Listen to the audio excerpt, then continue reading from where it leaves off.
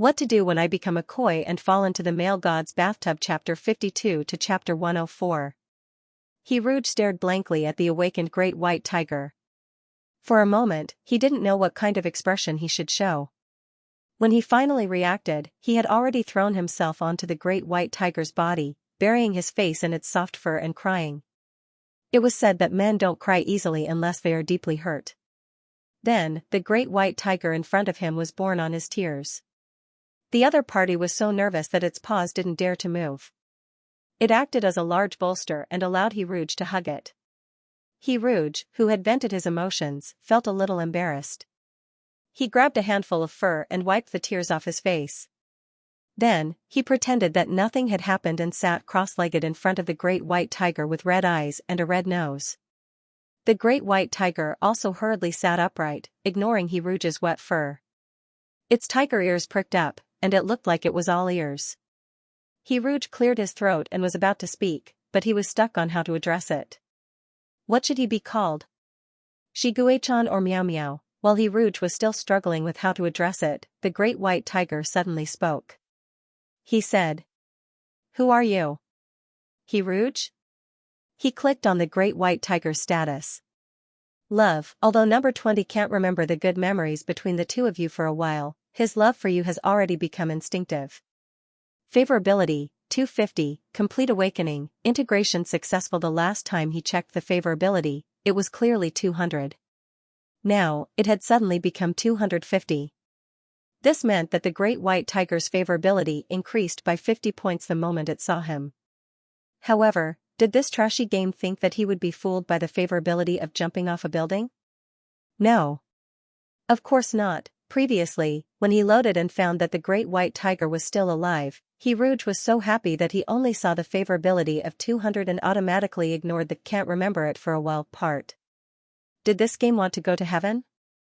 It was enough to play the amnesia joke only once, anymore, and it would tire him out. Rouge aggressively hugged the great white tiger's big head, nose to nose, eyes to eyes, and asked in a deep voice, "Do you know who you are?"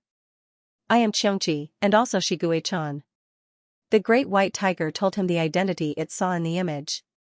Xianxia, the Xianxia that was discussed in the group chat group? Or was it a hidden identity designed in the game?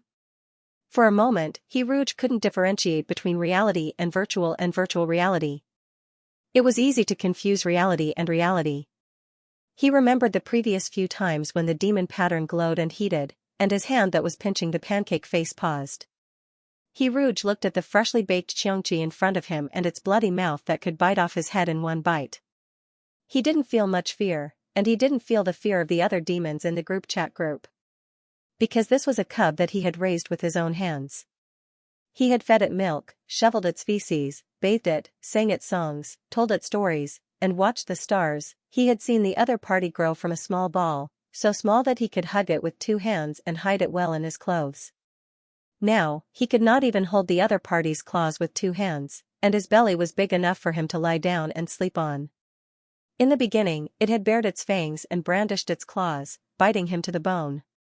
In the end, it had to use its body to block all the damage for him. Rouge couldn't tell what kind of feelings he had for this game character. It wasn't a lover, it wasn't a pet, it wasn't a son. It was the most important person to him. Even if he knew emotionally that this was a paper person, a virtual character. Yes, he really thought too much just now. How could this great white tiger in front of him be the Xianxia on the 10,000 demon tablet that they talked about, in this world, only an existence made of? Data would love him to the point of being willing to die for him. How could there be so much perfect love? Only games could achieve this. But what was wrong with this? At least paper people wouldn't have a change of heart. The hot air from the tip of his nose sprinkled on the pink tip, and the great white tiger couldn't help but sneeze. Rouge looked away, and his gaze fell on the great white tiger's soft fur that was swaying because of the sneeze. After the sneeze stopped, Rouge's index finger poked the great white tiger's nose. Their faces that were very close to each other were separated by a finger's distance. Rouge frowned and looked at the great white tiger. The great white tiger knew that he was a Xianxia and remembered that his name was Xianxia. Therefore, it was most likely that he had only lost Rouge in his memory. The loss of memory was probably because he had sent the little white tiger to the brainwashing room earlier. The description of the status was "can't remember for a while." Therefore, the great white tiger would definitely remember, but it would take a different amount of time to remember. However, Rouge didn't want to wait too long. He wanted the great white tiger to remember in the next second. After successfully awakening the two brainwashed experimental subjects, Rouge stared at the great white tiger with high fighting spirit. He decided to personally awaken the great white tiger's dusty memory. He had awakened the crow and the weasel with the help of a prop, but the experience of awakening the two memories had also given Rouge some experience. He had to find the most beautiful and most important memories or things of people who had lost their memories. For the great white tiger, what was his most beautiful memory? Wasn't the answer obvious? Although number 20 couldn't remember your beautiful memory for a while. Rouge pointed his finger hard at the great white tiger's nose and said fiercely, "Listen to me carefully. You have to listen carefully to every word I say." The great white tiger didn't get angry when it was reprimanded by someone who was 10 times weaker than it. Instead, it obediently perked up its ears. "You are now in room B6, cubicle 20. Your neighbor is a little rabbit." Rouge took out the pokeball and placed the sleeping Soft pokeball next to the great white tiger's paw. Soft's entire body wasn't even half the size of its paw. Rouge was a little worried that the great white tiger would accidentally squash Soft, so he moved the pokeball to the side. "This is your neighbor, Soft. Rouge pointed at Soft and introduced it. However, he realized that the great white tiger didn't seem to be able to see Soft. From beginning to end, the great white tiger was quietly looking at Rouge. Rouge suddenly remembered that before the holographic game, when Soft had just passed away, the little white tiger was very sad. Therefore, he moved the mouse and wanted to place the pokeball next to the little white tiger to cheer it up. However, the little white tiger was the same as now. It couldn't see anything. What was a pokeball? It was a dead cub. To him, it was a pokeball, but to other people, it was just an invisible soul. Rouge silently put away the pokeball and went to the shopping mall to buy a milk bottle and milk powder. He made a bottle of milk and put it next to the great white tiger's mouth, saying, "I will feed you milk every day." It opened its mouth and its sharp teeth accidentally crushed the pacifier. Rouge was speechless. Rouge opened the great white tiger's mouth expressionlessly and poured all the milk in the bottle into it. When he let go, he saw that the great white tiger was trying hard to open its mouth. There was still a mouthful of milk in its mouth and it didn't even dare to swallow it. "Hurry up and drink." Rouge hurriedly ordered the stupid tiger. The great white tiger gulped it down. Rouge bought strawberry-flavored fruit candy from the shopping mall and put it next to the great white tiger's mouth, saying, "I will also give you strawberry-flavored candy." The sweet smell of candy lingered at the tip of the great white tiger's nose, but it smelled something else. The gentle fragrance emanating from her fair wrist was a seductive and reassuring scent. The great white tiger took a deep breath and said, "My teeth are very sharp. Don't put your hand next to my mouth. I am afraid I will hurt you." After it finished speaking, it pressed its tongue against its teeth and opened its mouth to be fed. Rouge put the fruit candy into the great white tiger's mouth. After hearing the crisp sound of the candy chewing twice, he asked softly, "Is it sweet?" The great white tiger smacked its lips, "A little sweet." He always felt that he had tasted something sweeter, so the sweetness in his mouth seemed insignificant compared to that. Rouge lowered his eyes and chuckled. He hugged the warm great white tiger and leaned on it tiredly. He continued, "Later, we moved to basement 2, and you had a new neighbor. We agreed to look at the starry sky together. The starry sky was very beautiful. On the day Soft left, I sang a song called Little Star. Twinkle, twinkle, twinkle, twinkle, the sky was full of little stars." The familiar gentle voice penetrated through time and space and reached the great white tiger's ears. His pupils constricted instantly.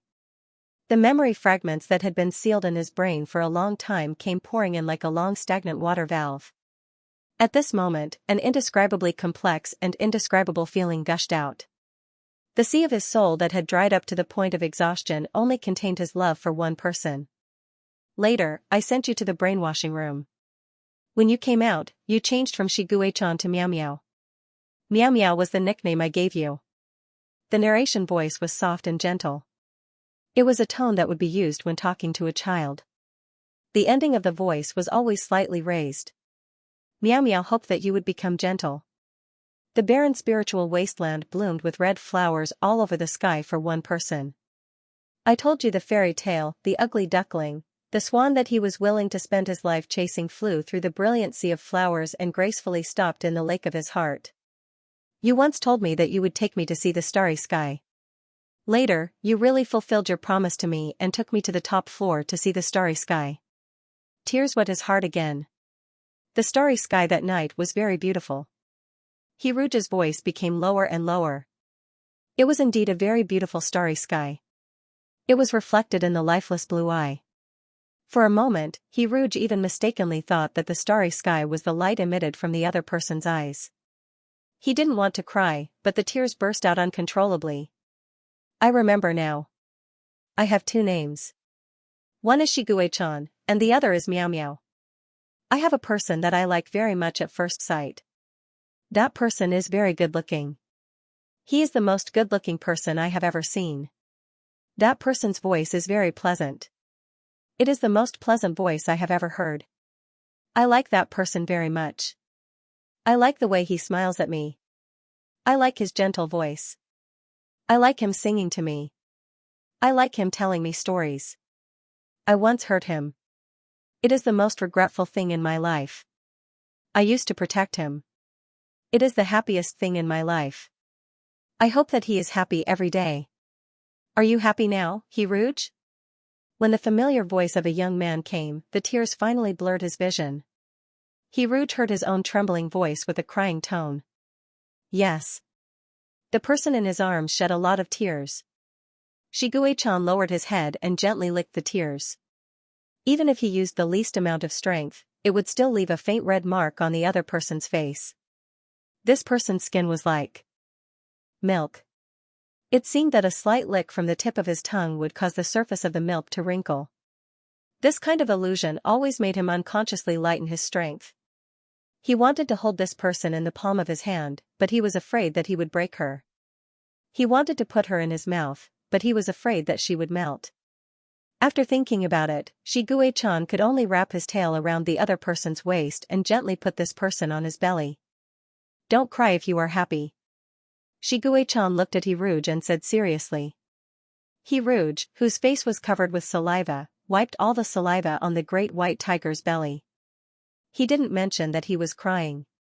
In fact, he quickly put the matter of crying to the back of his mind. He focused on lying on the big, soft belly and let out a sigh of satisfaction at the same time as Shigue-chan. Ah! It was so comfortable to be buried in the belly. Roar! It was so happy to put Hiruj on the belly. It seemed that his heart was also filled. Hiruj's soft belly rose and fell as he breathed. It was as if he was lying on a waterbed. Perhaps it was because of the ups and downs of his emotions, his tense nerves suddenly relaxed, and sleepiness swept over him. Hiruj fell asleep in Shigue-chan's arms. His eyebrows relaxed, and half of his face was pressed into the soft fur. His breath blew out from the tip of his nose, causing the tips of the fur in front of him to sway slightly. Shigue-chan lowered his head to look at the sleeping face of the person in his arms. He would never get tired of looking at it. He could look at this face for an entire day, or even for a lifetime. He had never understood why some people in battlecraft wars were willing to sacrifice their lives to protect the Federation. As long as they heard the words, "the most important person is behind you," they would burn their lives to fight. But when he protected Hiruj under his body and suffered great pain, he suddenly understood what it meant to: if you want to hurt him, you have to step over my dead body first. Was this the charm of a love game, a beautiful exclusive lover who made people want to sacrifice their lives for him? Did the more you sacrificed, the more you liked him, or did you keep sacrificing because you liked him? But, was all of this really just a game? Was Hiruj just a character in a game? Why did Hiruj still have his past memories after loading the file and restarting the game? Why were there demon patterns on Hiruj's ankles? Perhaps he wanted to get an answer, so he desperately searched for all the clues to prove that his guess was correct.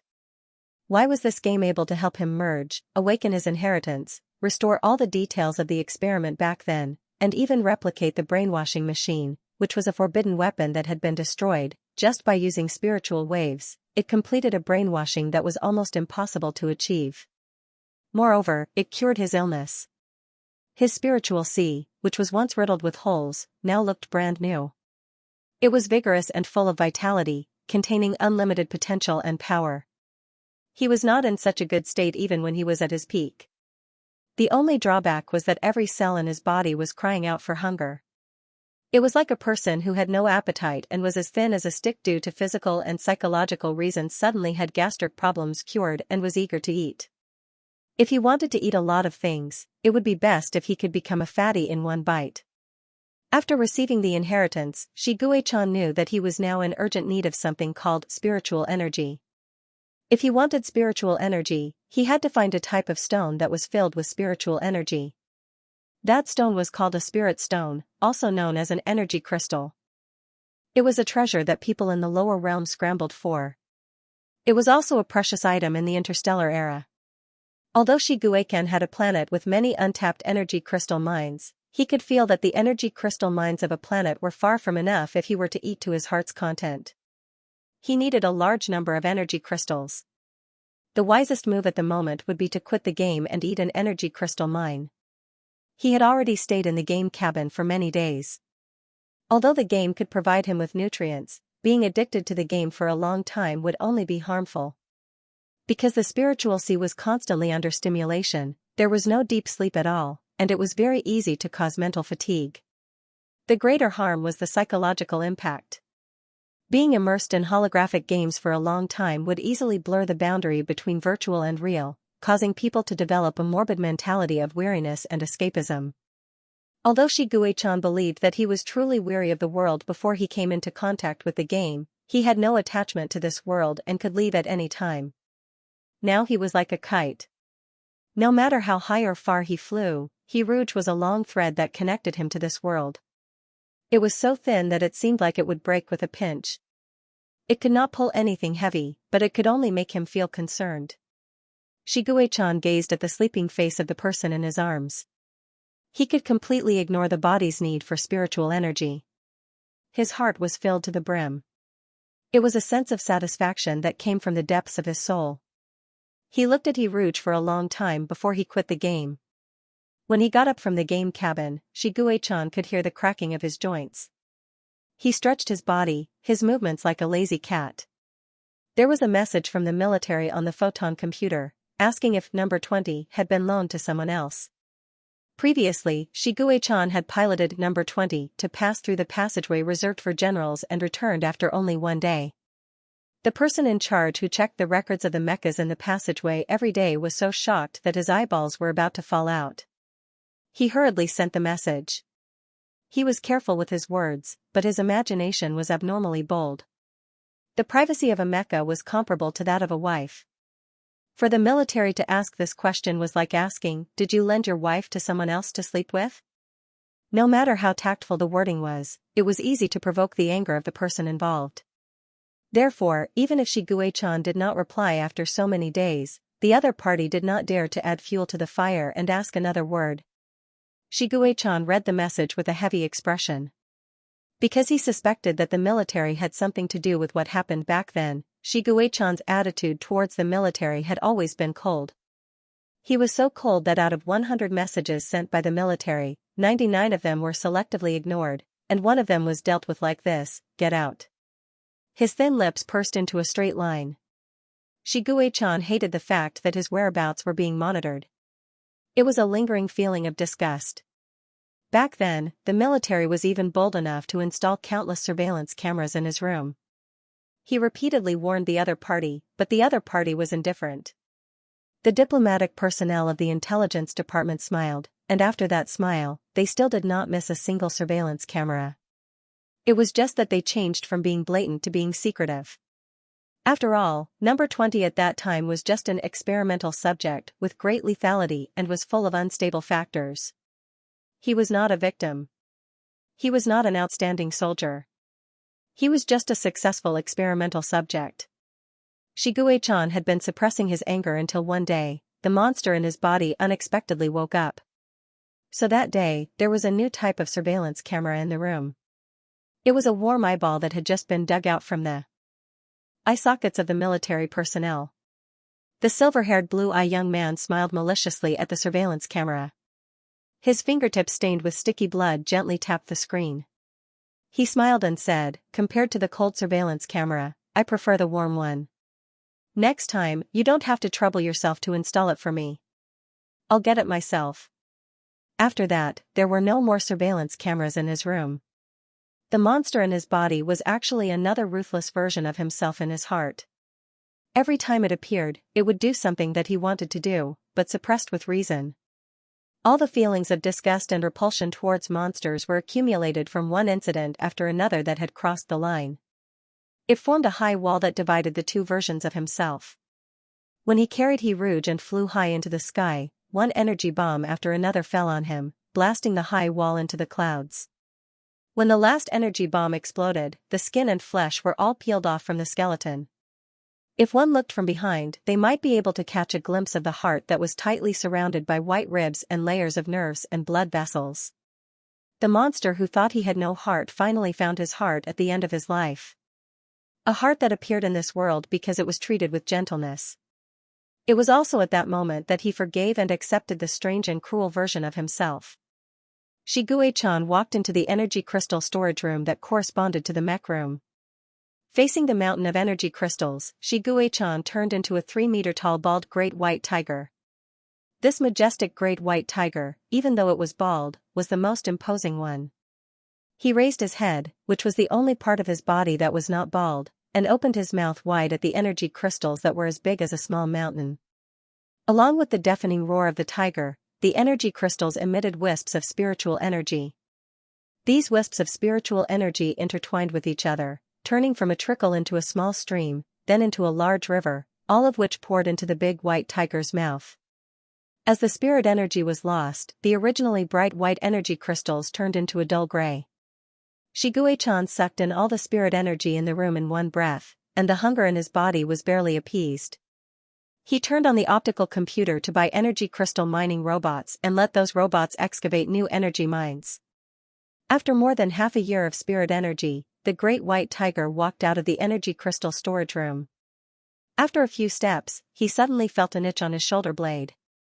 This itch was like ants crawling, making people want to scratch with their hands. However, the great white tiger's claws couldn't reach his back. This was very awkward. The blue eye of the great white tiger rolled around and moved its huge body to a wall, rubbing its back hard against the wall. This kind of scratching method couldn't relieve the itch.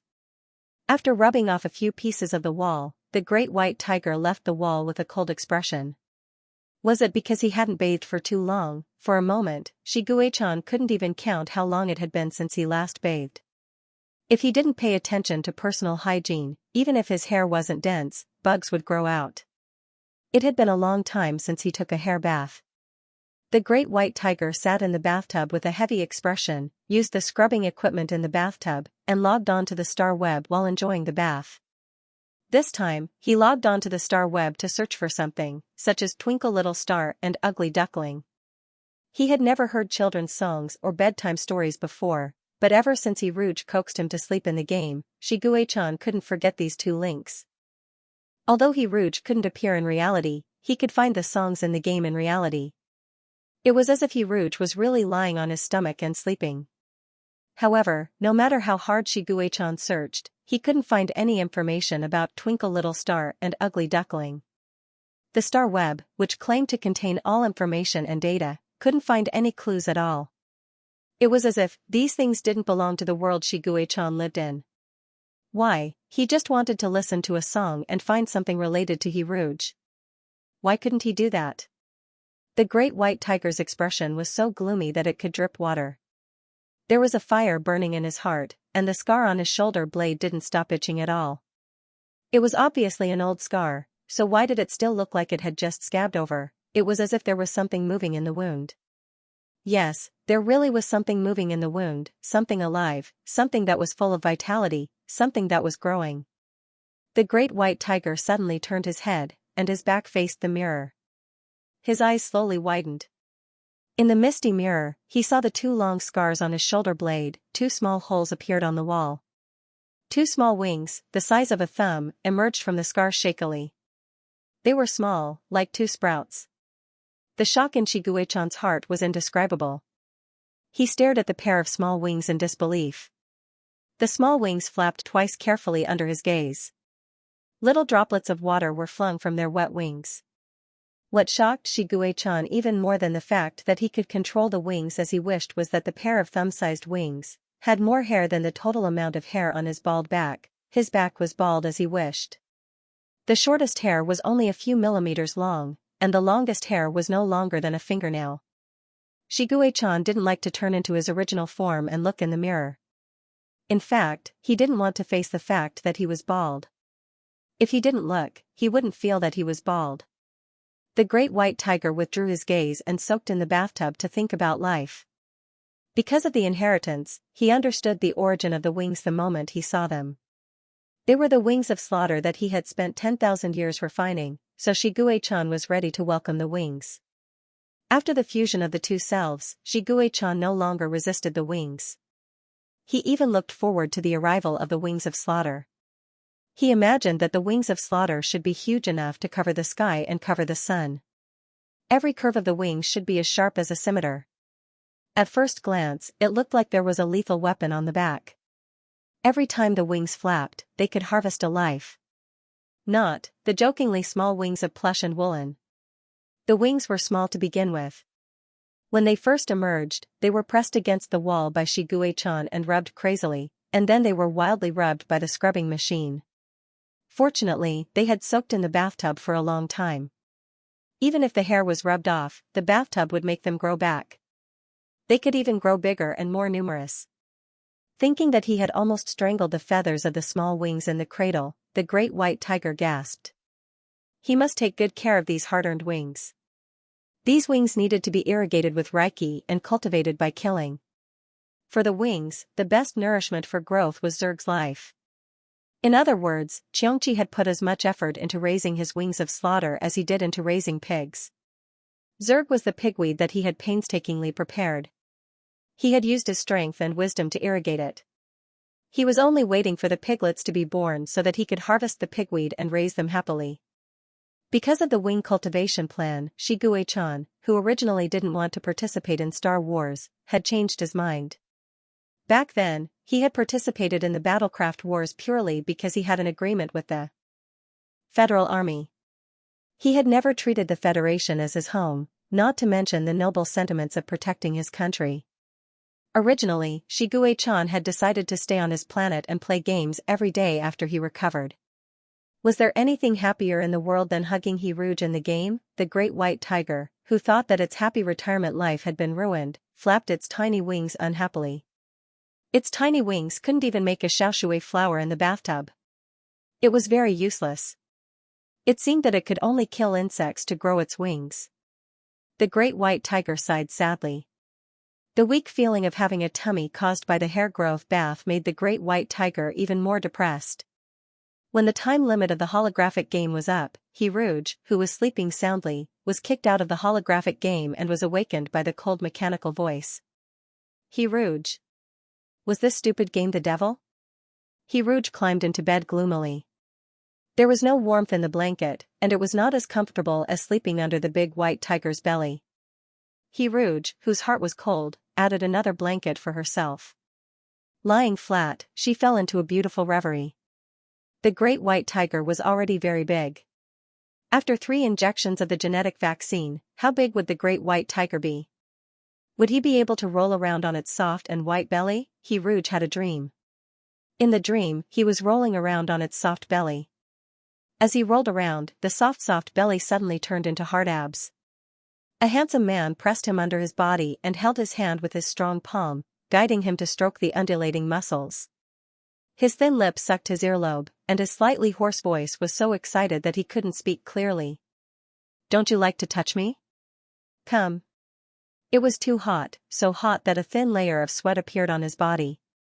His hand that was groping down suddenly touched something with thorns. His hand wanted to retract as if it had been electrocuted, but his wrist was firmly held. He Rouge felt like a fish that was about to die of thirst on a chopping board, being licked from top to bottom by a thorny tongue. Then, it was dawn. After waking up, He Rouge crawled out of bed. He shouldn't have added a blanket so casually. Last night, he dreamed that he was going to die from the heat. He also shouldn't have thought about the great white tiger before sleeping. That way, he wouldn't have reviewed the little knowledge of felines with thorns in his dreams.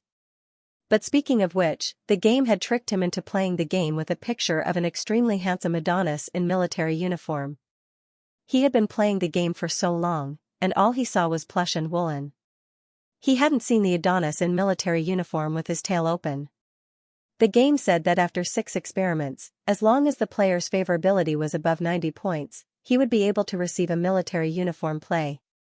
Now that he had more than 200 favorability points, the game had also entered the end of the 4th experiment.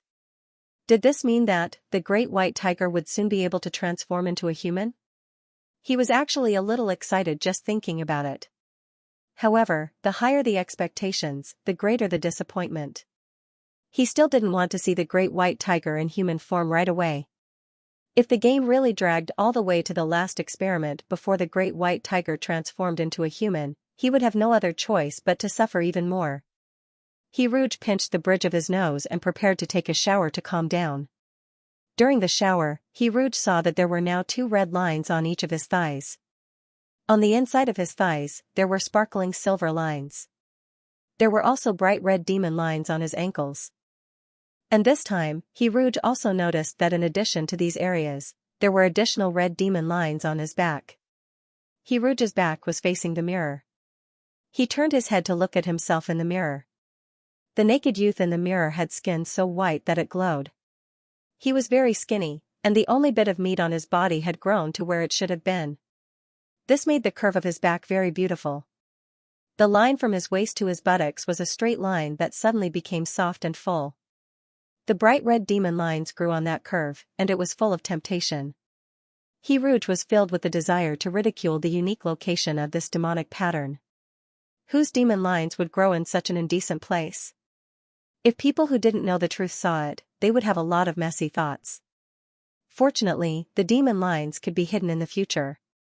He Rouge entered the sage mode after coming out of the bathroom. He calmly finished writing 2,000 words and logged into the game to find Xianxia.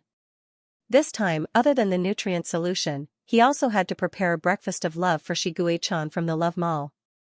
Although He Rouge only made himself a cup of cereal and ate a few pieces of toast in the morning, He Rouge was full of enthusiasm for Xianxia's plan for the morning.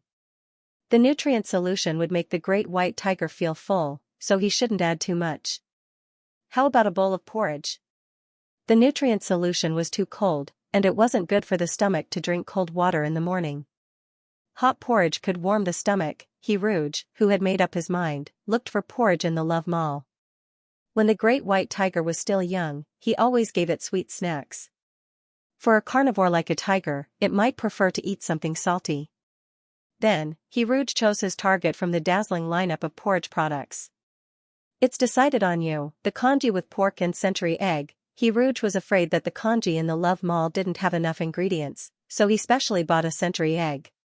He pushed the door open and greeted the great white tiger, who had been waiting by the door for a long time. "Good morning." The great white tiger roared reservedly. It looked curiously at the lunchbox in He Rouge's hand and asked, "What's this?" He Rouge opened the lunchbox and took out the piping hot congee with pork and century egg and unpeeled century egg. "This is for you. Don't you get tired of eating nutrient solution every day?" Tired? Xianxia seriously thought about this question and realized that he didn't feel tired of it. To him, eating was just eating. He didn't have any desire for food. The pleasure brought by the feeling of fullness was enough to satisfy his needs. The happiest way to eat was to lick He Rouge. He wouldn't get tired of licking him for the rest of his life. However, Xianxia didn't dare to rashly express his thoughts. He could only focus on the strange rice paste in the lunchbox. What was even stranger was the peeled black egg. A pungent and strange smell was emitted from the black egg. It was like the egg of an evil demon. It looked even more evil than the purple-striped egg that Xianxia turned into after his death. It was like a scary bad guy. This is called a sentry egg. Rouge pointed out the little snowflakes on the shiny black sentry egg to Xianxia. Look, there are little snowflakes on it. Isn't it cute? The great white tiger fell into deep thought as he looked at the sentry egg. He began to wonder if Rouge had called him cute before because Rouge liked bad guys like him.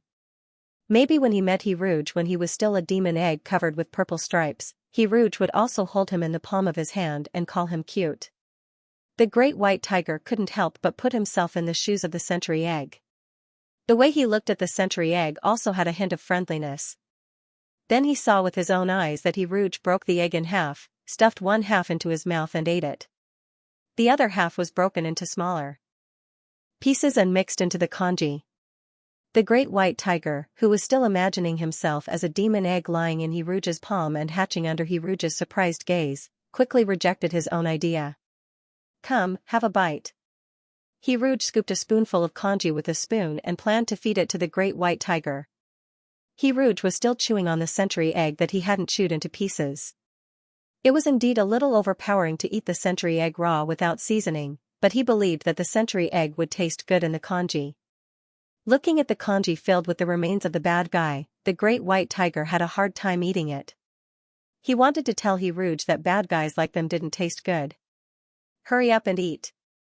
It won't taste good when it's cold.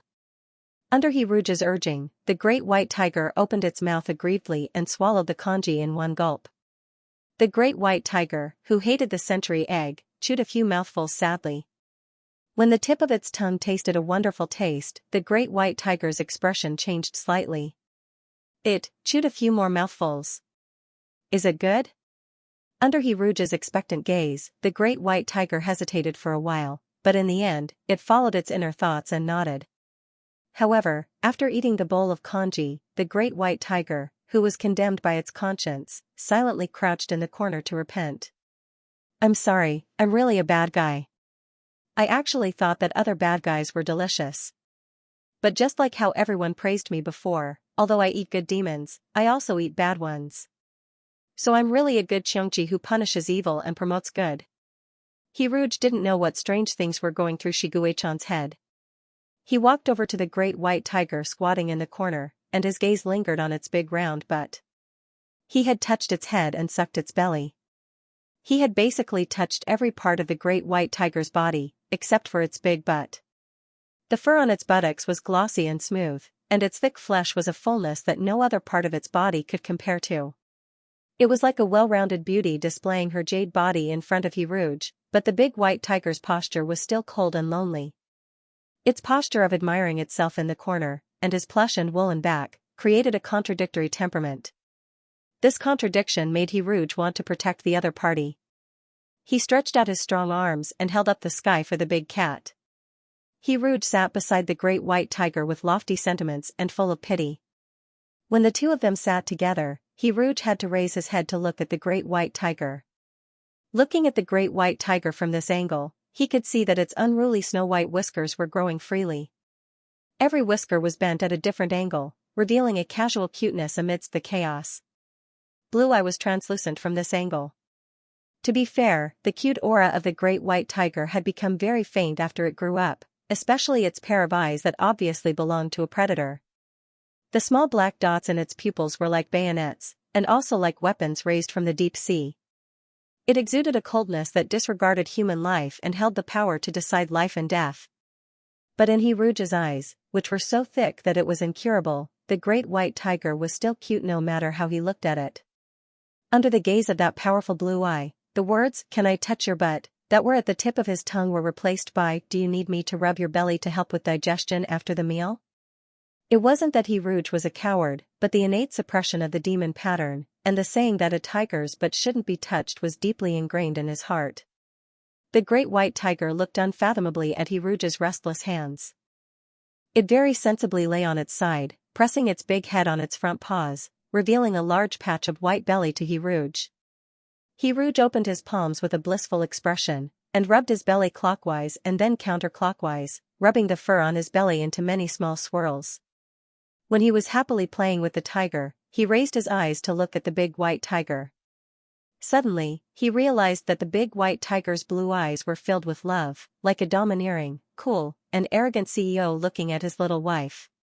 He Rouge, who suddenly felt the love of an emperor, took off his glasses and tentatively buried his face into his belly.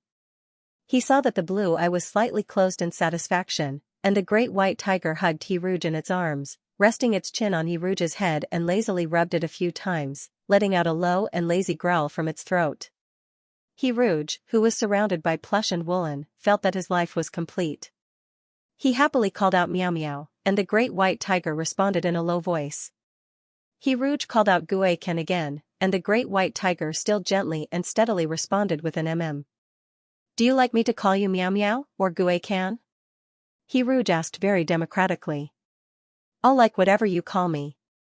Shi Gui-chan felt the little hands moving around in his arms, and his heartstrings seemed to be plucked by those hands.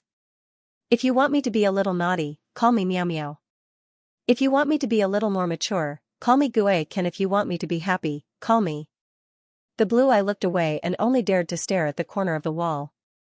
Call you what? He Rouge asked curiously. Call me baby. Her voice was as low as a mosquito's. The deep and slightly hoarse voice entered He Rouge's ears. He Rouge was stunned for a moment. When he came back to his senses, he was amused by the big white tiger's wife's shy reaction. No matter how old they were, they all wanted to be spoiled like a darling. He Rouge buried his face in the fur and kept laughing. Such a disrespectful reaction made the great white tiger embarrassed and angry, but then the baby with a smile instantly made the embarrassed great white tiger burst with joy. He Rouge rubbed in his great white tiger's arms and hugged it tightly with both hands.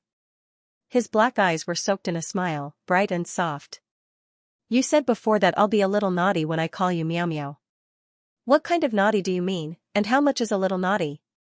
The great white tiger wrapped its tail around He Rouge's ankle and said seriously, I'll want to lick your face and hands. I want you to stay by my side all the time, just like now. I'll tie a knot on your foot, so you can't run away. Yes, she just wanted to kiss and hug him. She couldn't even bear to bite him. Meow Meow's naughtiness to He Rouge stopped there. If she said it was a little naughty, it was really just a little naughty. Then how mature will a Gui Ken be? He Rouge's curiosity began to overflow. The tiger tail wrapped around him reluctantly loosened. The great white tiger said sullenly, if you ask me to shut up, withdraw my claws, and loosen my tail, then I'll try to restrain myself. He Rouge raised his face and asked, then what if I ask Meow Meow to withdraw her claws? The big tiger claw hugged He Rouge's waist for a long time before reluctantly letting go. Shi Gui-chan's heart was empty because he couldn't hug his beloved He Rouge.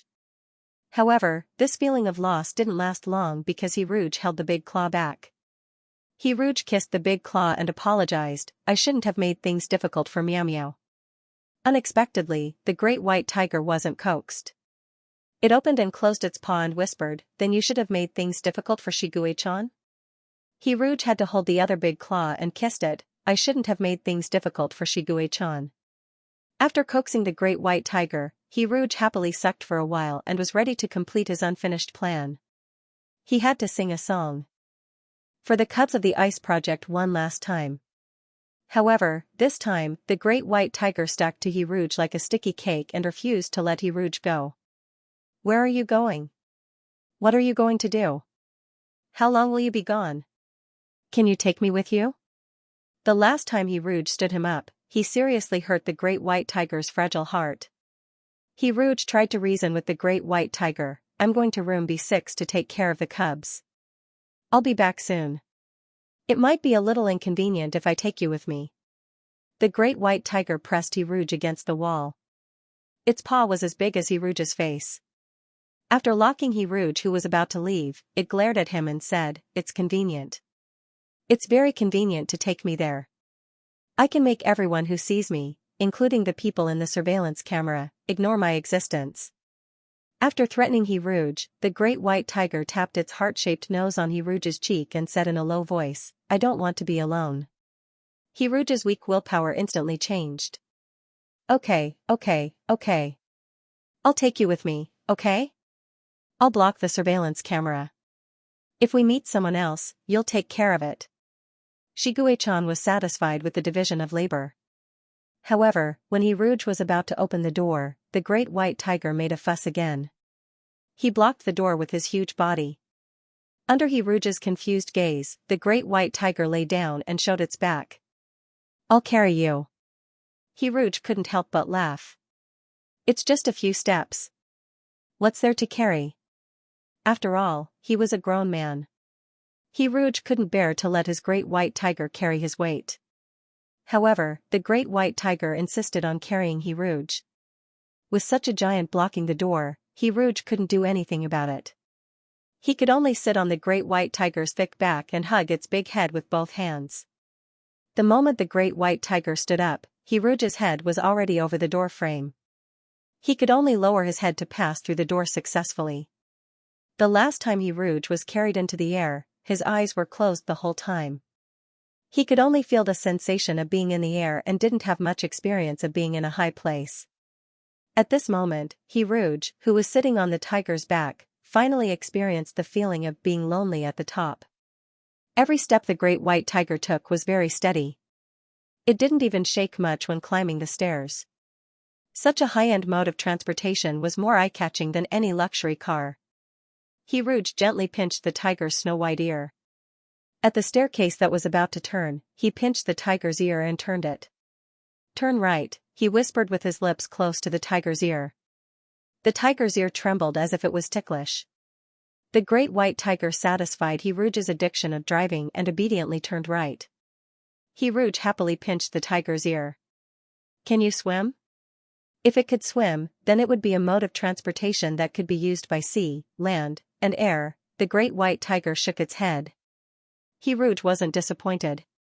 He hugged its big head and reached out to touch the king character on its forehead. He smiled and said, "Then I'll teach you how to swim in the future."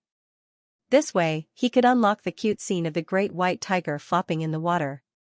At the same time, a picture of a beauty playing in the water appeared in front of Shiguei-chan's eyes. Rouge's blue eye had the same yearning. He happily carried Rouge upstairs. The tiger's whiskers were trembling lightly, and every step he took was steady and powerful. It was so powerful that it was as if he was carrying the happiness of the world on his back. Rouge blocked the surveillance cameras along the way. The drug-seeking mouse and the new person in charge of the ICE project had informed Rouge of his arrival, so the other party gave Rouge some time.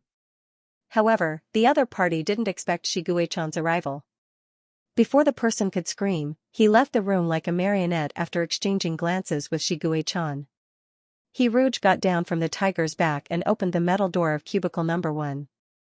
The black puppy in cubicle number 1 smelled a familiar scent and rushed out eagerly. The first thing he saw was Rouge, who was looking forward to seeing him. His little tail wagged like a flower. In the next second, number 1 saw the huge creature behind Rouge. His grape-like eyes flashed with fear. A black shadow flashed, and the puppy retreated back into the cubicle. Like an ostrich, he stuffed his head under a cotton nest, his 2 little legs trembling non-stop. Rouge turned his head and looked helplessly at the great white tiger. "You scared him." The big white tiger had a ferocious look on its face, but its blue eyes revealed confusion and innocence. "Shiguei-chan? Is it my fault?" Rouge walked to the little puppy's side and gently stroked his back. She hugged the little puppy who was trembling like a sieve in her arms and comforted him gently. "Don't be afraid, there are no bad people. That big white tiger is very good, it definitely won't hurt you." "Shiguei-chan, you're hugging him? How can you hug him? You've changed. You used to spoil me a lot." The puppy, who was comforted by Rouge's gentle words, raised his head timidly. He wanted to see if the great white tiger that Rouge talked about was really that nice. As soon as his grape-like eyes looked over, Shiguei-chan's blazing blue eye scared him so much that his eyes almost rolled back. The puppy whimpered in fear, his 4 paws trembling in Rouge's arms. Rouge turned her head in confusion and saw the big white tiger's innocent expression that changed its expression in a second. The great white tiger sat upright and well-behaved. Its eyes were sincere and innocent, and it even barked at the puppy to show its goodwill. Rouge, who didn't realize that something was wrong, rubbed the puppy's head and said softly, "Don't be afraid. He won't hurt you. Coupled with the great white tiger's fierce eyes behind Hiruj, his words were not convincing at all. The puppy buried himself in Hiruj's arms and tried to avoid the great white tiger's gaze. However, this action was like adding fuel to the fire.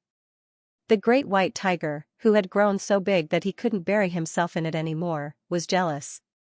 When Hiruj gently patted the little puppy's back and sang a nursery rhyme, the little puppy that was originally trembling and the big white tiger that was burning with jealousy were both stunned. They pricked up their ears and looked at the young man who was singing with his eyes lowered. His ruthless blue eyes were soothed, leaving only the clear blue of the sky. Shiguei-chan actually had a sentence that he hadn't told the people in front of him. When you sing to glow. After Hiruj finished singing for all the cubs, he turned around and saw the starry-eyed great white tiger. Its blue eyes were sparkling as it looked at him. Hiruj's legs were a little weak after consuming too much energy from the demonic pattern in one breath. At this moment, he began to realize how comfortable and happy it was to have a great white tiger as a mount. Hiruj sat on the tiger's back, touched its head, and asked, "Why are you suddenly so happy?" He couldn't think of anything that could make the great white tiger so happy. "Because of you," the great white tiger answered honestly. "I like to hear you sing." It was like a die-hard fan who had just finished a concert. "Then I'll sing for you every day." Hiruj was like an idol who spoiled his fan. Unexpectedly, the great white tiger shook its head and refused. "Singing will consume the energy in the demonic pattern. It's not good for your body if you consume too much energy." Hiruj. Was he hallucinating? Why? Did he hear the word demonic pattern in the game? Shiguei-chan didn't know that his words had caused a huge wave in Hiruj's heart. When he was still Meow Meow, he had seen the demonic pattern on Hiruj's ankle and even licked the red pattern. This game could even be replicated by a brainwashing machine. Naturally, Shiguei-chan wouldn't make a fuss about the demonic pattern. What really surprised him was Hiruj's behavior. Not only did he not accumulate energy during the awakening period, he even gave it away for free. However, it was this kind of selfless behavior that had nothing to do with Xianxia that made Shiguei-chan feel that Hiruj was special. Hiruj had something that he had never had before. It was soft and bright, without any edges or corners, but with a clear bottom line.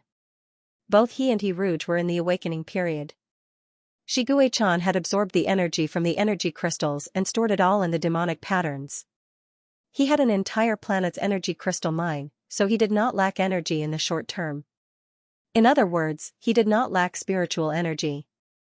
Judging from how Hiruj was unable to walk after using the demon pattern, it was as if he was malnourished during his awakening period. For monsters, the awakening period was like the puberty period for humans. During this period, they had to pay attention to replenishing their nutrition. It was not as simple as not starving to death.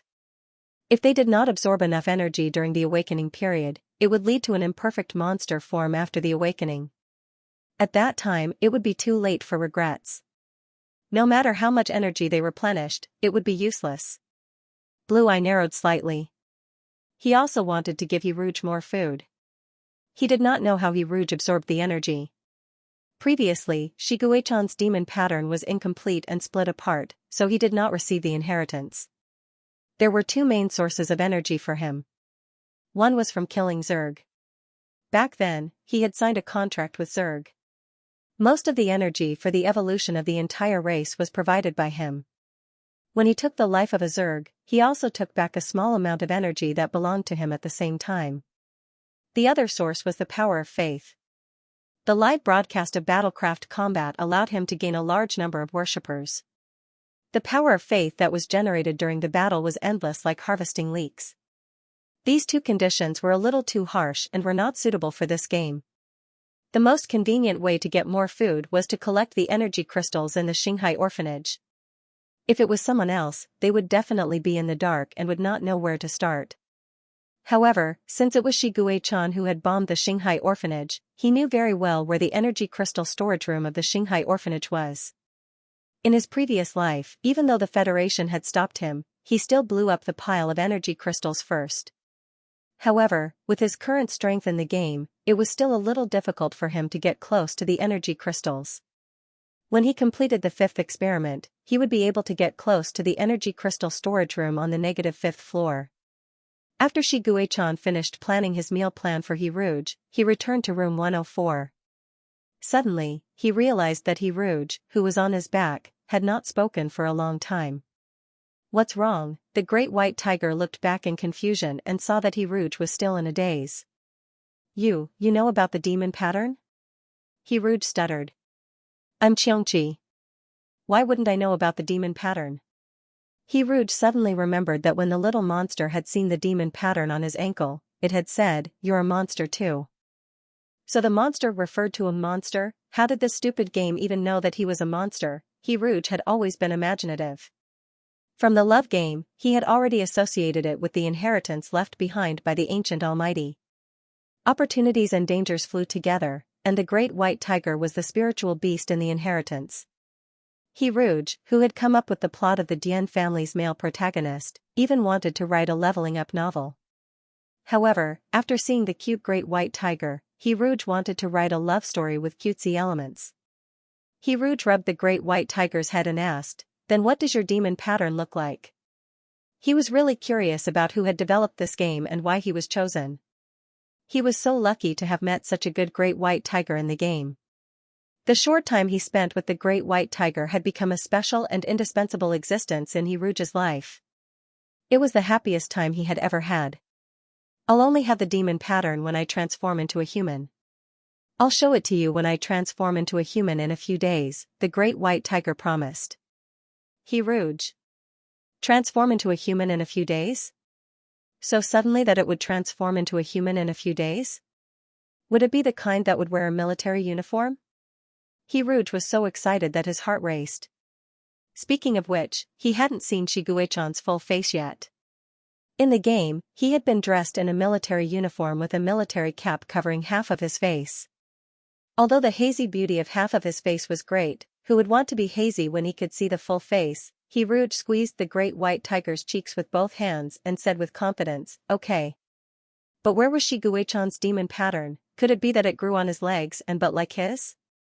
If Shiguei-chan took off his pants in front of him while wearing a military uniform the first time they met in human form, Hiruj, who had complained that the position of his demon pattern wasn't good, now only felt that it was wonderful.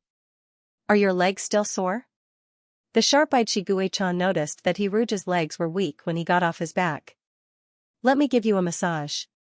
The great white tiger raised its paws and waved its pink paws at Hiruj. Hiruj, who had wanted to refuse, was conquered by the beautiful paws. He struggled for a while and finally gave in to the pink paws. "Okay, then I'll give you a back massage later." Blue Eye glanced at Hiruj's little paws. Shiguei-chan felt that these little paws might not be up to the task of giving him a back massage. They were soft and didn't have much strength, but when he thought about how these beautiful hands could move through his fur, he felt like his heart was being poked. "Okay." Shiguei-chan asked Hiruj to sit on the blanket. Looking at Hiruj's legs that were pressed together nervously, he said, "Relax, I won't hurt you." The pink paws gently fell on Hiruj's thighs. The paws had already retracted, and the paws could directly cover his thighs. It sucked and released rhythmically, with a unique rhythm, and seriously stepped on his breasts. Hiruj couldn't help but put her hand on the big paw that was stepping on her breast. Her fingers touched the delicate white fur while she took advantage of the paw's tofu. She found a dignified excuse for herself. "Let me massage your hand first." The paws that were being massaged were a little itchy. Not only were the paws itchy, but more importantly, his heart was itchy. It was so itchy that Shiguei-chan wanted to wrap Hiruj's hands with his paws and lick Hiruj's hands from his fingertips to his wrists. The paws under the paws were warm and soft.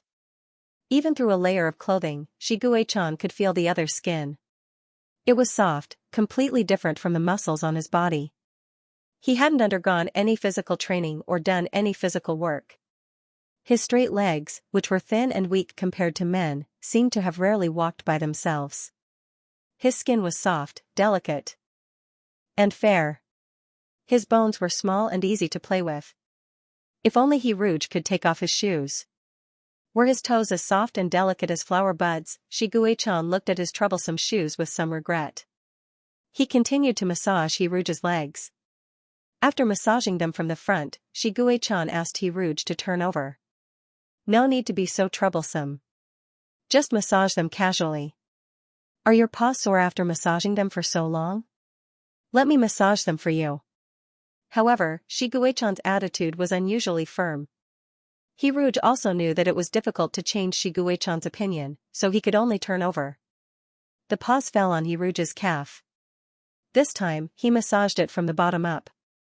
Shiguechan, who had already experienced it once, controlled his strength well. He made Hiruj moan in pleasure. The paws stepped all the way from the calf to the thigh. Originally, this should have been the end, but when he saw the perky butt, he pressed his paws on it. The large paws fit perfectly on the butt. It was tightly covered, and not a bit of it was exposed. Hiruj had very little meat on his legs. Perhaps it was all the way to his butt. The paws were so soft that he almost couldn't lift them up. As he opened and closed his paws, he felt a strange numbing sensation that stimulated his whole body like an electric current. Hiruj was like a fish on a chopping board whose tail was pressed down. He wanted to flip up like a carp, but was pressed down by a paw. What's going on? At this moment, Hiruj understood how Sun Wukong felt under the Five Fingers Mountain. He turned his head and looked at the big white tiger who was using its claws to press his butt. He asked in a somewhat broken voice, "What are you doing?" He didn't know why, but his earlobes and cheeks were slightly red. Shiguechan's hands trembled. He stepped on his butt again. After that, he withdrew his paws a little guiltily and whispered, I'm massaging you. Is your butt sore? Hiruj covered his butt and stood up. With a red face, he raised his voice and said, "It's not sore." The strange feeling of his butt being pinched lingered. Hiruj suddenly realized that the old him who wanted to pinch a tiger's butt was very perverted. However, Hiruj, who would never give up any benefits, had an idea. He said, "I want to massage your butt later too." Shiguechan?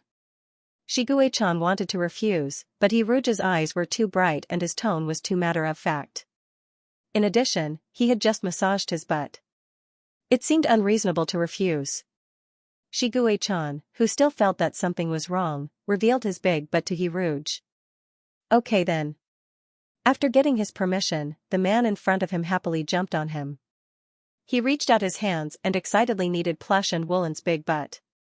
His hands, which were weak, were very strong when he kneaded Shiguechan's butt. Shiguechan finally understood what was strange.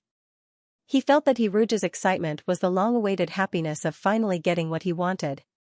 It was as if he had been thinking about his butt for a long time. 2 hands could not hold the big butt at all. Her 10 fingers sank into the soft and dense fur, kneading it wantonly as if she was kneading dough. However, Hiruj had only kneaded a few times to satisfy her hand cravings when the originally soft tiger buttocks suddenly became hard as 2 large rocks. The great white tiger's butt muscles tightened, and the feeling instantly dropped by several levels. Even with a thick layer of tiger skin covering it, it couldn't hide its rock-hard existence. Hiruj raised his head bitterly and looked at the aggrieved great white tiger. "You've rubbed it 8 times. I only rubbed it 4 times just now," the great white tiger fussed. "Rubbing it's but a few more times wouldn't cause it to lose a piece of meat." Hiruj reluctantly withdrew his hand since it wasn't his but that was being rubbed. Although he couldn't rub its butt, he could massage the tiger's back. Hiruj's enthusiasm was reignited.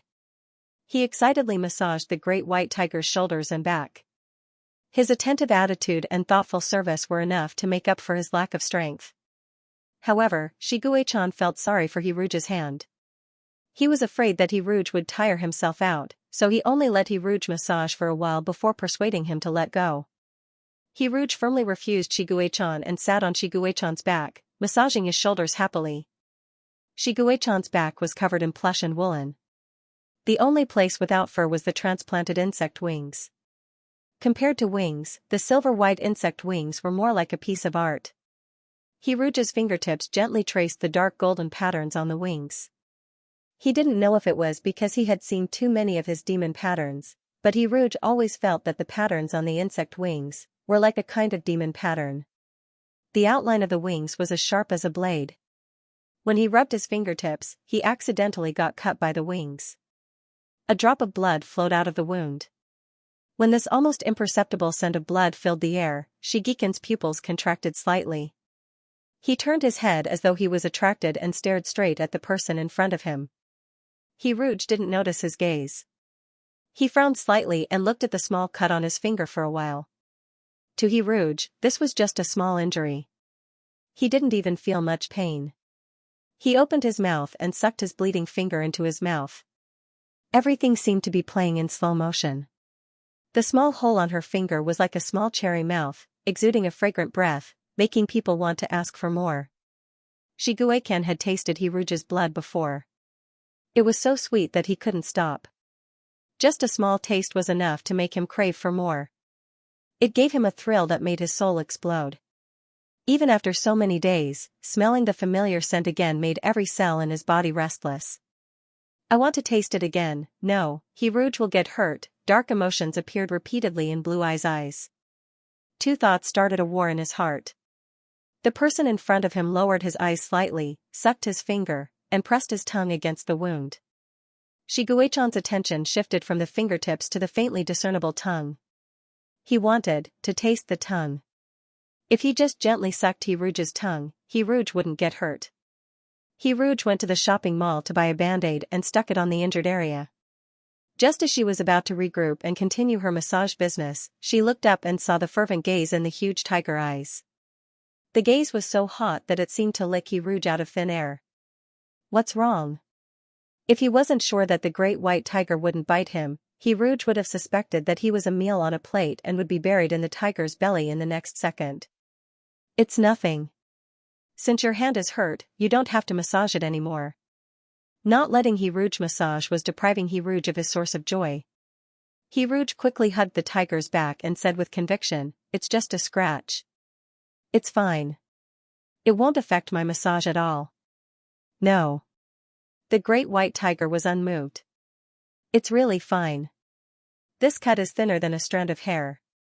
The blood that flows out is smaller than a grain of rice. Even a mosquito bite hurts more than this." Hiruj grabbed the great white tiger's ear and blew into it. When the great white tiger's whole body trembled and looked at him in confusion, Hiruj said, "I'm blowing into your ear to correct your wrong thoughts." Shiguei-chan looked at Hiruj, who was clinging to his body, and knew that he was making a mountain out of a molehill. He had seen all kinds of injuries in Star Wars. He himself had been fatally injured before. At that time, when he saw a bloody wound, he didn't even bat an eyelid. However, at this moment, even if there was a small cut on Hiruj's finger, he felt as if his heart had been cut by a knife. Someone who didn't care about losing a hand didn't feel as bad as someone who cared about cutting their finger. "Then use your foot to step on my back," Shiguei-chan suggested. "There's no difference between using my foot to massage and using my hand." The great white tiger's back was like a huge cat blanket. It was thick and soft. However, he wasn't a child anymore. He was already an adult. How could he step on the cat blanket barefoot? Hiruj was struggling internally when the great white tiger in front of him collapsed into a cat biscuit. It lazily turned its big head and roared as if it was yawning. Its blue eye also narrowed slightly. "Come on." Hiruj was speechless. Who would be able to control themselves? Hiruj quickly took off his shoes. He was worried that he wouldn't be able to stand on the tiger's back if he wore socks. He hesitated for a moment before taking off his socks and walking barefoot to the great white tiger's side. Shiguei-chan lay on the ground. Hiruj's feet, which looked like they were carved out of jade, appeared in his field of vision. Hiruj was good-looking. Every part of his body seemed to have been carefully sculpted by God. He was full of softness and delicacy that Shiguei-chan had never seen before. This was a fragile beauty that needed to be carefully cared for. The toes were as cute as Shiguei-chan had imagined. The edges of the soles of his feet were dyed with beautiful pink. Shiguei-chan, who had feasted his eyes, was satisfied. He was impressed by his own quick-wittedness when he made this suggestion. Hiruj wanted to lift his feet, but he hesitated and stopped. "What's wrong?" Shiguei-chan didn't understand Hiruj's hesitation. "I'm afraid that I'll hurt you." Hiruj expressed his inner concern. Shiguei-chan sneered softly, "You're so light. It'll be fine even if you jump on top of me." Hiruj, who had been provoked, immediately stepped on the tiger's back and stomped on its butt. The soles of his feet left a footprint on the thick fur of the tiger's butt, as if he was stamping the great white tiger. Shiguei-chan, who was caught off guard and touched on his butt, was a little confused. He turned his head and looked at Hiruj, who had lifted his trousers and was seriously stepping on his back. He watched as Hiruj stepped left and right, and was very busy. Shiguei-chan's heart seemed to be covered with footprints. There were traces left by this person everywhere. Hiruj looked very happy. The smile on his face never disappeared. Shiguei-chan's blue eye became incomparably gentle. However, when he saw Hiruj sneakily stepping on his butt again, the smile on his face gradually stiffened. Hiruj kept stepping on his left butt. His right butt, which had been neglected, felt a little uncomfortable. When Hiruj once again stretched out his foot to test the left butt, the great white tiger, who was lying on the ground, suddenly stood up. Hiruj lost his balance and almost fell off the tiger's back. The thick and strong tiger tail wrapped around him. Hiruj was startled and hugged the tiger's tail. He said to the great white tiger, who had stood up silently, "Why are you standing up?" The great white tiger's mischievous eyes were like meow meows. However, this expression disappeared in an instant. He said seriously, maturely, "Because I want to fly with you. Hold on tight." Hiruj, who had yet to react, blankly hugged his neck. He heard the sound of wings opening up. The slender wings easily lifted his heavy body into the air. Room 104 was only 4 meters high. The great white tiger could only hover about 1 meter above the ground. Hiruj was not afraid of this height. He even loosened his legs that were clamping down on the tiger's body. The soles of his feet dangled slightly in the air. Shiguei-chan saw the restless feet. He laughed silently and reminded Hiruj again, "Hold on tight." Although Hiruj felt that he would not fall, he did not want to ignore the great white tiger's kind reminder. Therefore, Hiruj gave it a perfunctory hug. Hiruj loosely wrapped his arms around the tiger's thick neck and rested his chin on the tiger's head. Before he could let out a sigh, he saw his world spinning. The great white tiger made a 180-degree turn in the air. Hiruj was caught off guard by the sudden feeling of being suspended in the air. He hugged the great white tiger like an octopus.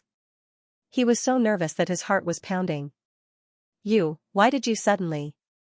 Ah. It was another 180-degree turn in the air. After the tiger's tail fixed Hiruj in place, Shiguei-chan rolled, swayed, and spun in the limited space like a show-off. He flew close to the ground, the walls, and the ceiling. Hiruj was in a daze. The strength of his hands was comparable to a lethal weapon strangling his neck. When the great white tiger finally landed safely, Hiruj said weakly, "That was too exciting. Don't do that next time." Shiguei-chan also whispered to Hiruj, "Touching my butt is too exciting. Don't touch my butt next time." Hiruj was speechless. Is this revenge? Is it? Is it?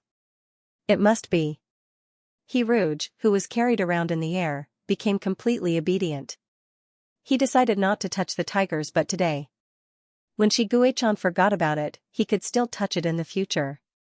However, Shiguei-chan's act of carrying him around in the air was still too childish. This must be a bad idea that the little monster came up with. Hiruj pressed his finger against his pink nose and bent it like a pig's nose. He said in a sincere tone, "Meow meow, go away. I need a more mature Gue." Can Shiguei-chan's nose twitched twice. He replied, "No matter who you call, you can't touch my butt casually." Hiruj tentatively called out softly, "Baby?" Unlike the previous 1-second rejection, Shiguei-chan shut his mouth and looked at Hiruj mysteriously. This reaction gave Hiruj a glimmer of hope. Hiruj raised his big paw and kissed it. He softly coaxed, "Baby, let me touch your butt, okay?" He was like a weird uncle who used a lollipop to coax a child. Shiguei-chan took the lollipop and enjoyed the way Hiruj called his baby. After hearing him call him baby a few times, he replied, "You can't call me baby either." "Big baby? Darling baby?" The more Shiguei-chan listened, the happier he became. After being coaxed to the point of bursting with joy, he continued coldly, "You can't call me anything. But is the bottom line?" Hiruj was speechless. He felt that Shiguei-chan had become bad. Was he infected by Meow Meow? After a long time, the great white tiger quietly added, but if you really want to touch it, you can touch it once or twice. In the end, he couldn't refuse Rouge. Rouge fooled around in the game for the whole morning. He didn't write a single word the whole morning, sucking the tiger until he was drunk. When he finished feeding Shiguei-chan lunch, Rouge realized that he had to write. In fact, he had already discussed the issue of the 6th day with Gigi. Originally, he planned to finish the game in 2 months. However, under the temptation of the game, Rouge's heart began to waver. Gigi said, "You're really a useless Rouge. You should be thrown into the trash can. Think about your readers who are crying piteously for food. Doesn't your conscience hurt?" Rouge touched his conscience and realized that his heart was filled with the great white tiger. The great white tiger was too big. Just as Mr. Wen struggled to crawl into his heart, he was squeezed out by the great white tiger. Gigi said, "Do you still want to have a perfect attendance every day? It's almost the end of the month. Don't you feel sad that you've missed the perfect attendance?" Rouge, who wanted to pigeon, froze on the spot. He thought about the perfect attendance and then thought about the great white tiger. He cried and rolled into the small dark room to start his journey every day. Because he kept thinking about the great white tiger, Rouge broke the record of 2,500 kilometers per hour. He finally escaped the small dark room before 8 p.m. After hastily finishing his dinner, Rouge entered the game to think about how to give the great white tiger more food. Maybe he could ask for Shiguei-chan's opinion. Rouge, who was in a dilemma, decisively gave up on thinking. He pushed the door open and entered with the medical kit. 3 more injections and the experiment would be over. As usual, Shiguei-chan was waiting for Rouge by the door. Rouge handed the nutrient solution to Shiguei-chan, but found that the great white tiger was as still as a mountain. "What's wrong? Isn't it hungry?" Rouge scratched his head in confusion. "Can you?" The great white tiger's voice became softer and softer. Rouge couldn't hear the last 2 words clearly. Rouge was stunned and asked, "Can you what?" However, Shiguei-chan stopped talking at this moment.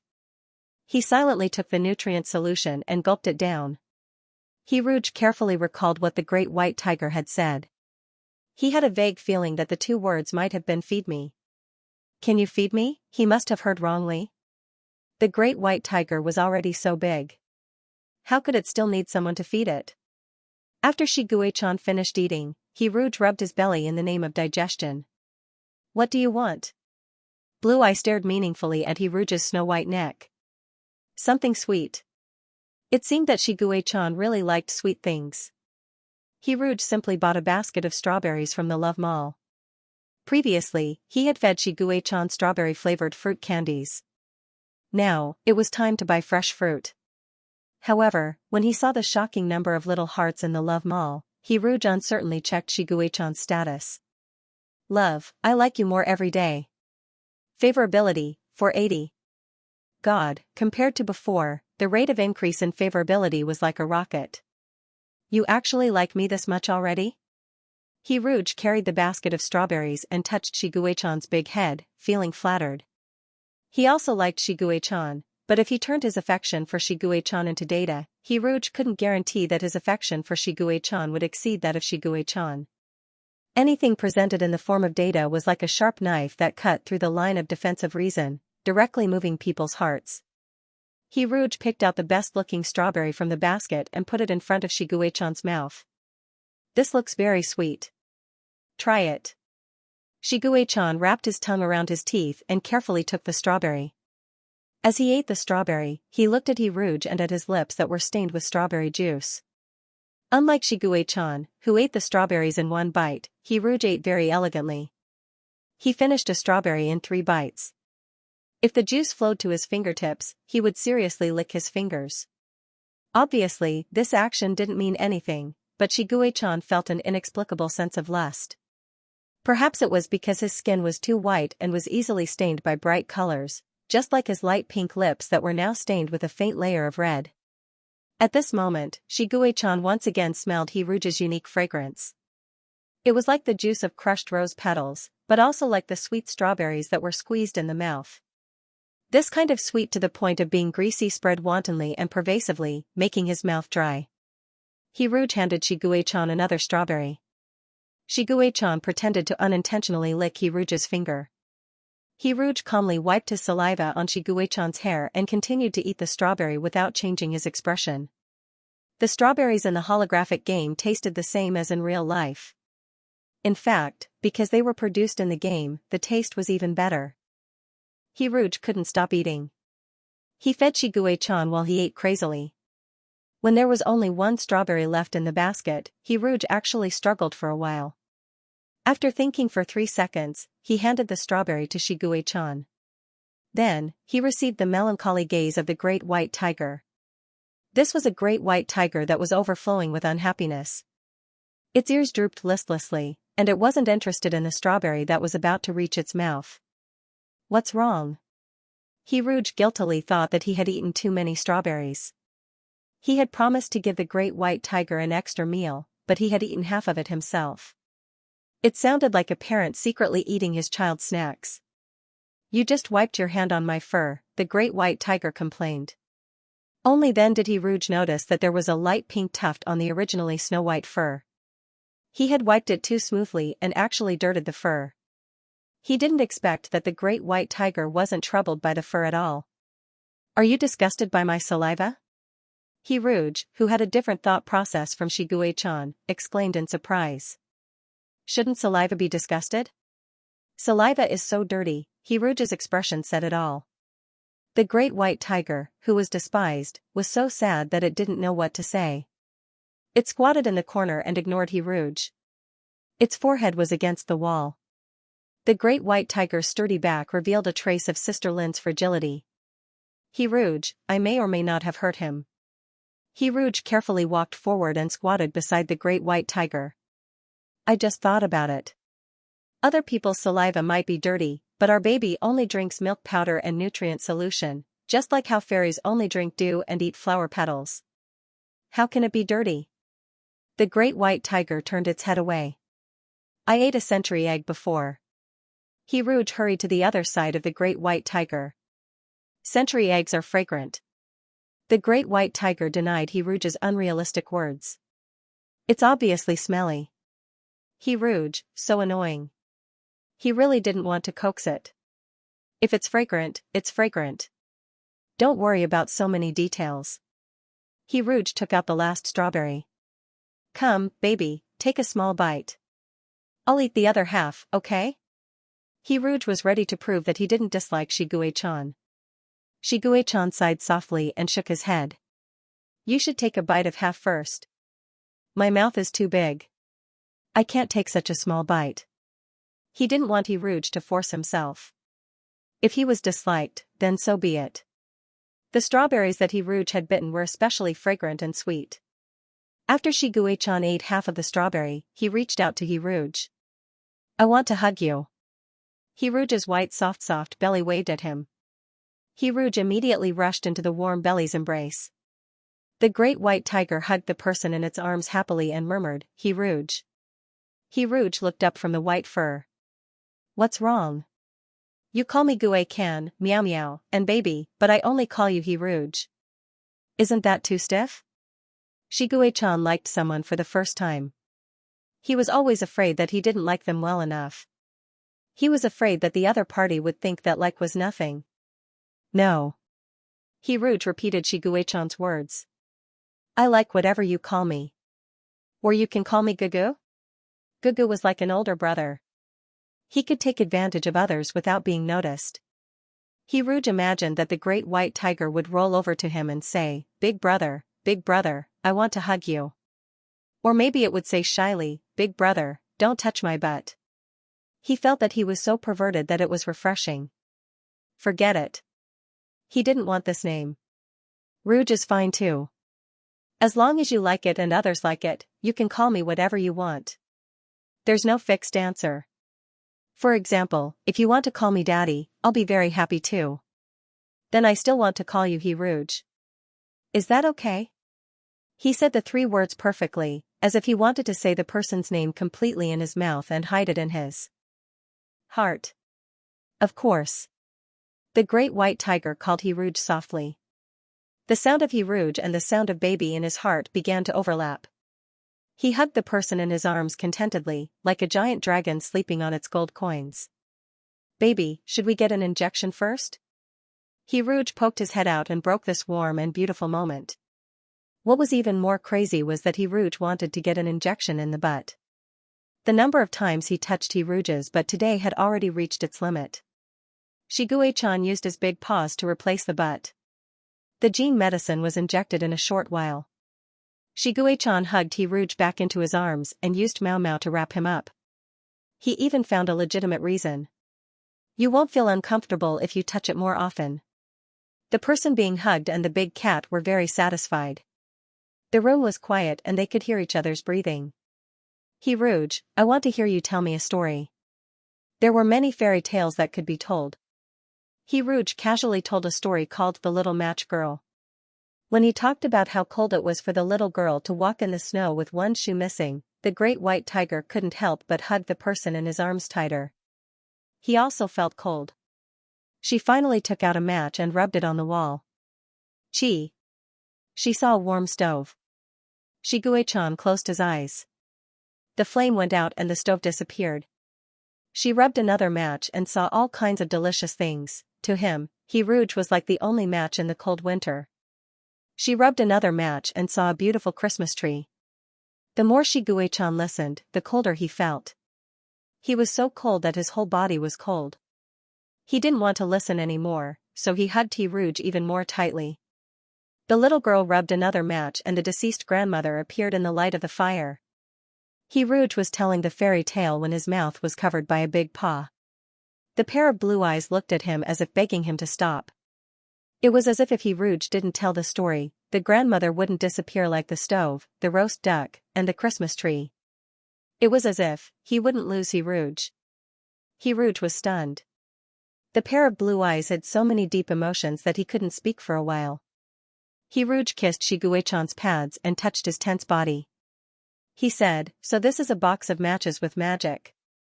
It can make people have the person or thing they want the most. They fly together to a place where there is no cold and hunger and live happily together forever. Only He Rouge was warm. Xianxia hugged He Rouge and asked softly, is that place a star? Yes. This is a fairy tale that belongs to you.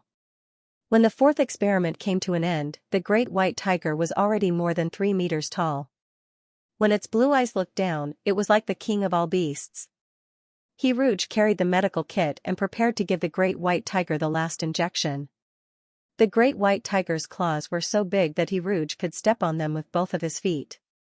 The needle tube was too thin. He Rouge was even worried that the tip of the needle would break under the visual impact of the claws. The purple medicine slowly seeped into the blood vessels. After the injection, He Rouge nestled in the great white tiger's arms like before and buried his face in its soft fur. Every time he did this, he would whisper something to Xianxia, tell him a fairy tale, or hum a nursery rhyme. In fact, He Rouge still treated Xianxia as a cub in his heart. However, He Rouge suddenly realized a serious problem: the fur around its body was decreasing at a speed visible to the naked eye. He Rouge grabbed a handful of fur and felt it slipping away between his fingers like sand. The thick fur shortened, and its huge body began to shrink. For a moment, He Rouge thought that Xianxia was going to become a little bald cat. The great white tiger seemed to have a telepathic connection with He Rouge. It looked down at its shortened fur and said, I'm not going bald. I'm just going to transform into a human.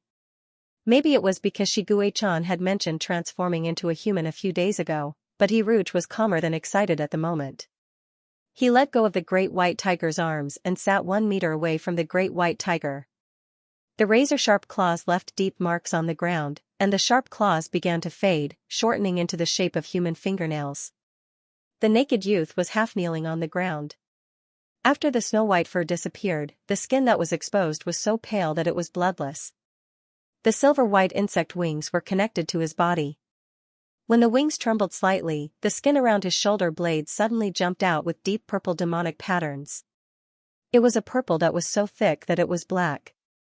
It was as if tiny spiritual snakes were slithering under the skin and spreading to the surface of the skin. It was demonic and strange. The demonic patterns did not cover a large area. The youth was very skinny, and the vertebrae on his back could be seen clearly. Suddenly, a black and white tiger tail emerged from his tailbone. That tail was the only part of the youth's back that was covered in hair. His long tiger tail drooped to the ground. Perhaps he felt Xianxia's gaze, but the youth who had his back facing Xianxia slowly turned his face around. It was a handsome and elegant face. His eye sockets were as deep as a European's, and his facial features were three-dimensional with a hint of childishness. Just as Xianxia thought, the corners of his eyes were slightly raised. However, it was not quite the same as what Xianxia thought. Perhaps it was because his outer eyes were too deep and too wide. Even though his brows were sharp, the hostility between his brows was not too strong. Blue eye was deep and clear, like a precious sapphire placed in a velvet box. There was a kind of arrogance that made it seem as if nothing could enter his eyes. When the snow-white tiger ears trembled twice, a lock of silver hair fell from his forehead to his brow bone. The youth opened his mouth, revealing the tiger teeth hidden behind his lips. He was expressionless, and his face was cold as he called out, "Xianxia." The slightly hoarse youth's voice was filled with the vigor of a youth. It was a kind of recklessness that could not be restrained, and a sharp edge that could not be smoothed out. After he called out this name, Xianxia did not respond for a long time. He was a little uncertain, as if he was afraid that Xianxia would not accept him like this, so his lips were tightly pressed into a straight line. It was actually a handsome youth who did not look like he would spread his tail, and the kind with tiger ears and a tiger tail. Xianxia stared blankly at the youth in front of him and saw his 8-pack abs. When he looked at the youth's back, he had always thought that the youth was too thin, but now he truly understood the word lean. More importantly, he was not wearing any clothes. A tiger squeak actually had thorns? Xianxia was so shocked that he could not speak. In a daze, he opened the love store, randomly chose a set of clothes, and threw it to Xianxia. He heard the rustling sound of clothes being changed, and it seemed as long as a century. After changing his clothes, Xianxia bent down and said to Xianxia, who was sitting on the ground, "You're blushing." He even reached out and pinched Xianxia's blood-red earlobe. The youth's hand had thin calluses, and perhaps he did not control his strength well, because his earlobe became even redder. As a straight man, why would he blush whenever he saw a handsome youth with tiger ears and tiger tail? Xianxia wished that he could log off and run away on the spot. Xianxia, who had never been so embarrassed in his life, raised his head with difficulty and saw Xianxia, who was also blushing. The youth's face was still full of unhappiness, but the blush quietly spread from his cheeks to the back of his ears. Coupled with the tiger ears of plush and woolen, Xianxia's HP bar was emptied again. Maybe I like not only cats, but also all the beautiful creatures of plush and woolen. You're blushing too. Xianxia pushed away the hand that was rubbing his earlobe. Xianxia reached out and touched the temperature of his face. He did not know why it was so hot. Perhaps it was because he was too excited, so excited that his face turned red all of a sudden. He was so excited that he wanted to touch Xianxia with his hand. Before, he was always afraid that his claws would scratch Xianxia. In his mind, Xianxia was very delicate. His skin was white and thin, and a light scratch with his claws would hurt him. Therefore, he never dared to touch him, and he did not even dare to lick him too hard. Xianxia looked so good when he blushed. It was just like that day when he was drunk and sang to him drunkenly. His skin was hot and soft. The youth's Adam's apple trembled slightly. At his age, the Adam's apple was not obvious, just like how the desire and impulse in his heart overflowed like weeds, but his eyes were still clear and blue. Xianxia, what do you want to call me now? Xianxia asked.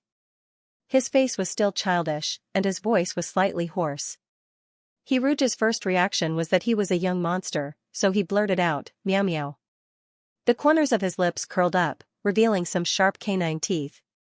Suddenly, he threw himself on Xianxia without any warning, pressed his hands on Xianxia's shoulders, and sucked on his red earlobe. "You." His black eyes widened in disbelief, and the places where his thorny tongue touched felt numb like an electric current. Xianxia wanted to push Xianxia away, but Xianxia firmly held him down.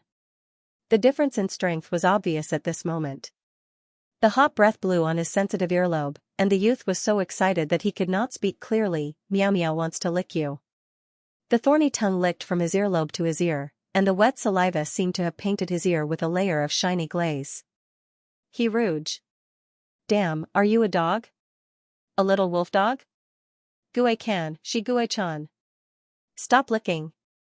He Rouge's voice was slightly trembling, and the last word was faintly changed. Shigue-chan sucked hard for the last time, closed his mouth with some regret, and looked at the youth in front of him who was blushing. It was very sweet. He had just tasted it. He Rouge couldn't help but shrink his shoulders and wipe his ears. After a few wipes, he heard Shigue-chan say faintly, "You still dislike my saliva." He Rouge raised his head and looked at the blushing youth sitting in front of him. His tiger tail drooped, looking like he was the one who was being bullied. To be honest, maybe because Shigue-chan had always been in the image of a white tiger, even if he turned into his original form, he looked much younger than He Rouge, so he didn't feel that the act of licking his ears just now was erotic. In addition to the itch in his ears, Shigue-chan was very strong, and the biggest thing he felt was Meow Meow's real bear. Hey, do you know what you just did? He Rouge, who had experienced the vicissitudes of life, said helplessly, "How can you just lick my ears?" Shigue-chan directly hugged He Rouge without saying anything. "Don't you like me?" He Rouge, who was faced with the soul interrogation at the beginning, said, "Of course I like you. I like you too." Shigue-chan blew a breath of air into He Rouge's wet ears. "I like you so much that I'm willing to be touched by you." His slender and strong hand moved through He Rouge's hair, stroking his black hair. "I'm willing to be rubbed by you." He held He Rouge's hand and put the youth's hand on his tiger ears. His bud-like tiger ears trembled slightly. "I'm willing to be touched by you on my belly." He guided the hand down, rubbing his undulating abdominal muscles. "What about you?" His clear blue eye revealed a hint of pleading, which was a completely harmless illusion of a predator. He held the youth's face and asked softly, "Are you willing to be touched by me?" He Rouge, he felt that something was wrong, but what he said was so reasonable that he couldn't refute it. The person in front of him was in a state of confusion, which made Shigue-chan's heart seem particularly evil. Although he was the evil Xianxia in nature, but, Shigue-chan hesitated for a moment, then gently pecked the youth's red cheeks, and whispered, "It's okay if you don't want to." Shigue-chan pinched the cuff of his sleeve and carefully wiped the saliva on He Rouge's earlobe with his sleeve. This time, he controlled his strength and didn't hurt him. He Rouge couldn't bear to see Shigue-chan suddenly depressed. He Rouge, who spoiled his child without a bottom line, said, "Just don't lick my face." Shigue-chan, who was coaxed in a second, took He Rouge's hand without hesitation and interlocked his fingers with He Rouge's. The youth's hand was about the same size as He Rouge's, but his bone structure was obviously larger than He Rouge's. Shigue-chan, who had just licked He Rouge's earlobe, was suddenly so nervous that he didn't know where to put his tail when he held the youth's hand. Shigue-chan heard that two people who liked each other could hold hands. He liked He Rouge, and He Rouge liked him too. So they could hold hands. This was a very normal thing, and he didn't blush. Blushing was a reaction that only appeared when it came to He Rouge, so it wasn't blushing. "I touched your hand." He Rouge grunted, "What's wrong?" "I just wanted to tell you." Shigue-chan hugged He Rouge and whispered, "Nothing." He Rouge's hands were clasped tightly. The young man's hands were burning hot, like a small stove. If it was winter, He Rouge would have held on to them without letting go. A thin layer of sweat formed at the place where their palms overlapped, but no one was the first to let go. At first, Shigue-chan only held He Rouge's left hand with his right hand, their fingers intertwined. In a silent, almost indulgent silence, Shigue-chan quietly covered the back of He Rouge's hand with his left hand. The skin covered by his palm was delicate and soft. "I remember." Shigue-chan pressed his thumb on the back of his hand and lowered his head to kiss his fingers, resuming the hand-kissing ritual. After the kiss, he looked up. Perhaps it was because his appearance was too youthful, and the color of his eyes was too light under certain angles, so even a little bit of joy could be seen in his eyes. It was like sunlight shining on a sparkling sea. Those blue eyes looked at He Rouge with sparkling eyes, and his snow-white tiger ears trembled with joy. "You kissed me like this before." The slightly hoarse voice of the young man had an inexplicable tone of paranoia. Elements of joy floated out, drifting around the youth's body. The love of a youth always gave others the feeling that it was illusory and had no foundation. It was not steady and would scatter with the wind, but it was very passionate.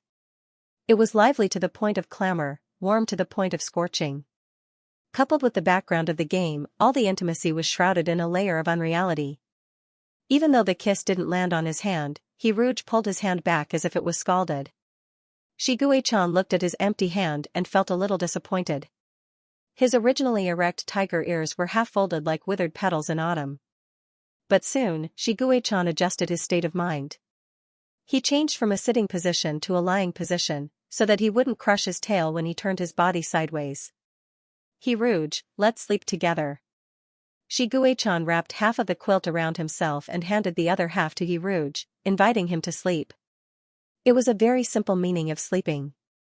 Perhaps there was also a layer of meaning of chatting under the blanket. Rouge was very willing to sleep with the great white tiger in his arms, but he couldn't sleep with Shiguei-chan in his human form. How about I sing a song for you first? He didn't directly refuse. Instead, he changed the subject and looked at Shiguei-chan. He looked more like Meow Meow at this moment. Maybe it was because he looked like a teenager. The corners of his lips curled down unhappily. The youth's face was always serious when he was expressionless. He had a cold temperament that did not match his childish appearance, like a weapon that had seen blood. Rouge rested his head on Rouge's shoulder like a small animal that had its hair standing on end. He didn't say the words why, and stuck his nose on Rouge's shoulder. The tip of his nose rubbed against Rouge's shoulder in circles. The sharp edges and corners of his nose melted into ice and snow when they came into contact with Rouge. He really looked like a little wolf puppy. His head was also quite heavy.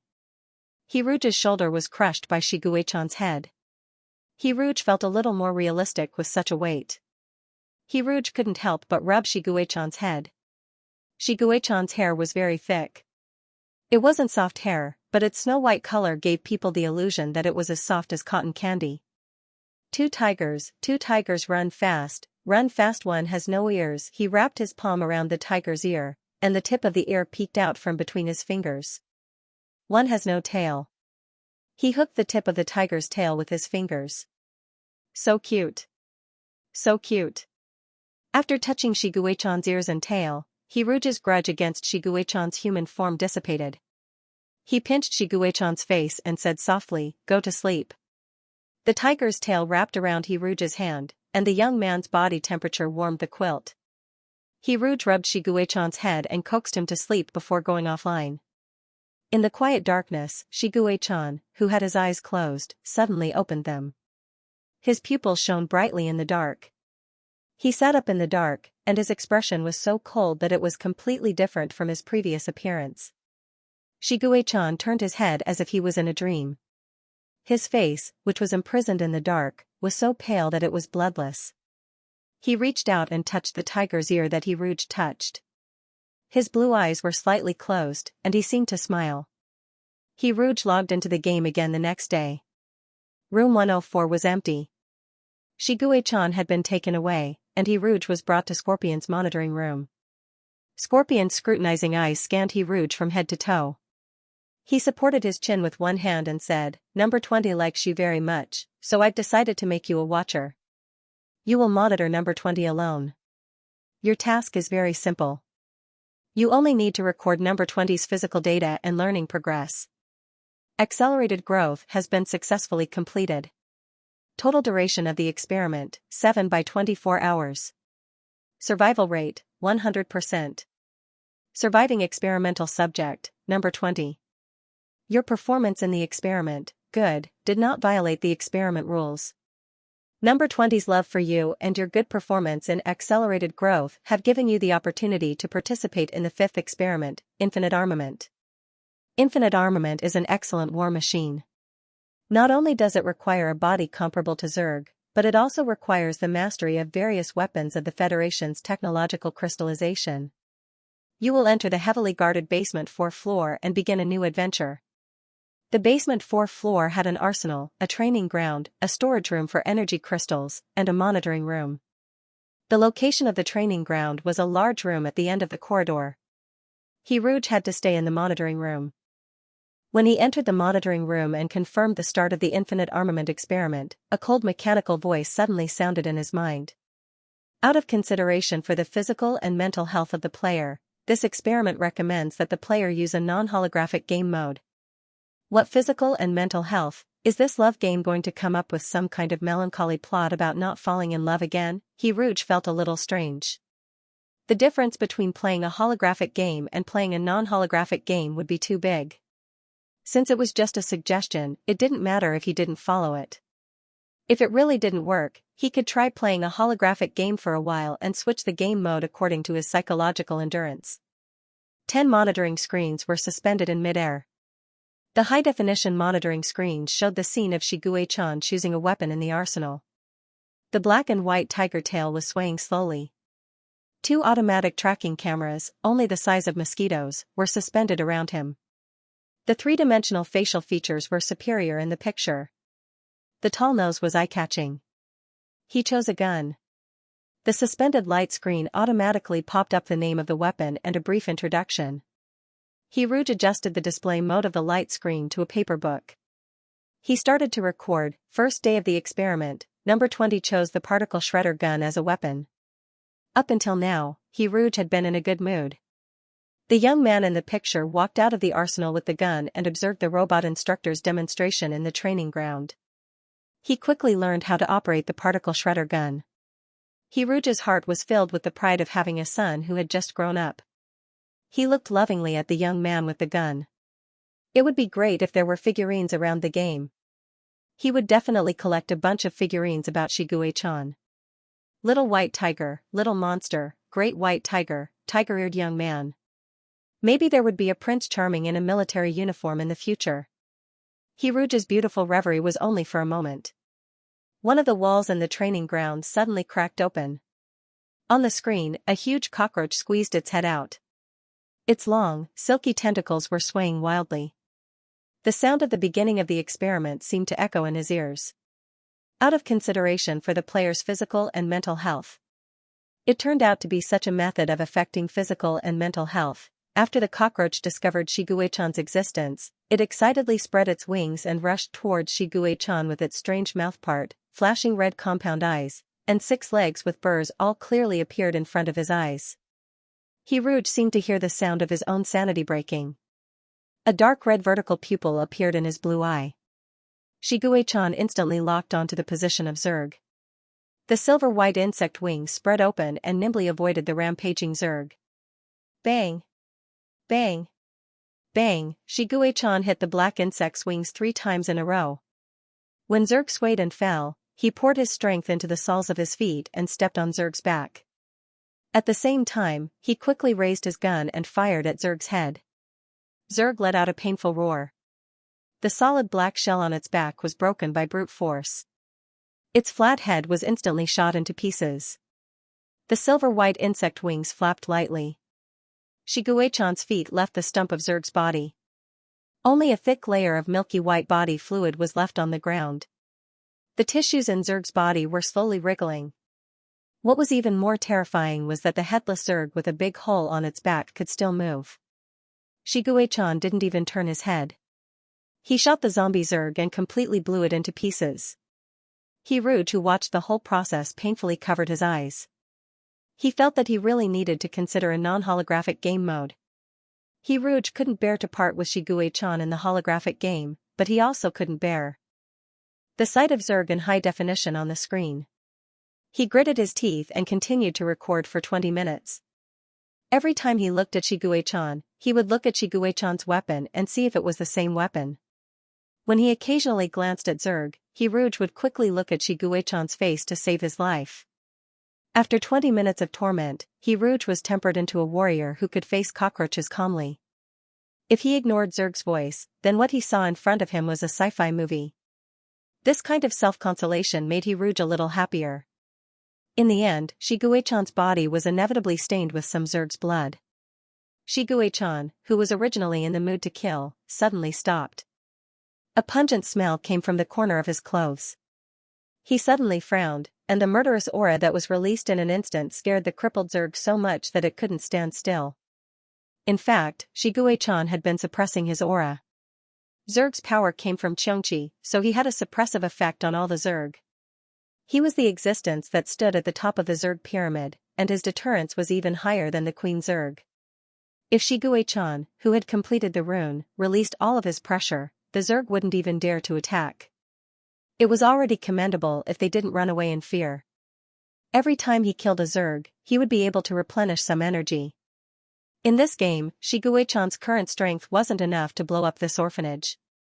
However, after he harvested the leaks from the 5th experiment, Shiguei-chan would be able to replenish the energy in his body. Shiguei-chan had learned how to use these weapons a long time ago, so he was very familiar with them. The weapons didn't need to use the rune's energy, and he didn't need to come into contact with the Zerg. The only problem was that the weapons were too dirty. The highly polymerized plasma lightsaber was mixed with Zerg's body fluid, but this wasn't what made Shiguei-chan angry. The weapons would be thrown away soon, so it didn't matter if they were dirty or not. What really made Shiguei-chan unable to accept was the small stain on his clothes. This was the clothes that Hiruge gave him. It was very new, and he had just worn it not long ago. He wanted to wear it until this body couldn't wear it anymore. After so many years, this was something special. The clothes didn't have hard edges, and there wasn't any style. It was so ordinary that it was so common that it couldn't be found if it was thrown in the streets or. It was so ordinary that it was so ordinary that he couldn't find it. This was the clothes Hiruge gave him. Anything with this prefix would become special. Shiguei-chan used the lightsaber to cut down Zerg, who was lying on the ground and didn't dare to move. He walked out of the training ground with the dirty lightsaber. The air outside the training ground was fresh, without the stench of Zerg. However, Shiguei-chan's frown didn't disappear. He walked to the weapon cleaning area unhappily, threw the lightsaber that was supposed to be cleaned on the ground, and cleaned it with the corners of his clothes. The stains were quickly washed away, but Shiguei-chan still wasn't happy. There were many things that didn't exist after their traces were washed away. For example, if a nail was nailed into a wooden post, even if it was pulled out, it would still leave a dent. Another example was the experience in the orphanage that left an indelible impact on him. He did not protect the item that Hiruge had given him. It was originally a pure white item that was given to him, so he should have kept that pure white. Hiruge saw Shiguei-chan come out of the training ground in a bad mood, so he quickly left the monitoring room. He wanted to see what was wrong with Shiguei-chan. Was he disgusted by Zerg's ugliness? Or was he disgusted by the fact that the bug wings on his body came from Zerg? Hiruge felt that his mind was polluted just by looking at the monitor. Shiguei-chan, who was facing Zerg directly, should be even more traumatized. Hiruge walked to Shiguei-chan's side and asked softly, "What's wrong?" Shiguei-chan looked at his bare cuffs and frowned, "My clothes are dirty." "How is it dirty? Didn't you wash it clean?" Hiruge saw clearly when he walked over. Shiguei-chan rubbed his cuffs very hard. If it wasn't for the quality of the products from the Love Mall, the cuffs would have been torn apart. It was dirty just now. Hiruge couldn't help but reach out and rub Shiguei-chan's head. Shiguei-chan was a head shorter than Hiruge. This height difference was very suitable for him to rub Shiguei-chan's head. "Didn't you wash it clean now?" Shiguei-chan was not used to looking up at Hiruge. He tiptoed, hugged Hiruge's slim waist, and rested his chin on Hiruge's shoulder. He said in a low voice, "But these are the clothes you gave me. Then I'll buy you new clothes every day, okay?" Shiguei-chan's drooping lips finally curled up. "Okay." Speaking of buying clothes, Hiruge thought of the various cute clothes in the Love Mall. Last time, he randomly picked a set of clothes for Shiguei-chan in a hurry and completely ignored his face and body. As the saying goes, clothes make the man. How could he miss out on the experience of changing clothes in the game of love? Actions speak louder than words. Hiruge quickly opened the love store and fell into a sweet dilemma. This one is cute, this one is handsome, and this one is handsome. Hey, Mizazai looks good in everything. How should I choose? What weapon are you going to choose later? Hiruge was going to choose the overall style of the clothes according to the weapon. The sudden change in topic stunned Shiguei-chan for a moment. He then said, "Ray gun." Ray gun, it sounded very slim, long, and elegant. He Rouge chose a set of clothes called Commander based on the name of the weapon. It was a pitch-black uniform, a snow-white shirt, and a black belt that accentuated his slim waist. The shoulders of the clothes were decorated with golden rivets and 2 silver blades that crossed each other. A circle of sharp knives hung from the hem of the clothes. This set of clothes also came with a hat and high-heeled boots. He Rouge took out the set of clothes and excitedly handed it to Shiguei-chan. "Here, try it on. I wonder if it goes with the ray gun?" Although Shiguei-chan couldn't understand why He Rouge was so excited, he was still in a good mood with new clothes. Shiguei-chan went to the armory to change his clothes and pick up his weapon. He Rouge blocked the surveillance cameras in the armory and stood at the door like a boy waiting for his girlfriend to make a stunning entrance. The high-heeled shoes clicked on the ground. The sharp knives hanging from the hem of the clothes clanged against each other. Shiguei-chan, who was wearing high-heeled shoes for the first time, leaned against the doorframe and frowned. "This belt is very tight." The teenager's figure was a standard inverted triangle. The belt accentuated his slim waist, which was even slimmer than a girl's waist. "The hat is neither too big nor too small. It stuck on my ear, so I didn't wear it." Shiguei-chan shook his tiger tail again and whispered, "I poked a hole in my pants just now. Otherwise, my tail wouldn't be able to fit in." This set of clothes easily made people think of the word expensive. Shiguei-chan hesitated when poking the hole. He Rouge's HP bar was empty. He leaned against the wall and said weakly, poke whatever you want." Shiguei-chan poked He Rouge's face with his finger expressionlessly, then put the hat on He Rouge's head. "I'm going to fight." After saying that, he stumbled on his heels. When he was about to reach the training ground, he accidentally twisted his ankle. He stubbornly limped into the training ground. This time, He Rouge watched the surveillance screen with great interest. When Shiguei-chan was about to change his weapon and change his clothes after killing a Zerg, he opened the door and saw He Rouge waiting for him. "What's next? What weapon do you want to change?" He Rouge couldn't wait to ask. "Antimatter Destroyer." It sounded like a very violent and contradictory name. It was full of a sense of collapse. He Rouge opened the love shop and his gaze fell on the circus clown. The left half of the cape was fiery red, and the right half was dark blue. The red cape was dotted with dark blue stars, and the dark blue cape was sparkling with red stars. It had a velvet texture and a circle of bubble-like snow-white lace. It matched Shiguei-chan's white tiger ears. What made He Rouge the most excited was that the accessory of this set was actually the clown's red nose. When Shiguei-can came out with a cold face and a big red nose, carrying the antimatter destruction cannon, He Rouge almost cried because of her love. So cute. The beautiful boy with the tiger ears was so cute. The cute and beautiful boy Shiguei-chan pinched He Rouge's nose and looked at He Rouge with his dead fish eyes. "Don't move." Shiguei-chan tiptoed, held He Rouge's face, and bit He Rouge's nose. "Now both of our noses are red. Don't laugh at each other." He Rouge didn't dislike the saliva on his nose. He lovingly touched Shiguei-chan's red nose and said kindly, "Why would I laugh at you? My cute little baby." Shiguei-chan was speechless. "Do you think I'll be corrupted by your sweet words?" He Rouge lovingly straightened out the complicated lace border around her neckline, then straightened out Shiguei-can's hairstyle. Her voice was tender as water as she said, "Darling, are your shoulders sore from carrying this heavy cannon? Let me massage your shoulders when you come back, okay?" Shiguei-chan narrowed his eyes and looked deeply at He Rouge. His expression was unfathomable, but his big red nose ruined all his aura. He Rouge tried hard to hold back his laughter and watched Shiguei-chan leave. There was a row of little golden stars under the cape. When Shiguei-chan strode away, the cape drew an arc in the air, and the row of little stars seemed to rise from the dust to the sky. When Shiguei-chan came out of the training ground again and saw He Rouge's expectant face, he blurted out, "I don't want new clothes." He Rouge, who was eager to tell him the name of the clothes, was speechless. Shiguei-chan took off his red nose and stuck it on He Rouge's big pig trotter. He was diligent and thrifty.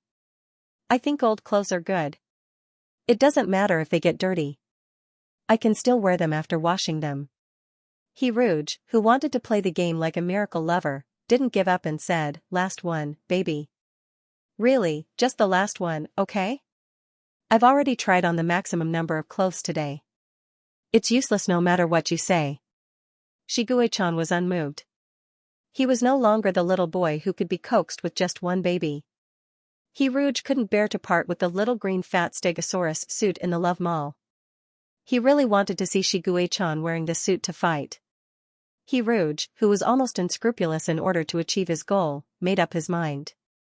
He approached Shigue-chan, slowly lowered his head, and gently kissed Shigue-chan's forehead without any lust. Good boy, I want to see you wear another set of clothes. In an instant, Shigue-chan's face turned red. His blue eyes were extremely bright, like a trapped beast that had starved for 3 days and 3 nights and finally saw minced meat. This terrifying aura only appeared for a moment. Rouge didn't even have time to react before it quickly disappeared. A harmless light blue appeared in his eyes. He looked like a lost lamb, staring at Rouge without blinking. Okay. It was difficult for him to swallow some kind of unspeakable emotion.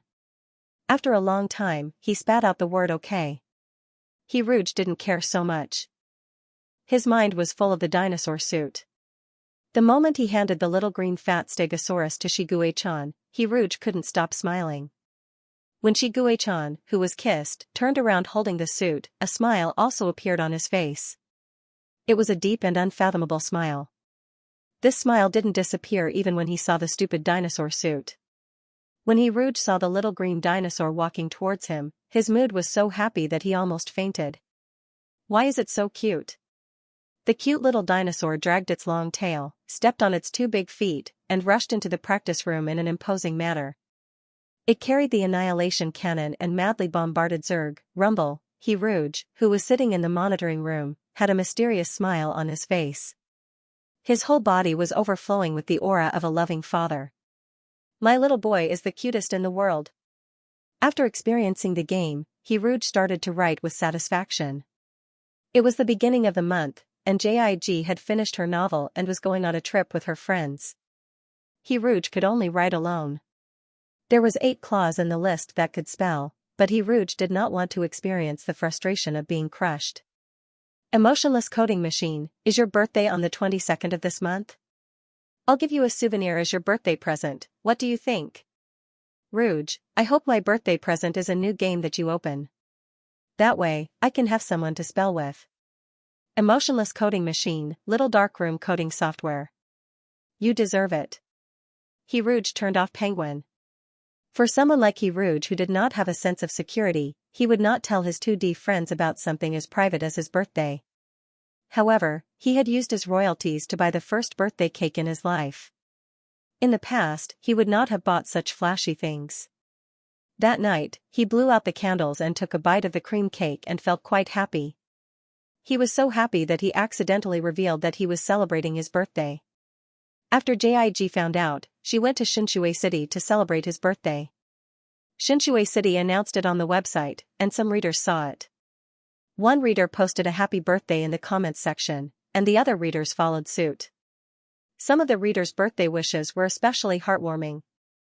Rouge could still remember how he felt at that time, even after almost a year. The next day, JIG said that she had prepared a birthday present for him overnight. She asked Rouge to give her an address that would not reveal too much personal information and send the present over. JIG was a very tough person. Rouge could not win against her, and he was also afraid that her good intentions would be wasted. In fact, Rouge was most afraid of people being too kind to him. There were many times when Rouge felt that he did not deserve too much kindness. He only needed a little bit, like the readers in the comments section saying happy birthday. This kind of kindness that did not make him feel scared was good enough. Time flew. He could finish this novel by the end of the month, and he would be 1 year older. His career had taken off, and his life was on the right track. The terminal illness that he had mistakenly thought was actually a change of race. Other than that, there wasn't much difference. He still had to live alone and take good care of his body. Otherwise, when he got sick, he wouldn't even have someone to serve him tea. After all, he couldn't afford a nanny. Rouge stopped thinking about other things and logged into the game after he finished writing 3,000 words. On the screen, Shigue-chan was still killing the bugs. He Rouge did not know if it was just his imagination, but he felt that Shigue-chan seemed to have grown taller. It must be an illusion. Otherwise, at this rate of growth, Shigue-chan would soon be taller than him. In this experiment, He Rouge's task was particularly easy. All he had to do was sit in front of the monitor screen and collect the data given by the system. While recording, He Rouge felt that his existence was of little value. The robot instructor knew more about Shigue-chan's learning progress, and the AI could automatically record the killing progress.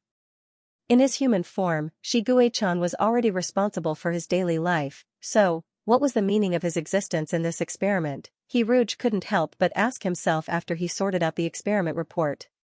He didn't feel that he had any indispensable role in this experiment. Anyone could have taken his place. However, this game was essentially a dating game. Everything was for the sake of dating. Therefore, he was responsible for all 6 experiments. It was reasonable for him to create the conditions to get along with the target. He Rouge pushed up his glasses. He felt that something was wrong. Wait, this was actually a dating game? Wasn't this a rearing game? A disguise game sounded more reasonable. He Rouge sat in the quiet monitoring room. He looked at the murderous Shigue-chan on the screen.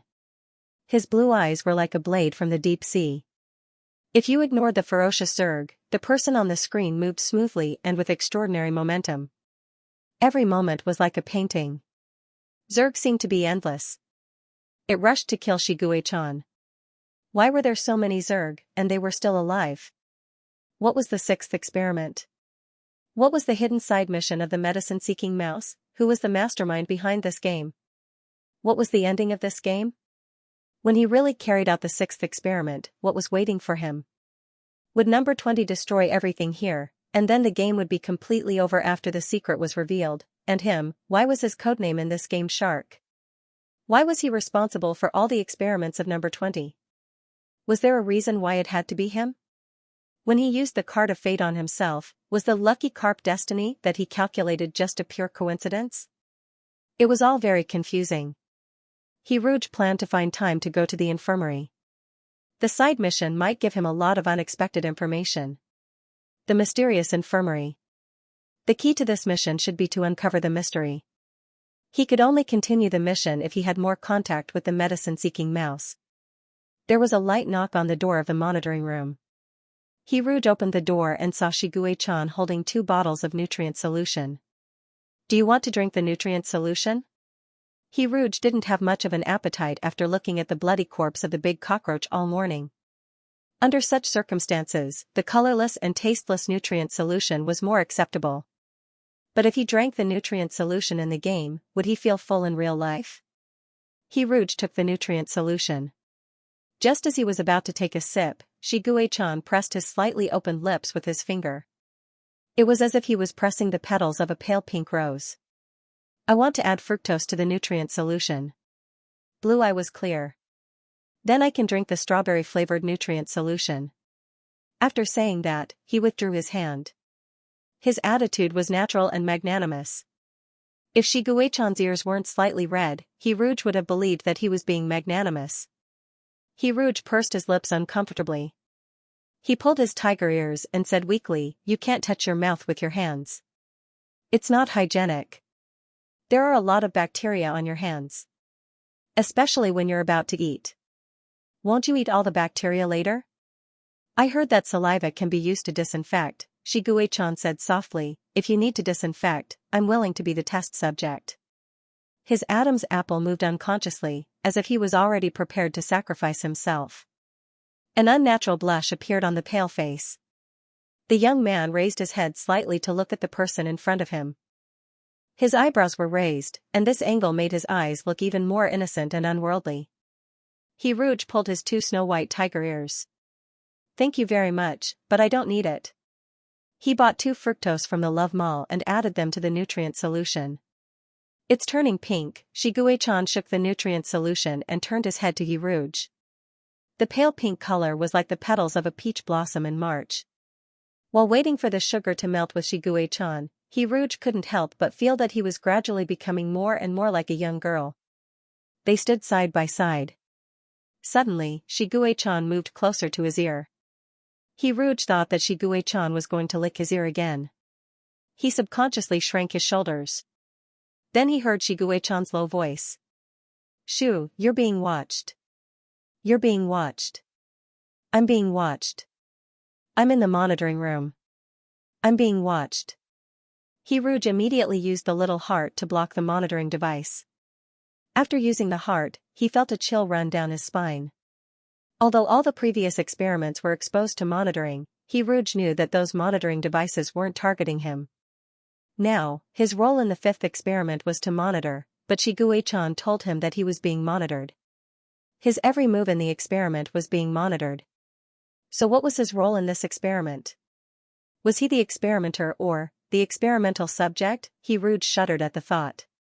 Shigue-chan was unusually sensitive to the existence of monitoring devices. When the feeling of being watched disappeared, Shigue-chan was in a much better mood. Hiruj's gaze was the only thing that didn't make Shigue-chan feel disgusted. Everything else made him feel physiologically uncomfortable. Noticing Hiruj's nervousness, Shigue-chan put the bottle of nutrient solution to his mouth. "Try it. Is it sweet?" The faint taste of strawberries eased Hiruj's anxiety. "It's sweet." Shigue-chan drank the nutrient solution in his hand in one gulp. "I'll give you an extra meal tonight." Feeding him nutrient solution, the nutrient solution in the game would make Hiruj feel full. He felt that he wouldn't be hungry at night. However, it was a kind gesture, so Hiruj couldn't refuse. He could only nod and agree. "Are you full now?" Hiruj touched his stomach. The amount of nutrient solution wasn't much, but Hiruj had the illusion that his stomach was bulging. The young man's calloused hand landed on the back of Hiruj's hand. His hand was already bigger than Hiruj's, and the warmth of his hand couldn't be ignored. Hiruj looked up in surprise and saw Shigue-chan's slightly red face. "I'll help you rub your stomach, just like how you rubbed mine." These words sounded like a loving father and a filial son. It was reasonable and irrefutable. Hiruj didn't have time to refute. The hand gently pressed on his stomach and slowly moved in circles. "Your stomach is so soft." Hiruj was speechless.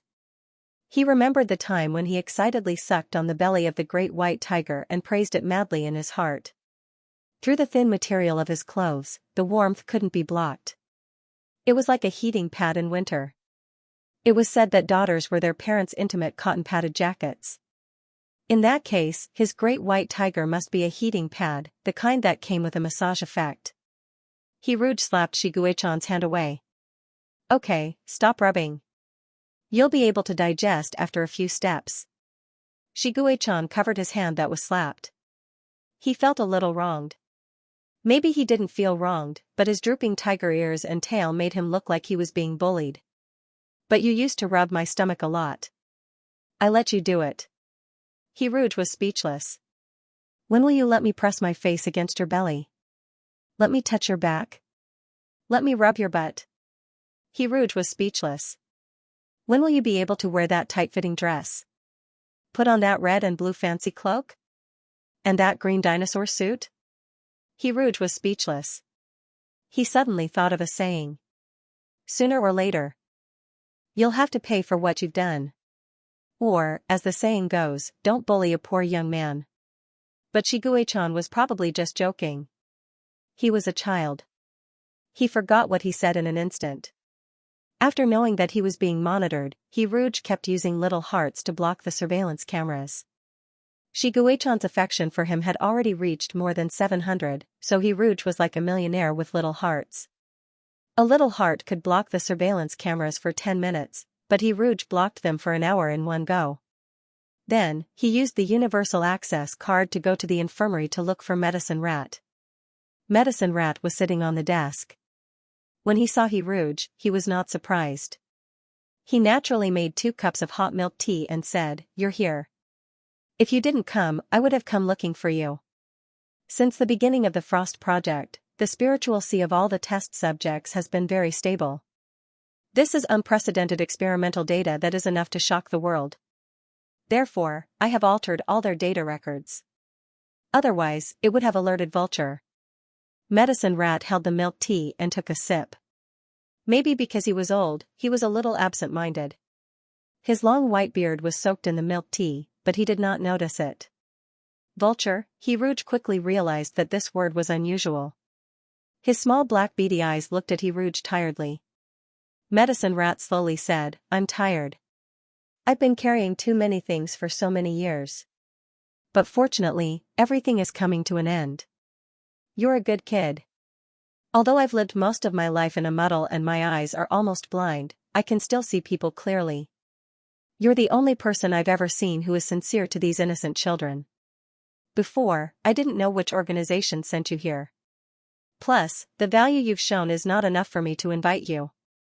Medicine Rat looked at he Rouge quietly with the eyes of an elder. But now, your value has far exceeded my expectations. The enemy of my enemy is my friend. Are you willing to join the Federation and help the Federation eliminate the galactic pirates? Medicine Rat extended his little paw to he Rouge. He Rouge was overwhelmed by the huge amount of information. He struggled to clear his mind. Vulture, suspected to be the boss behind the scenes and the leader of the galactic pirates. Medicine Rat, suspected to be a spy planted here by the Federation. Now, Medicine Rat wanted to invite him to take down the boss together? Was it what he understood? He Rouge's bewilderment was written all over his face. He looked at the medicine-seeking rat hesitantly. He did not want to show his fear, but in a situation where they did not have equal information, it would be easy for the medicine-seeking rat to eat him alive. The drug-seeking rat's hand was a little sore after it raised its little paw in the air for a long time without receiving any response. It withdrew its paw in a good mood and said, It seems that you have a lot of questions. But that's good too. I have a lot of questions too. How about this? We'll ask each other questions and exchange information. You go first. Is Vulture the pirate leader who controls Xianxia Orphanage? He Rouge compressed the two questions into one. Medicine-seeking rat could not help but laugh.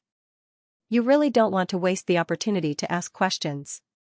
My answer is yes. Now it's my turn to ask you, which faction do you belong to? I don't belong to any faction. The drug-seeking mouse stared into he Rouge's eyes.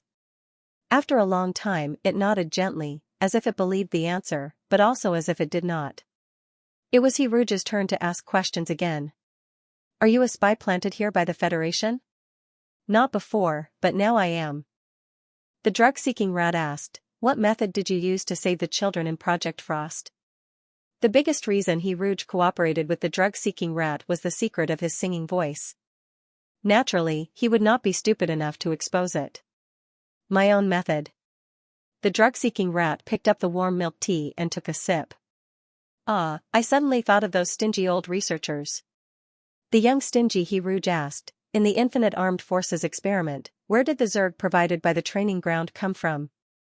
This question had been bothering him for a long time. He Rouge even suspected that it was a bug in the game. Raised, the drug-seeking rat explained patiently. Have you been to the second floor of the basement? Do you know why the iron cages in the junkyard only contain bones and not even a bit of flesh is left? Do you know why the door on the left of the junkyard is locked? Because the corpses were fed to the little bugs in the left door. The drug-seeking rat put down the cup. Doesn't it sound disgusting? Actually, if you think of all this as raising poisonous insects, it's not that hard to accept. He Rouge was speechless. No, I still can't accept it. He Rouge could not help but feel numb when he thought of the time when he was neighbors with a nest of cockroaches and saw the corpses in the iron cages that were left behind after the cockroaches ate. Now it's my turn to ask again. The drug-seeking rat looked at he Rouge and said word by word, Do you think number 20 is dangerous?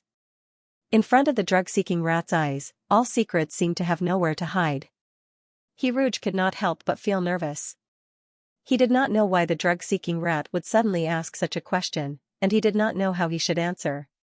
Was it dangerous? As a player who had been spoiled by the game since the beginning and knew that number 20 would destroy the orphanage, number 20 was definitely extremely dangerous.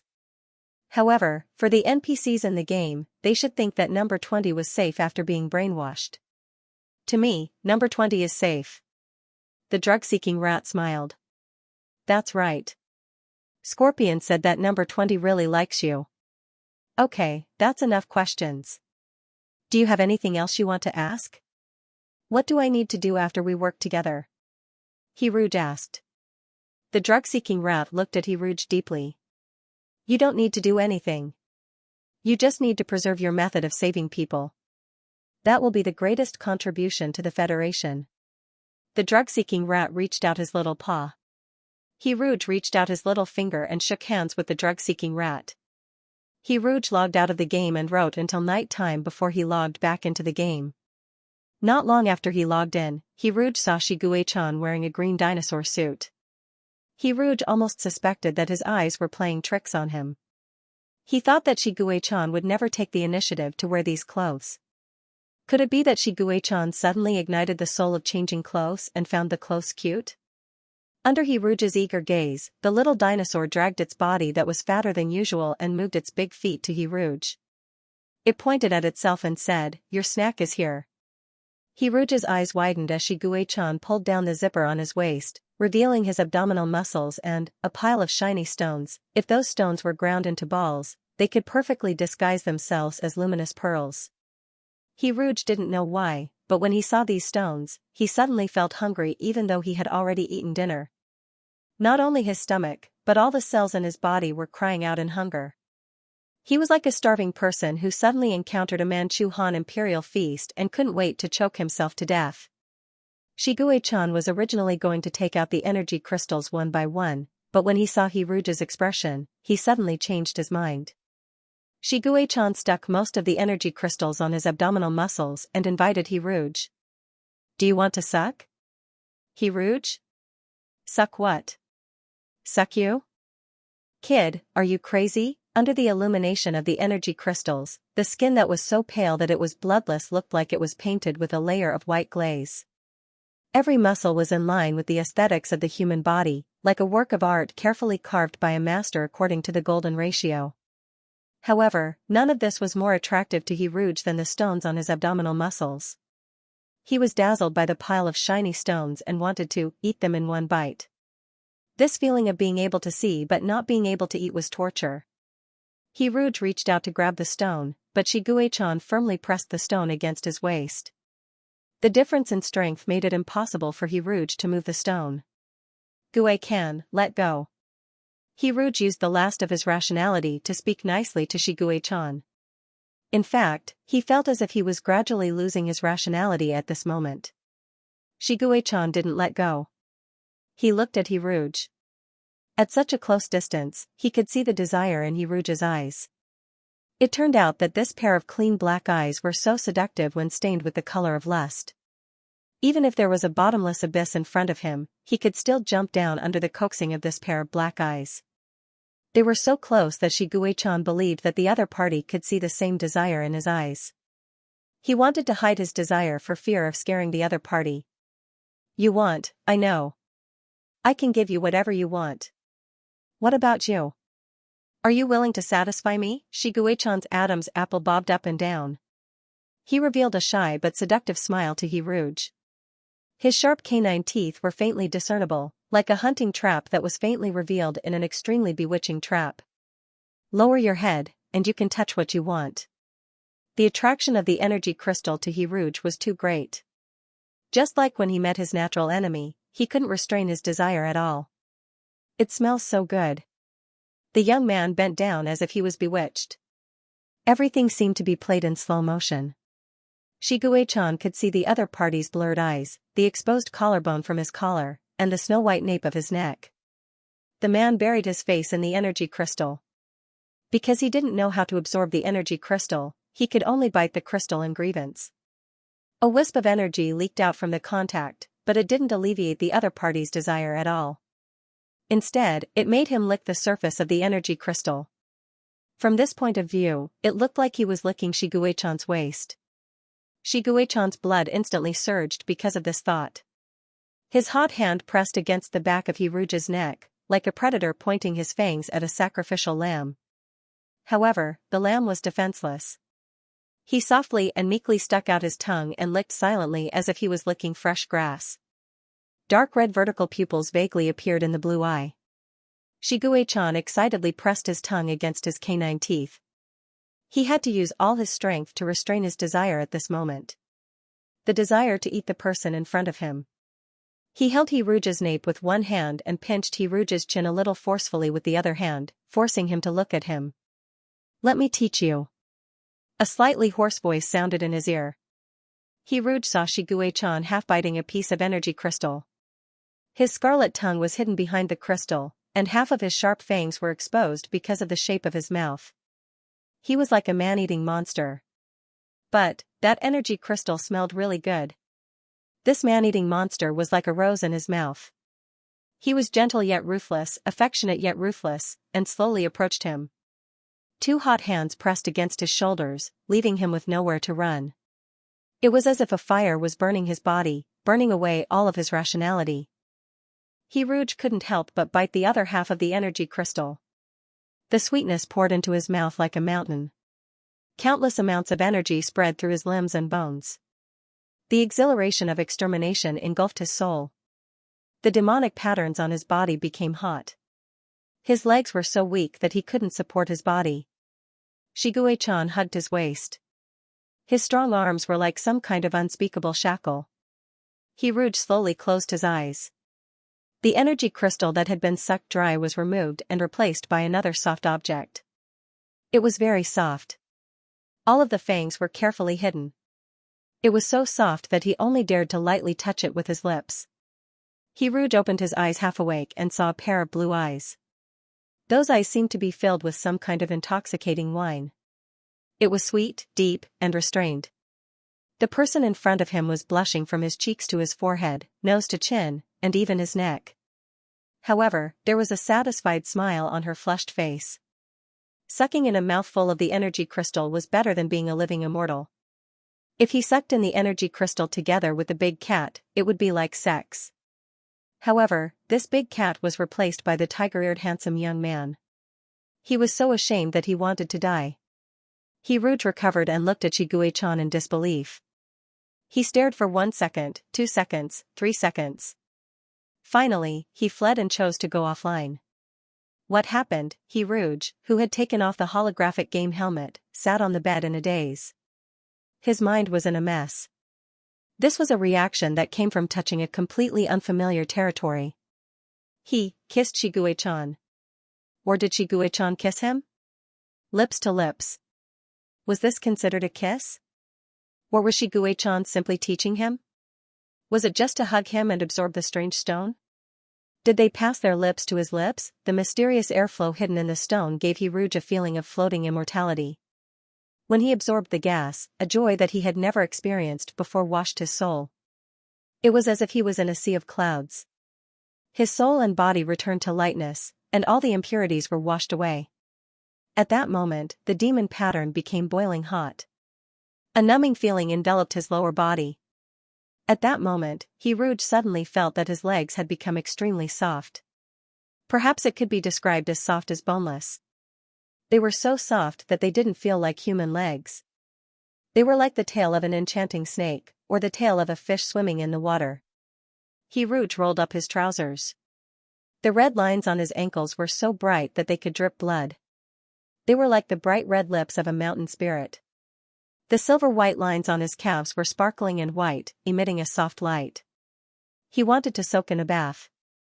He Rouge really wanted to touch water at that moment. He wanted to soak in the water and never come out again. He also wanted to drink water. There were wolfberries in the thermos. He Rouge soaked in the bathtub and drank a mouthful of wolfberry tea. He looked down at the wolfberries floating on the water surface. The orange-red color dyed the warm water a light red, just like Shiguei-chan's red cheeks. He thought of Shiguei-chan again. It was neither the little white tiger nor the great white tiger. It was Shiguei-chan in human form. The innocent and lecherous young man cupped his face, stood on tiptoe, blushed, and carefully touched him with his lips. The overly soft touch was wet, like a young bird flapping its wings. However, the hidden fangs exuded a dangerous aura, like a young shark that had not yet grown up to be able to eat meat. But no matter what the situation was, childishness could always weaken the aggressiveness. He Rouge recalled the kiss with the intention of coaxing. She did not feel angry or disgusted. He felt that to Shigue-chan, he was like a bone or a piece of candy. Shigue-chan had been thinking about him for a long time, and he couldn't help but secretly lick him to satisfy his craving. That light and moist kiss didn't have any intention of frivolity. Instead, it was a kiss that was treasured to the extreme and only dared to touch lightly. The young man's satisfied smile kept flashing in his mind. His actions were as passionate as a little wolf puppy's, his arms forcefully wrapped around his waist, his sneaky tiptoe to make up for the difference in height, and the warm breath that caressed his face like a feather. Hiruge blushed in hindsight. The burning sensation of his neck being caressed followed him like a shadow.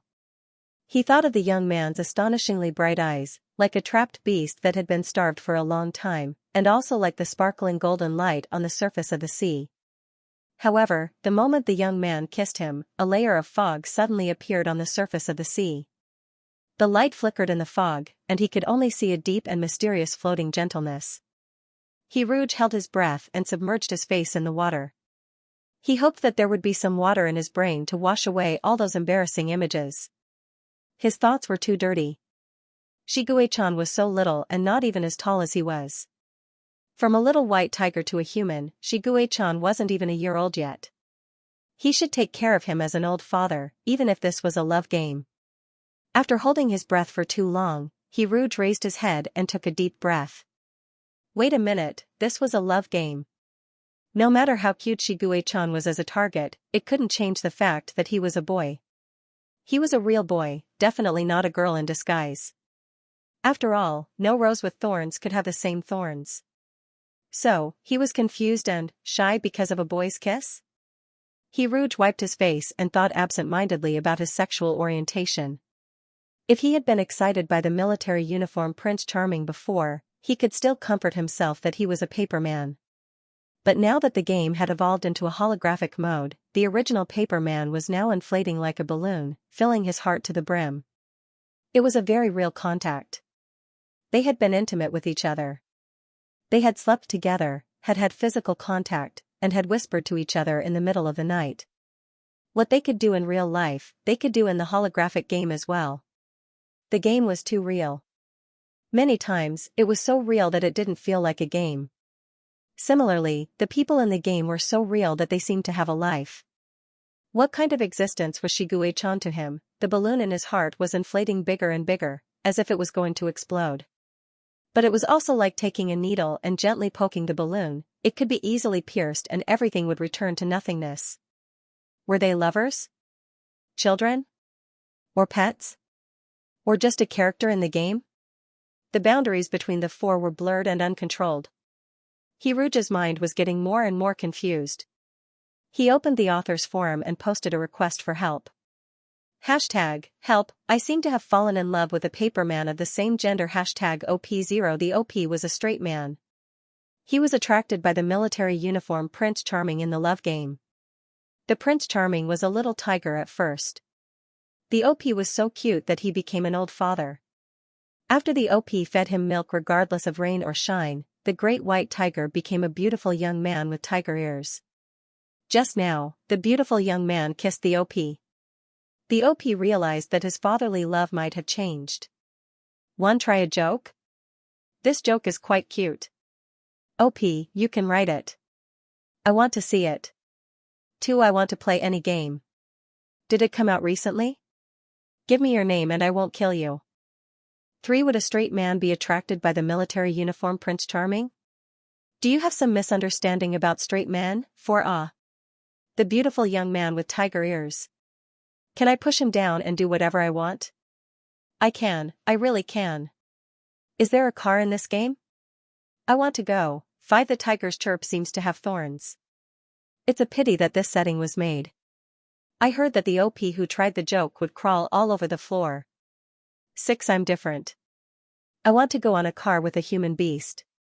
7. Originally, I didn't feel anything when I saw the OP. But now that you guys mentioned it, I suddenly realized that this game has all the elements of a human beast, a father and a son, a young man, and a uniform. If stewed meat is really delicious, slurp. 8. Are the boys who can come to Xinjiang very straight? 9. 8 bro, you found a blind spot. Hiruge's budding romance was completely crushed by everyone's pornography. Now, as long as he thought of Shigue-chan, he would think of a series of words that could be censored. However, with so many censors reminding him, Hiruge finally remembered the first thing that excited him about this game. It was the extremely handsome military uniform Prince Charming, and after the game was cleared, military uniform play. Military uniform play. TSK, it sounded very unsuitable for children. It really wasn't a serious game. After taking a bath, Hiruge climbed into bed. The words military uniform play flooded his mind, causing him to dream of indescribable scenes. The next morning, after typing, Hiruge logged into the game. There was a great white tiger that was even bigger than the door squatting in front of the surveillance room. When the great white tiger saw Hiruge, its blue eyes lit up. Its big claws were ready to pounce on him in the next second, but its expression was one of fear of being blamed for doing something wrong. Although it had only been 2 days since he saw Shigue-chan's original form, Hiruge felt that this scene was as long as a century. "You're here," the great white tiger said in an inexperienced tone of flattery. It carefully picked up Hiruge, and when Hiruge didn't respond, it put Hiruge on its belly and rolled him twice. After making Hiruge dizzy, it whispered, "I was wrong. I shouldn't have kissed you last night. If you're angry with me next time, you can touch my belly and butt." His posture was infinitely low, such a big guy was almost curled up into a ball.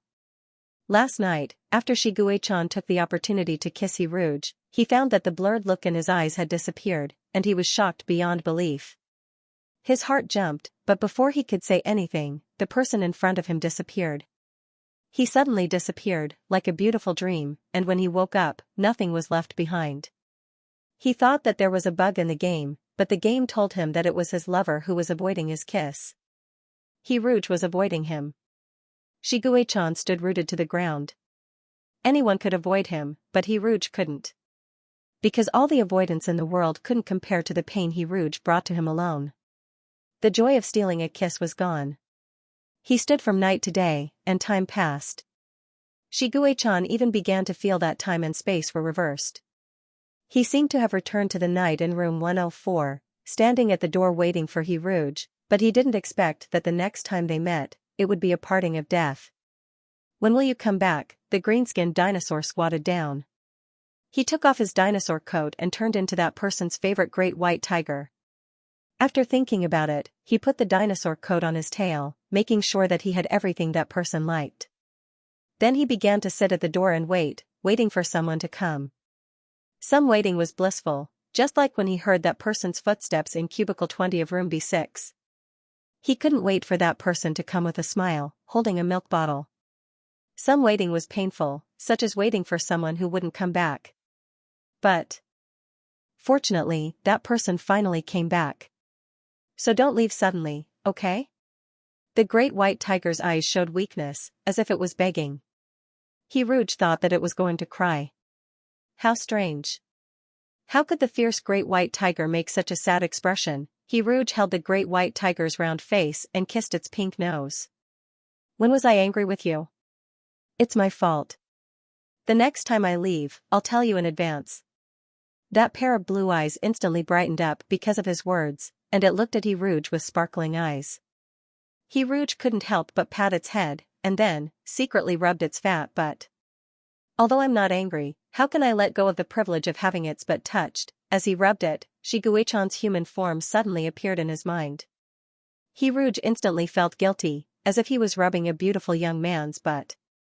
He quickly withdrew his hand and saw the great white tiger looking wronged. "Shigue-chan, so my butt has lost its allure to you, Hiruge?" Hiruge awkwardly withdrew his hand and sat on his big belly to change the topic. "What was the stone you gave me yesterday?" "It's an energy crystal. It's the extra meal I mentioned before.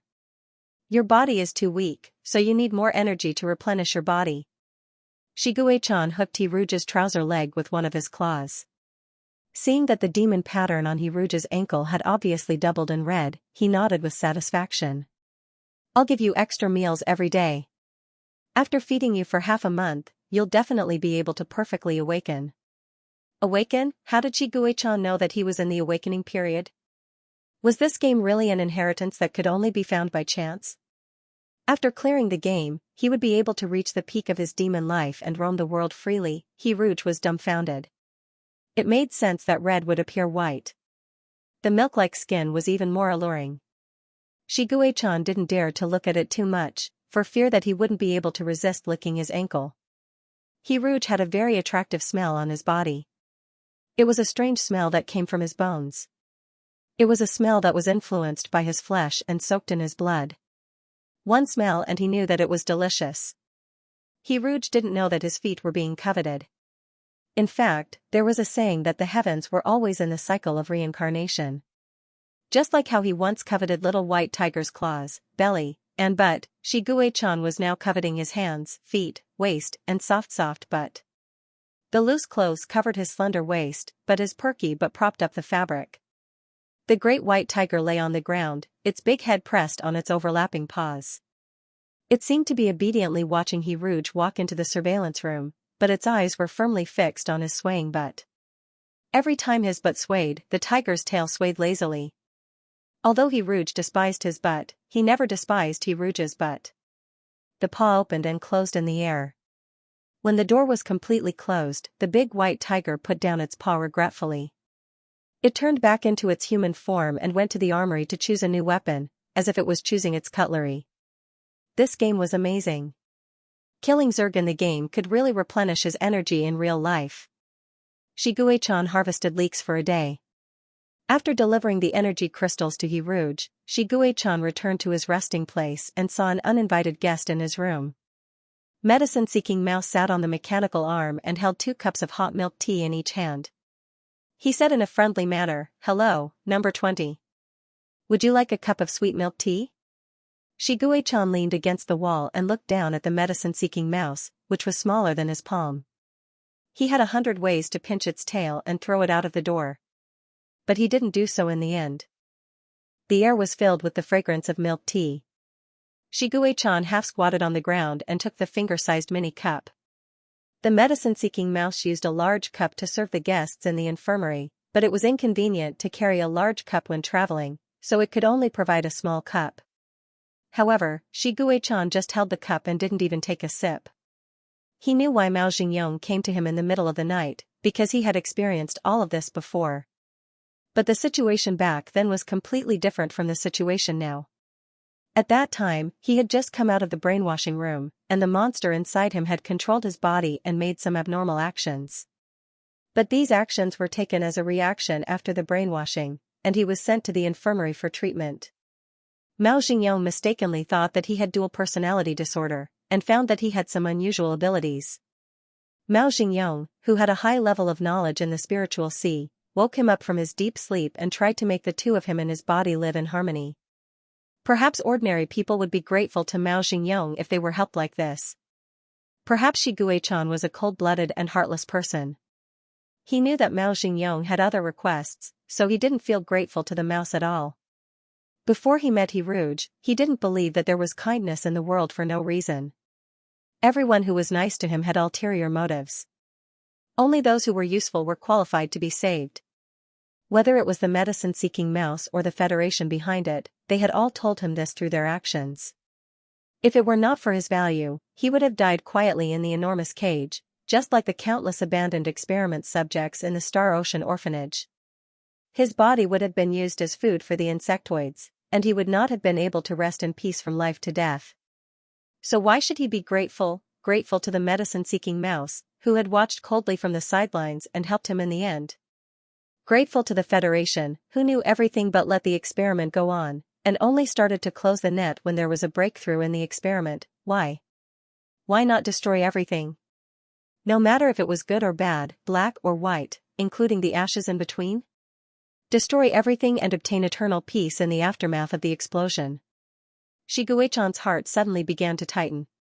He thought that he had forgiven all of this, or that he had let go of the past. But that wasn't the case. Everything that had happened had happened. Even if the nail was pulled out of the wooden stake, the marks left behind would still be indelible, just like his rotten, worm-eaten heart. When the wind blew in the wilderness, it would still make a mournful sound. He couldn't forget this unforgettable hatred. He couldn't forget the humiliation that had run through half of his life. It was so uncomfortable. The hatred was full of thorns. He had to throw these thorns away so that he wouldn't be hurt when he accidentally touched them. But he refused to throw them away. He forgave himself for having thorns all over his body, but he couldn't forgive the hatred that was full of thorns. Why should he forgive? He wanted to impose the cruelest punishment on those who had committed crimes and let them live in endless fear. Thinking of this, Shiguei-chan began to regret that he had only blown up the experiment and let those people die a quick death. The darkness in his heart grew bigger and bigger. He suddenly exerted force in his palm and crushed the cup. The drug-seeking mouse was shocked.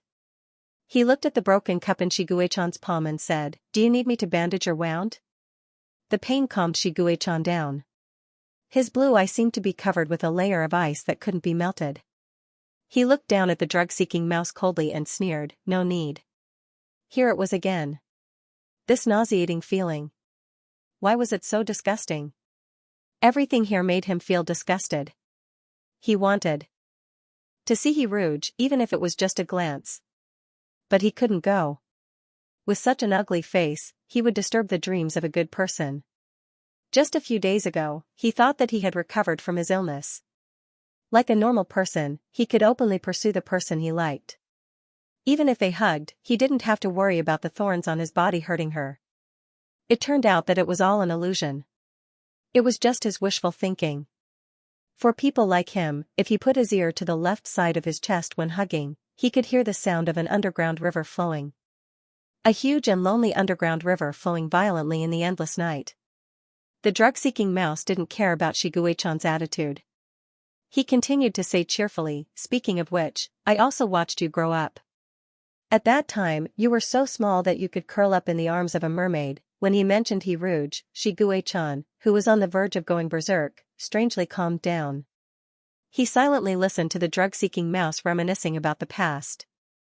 He lowered his eyes and picked up the broken cup in his palm little by little. "At that time, Soft was much cuter than you. You seem to have been at odds with me since we were young." The drug-seeking mouse laughed. It was just like when he sat in the arms of Soft and heard Soft call him Grandpa. He was so happy that he was beaming with joy. Shiguei-chan suddenly remembered that this drug-seeking mouse had helped them before.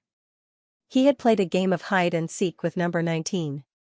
He had given number 19 a packet of milk tea powder and lied to number 19 that it was a medicine prescribed by him. At the end of number 19's life, he had also shown his kindness. He hadn't done it for any benefit, because number 19, that little rabbit, had no value. The drug-seeking mouse in front of him was suddenly different from the image in his memory. Perhaps the deviation had occurred a long time ago, but Shiguei-chan didn't want to admit it. He hated the cold-blooded, mercenary, and hypocritical Mao Xingyong for so many years. The object of his hatred was just a shadow in the darkness of his endless hatred. He couldn't forgive this darkness, so he hoped that this darkness would be so dark that it couldn't see the light of day. In this way, he could vent his negative emotions in the darkness that covered everything. "You like mermen very much, don't you?" Shiguei-chan looked at the drug-seeking mouse coldly. "It has nothing to do with you." The drug-seeking mouse said patiently, "Of course it has something to do with me. Mermen and I cooperate."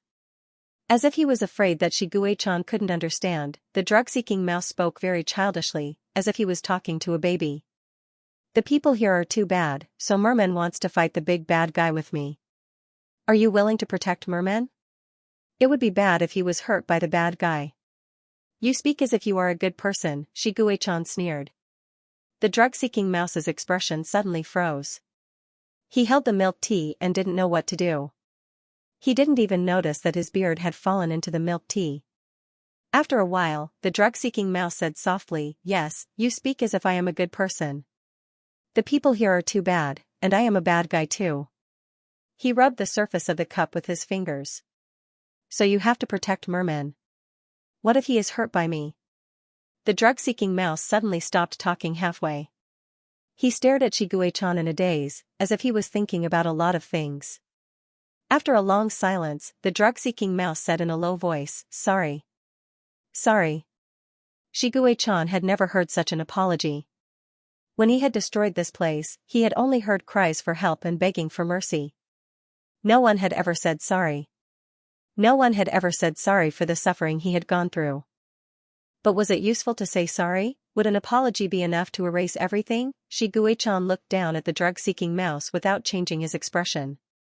If one ignored his tense facial muscles, the drug-seeking mouse's apology didn't seem to affect him at all. After so many years, I have indeed become the person I used to hate the most. I have done a lot of wrong things. Even if it was just a second ago, I still did something wrong. I shouldn't have used your weakness to negotiate with you. The drug-seeking mouse clasped his hands together. He lowered his white head and said in a trembling voice, "Yes, a bad guy is old, but he is still a bad guy. He is a bad guy who doesn't deserve to be forgiven." After a long silence, Shiguei-chan said, "I will cooperate with you. You can go." The drug-seeking mouse sat on the mechanical arm and quietly left Shiguei-chan's room. His lonely figure melted into the endless darkness, bringing with him the secret he had never told the world. Shiguei-chan didn't go offline immediately as usual. He stood in the dark corridor, his blue eye emitting a cold light, like the fire of hell. It was so dark here. After he turned into a human, Hiruge no longer slept with him. Without Hiruge, his changed life didn't seem to be any different. He wanted to see Hiruge, no matter what. As long as he could see him, even if it was just a glance from afar, the turbulent negative emotions would fade away like the tide. The desire in his heart drove Shiguei-chan to take the first step. He walked faster and faster, and couldn't wait to walk to the end of the corridor. Shiguei-chan walked to the door of the surveillance room, and put his palms on the cold door.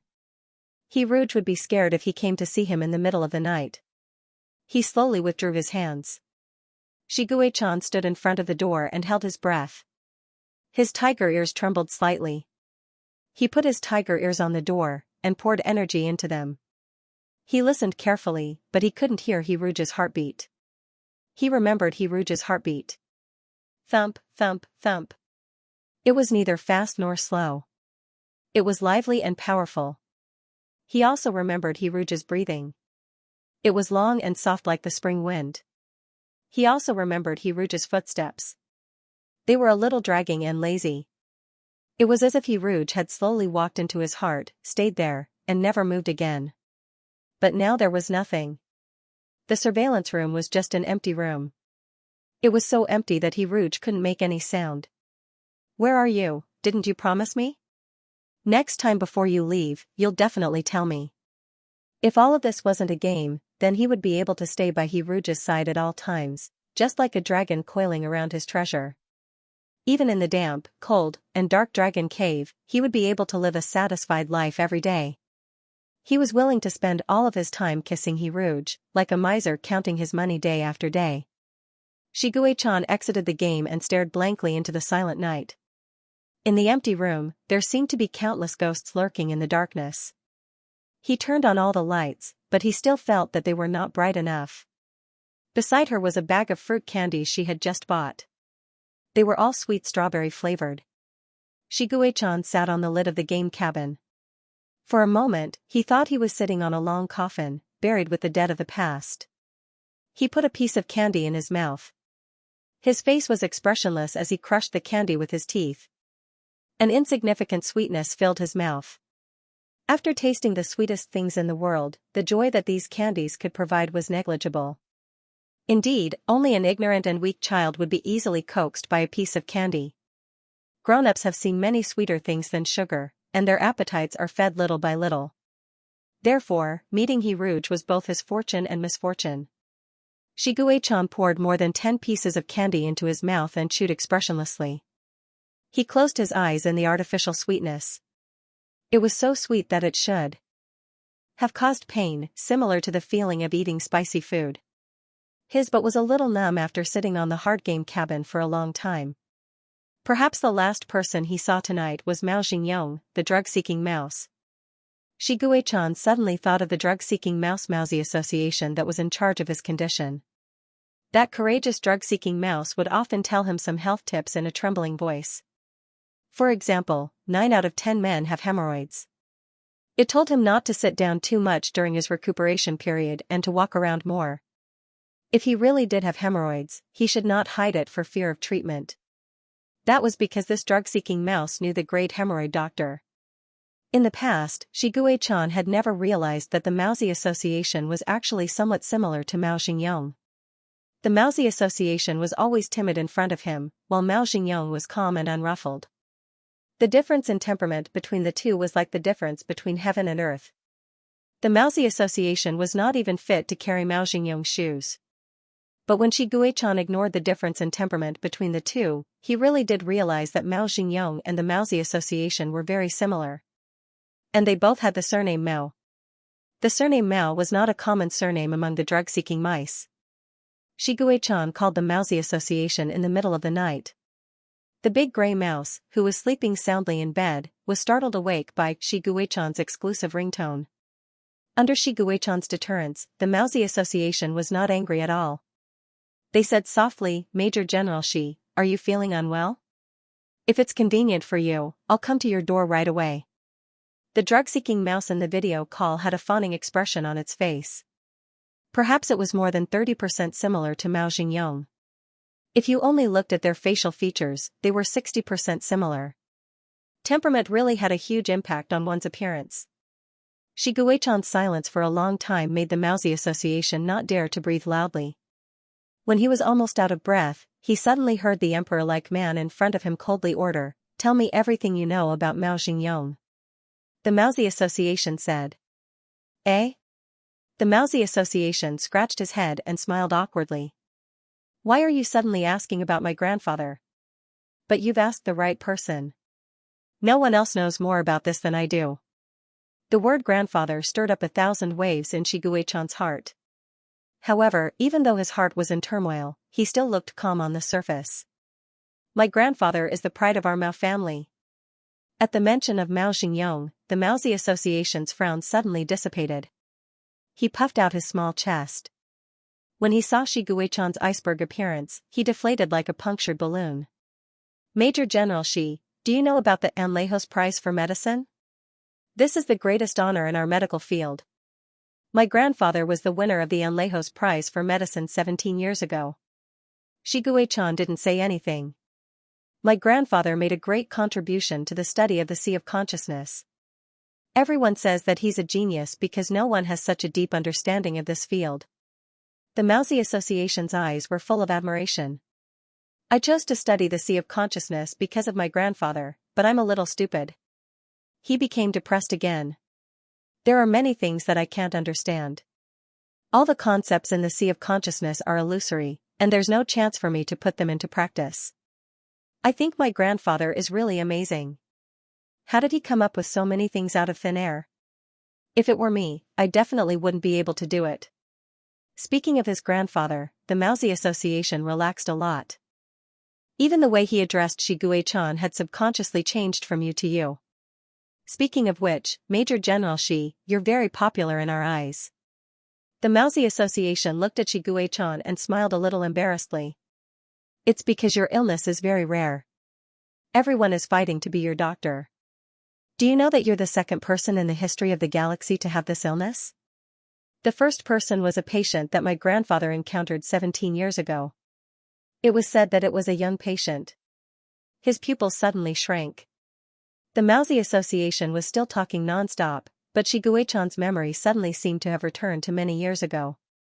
When he came out of the brainwashing room and was sent to the infirmary, Mao Xingyong's diagnosis seemed to have been vortex mental devouring syndrome. This memory was blurry because at that time, his body was controlled by the monster in his body. All the memories that were controlled by the monster added a nightmarish, false, and crazy color to them. Many years later, when he came to the infirmary and heard the name of the illness, he couldn't recall that experience at all.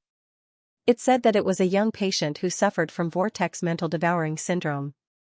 He was the first patient in the galaxy. Grandfather used his own method to treat his mind, but that method had a big flaw. If he received a certain kind of stimulation after he became an adult, the illness would relapse. It's almost impossible to cure. Grandfather wrote in his notes that if that really happened, even if he tried his best to save him, he wouldn't be able to save his life from the hands of the Grim Reaper. Where are the notes? Shiguei-chan suddenly raised his voice, startling the Mousy Association. The drug-seeking rat became timid again. He looked at Shiguei-chan carefully. The notes are with me, but they're not complete. Half of them were torn off and taken away. The other half should be more important because the first half of the notes I have are more like a diary. Who took them? Shiguei-chan vaguely felt that he had grasped a very important thing. The truth from many years ago seemed to be right in front of him. A ray of light illuminated a corner of the thick fog. I really don't know. My father didn't tell me, the Mousy Association said sincerely. I want to see your father.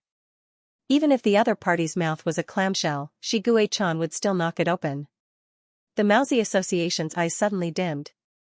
He said in a low voice, my father committed suicide last year. He said that my grandfather had made a mistake and that the Mao family had to pay for it. My father was very superstitious. He always believed that the son had to pay for the father's debts. If the son didn't pay, the grandson would have to. Generation after generation, everyone would bear the burden of sin. My father treated patients for free for many years and went to the poorest areas in the poorest galaxies. He was almost 60 years old last year. The average lifespan of us drug-seeking rats is 120 to 30 years old, but my father said that he shouldn't have lived so long. So he chose to end his own life. Actually, I never understood what mistake my grandfather had made. In my eyes, my grandfather was my hero. My father said that when I was 5 years old, there was a problem with my spiritual sea and I became a vegetable. My grandfather wasn't originally researching the spiritual sea. Because of my illness, he changed the field that he had been researching for half his life and went into the spiritual sea, which no one had researched much at the time. I was in a coma for 10 years. My father thought that I would never wake up in this lifetime. Later, my grandfather came back like a hero. He cured me and sorted out his years of research and submitted it to the research institute. Then he received the highest honor. His name was Mao Xingyong. He was a drug-seeking rat. When his grandson was 5 years old, he was diagnosed with an incurable disease. So he gave up the field that he had been researching for the first half of his life and chose the spiritual sea, which no one thought highly of. For some unknown reason, he went to Shanghai orphanage and participated in human experiments that were banned by the Federation. For some unknown reason, he became a spy for the Federation among the space pirates. This old man in his 70s or 80s had done good deeds for most of his life. He had a clear conscience, and even more so, a clear conscience. The first battlecraft war lasted for 10 years. 10 years later, in the victorious return, the old Mao Xingyong returned. He saved his grandson and received the Anlejos Prize in medicine. Then, in the most glorious moment of his life, he chose to commit suicide. He didn't even attend the award ceremony in the afternoon. He died. He died outside the noisy crowd. His will was to donate all of his organs that could be used. What was even more ridiculous was that he hoped that his body would be thrown into the space war and eaten by Zerg. If that didn't happen, he would feed his body to the pigs and dogs. He only hoped that he wouldn't be buried in peace. Perhaps at the last moment before his death, when his murky eyes closed, 2 lines of tears flowed down his face and disappeared into his white hair. He had a clear conscience. But in the end, he still felt guilty. 7 years after the first space war, his grandson was recognized as a genius in the medical field. In 7 years, he reached a height that ordinary people couldn't reach in their lifetime. Yes, his grandson had inherited his mantle and become the youngest and most authoritative researcher in the field of spiritual sea research. Even if some people secretly believed that he had left behind a lot of precious information for his grandson, this still couldn't erase the brilliance of a genius. The 32-year-old Mousy Association's director always acted like a yes-man in front of Shiguei-chan, but in reality, he was extremely respected. Otherwise, he wouldn't have been able to become Shiguei-chan's doctor. Shiguei-chan stared at the Mousy Association in a daze. In a trance, he seemed to see a young Mao Xingyong. Although he hadn't seen Mao Xingyong in his youth, he felt that Mao Xingyong should be the more calm and peaceful Mousy Association. It turned out that the Mao family was involved in his illness from the beginning to the end. It was like a dead soul silently atoning for his sins. Give me the notes. The Mousy Association sent the notes over that very night. After repeatedly reminding Shiguei-chan not to destroy the notes, they reluctantly left. The notes had been preserved using a special method in the galaxy. Even after more than 10 years, the pages were still as new as before. It was as if the owner of the notes was still alive and had just written them down. Xianxia is sick. He's still so young and hasn't seen much of this beautiful world. As his grandfather, I have to cure him. The medical notes were interspersed with bits and pieces of daily trivia. The environment here is very bad. I don't want to stay here. I've seen many children who have a hard life like Xiaoxia. This child has contracted an illness that has never been heard of before. I plan to name this illness Vortex Mental Emptiness Syndrome because his mind is riddled with holes. Two forces are constantly fighting each other, just like a whirlpool caused by a gale blowing against the surface of the sea. His animal form is really cute. I wanted to make milk tea for him, but he wouldn't drink it. I barely managed to cure his illness, but this treatment method has many flaws. As long as the rest of the notes were torn away. It came to an abrupt end, along with the unspoken secrets. Shiguei-chan looked at the notebook that was torn in half. He stared at it motionlessly, almost sitting like a statue. After a long time, he let out a sneer. However, the rims of his blue eyes were slightly red, like a child who had been wronged but had no one to talk to. He gripped the paper so hard that he almost tore the fragile paper into shreds. A teardrop fell, blurring the words of one of the sentences. That child is even more pitiful than Xiaoxia. Because he has never seen the beauty of this world. Shiguei-chan put down his notebook and used the back of his hand to rudely wipe away a tear that was about to fall from his eyelashes. He couldn't forgive Mao Xingyong, but he wouldn't hold a grudge against the Maozi Association. Just like the so-called the son pays for the father's debt, since someone from the Mao family had already died, then so be it. He was tired. Shiguei-chan turned into his beast form and walked into the bathtub to soak in his hair growth bath. Now that he wasn't as bald as before, after a few more days of rest, he should be able to become less bald and less ugly. The energy gained from killing Zerg in the game had all been absorbed by Shiguei-chan's little wings in reality. The wings that were originally the size of a thumb were now the size of a middle finger. After the great white tiger made sure that his surprisingly hairy little wings were also soaked in the hair growth bath, he expressionlessly soaked in the bath, leaving only his big head above the water. The vortex devouring syndrome had been cured, but the hair that had disappeared wouldn't grow back immediately. The only good news was that no matter how happy or angry Shiguei-chan was now, he wouldn't lose his hair as crazily as before. Every time he finished soaking in the hair growth bath, he would feel a sense of exhaustion in his abdomen. However, this wasn't a physiological need, but a side effect of the hair growth bath. Shiguei-chan could only curl up like a big shrimp and endure the uncomfortable period alone. He wasn't afraid of pain, but he was afraid of the weakness that came from the inside of his body. In the past, Shiguei-chan could only endure it, but now he had a good way to distract himself, and that was Hirouge. Thinking about Hirouge, everything would be better. The great white tiger put his big head on the edge of the bathtub, closed his eyes, and began to hum unskillfully, two tigers, run fast, his big paws pawed happily in the bathtub. One has no eyes, the tiger's closed eyes opened and closed again. One has no tail, the tiger's tail slapped the surface of the water with all its might, making splashing sounds. It was as lively as Neza making waves in the sea. So cute, the great white tiger, who was completely immersed in his own world, shook his head and shamelessly praised himself for being cute. The great white tiger's powerful singing voice echoed in the bathroom. The low and soft tiger's roar perfectly blended with the sound of the water.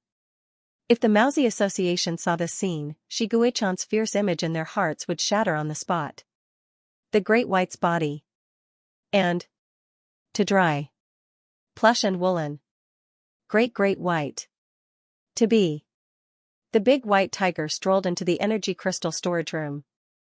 The big white tiger, which was originally absorbing energy crystals from a distance, suddenly pointed its mouth at one of the energy crystals. And Tutu. It was as if she had secretly kissed that person. That's great. I'm happy again. Hirouge logged into the game after waking up. Today, Shiguei-chan was particularly clingy. He first stood beside Hirouge and slowly approached him. Then, his little finger moved restlessly and carefully touched He Rouge's finger. He didn't know what Shiguei-chan was up to. He Rouge decided to deal with all changes by remaining still. That sneaky little finger finally hooked He Rouge's little finger. He Rouge glanced at Shiguei-chan. "What are you doing? Are you trying to make a pinky promise with me?" Shiguei-chan, who wanted to hold hands with He Rouge but was too embarrassed to say so, asked, "What's a pinky promise?" "It's a way for children to make a promise to each other. If two children are willing to make a pinky promise with each other, it means that they have an agreement that neither side will easily break," He Rouge explained patiently. His snow-white tiger tail instantly stood up. Shiguei-chan looked at He Rouge and whispered, "Then I want to make a pinky promise with you." "He Rouge? Are you a child, baby?" The beautiful young man in front of him was still childish. At this moment, he was still in the position of hooking their pinkies together. He really did look like a child. He Rouge generally wouldn't refuse Shiguei-chan if it didn't involve a matter of principle. Pinky promises were fine. It wasn't like touching a butt or kissing a little. Ever since their lips touched, although He Rouge didn't say anything on the surface, he used his actions to show his attitude. "I won't sleep with Shiguei-chan." Although he now had some feelings for Shiguei-chan that went beyond fatherly love, Shiguei-chan was still too young. He looked like a minor, so He Rouge couldn't bring himself to kiss him. "Then what do you want to promise me?" He Rouge asked gently. His gentle attitude was more like he was taking care of a junior than a lover. Some people were born with the tolerance of an elder, and it had nothing to do with age or experience. Shiguei-chan originally wanted to say, "The next time you leave, you must let me know." But after thinking about it, he felt that this was too much of a loss. He would be wasting an opportunity to make an agreement with He Rouge. Then, could he make an agreement like this? "Could you like me a little like how I like you, not too much?" Shiguei-chan's fingertips moved slightly. He lowered his eyes and said softly, "The promise is that we can hold hands every day." Only people who liked each other would hold hands. If they held hands every day, did it mean that they liked each other every day? Okay. He Rouge demonstrated the pinky promise with his two hands, and then hooked Shiguei-chan's pinky finger. "Don't be in a hurry to put our thumbs together. We still have a vow to make a pinky promise." Looking into those slightly confused blue eyes, He Rouge recited a childish vow, "Pinky promise, hang yourself for 100 years. Whoever changes is a puppy." He thought that Shiguei-chan wouldn't be able to accept such a shameless line for a while, but Shiguei-chan immediately recited it to him. "Pinky promise." He hooked his pinky finger. "Hang yourself." Their thumbs were pressed together. Their hands swayed slowly in the air, as if they were immersed in the silt of time. 100 years. Whoever changes is a puppy. Shiguei-chan looked up at He Rouge. He always took advantage of He Rouge's inattention to secretly look at this person. He thought that if they didn't change for 100 years, then they would have to each other for 100 years. But 100 years was too short. Could it be changed to 1,000 years, 10,000 years, a lifetime, forever? The person in front of him still didn't seem to notice. He smiled and said, "Let's twist our hands together." Look, didn't our pinky promise suddenly turn into a heart? A heart formed by his left hand, and He Rouge's right hand appeared in front of him. Shiguei-chan suddenly didn't want to let go. He didn't want to let go of the person in front of him for the rest of his life. The fifth experiment allowed He Rouge to live a happy retirement life. From time to time, he would change Shiguei-chan's clothes and sit in front of the monitor screen to admire the beautiful young man's appearance as he broke through the dimension wall. However, after 10 days, Shiguei-chan couldn't fit into those cute clothes anymore. This beautiful young man grew into a handsome young man as if he had eaten jinkola. The young man's face on the monitor was smooth and sharp. After so many days of killing, it was like a whetstone that sharpened the originally rusty weapon to its original sharpness. He was half a head taller than He Rouge. When Shiguei-chan put on He Rouge's new black Han costume, he looked like a lonely swordsman who was seeking defeat. The young man in the wide-sleeved robe leaped towards Zerg with a sword. As his clothes fluttered, his sharp eyes were as cold as a cold lake. The corpse collapsed with a bang. The young man waved his sleeves and left. He Rouge couldn't help but think of a poem, "Killing a man every 10 steps, leaving no trace for 1,000 miles. Leaving after the deed is done, hiding his identity and name. Shiguei-chan actually didn't like the strange clothes he was wearing. The steps to put it on were complicated. He had to put it on 4 layers, and he couldn't even remember the position of the straps. However, when Hiruge patiently bent down and tied the long straps for him and tied a bow with a smile, Shiguei-chan felt that everything was worth it. Even though it was easy to step on the hem of the clothes when he walked, and his movements when he swung his sword at the beginning were restricted by the wide sleeves. However, he liked the way Hiruge looked at him from afar. It was a gaze of praise and gentleness. It was a gaze that could make people feel confident and happy. Shiguei-chan went to the monitoring room to look for Hiruge. Hiruge was recording data like a word porter, doing these time-consuming but brainless tasks. Hiruge thought as he recorded. If only writing could be so easy. However, he would be able to finish the novel in about 10 days. Hiruge wanted to take a good rest for a month after finishing the novel. Hiruge insisted that it was too tiring for him to continue writing. For example, going on a trip could help him relax. Hiruge thought it was very reasonable. He wanted to use the rest of the month to play games and unlock Shiguei-chan's new look every day. Hiruge had always wanted to dress Shiguei-chan in women's clothes, especially the gorgeous wedding dress. However, Hiruge didn't have the guts to do it. He always thought that the clothes he chose were enough to bully a child. Therefore, he just thought about it. He never thought that Shiguei-chan would grow up so fast. He couldn't wear women's clothes as naturally as he did when he was a beautiful young man. Moreover, the tiger ears and tiger tail had disappeared. Plush and woolen would only appear when Shiguei-chan was very excited. Hiruge sighed again for the look he missed. Suddenly, a hand appeared in front of him. The pale hand stretched out from the black cuffs. The joints were distinct, and the light blue veins were visible. This hand looked good when holding a sword, holding a gun, and carrying a cannon. Even if it didn't do anything, it would still look good when placed in front of you. Hiruge raised his head and looked at the young man in front of him, who pursed his lips and remained silent. The few strands of silver hair in front of his forehead were a little long, almost falling over his eyelashes. From this angle, this kind of sharp face actually had a bit of tenderness, like a steep mountain peak. Under the cluster of flowing clouds and the radiance of the setting sun, there would be more ethereal tenderness. Her secretly red earlobes were the radiance of the setting sun. Hiruge held Shiguei-chan's hand, fulfilling his daily request to hold hands. Shiguei-chan's hands were rougher and hotter than Hiruge's. His palms would sweat if he held them for a long time. Just like Shiguei-chan, he was sitting right next to Hiruge, shoulder to shoulder. He pretended to be reading an experiment report and stuck close to Hiruge. Most of the weapons in the armory had been tested by Shiguei-chan and put into actual combat to learn how to use them. So this experiment was coming to an end.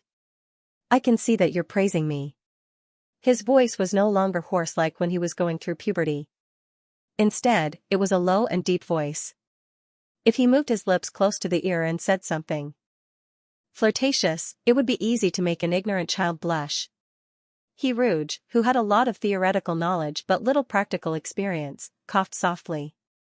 Then what did I praise you for? You praised me for being smart and having a strong learning ability. Shiguei-chan automatically turned the data into flattery.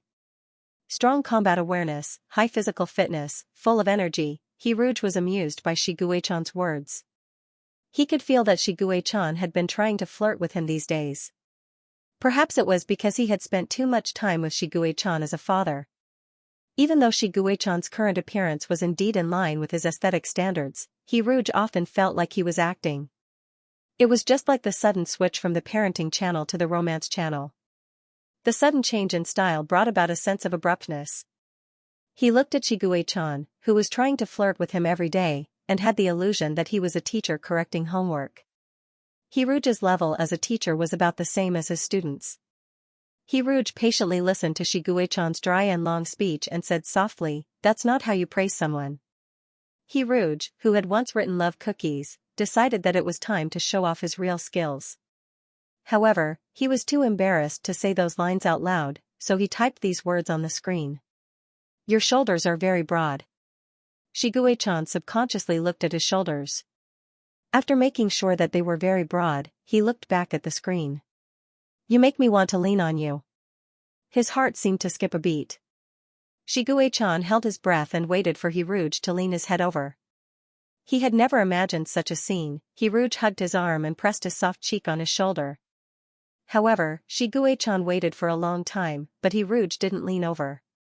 Hiruj, who had run away after flirting, continued to record the data. However, he couldn't ignore Shiguei-chan's resentful gaze. Hiruj faintly felt that he had bullied a child again. He clenched his fist and coughed softly. How about this? I'll say some cheesy words of love to you. Blue eye lit up. Shiguei-chan automatically ignored the first two words and focused all his attention on the second word. Okay. Hiruj cleared his throat and said, You're especially annoying today. If Shiguei-chan had tiger ears now, they would definitely droop down in an instant. He looked at Hiruj in disbelief. He even forgot to hold Hiruj's hand. You're likable and never tired of looking at you. The person in front of her was in a daze. Using such a smart face to put on a confused expression, it was indeed easy to make Hiruj laugh. Hiruj waited for Shiguei-chan to understand the meaning of this sentence. When he saw Shiguei-chan laughing so hard that his two small canine teeth were exposed, he couldn't help but laugh as well. There were no vulgar words of love in the interstellar era. Shiguei-chan had never heard any words of love before. He could be amused by a simple I like you, but when he heard vulgar words of love, it was extremely rare. He wanted to hear them but was too embarrassed to say them. There were thousands of words of love in the world. Hiruj held Shiguei-chan's hand. When he spoke, he didn't feel much excitement. He continued in a teaching tone. Vulgar words of love don't seem to match what you're wearing today. I'll say something more elegant. He held Shiguei-chan's hand and said softly, life or death contract, we'll make a promise. Holding your hand, we'll grow old together. Whenever the cold pool of blue eye looked at Hiruj, it was always as gentle as melting snow. At this time, the blue eye was slightly stunned. Shiguei-chan thought that although he couldn't understand it, it must be a very beautiful sentence. After the lesson, Hiruj continued to record the data. When he finished sorting out all the experimental data, he could submit it to complete the fifth experiment. Because Shiguei-chan was holding one of his hands, Hiruj's typing speed was much slower. When he was slowly typing with one finger divine skill, Shiguei-chan's deep voice suddenly rang in his ears. Hiruj. I still think. Shiguei-chan leaned his head on Hiruj's shoulder and said softly with his eyes closed, the first time you called me baby, it was the best words of love I've ever heard. Hiruj's typing stopped. He couldn't remember the first time he called Shiguei-chan baby. But at that time, he definitely didn't say it in a romantic tone. But many truths didn't need to be revealed one by one. He gently leaned his head on Shiguei-chan's head and closed his eyes. In fact, he didn't really know what a lover was, and he didn't know what Shiguei-chan meant to him. But whenever he saw Shiguei-chan, he would be very happy, regardless of whether he was in his animal form or his human form. Except for Shiguei-chan, no one else could touch his heartstrings so easily. When he snuggled up to a warm person, he would feel that everything was warm. Although Shiguei-chan wasn't warm at all in the beginning, he was like a little hedgehog, cold and full of thorns. But in the end, the little hedgehog flipped over and placed him on its soft belly with its 4 legs facing the sky. Liking someone didn't matter about gender or whether it was real or fake, at least for Hiruj. He just transferred the tenderness in his heart to another person. Only time would tell how long this tenderness would last, and whether it would become more or less. Since this was a love game, it didn't matter if he tried to have a good relationship with Shiguei-chan. Anyway, this was the first time he and Shiguei-chan were trying this game, and neither of them would dislike the other. As long as they could snuggle up to each other, this moment of warmth was enough to make up for the fake game. From the beginning, he just wanted warmth, didn't he? Hiruj rubbed Shiguei-chan's head, entered the last data, and clicked submit. Infinite armament completed successfully. Total experiment duration 19 by 24 hours. Survival rate 100%. Surviving experimental subject, number 20. Your performance in the experiment, good, did not violate the experiment rules. It always takes a lot of time and money to cultivate an experimental subject, and number 20 is the most successful experimental subject in history.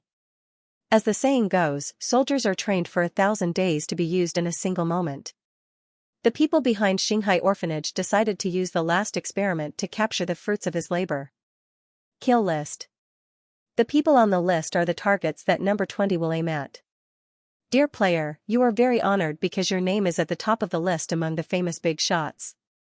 I wish you a happy game. The voice belonging to Scorpion resounded in the laboratory. Number 20, I'm very happy that you've grown into what you are today.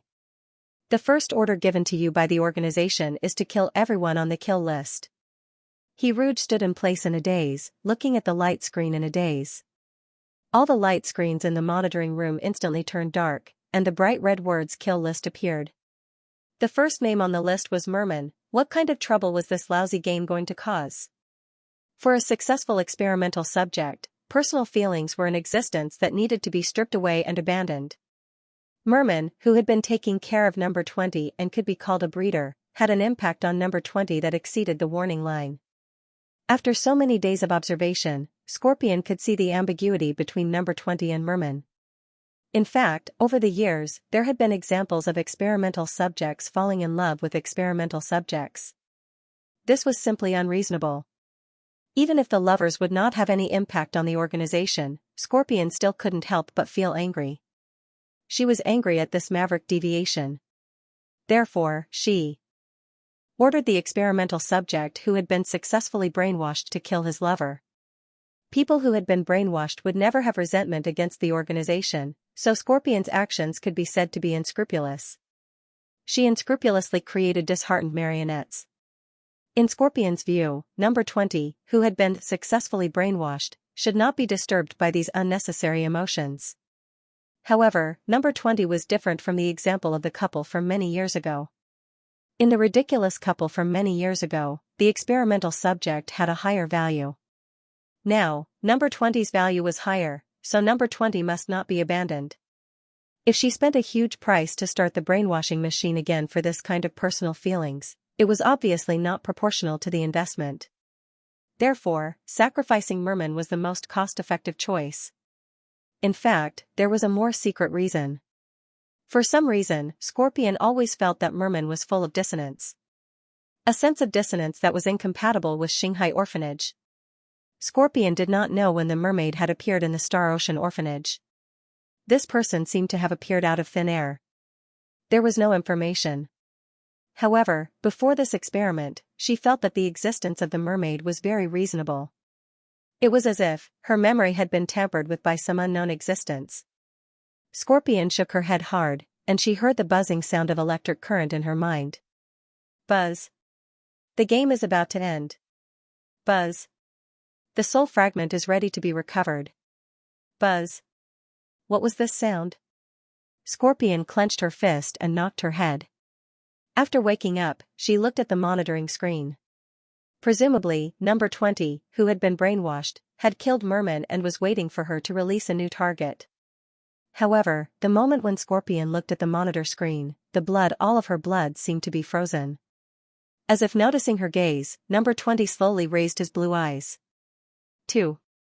She seemed to have seen this pair of eyes that seemed to contain all the malice in the world before. Where was it? Not long ago, in cubicle 104, the monster that had not fully grown up stared at her coldly, like a fire surging under ice, burning away all despair and madness. The monster rushed to the brainwashing room to find Merman like a madman and kept ordering her to open the passage. In the end, the monster hugged Merman and died on the top floor.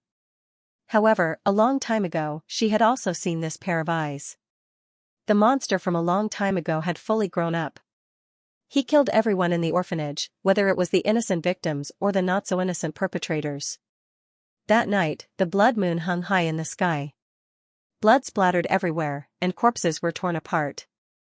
The huge monster walked out from the darkness with blood dripping from the corner of its mouth. The blood was stained with dirt. The blood that belonged to her colleagues turned into raindrops and fell on her body. As she screamed in horror, the huge claws that were emitting cold light swung towards her, with a gust of biting cold wind. The world in her eyes began to turn upside down. When her head rolled to the ground, she saw her headless body slowly It turned out that she had died 17 years ago. Now, she was just a soul fragment that had been picked up by an unknown existence. She lived in an imaginary world like a marionette. Life and death were not up to her. Shiguei-chan hugged T-Rouge and kept stroking his back, trying to calm him down. I won't hurt you. Don't be afraid. Don't be afraid of me. Even if I kill myself, I won't hurt you. He was not very good at comforting people. His words were clumsy, but the anxiety in his heart was conveyed to He-Rouge. He-Rouge, who thought his head was going to fall, hugged Shiguei-chan foolishly.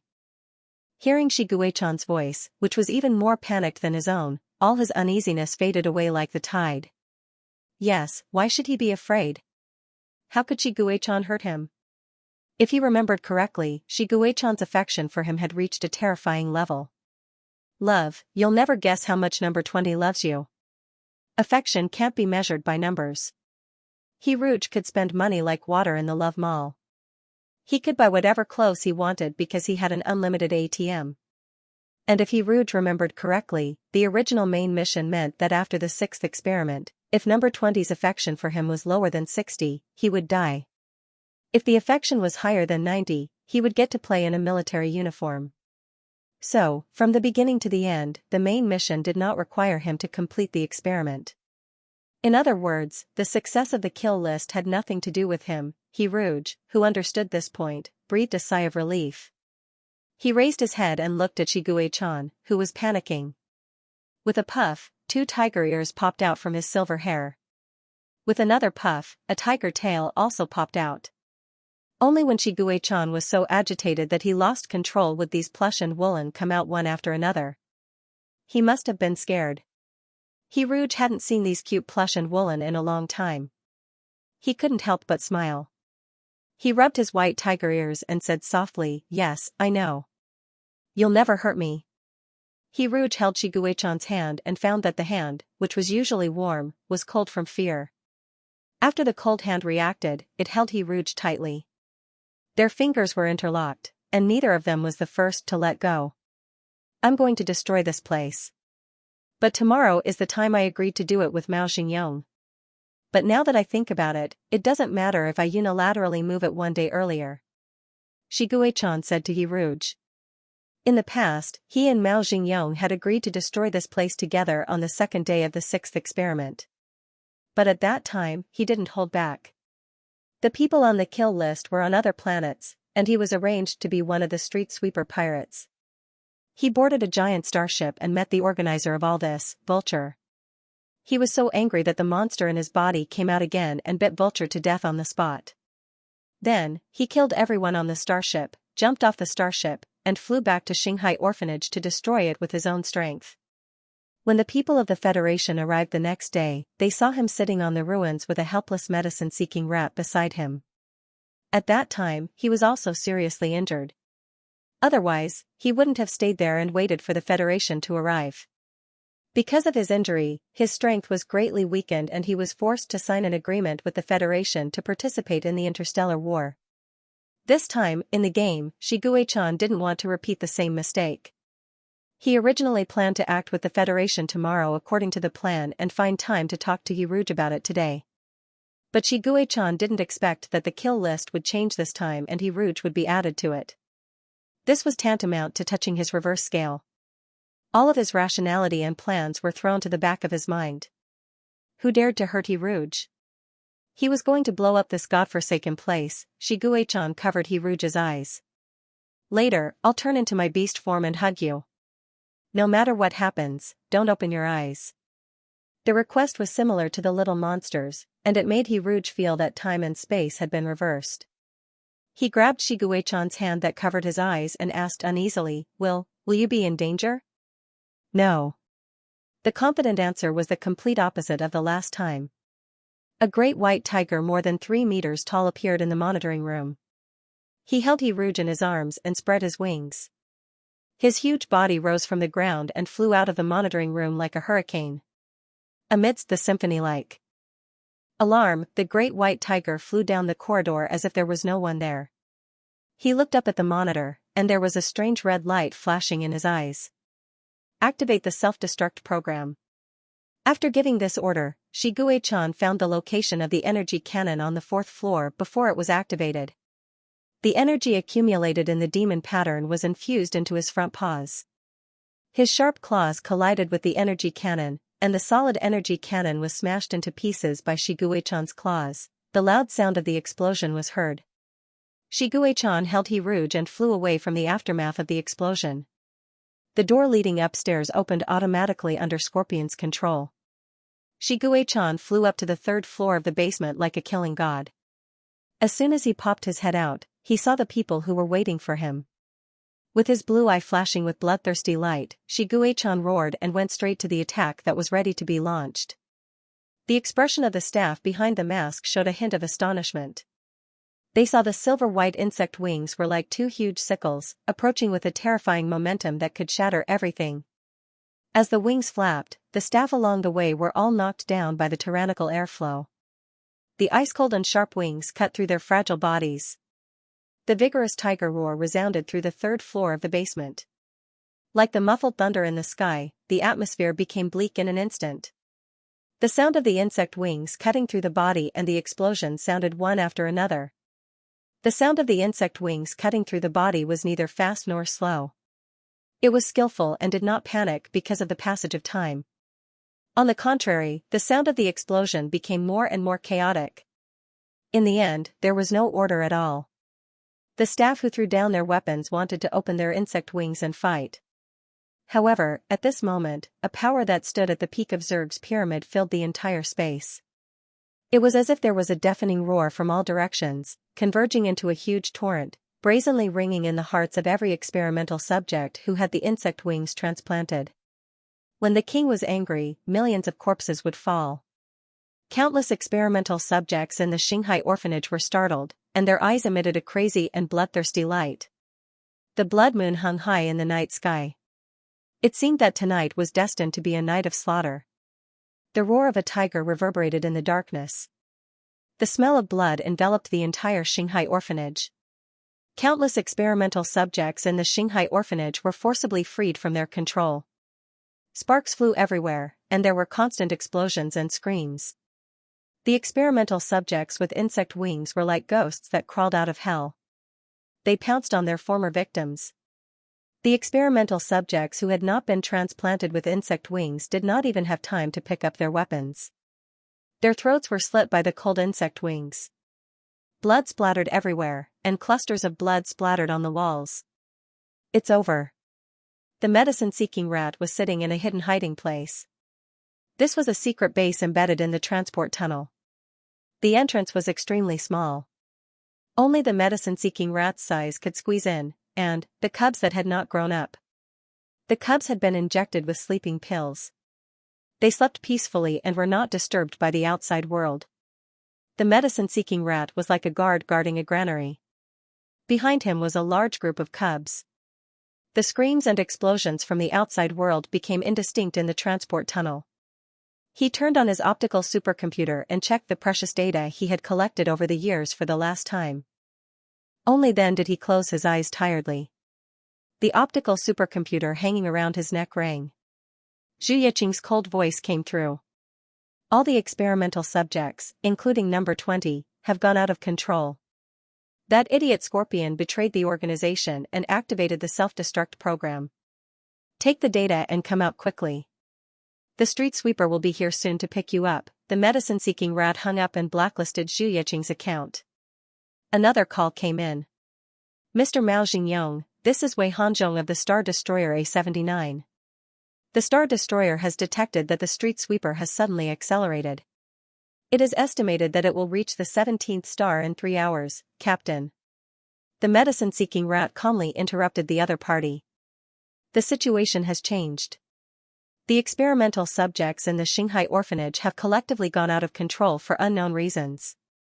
I have learned that the self-destruct program installed in the Xinghai orphanage has been activated. Please proceed with Plan B. The person on the other side was shocked by this sudden change. However, he quickly calmed down and hung up after exchanging a few words. In the quiet starry sky, 2 huge starships separated by a long distance, one in front and one behind, shuttled through the sea of stars. Another call came in. Where are you? Number 20's cold and unreasonable question made the medicine-seeking rat smiled for the first time that night. I thought you had lost control too. I have a way to leave this place before the big explosion, so you don't have to worry about me. When the person on the other end hung up the call without any hesitation, medicine-seeking rat smiled and shook his head. He sat in the cave with the photon computer in his hand, looking at the flickering red lines on the dark surface of the transportation tunnel. It was like a flame that burned away all the dirt. An inexplicable sense of familiarity surfaced in his heart, as if he had seen this raging fire before. Perhaps he had seen such a scene in his dreams. How many years had it been since he had been here? She watched him build the Vermilion Pavilion, she watched him entertain the guests, and she watched as his pavilion collapsed. Rouge closed his eyes in the arms of the great white tiger. The smell of blood in the air was so thick that it could not be dispersed. Perhaps when he opened his eyes, he would see purgatory in the human world. Gue-chan was trying his best to fly him from hell to the human world. Gue-can, I just heard the medicine-seeking rat say big explosion. What is a big explosion? Rouge had to raise his voice as he heard wails and cries for help. A long time ago, the self-destruct program installed in the Shanghai orphanage will be successfully activated and blow up everything here. Blow up? Rouge's heart tightened. He instantly thought of the cubs of the ice project. Then what about the cubs? Can they escape before the explosion? Don't worry. Mao Xingyong will take them away. Gue-chan turned into his human form. He took out the rotating plasma hand cannon from the space button. He held Rouge's waist with one hand and whispered to Rouge, "Open your eyes." The door of the brainwashing room came into view. The door was closed, but Gue-chan kicked it open. Before I leave, I have to completely destroy this machine. Gue-chan simply stated a fact. His cold voice seemed to be telling an eternal truth. However, when he looked at Rouge, his cold voice suddenly became warm. Do you want to shoot it? Rouge was stunned when he heard this. Then, he was tempted. The rotating barrel in Gue-chan's hand was too cool, and the brainwashing machine was too annoying. He couldn't help but nod. His hands were covered by Gue-chan's hand. The young man leaned over slightly, put his chin on Rouge's shoulder, and patiently corrected the way he held the plasma hand cannon. Aim at this big target. Very good. His thin lips moved to Rouge's earlobe and whispered, "Fire." Rouge's earlobe seemed to have a numbing electric current flowing through it. Rouge's hand almost couldn't hold the plasma hand cannon. Perhaps unintentional flirting was the most seductive. Without too much pretense, the image of a military god in the interstellar era was what first attracted him to the image of Gue-can. The dark muzzle shot out a dazzling beam of light, and everything seemed to slow down. Surrounded by Gue-chan's aura, he suddenly remembered a sentence he saw when he went to the author's forum for help. It seemed to be, "Are there any straight men in Xinjiang?" If he could log into the forum now, he would definitely refute that post owner. It wasn't a question of whether he was straight or not, it was a question of who he was looking for. Gue-chan was such a cute person that he deserved to be loved by anyone. He never thought that he was gay, but Gue-chan was an exception. The beam of light poured out and turned into an electric grid that enveloped the brainwashing machine. Gray smoke rose from the surface of the machine as the electric current fluctuated. Dark red sparks were faintly discernible. You're still not focused at this time? The young man lightly bit Rouge's earlobe as if he was punishing him, and his hands trembled again. However, the firing position was fixed by Gue-chan, so all Rouge had to do was simply press the firing button and perform the stupid operation. When Rouge fired the fourth shot, the machine was on the verge of breaking down. Gue-chan took back the plasma hand cannon and performed a barehanded dismantling of a Gundam in front of Rouge. His movements were as smooth as flowing water, as if he had dismantled a Gundam before. In the end, Gue-chan turned into his beast form. He sat on the scraps on the ground and destroyed them expressionlessly. Then, he reached out his claws and stomped on them crazily. Rouge, who was originally blushing from the teasing, saw this scene.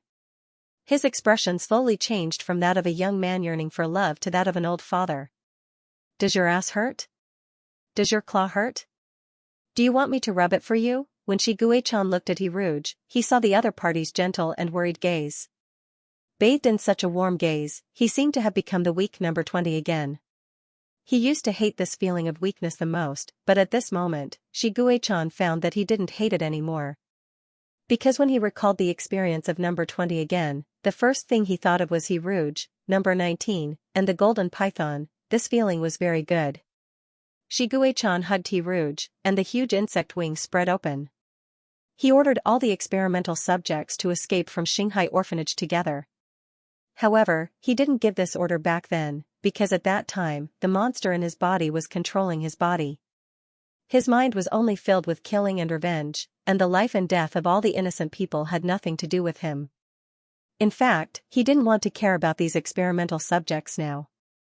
He might indeed be a cold-blooded and ruthless person. He was willing to save number 19 and the golden python, but the life and death of the other experimental subjects didn't matter much to him.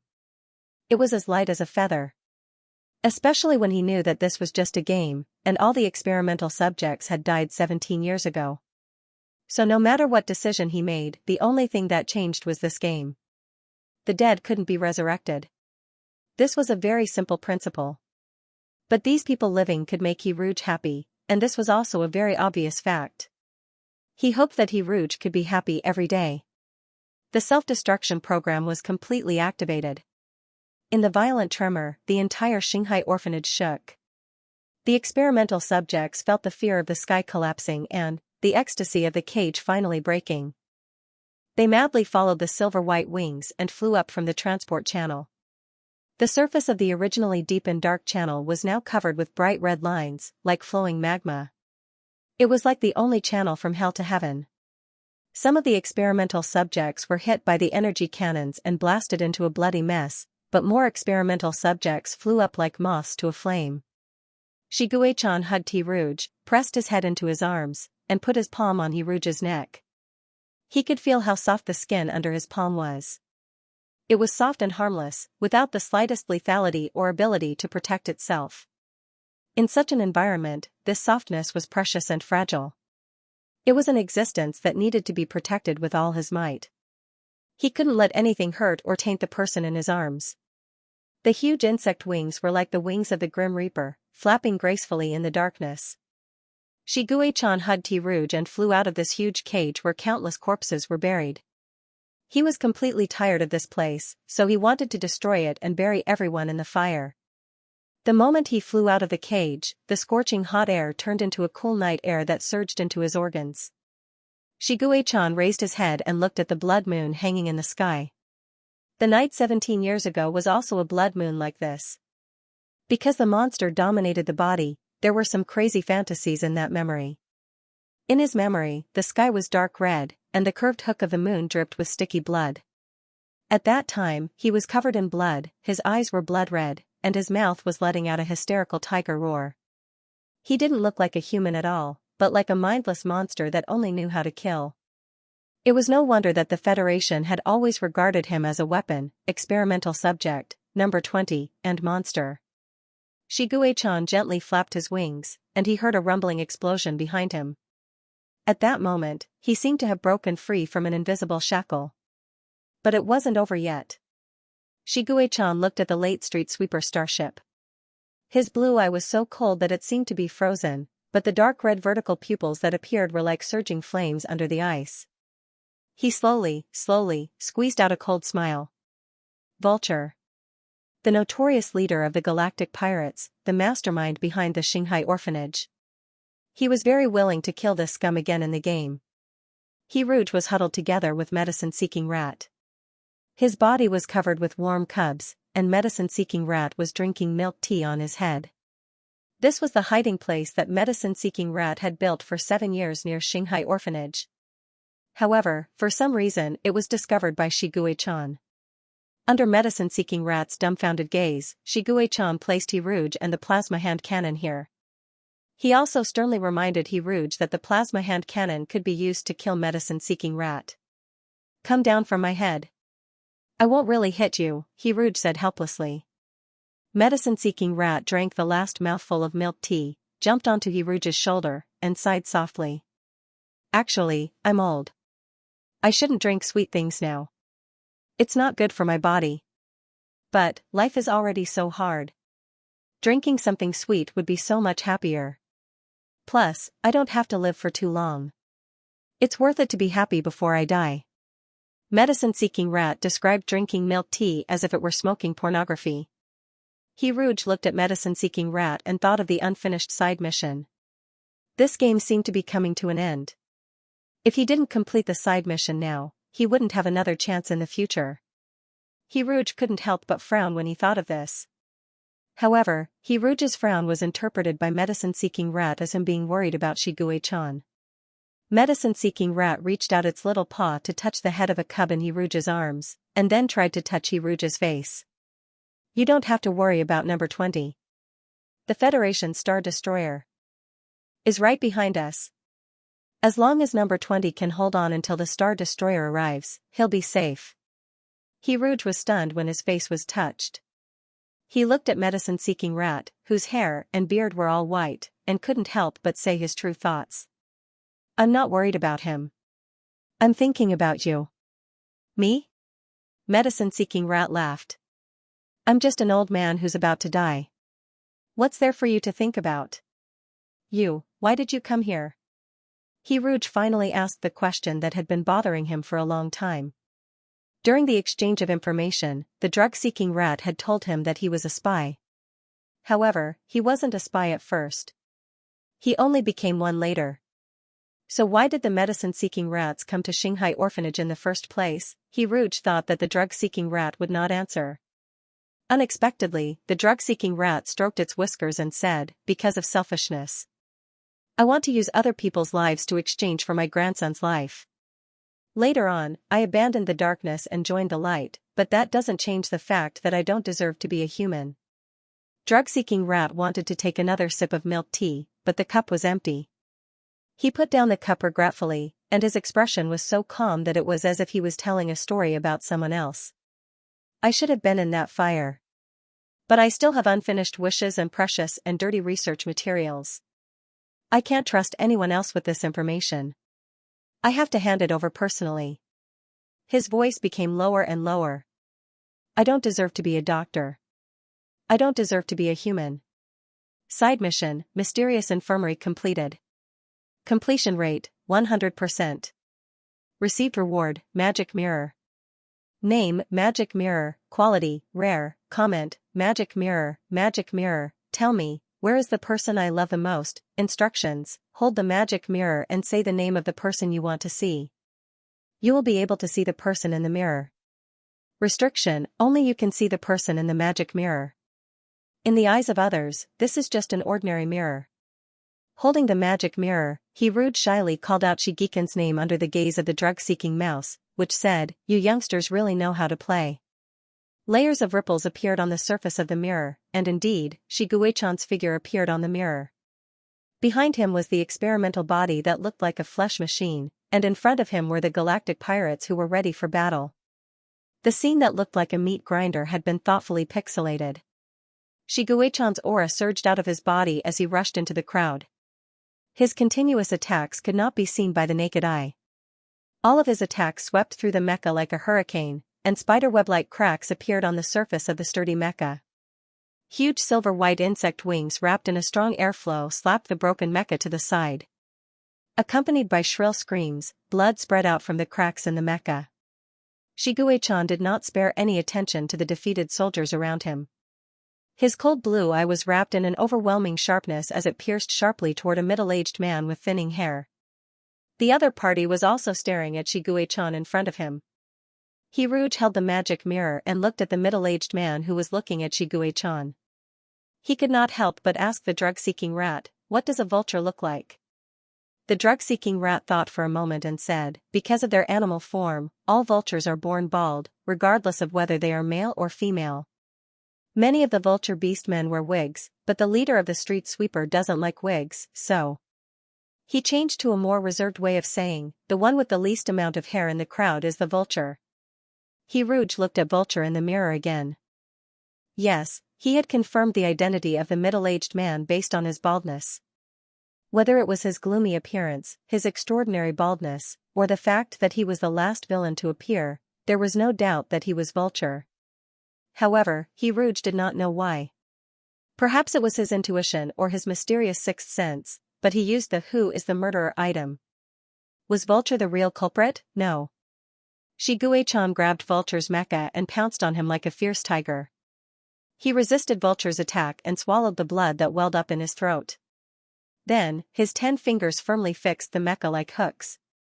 A surge of power suddenly burst out from his arms. Shigue-chan's silver-white insect wings turned. He nimbly turned his body in midair and aimed Vulture's mecha directly at the interior of the starship. Then, he threw Vulture's mecha forward. The solid metal wall shook violently. A shockwave spread out. With Vulture's mecha as the epicenter, the entire upper part of the starship collapsed in an instant. Vulture's body slammed into the mecha. The sound of bones breaking could be heard continuously. Blood flowed out of his eyes. His face turned from pale to gray in an instant. Shigue-chan was like the Grim Reaper. He lifted the heavy mecha with ease. When he reached a certain height, he suddenly turned around. The giant insect wings grabbed the iron-like mecha. Shigue-chan and Vulture's mecha fell like a meteor. Rumble, Vulture spat out a mouthful of blood. Then, he coughed up small pieces of his internal organs. Blood gushed out of his wounds and dyed the metal floor red. The starship that was suspended in midair was forcefully smashed into the ground. The moment the starship fell, Shigue-chan grabbed Vulture's throat with one hand and covered the mecha with the other.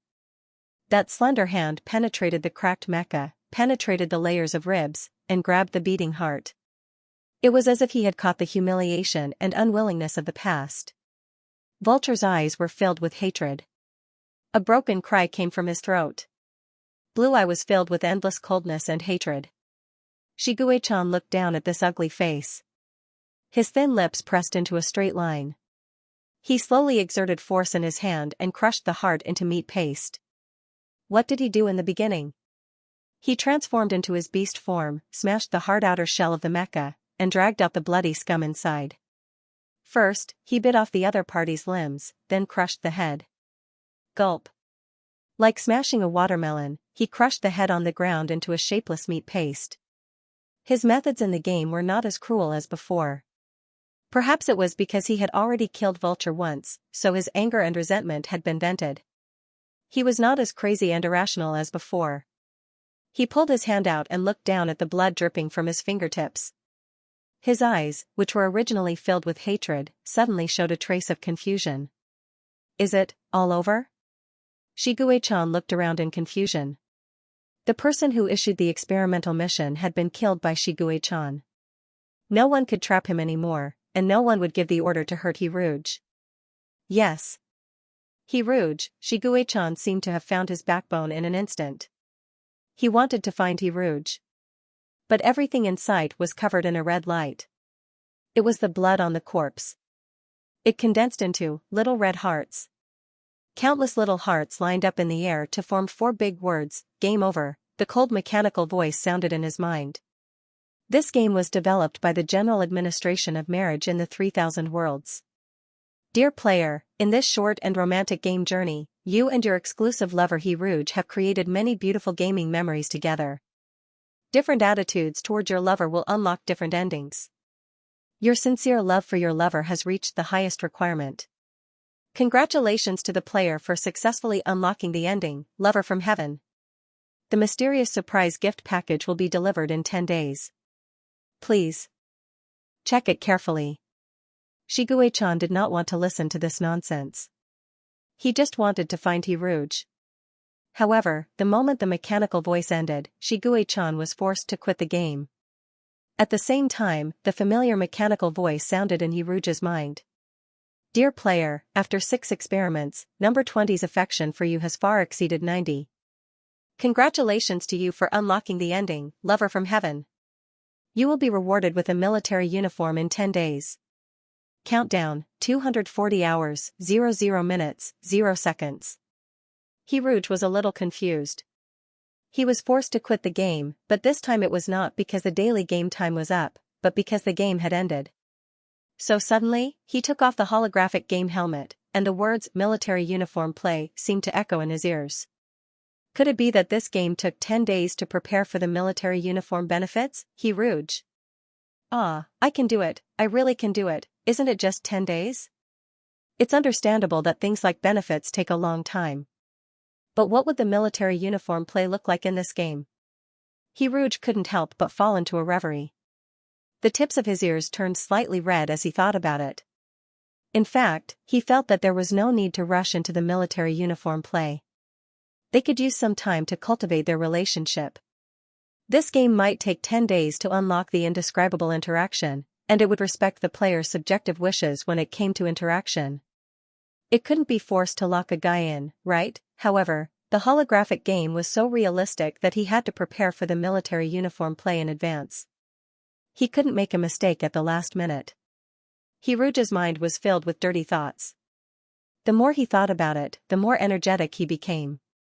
If it wasn't for the fact that it was in the wee hours of the morning, Rouge would have found a learning video and studied it all night. After waking up, Rouge subconsciously touched the holographic game helmet at the head of the bed. He insisted on putting the helmet on his head even though he was sleepy. In the dark helmet, he heard a cold mechanical voice, "Countdown, 230 hours, 48 minutes, 17 seconds. Rouge realized that he still had to wait 9 days before he could play the game. Without Shiguei-chan's company, his life suddenly became half-empty. His schedule that was originally filled with a combination of work and rest every day was now only filled with work. On this day, Rouge finished writing 10,000 words early in the morning. He was bored to death as he soaked in the bathtub and watched videos.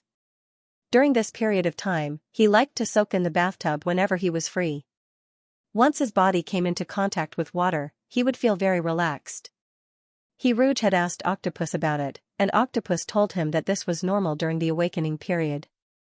During the awakening period, the aquatic creatures would want to soak in the water all day long. Therefore, Rouge also soaked in the bathtub and watched videos with a clear conscience. Halfway through, Rouge suddenly remembered the learning video.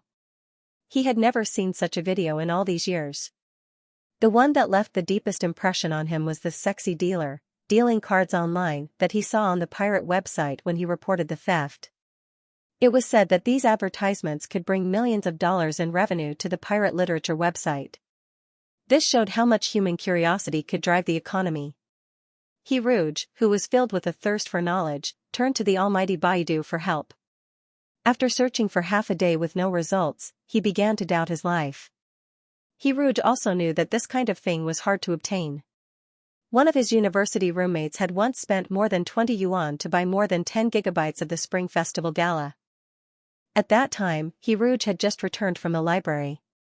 When he entered his room, he heard everyone roaring with laughter. However, the moment he opened the door, the dorm leader, who had been laughing so hard just a second ago, immediately straightened up and said dryly, "You're back." The roommate who had been ridiculed had always been the most thick-skinned. However, when he saw Rouge, his face turned from red to white. The 1.9 tall man was so embarrassed that he could not say a word. Everyone in the dorm was very polite to him, but he always felt that they were too distant. The same went for his classmates. That was why Rouge had never had a particularly good friend over the years, except for Gigi. A good friend was an existence that he could ask for resources without batting an eyelid. Rouge logged into Penguin and asked Gigi. "Gigi, why are you suddenly asking me for this? Are you preparing to write porn? I'll send you a few of the prettier ones." After saying that, she swiftly sent him the resources. "Gigi, don't hurt yourself. Your body is the capital of writing." Rouge. Okay. In the days without the company of games, Rouge opened the learning resources. Then, he withered away. Because the person he was learning from was not on the same level as Shiguei-chan, and even more so than Rouge himself. Sure enough, only paper could satisfy the ideal relationship. Rouge entered the sage state and opened the document to write. While he was writing, he suddenly thought about the problem of being on top and being submissive. In fact, he was not obsessed with body positions, but considering the serious problem of having thorns, he had to be on top. If he was not good at being on top, it would easily make Shiguei-chan uncomfortable. Thinking about it, he felt that playing in a military uniform was very troublesome. Why don't they sit together and absorb energy crystals, the days of writing without any desires quickly passed. 9 days later, Rouge was stuck on the ending for most of the day. After repeatedly changing it 3 or 4 times, he finally finished writing and felt refreshed. He was so happy that he wrote one more chapter. When he finished, he saw that there was a small tree in the column. The satisfaction in his heart was indescribable. Rouge ignored the comments asking to get in the car. He took a screenshot of the finished article and sent it to Gigi. Then, he put on the holographic game helmet. When he heard countdown 028:34, Rouge smiled happily. Great, in another 20 minutes or so, he would be able to play the game to his heart's content. Nothing would be able to stop him from playing the game anymore. Because of this, Rouge decided to take a bath to celebrate. With a heart as sincere as burning incense in the bath, Rouge took off all her clothes and happily lay down in the bathtub. He didn't know if it was because of the ending, but the readers who followed him from the serialization to the end provided him with a more condensed power of faith than usual. This made the demon pattern on Rouge's leg start to heat up. Rouge didn't care. He held his phone and chatted with Gigi. Gigi, congratulations on the ending. You can finally rest for a while. While chatting with Gigi, Rouge's leg got hotter and hotter. It was so hot that Rouge had to put his phone aside and bend his leg to check the demon pattern. Under the layers of ripples, Rouge's skin that was so white that it was almost transparent was exposed. Those red or white demon patterns spread out like living creatures from his toes to his instep, from his ankle to his knee, and from his thigh to his waist. His skin was very white to begin with. At this moment, it was like a fine brushwork drawn with blood. The demon pattern that looked like fish scales before was now filled with color, as if it was nurturing life and was about to break out of his body. It was so hot that it could melt him. Rouge trembled as he covered his ears. His palm seemed to touch something sharp and soft. The outline was sharp and round. Rouge rubbed his finger along the first sharp corner. Rouge felt 3 more sharp corners and a thin membrane that seemed to have fine scales. His wet black hair stuck to his back. The wet hair that reached his waist swayed in the water. A thought popped up in his mind. Rouge lowered his head stiffly and saw the fishtail that had replaced his legs. The fishtail that was soaked in the water looked like an ink painting. It was mostly red with only a few strands of flowing cloud-like white. *CK, Rouge moved his fishtail tentatively and swayed his xiaoshui. At this historic moment, Rouge picked up his phone and prepared to take a picture of his fishtail. He also wanted to use the selfie mode to see what he looked like now. Because he hadn't mastered the skill of walking upright with his fishtail, he couldn't see a mirror at all.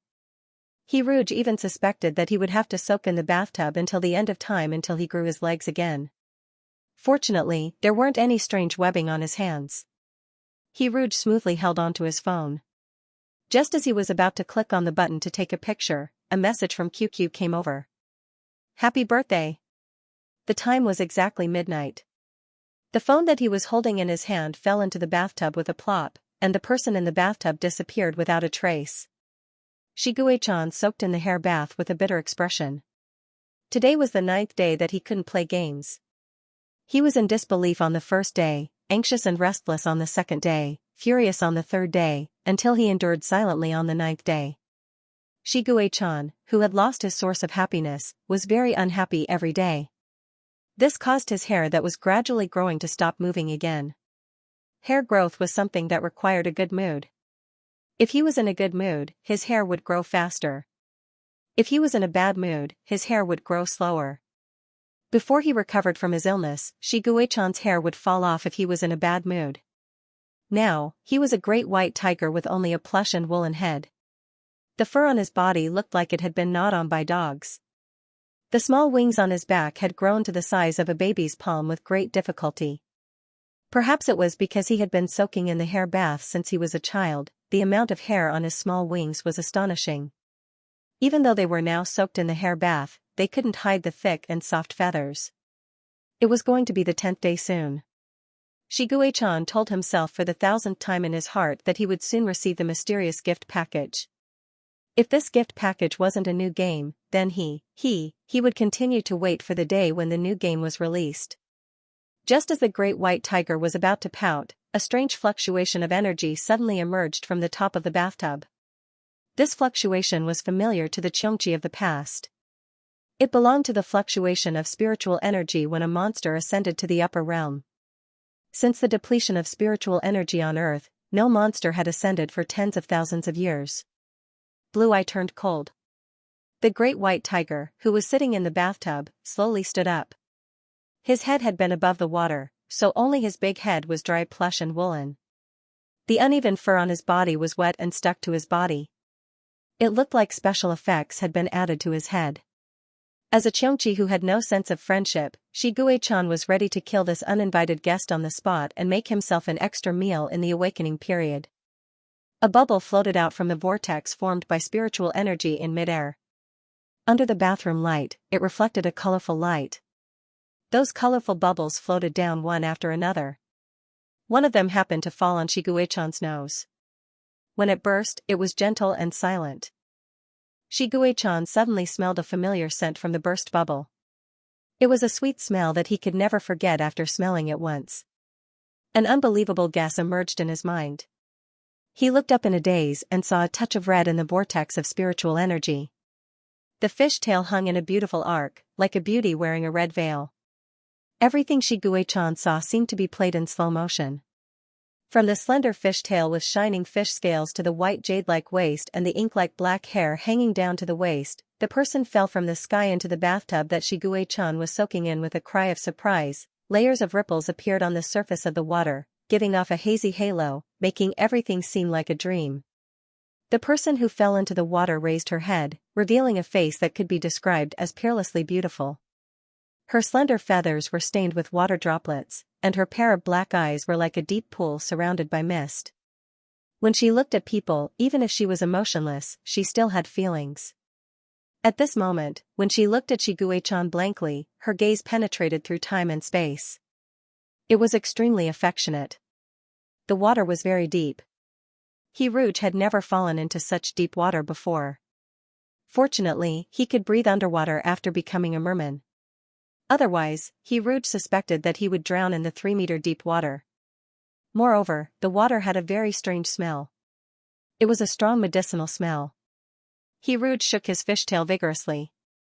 In the hazy water, he saw Huahua's body. Its white fur was like seaweed floating with the waves. However, he didn't know if it was an illusion or not, but he felt that the fur was of different lengths. Hiruj, who was almost choked to death by the medicinal smell, couldn't care less. He shook his fishtail desperately and finally came out of the water. Just as he was about to catch his breath, he saw a huge tiger head. Look at this tiger head, it's big and round. It looks exactly the same as the great white tiger in the game. When the tiger saw him, it was first in disbelief, then ecstasy. Finally, it seemed to have thought of something and suddenly plunged its head into the water in horror, as if it was going to disappear on the spot in front of Hiruj. Splash! The water splashed everywhere. Hiruj subconsciously stepped back. His swaying fishtail seemed to have touched the tiger's claws underwater. The great white tiger retreated in horror as if it had seen a scourge. Hiruj subconsciously touched his face. Did he grow a fish head now, and where was this place? Did he transmigrate? Why did this thing look like a bathtub, but why was it so big? More importantly, was the great white tiger trying to hide in the water? Shiguei-chan? You're so big, you can't hide no matter how hard you try, okay? Please wake up. At this moment, Hiruj remembered the ending of the game, where the lover fell from the sky and the 10-day countdown. As a writer, he's still lost in his imagination. He never thought that the game could not only be holographic, but it also had a transmigration function. What kind of game of conscience was this? And it was still stuck on the night he transmigrated? Hiruj bit his tongue and felt a sharp pain. After confirming that he wasn't dreaming, his expression became blank. I transmigrated, in front of him was a target in the game? That's not right. That great white tiger dived into the water to hold its breath. Just as Hiruj was about to dive into the water to investigate, the bathtub seemed to have been switched on. All the water in the bathtub flowed away rapidly. White tiger suddenly disappeared and was replaced by a drenched man. The first thing that came into view was the undulating muscles. This body was like a bow that was ready to be released, filled with the intimidating and powerful feeling of a ferocious beast. The water droplets slid down his steaming muscles, and the water droplets dripping from the ends of his hair followed suit. The other party raised his head. The face that was revealed was not the handsome face of a young man in the game, but a more mature and profound appearance. He clearly had the upturned ends of his eyes and slanted thick eyebrows. His appearance was so dense that it was murderous. However, when those sapphire eyes looked at Rouge, there was a melancholy that condensed into a melancholy.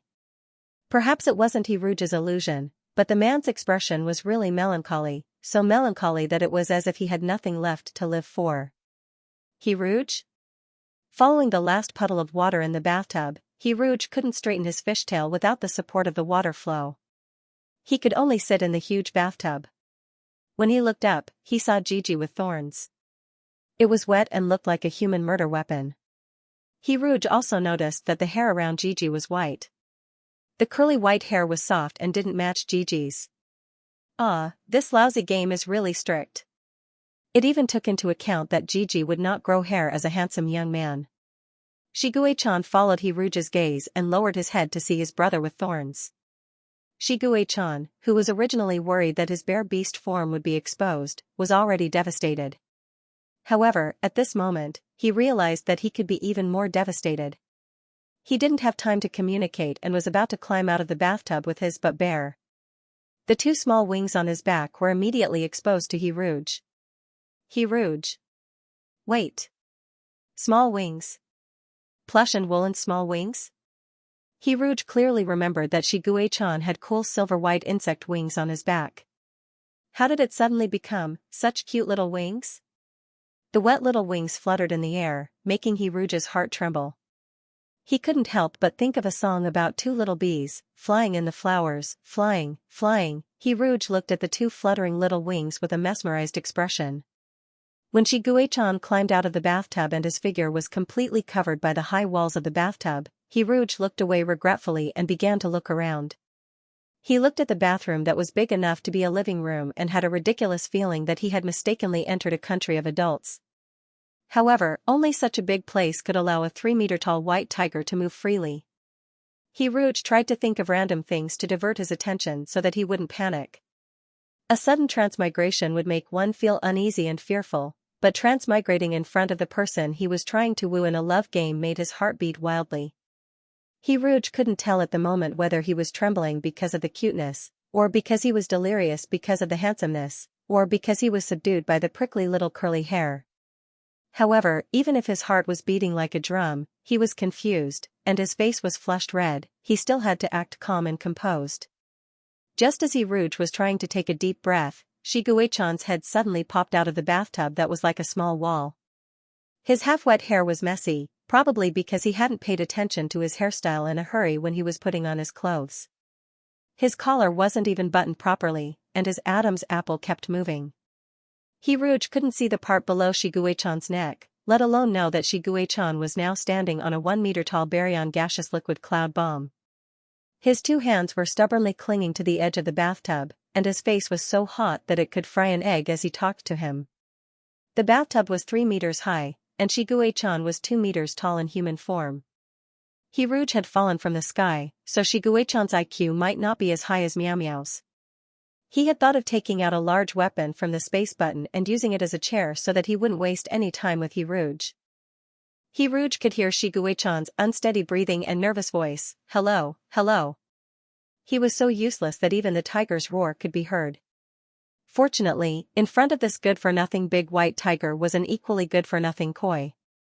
Rouge's heart had never beat so fast before, almost jumping out of his chest. Facing Shigue-chan's red handsome face, Rouge clenched his fists and gathered his courage to stutter, "Hello, hello." It was so frustrating. As a writer with rich theoretical experience, when she saw the person she liked, she could only stutter and repeat such a meaningless conversation like a repeater. The mermaid's beautiful voice echoed in the empty bathroom, conquering Shigue-chan's eardrums in an instant. With a puff, a pair of tiger ears popped out from Shigue-chan's wet hair. Shigue-chan opened his mouth to breathe as if he couldn't get enough air with his nose. The steamy bathroom was filled with Hiruge's scent, so sweet and alluring that it was about to melt. What was more attractive than the smell was Hiruge in front of him. The other party didn't seem to realize that she was half naked. With Shigekin's excellent eyesight, he could clearly see Hiruge's wet collarbone, the 2 dots of pink peach petals on her chest, and that tasty fishtail. It was delicious in all senses. Shiguei-chan's nerves were tense. He used all his self-control to not jump into the bathtub and lick this seductive mermaid from head to toe. He would lick her until she cried and filled the bathtub with pearls. Then he would put those pearls into another moist and tight place. Countless images that made his blood boil flashed through his mind. Shiguei-chan almost lost his balance and fell off the baryon gas liquid cloud bomb. Yes, he couldn't get too excited. He didn't want to step on the bomb and explode it. He was stepping on the bomb, but Shiguei-chan felt like he was stepping on soft clouds. Was he dreaming? Why did Hiruge in the game come out? Shiguei-chan recalled the mysterious gift package of the lover that fell from the sky and stared at Hiruge, who fell into the bathtub. No matter how much his IQ had dropped, Shiguei-chan could still guess, Hiruge was the mysterious gift package of the game. This was the best gift he had ever received in his life. Shiguei-chan clung to the wall of the bathtub. He was so happy that he almost fainted. He didn't want to think about why the game could change a living person, and he didn't want to ask about the vortex of Reiki that appeared only when one ascended. Shiguei-chan didn't want to think about anything. His mind was only filled with Hiruge. In order to contain Hiruge, the mermaid, he even poured an extra liter of water into his brain. He was so stupid that he could bubble. Every bubble that popped out was filled with joy and love. Shiguei-chan took a deep breath and said in a trembling voice, "Do you want to take a bath?" In fact, Shiguei-chan was worried that the hair growth bath would affect Hiruge's hair growth. Whether the scales would grow hair or not was not the main point. After all, the hair growth bath was not an instant medicinal bath. If the hair growth bath could really make the scales grow hair in less than 2 minutes, Shiguei-chan wouldn't be half bald after soaking for 3 hours every day for more than half a month. Shiguei-chan began to feel depressed again when he thought about how he was still half bald when he met Hiruge. He could only pray crazily that Hiruge didn't see his hair and the embarrassing little wings. Shiguei-chan suppressed the anger in his heart that wanted to die from shame. He proposed to give Hiruge a bath because he was worried that the medicinal bath would make Hiruge's lower abdomen uncomfortable, just like the weak state he had experienced before. Even though Hiruge had only soaked for less than 2 minutes, Shiguei-chan was as if he was facing a great enemy. He was afraid that the medicinal bath would make Hiruge uncomfortable. Hiruge nodded and agreed.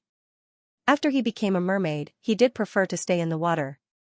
The water of the appropriate temperature quickly filled 1/3 of the bathtub. Hiruge soaked in the bathtub nervously and comfortably, looking up at Shiguei-chan, who was only above his neck.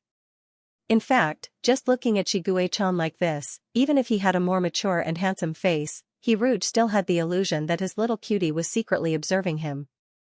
Especially when his 2 tiger ears trembled slightly unconsciously, it was so cute that his fatherly heart exploded. I won't peek at you taking a bath." Under Hiruge's scorching gaze, Shiguei-chan suddenly retracted his head and disappeared from Hiruge's sight. Hiruge was stunned for a moment, then laughed out loud when he realized what had happened. Shiguei-chan squatted in front of the bathroom door with a red face and pressed his tiger ears back down. However, as soon as the left one was pressed down, the right one popped out again. "Calm down." I can't calm down at all." Shiguei-chan grabbed his tiger ears and rubbed them anxiously. He only stopped when he was about to pull out all the hair on his tiger ears. If Hiruge was a mysterious gift from the game, then what about the game? What about Hiruge in the game? Thinking of this, Shiguei-chan hurriedly turned on his optical computer and found the icon of your exclusive lover. Only using the optical computer to open the game could not have an immersive experience. It was similar to how Hiruge used a computer to open the game.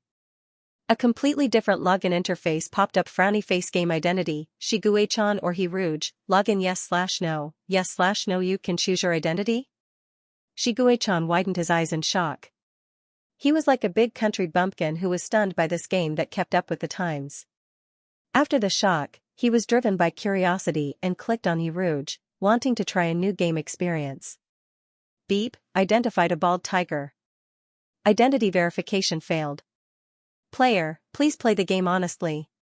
The bald tiger endured the humiliation and clicked on Shigue-chan. Beep, identified a bald tiger. Identity verification successful. Have a good game. Shigue-chan was speechless. This is too much. A Q version of tiger paw prints appeared on the pink game interface. Countless paw prints overlapped, as if a little tiger with wings was stomping around angrily, forming a heart made of paw prints. In the center of the heart was a very simple progress bar: frowny face destiny deviation, 30% if you find your exclusive lover. Are you willing to protect him and the world? What does destiny deviation mean? This game can change his destiny. And find your exclusive lover, what does find mean? If Hirouge is a game character, then it should be created. The use of the word found meant that Hirouge had existed before the game even existed. Is Hirouge a real person? In fact, this speculation had appeared in Shigue-chan's mind a long time ago. He had a vague outline, but he often felt that this idea was too ridiculous. No matter how realistic the holographic game was, it could only be simulated in the game. However, just now, Hirouge had indeed fallen from the sky into his bathtub. That red fishtail swept past his legs like a dragonfly skimming the surface of the water. There was no other game that could do this. Shigue-can thought of the spiritual energy vortex that would only appear when one ascended, and his brows furrowed even tighter. Who was the general administration of the 3,000 worlds? If you find your exclusive lover, he would be willing to protect him and protect the world. Hirouge, Hirouge. Can Hirouge? As if sensing Shigekin's thoughts, a new dialogue appeared on the game interface. Choose you, choose you. Seeing this sentence, all of her confusion was thrown to the back of her mind, and her blue eyes were about to spit fire. You want to take away the meat that is already in your mouth? No. No, choose to accept. It will teach you how to pursue your lover. Shigue-chan was shamelessly tempted. Do you accept? Yes, yes, this stupid game didn't give him the option of no at all. Shigue-chan, who felt that he was being coerced, snorted and chose yes, like an awkward little wife. A status bar appeared. Hirouge. Hirouge loves you very much, although most of the time it is the love of an old father for his child. 29% fatherly love has deteriorated. Awakened, Hirouge has finally passed his awakening period and become a mermaid, but his racial advantage has not been fully developed. Locked. Click again to see the detailed interaction. Shigue-chan? Fatherly love? I treat you as my lover? You want to be my father?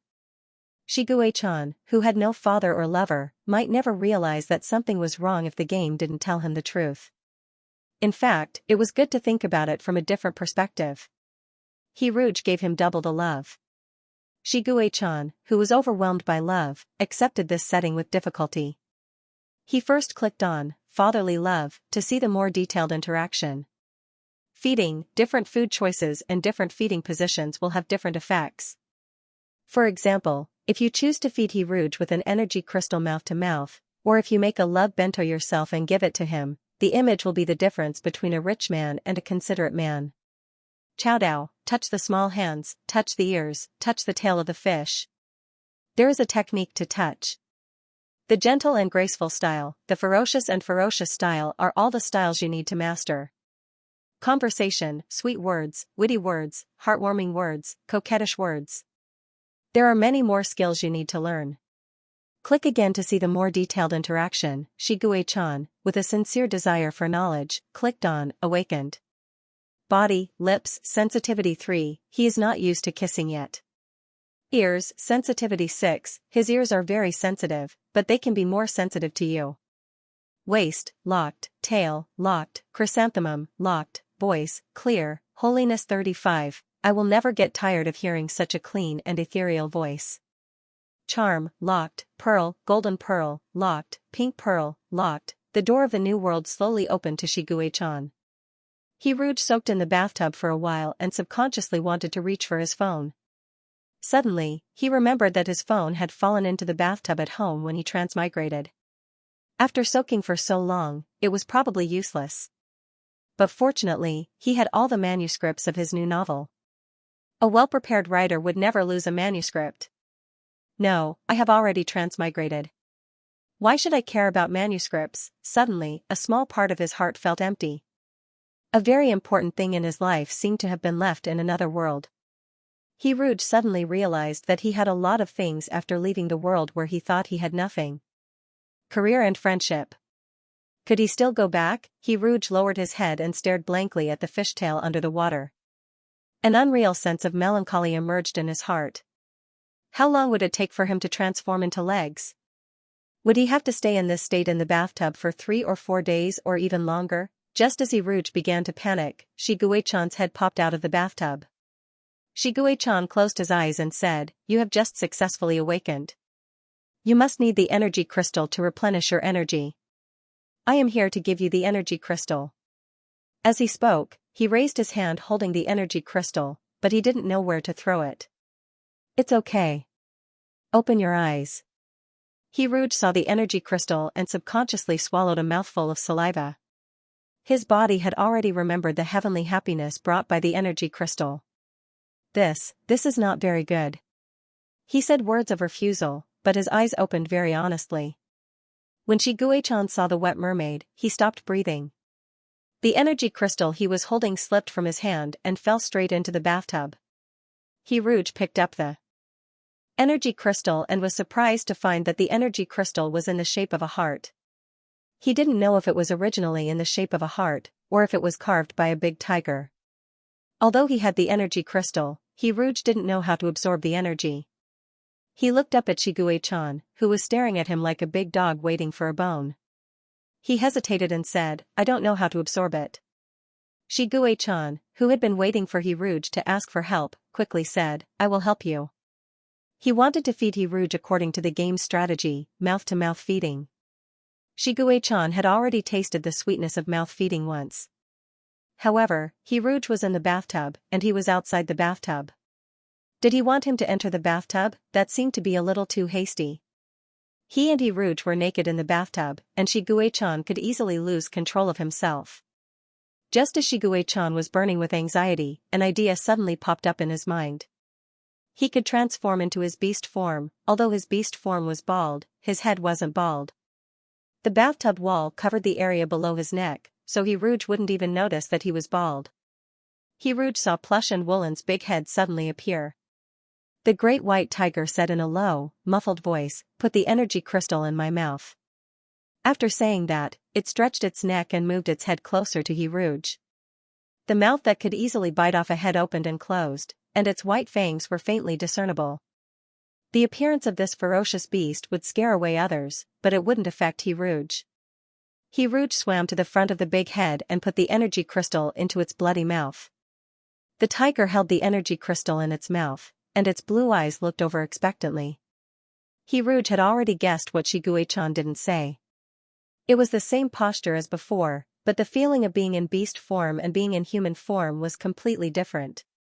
Rouge's fishtail swayed gently, and he reached out his hands to hold the great white tiger's face.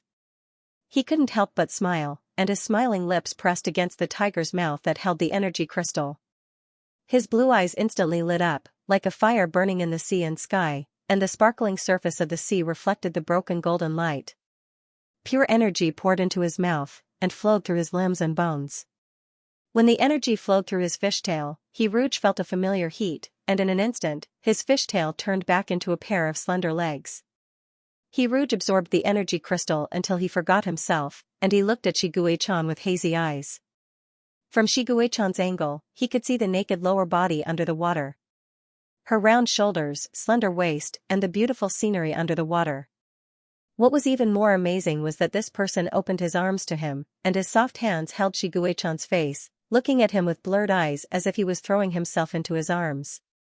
At such a close distance, the skin that had been washed by the water seemed to be plated with a layer of transparent honey, and it was as if he could taste the sweet and captivating taste when he licked it.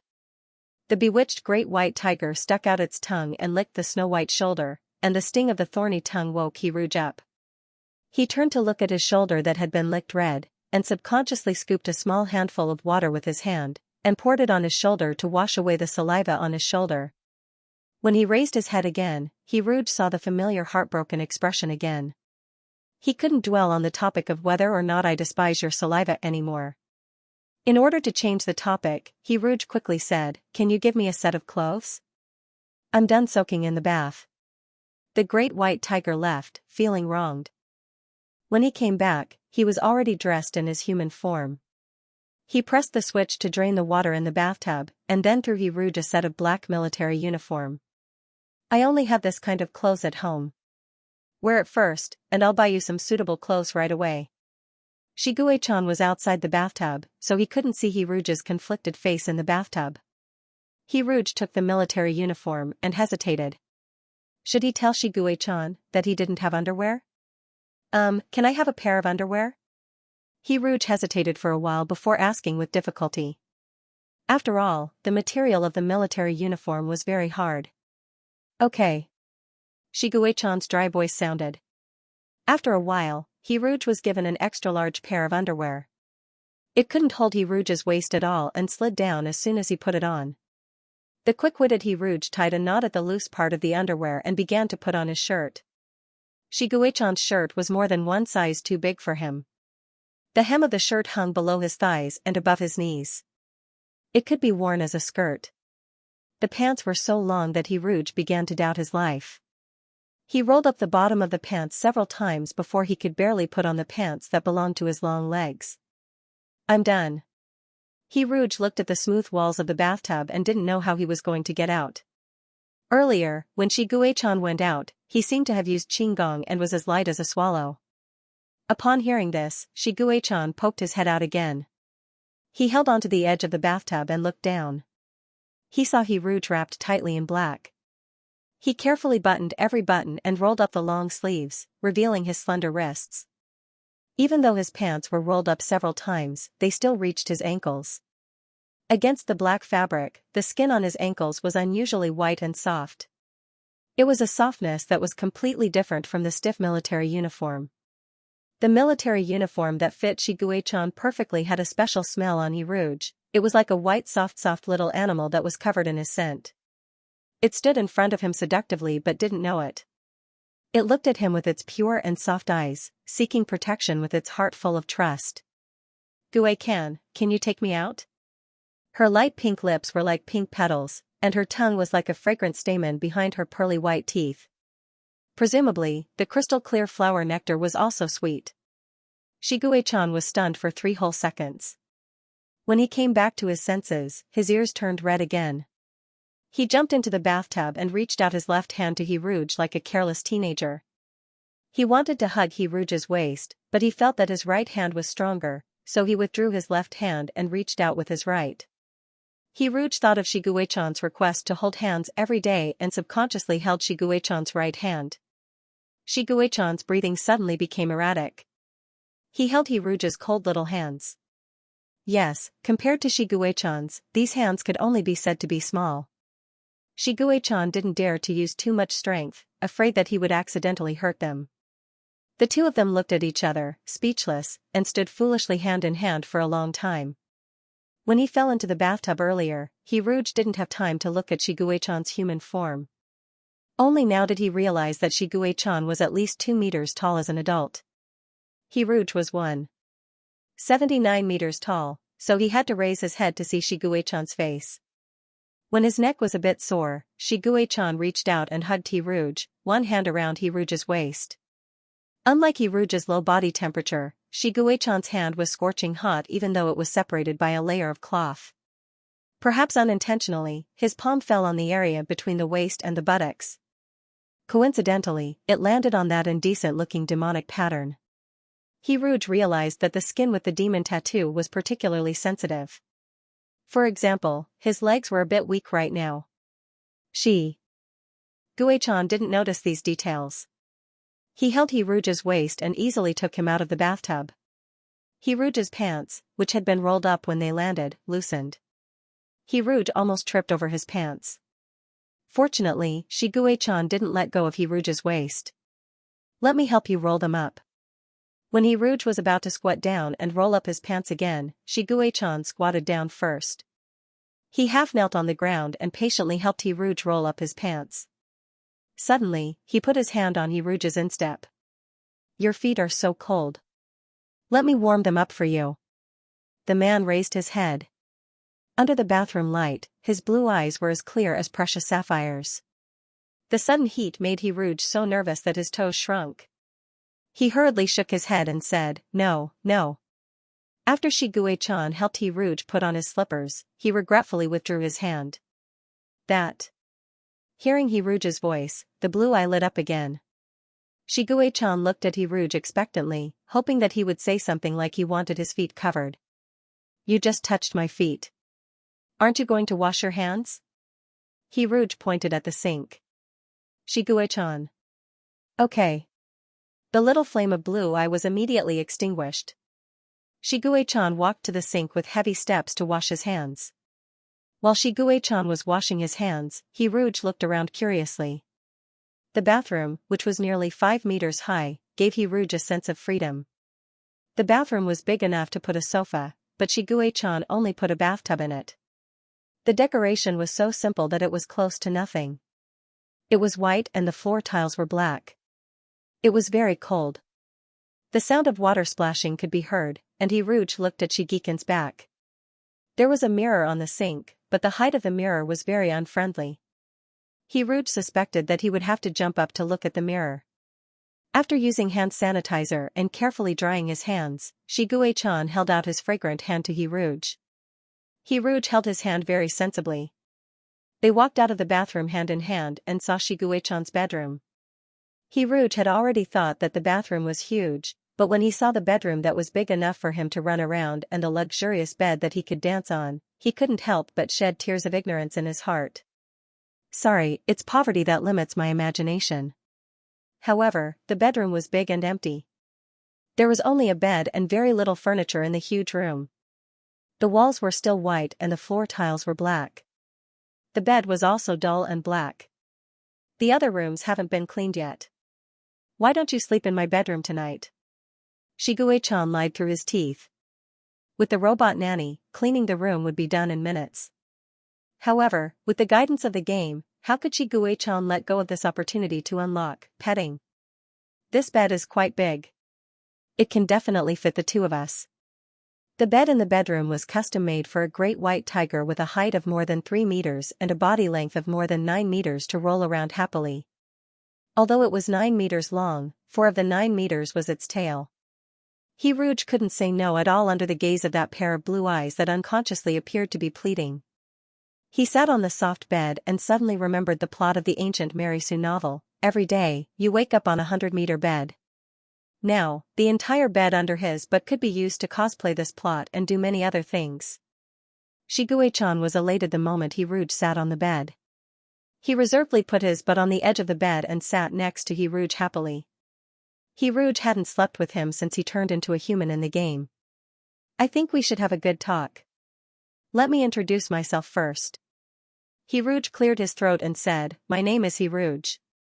I'm from Earth. 2 months ago, a new dating game appeared on my computer. It's called My Exclusive Lover. In this game, you're my target. The game gave me the identity of a staff member of Shanghai Orphanage. My main mission is to make you have a very good impression of me after the 6 experiments." Rouge felt strange when he said this. It sounded as if he was playing the game with the purpose of making Shiguei-chan have a good impression of him. Although his original intention was to make Shiguei-chan have a good impression of him, in the end, he really fell in love with the character number 20 and wanted to treat him well wholeheartedly. It had nothing to do with making Shiguei-chan have a good impression of him. Rouge turned his head to look at Shiguei-chan's expression. His heart was unconsciously in his mouth. He was afraid that he would see any negative emotions on Shiguei-chan's face. However, he didn't. Blue Eye looked at him with full attention. His handsome and mature face showed the attention of a child listening obediently. When Rouge stopped talking, Shiguei-chan tilted his head slightly in confusion. It was as if he was wondering why Rouge suddenly stopped talking. This was the great white tiger that loved him wholeheartedly. Rouge's heart suddenly settled. He unconsciously raised the corner of his lips. He reached out and touched Shiguei-chan's hair. He whispered, "After the game, I achieved the ending of having a lover fall from the sky. It told me that it would reward me in 10 days. The words military uniform play seemed to burn his mouth. He couldn't say it out loud. What would it reward you with? Shigue-chan asked curiously. It would reward me to wear a military uniform and play a game with you. It would probably be like what we are now, sitting and chatting, playing truth or dare, or something like that. Hiruj had no idea what he was talking about. In order to prevent Shigue-chan from asking questions, he quickly said, 10 days later, which is today, I transmigrated. I fell into your bathtub from my own bathtub. What about you? What's your situation like? As expected, Shigue-chan's attention was diverted. This game also appeared on my optical computer 2 months ago. At first, I thought it was a treatment game that the attending physician prepared for me. Before he could finish, Hiruj interrupted him. Attending physician? Treatment game? Are you sick? Are you seriously ill? How is your body now? Is it serious? The barrage of questions made Shigue-chan unsure of which one to answer. The feeling of being cared for was really sweet. Hiruj thought of the bathtub filled with the smell of medicine and asked nervously, when I fell into the bathtub, were you soaking in the medicinal bath? What's wrong with your body? Why do you need to soak in the medicinal bath? Shigue-chan. Shigue-chan's heart was instantly in turmoil. He wanted to dig 3 feet into the ground and bury himself. He had never regretted it so much. He regretted not soaking in the medicinal bath when he got the hairgrowth medicine pack half a year ago. He had been delaying it until such a critical moment. Under Hiruj's worried gaze, a tiger's ear popped out and was mercilessly suppressed by Shigue-chan. I'm indeed sick, but you don't have to worry. It's just a minor illness. I recovered a while ago. The reason I took this medicinal bath. After a quick brainstorm, Shigue-chan calmly said, it's just to strengthen my body. I won't need to soak in it for another half a month. His heart was still beating wildly. Shigue-chan didn't know if Hiruj believed him or not. He quietly wiped the sweat from his palms on the bedding and quickly finished his story. That's about it. The game informed me that there would be a mystery package in 10 days. It seems that I'm the mystery package. Hiruj became more and more curious about the game's development team. Do you know who made this game? Shigue-chan shook his head. But this game can still be played on my optical computer. It even has 2 additional game accounts. One of them is mine, and the other is yours. The optical computer ring opened, and a holographic screen floated in the air. After Shigue-chan gave Hiruj access to the optical computer, he taught Hiruj how to operate the optical computer. Look, you can set it to be visible only to yourself. If you click here, I won't be able to see the contents of the holographic screen. It's okay. It's just a game. You don't have to go through so much trouble. Shigue-chan said firmly, no, I can't violate your privacy. So you can't see my game mode. He had to hide the messy things in the game well. Hiruj couldn't see them. The naive Hiruj was impressed by Shigue-chan's mentality. He couldn't help but sigh in his heart. What a high-quality man he was. Game account, Shigue-chan or Hiruj, login yes/no. Beep, a small koi fish has been identified. Identity verification successful. Have a good game. There was a progress bar on the pink game interface. Frowny face merit completion rate, 30% saving a life is better than building a 7-storied pagoda. Saving Shigue-chan alone is a great merit. Dear player, your cultivation mission is to use love to influence Shigue-chan. The rewards for this mission are many. In order to help you complete the mission, the game has achieved a smooth language conversion for you. It also provides an interstellar identity and dual cultivation techniques. Every level completed will provide generous rewards. Dual cultivation progress, not initiated, 1st level, using lips to breathe, 2nd level, being intimate, 3rd level, being honest, 4th level, perfect harmony, 5th level, soul and body integration. Click again to see more details. Hiruj? What is this stupid game talking about? He subconsciously wanted to turn off the game interface, afraid that Shigue-chan would see the sudden change in the game's style. The optical computer had a split-screen mode. Shigue-chan was carefully browsing the contents of the screen in front of him. When he noticed Hiruj's gaze, he looked up like a child asking for praise. I'm helping you choose your daily necessities. You may have to choose your own clothes. I'm afraid you won't like what I choose. He Rouge breathed a sigh of relief and forced a guilty smile. Sorry to trouble you. At this moment, he began to feel that Shiguei-chan's decision to ask only himself was a wise one. It's no trouble at all. You can go to the virtual store to try on clothes. Since the holographic technology was available, clothes could be tried on online. However, it was inevitable that the physical goods would not match the virtual goods, because the merchants would secretly beautify the virtual goods. The virtual store could project the clothes on the body and add makeup on the model's face. Shiguei-chan used to have no interest in shopping. He thought that clothes were just something to cover the body. If there was no one around, it didn't matter whether he wore them or not. After all, in his beast form, he was a big white tiger whose balls could be blown by the wind. However, when it came to choosing clothes for He Rouge, Shiguei-chan was filled with endless enthusiasm.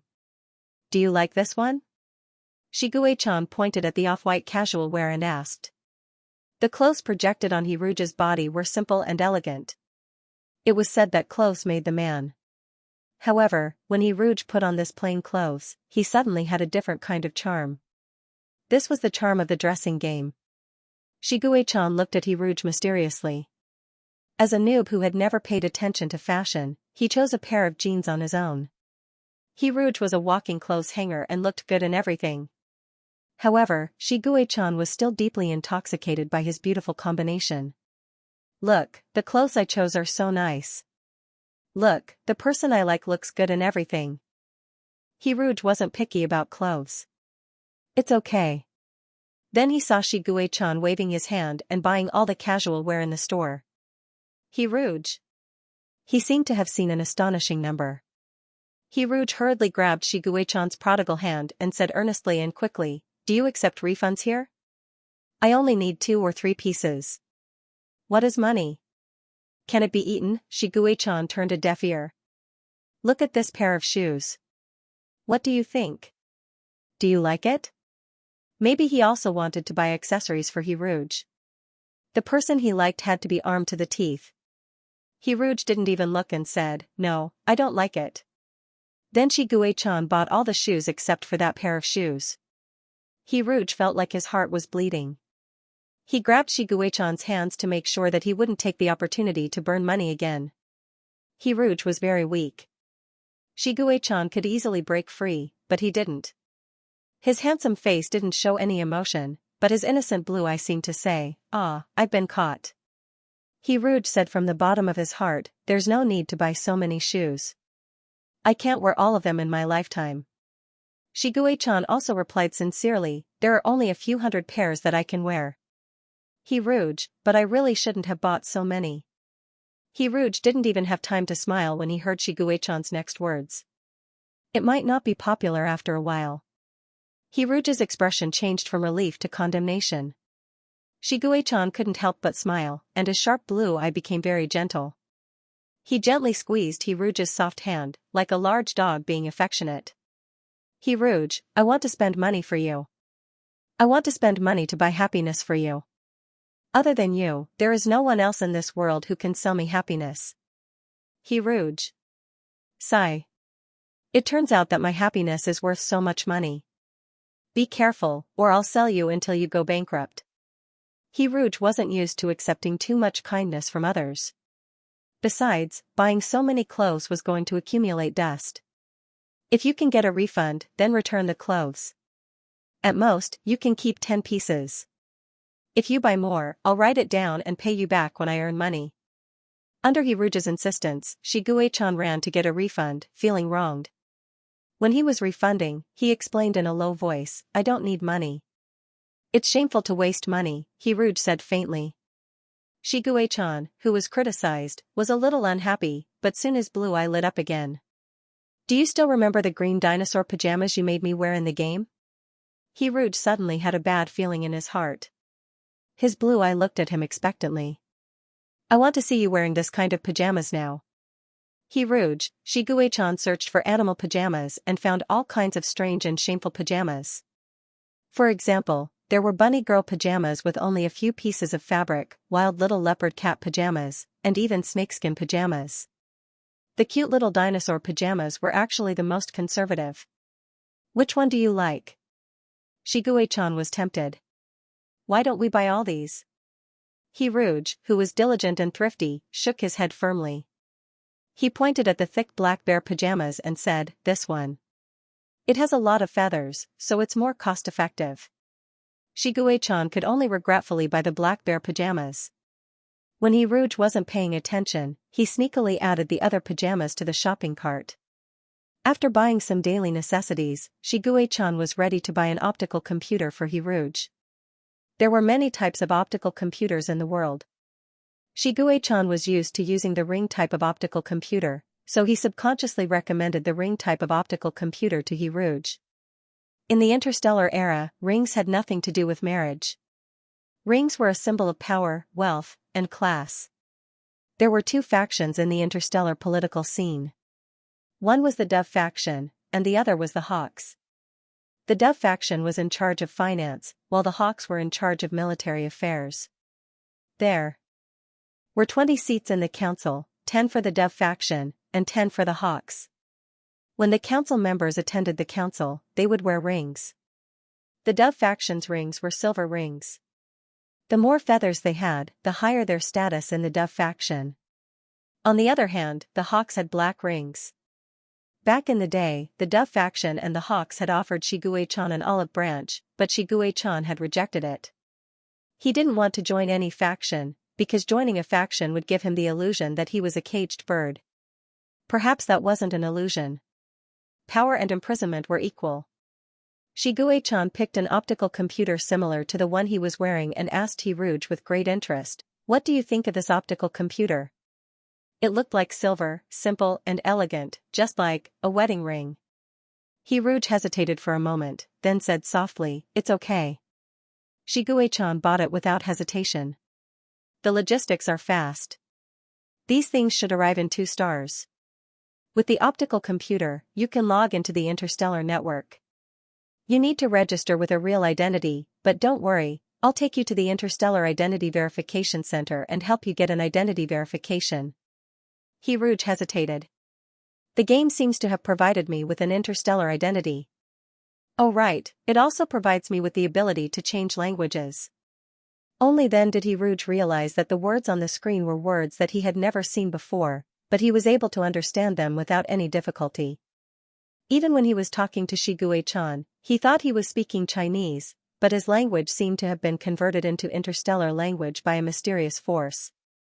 Shigue-chan heard this and used his authority to check Hiruj's identity. Sure enough, he found Hiruj.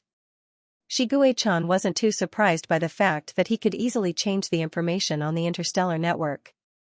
Since he had come into contact with the game, it seemed like there was nothing the game couldn't do. It was as omnipotent as the god of creation. I think we should exchange information. What's your game interface like? Hiruj avoided the question. My game interface tells me to save more people. Shigue-chan's expression didn't change. What a coincidence. My game also tells me to save people and protect the world. In this exchange of information, the game suddenly sounded a lot more sophisticated.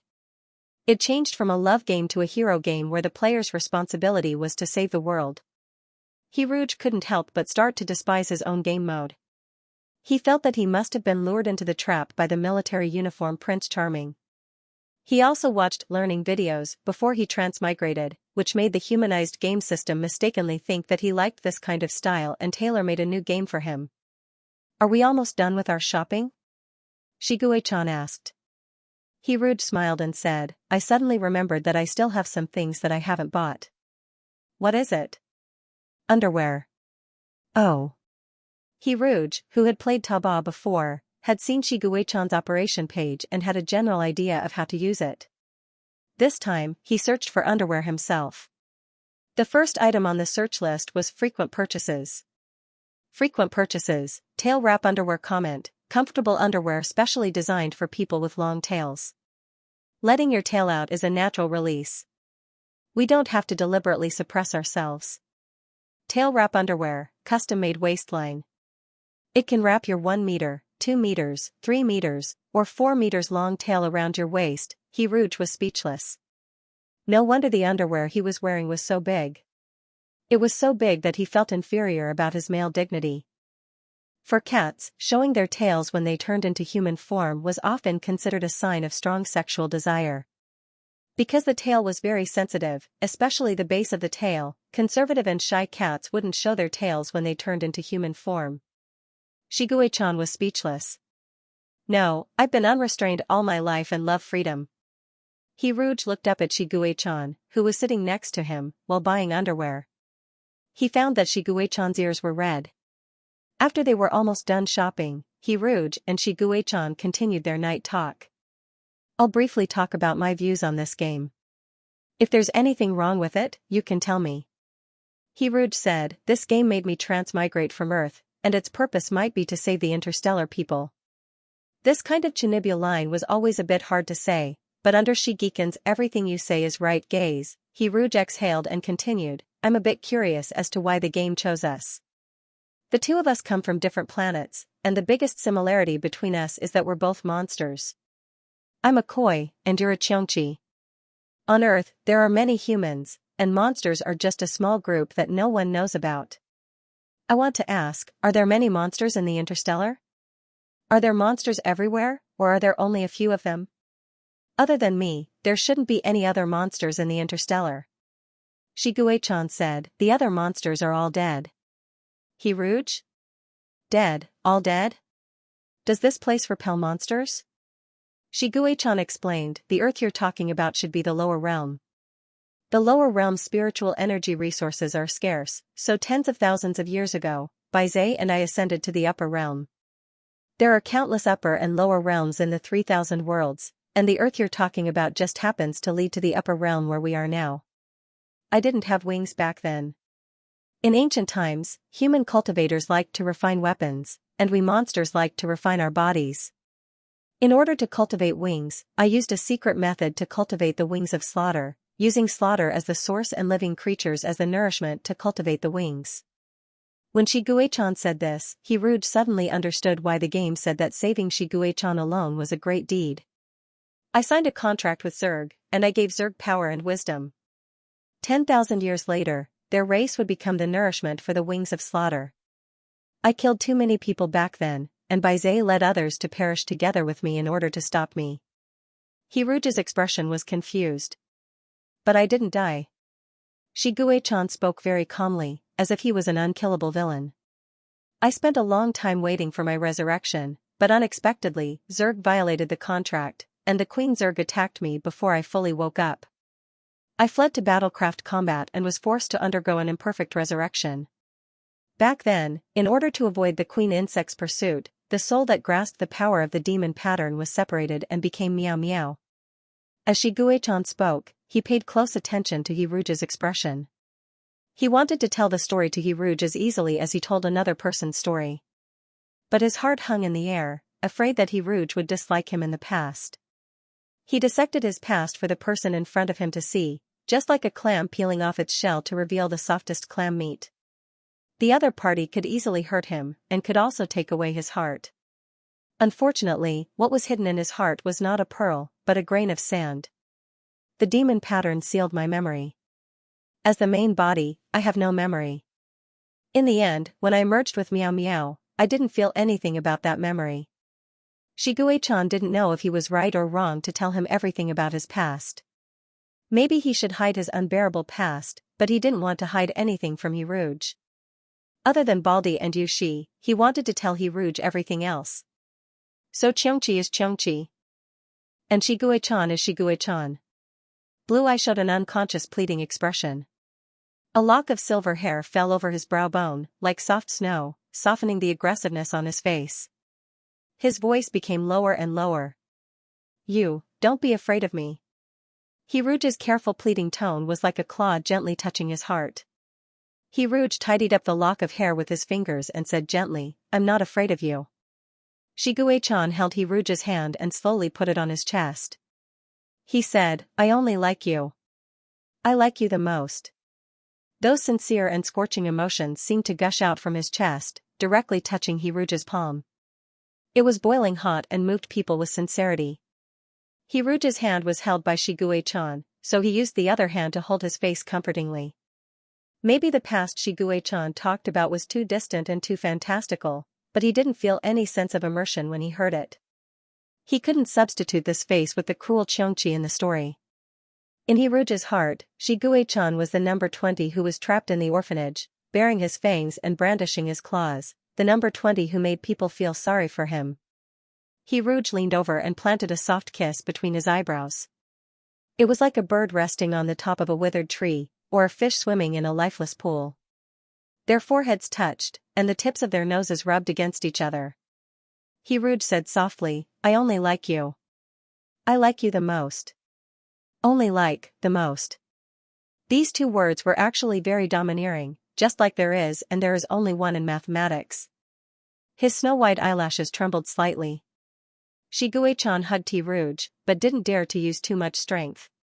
He wrapped one arm around Hiruge's waist, and the other hand on Hiruge's back.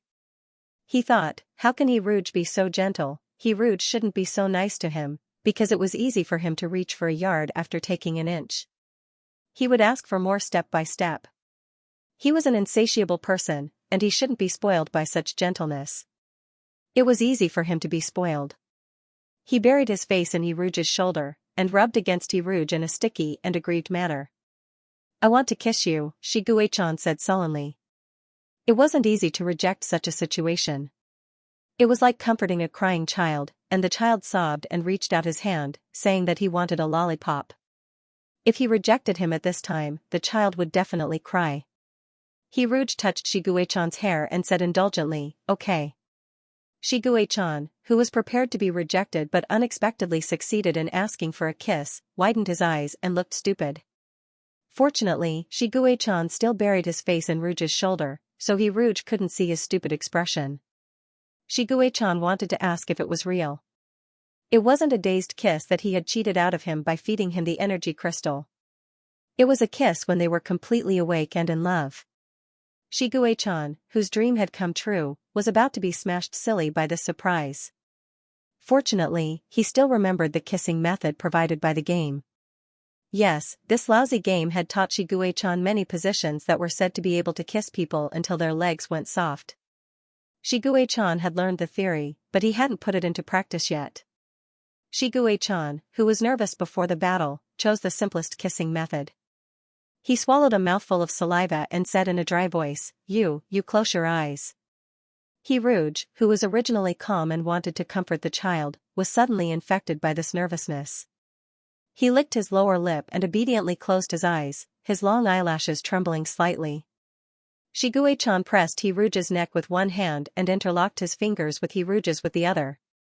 He took a deep breath and moved closer to those light pink lips. His lips gently slid across the other party's lips. The game said that rubbing was the essence of this kiss. Shiguei-chan was so nervous that his palms were sweating. His breathing was unsteady as he rubbed against the other party's lips like a chick picking up a dew-stained petal. This chubby chick was extremely happy. It jumped around the treetops with the petal in its mouth, its little wings flapping happily. The soft pink petal was unusually delicate. The beak made a deeper and more gorgeous shade of pink. If it was pecked gently every day, this delicate petal would probably turn into flower mud and emit a rotten fragrance. The strange it was like the falling petals. The soft and charming pink color stained his cheeks, earlobes, and neck. Hiruge, who had been trembling slightly, like a delicate flower that had suffered too much rain and dew, pushed Shiguei-chan away. He said to Shiguei-chan, who still wanted more, "That's enough." Shiguei-chan, who knew when to stop, blushed and nodded. His two tiger ears, which had appeared out of nowhere, twitched happily. They twitched and twitched, making Hiruge think of flapping little wings. Perhaps they should be called wings of slaughter. "Can I see your wings of slaughter?" Hiruge, who wanted to break the awkward atmosphere, asked. Shiguei-chan, who had tasted sweetness, now granted Hiruge's every request. Even if the other party said that he wanted to see his bald feathers, Shiguei-chan, who was blinded by love, might agree. He took off his military uniform and revealed his plush and woolen little wings to Hiruge. The little wings lay on his back shyly and didn't even know how to greet him. Hiruge leaned forward curiously. He used his finger to gently touch the tip of the wings. The little wings fluttered shyly, and his fingers sank into the delicate and soft fur.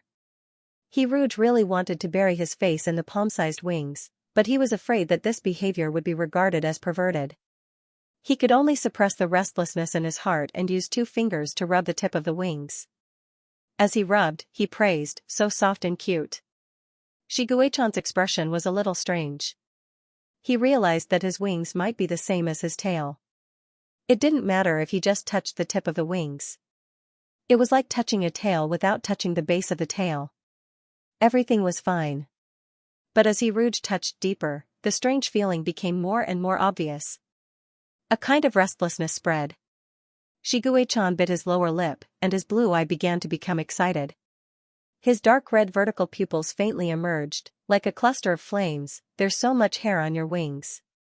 Anything that had a hair on it would cause Shiguechan to quickly panic. The little flame was extinguished before it could grow. Shiguechan fluttered his wings nervously and stammered, "It's okay." Rouge rubbed his face against the wings with satisfaction and took the opportunity to suck on the wings. Shiguechan's face began to turn red. The wings of Slaughter hadn't completely stabilized yet. When the wings of Slaughter grew a little bigger, he could retract the little wings into his body and release them when he needed them. Although it was very happy to be sucked by Rouge, his wings were too small now, so they were very sensitive. A gentle touch would. Shiguechan could only reluctantly push Rouge away and put on his clothes under Rouge's regretful gaze. "You seem to like plush and woolen a lot," Shiguechan said as he buttoned his shirt. "Plush and woolen is so cute. Who wouldn't like it?" Rouge said sincerely, "Especially Guei-ken in your beast form. The amount of hair is amazing, and it's very comfortable to touch." Shiguechan paused in his buttoning and laughed dryly. "Is that so? Guei-ken, can you turn into your beast form and let me hug you to sleep tonight?" Rouge asked expectantly. The smile on Shiguechan's face gradually froze. The muscles on Shiguechan's handsome face were tense, and his thin lips were pursed into a straight line. As the blue eye gradually deepened, the silent atmosphere spread out. In this situation, he was in a dilemma. If he refused, Rouge would definitely be sad. If he agreed, it might make Rouge even sadder. His brain was working rapidly. If he wanted to refuse, he could come up with many reasons. However, there was no such thing as an impenetrable wall in the world. Paper could not wrap fire. If Rouge exposed him in the end, not only would he lose face, but the trust between him and Rouge would also be destroyed. "This will be the biggest crisis I've encountered in my bald life," Shiguechan thought to himself. He faced Rouge's gaze, just like when he went to the Star Wars alone, bearing the enormous pressure that could drive anyone crazy. To create a miracle, his blue eyes suddenly emitted a resplendent radiance. Shigueiken clenched his fists and looked at Rouge with a burning gaze. He had thought of it. He had thought of a perfect solution. Pajamas. There were pajamas for humans, but there were also pajamas for animals. He could immediately buy a series of plush and woolen pajamas that Rouge would definitely like. He could buy a dozen sets and cover his bald parts tightly. God, I'm a genius. Shiguechan was intoxicated with self-praise. The long silence made Rouge restless. Just as he was wondering if he had said something wrong, the man in front of him suddenly agreed. Of course. After saying that, Shiguechan quickly opened his optical computer and ordered a series of giant pajamas. The pajamas would arrive at 2 stars, so his task now was to delay until 2 stars and then sleep with Rouge. What better way to delay time than to talk through the night and talk about life's ideals, the past, and the future? By dividing the big problem into small problems to solve, the pressure was instantly reduced. The smile on Shiguechan's face returned. He leaned his head on Rouge's shoulder, played with Rouge's hands, and said, I'm still very energetic, so I don't want to sleep. Let's wait for the express delivery to arrive and then go to sleep after opening it, okay? To be honest, Shiguechan's head was really heavy. Rouge patted his big head. How long will it take for the express delivery to arrive? 2 stars at the latest. Shiguechan seemed to be afraid that Rouge wouldn't agree, so he quickly added, I want to sleep with you in pajamas. I just bought pajamas that are suitable for animals, and they have a lot of fur and are very soft. It's also very cute. Xianxia, who no longer cared about his face, went all out. In order to hide the fact that he was bald, there was no harm in pretending to be cute. The great white tiger in plush and woolen's cute pajamas, Rouge was tempted. He was full of infinite patience. Okay, then we'll wait for the express delivery to arrive before we sleep. A 2-hour express delivery. What an amazing speed. Rouge, who almost never stayed up late, was tempted by plush and woolen. He decided to risk his life and stay up until 2 o'clock in the morning. Xianxia, who had solved his biggest problem, breathed a sigh of relief and began to think of a topic to talk about. The game told him to establish a good image in his lover's heart. This game had specially tailored a Prince Charming image for Xianxia. The labels were young and promising, handsome, rich, and the blade of the Federation. Rouge already knew that he was young and handsome. Xianxia thought it was time to show off his wealth. Rouge, you know, I actually have a lot of money. I can buy you anything you want. You don't have to save money for me. Xianxia raised his head and looked eagerly at Rouge with his bright blue eyes, like a flamboyant peacock trying its best to show off. Rouge. Oh. Sorry, he suddenly felt a little resentful of the rich. Rouge's calm reaction was completely different from what Xianxia had expected. Xianxia grabbed Rouge's hand in confusion. The planet we are on now is mine. Aren't you happy? Rouge was amused. He pinched Xianxia's face and asked, why should I be happy? What's mine is yours. My money is your money. Xianxia had a lot of things to say, but he couldn't express them clearly at the moment. What you mean is, you can take care of me for the rest of my life, so that I won't have to worry about food or clothing, and enjoy all the glory and splendor? Rouge's eyes were smiling as she stared at the person before her. Xianxia nodded vigorously. If I were a rice worm, I would be crazy with joy. I would hug your golden thigh for the rest of my life and never let go. His fingertips stroked Xianxia's high brow bone. His gentle touch was like a gust of wind that couldn't be stopped. But if I were a rice worm, I wouldn't have waited for you to provide for me. In our world, there were people who gave me these conditions. Xianxia, I know you like me and want to be good to me. But there are thousands of ways to be good to a person. You don't have to give me a lot of money to be good to me. His thumb fell on Xianxia's cheekbone. His slightly closed eyes were gentle, and so was his voice. He said gently, I have a career that I like and want to work hard for the rest of my life. In addition to my career, I also like you. I want to be in a relationship with you on an equal footing, without any conflicts of interest. Rouge's gentleness was unique to him. Listening to his voice, one would think of some beautiful sentences, such as watching the flowers bloom and wilt in front of the courtyard, watching the clouds roll in the sky. These were all things that Xianxia didn't have. I can't deal with things that are too complicated. If there are too many elements in a matter, I can easily make a mess of everything. So I want to be in a relationship with you. I don't want to talk about money, I only want to talk about love. I don't think we have officially confirmed our relationship before. So now let me ask you, Xianxia, are you willing to be in a relationship with me from now on? Xianxia was stunned. So, their relationship had only just begun? Was the hugging, kissing, and touching really just a father-son relationship? But no matter how many complicated thoughts came to mind, when he saw Rouge's gentle and affectionate eyes, the joy in the deepest part of his heart was pulled straight out, as if there were small insects tickling his heart with their antennae. Xianxia thought that if Rouge was a rice worm, then he would be willing to pile up a mountain of rice and let Rouge stay here and not leave. If Rouge was a hard-working little bee, then he would plant a sea of flowers. Then, in the honey that Rouge created, there would be a sweetness that he provided. I do. Blue Eye was bright, and his ears were red. Xianxia said, I remember that you are a writer, right? He used to be Rouge's guardian knight. Not a writer, just a writer. How do you know? Rouge asked in surprise. Xianxia looked at Rouge quietly. He knew that this was the time to tell Rouge that he was the one who solved the troll problem. Rouge might be very touched. But he didn't say it in the end. That incident was a bad memory. Rouge would definitely be unhappy when he thought about it. Even if it was only a little bit, he didn't want Rouge to be unhappy. The game told me. The bedtime stories you told me in the game, were they all your works?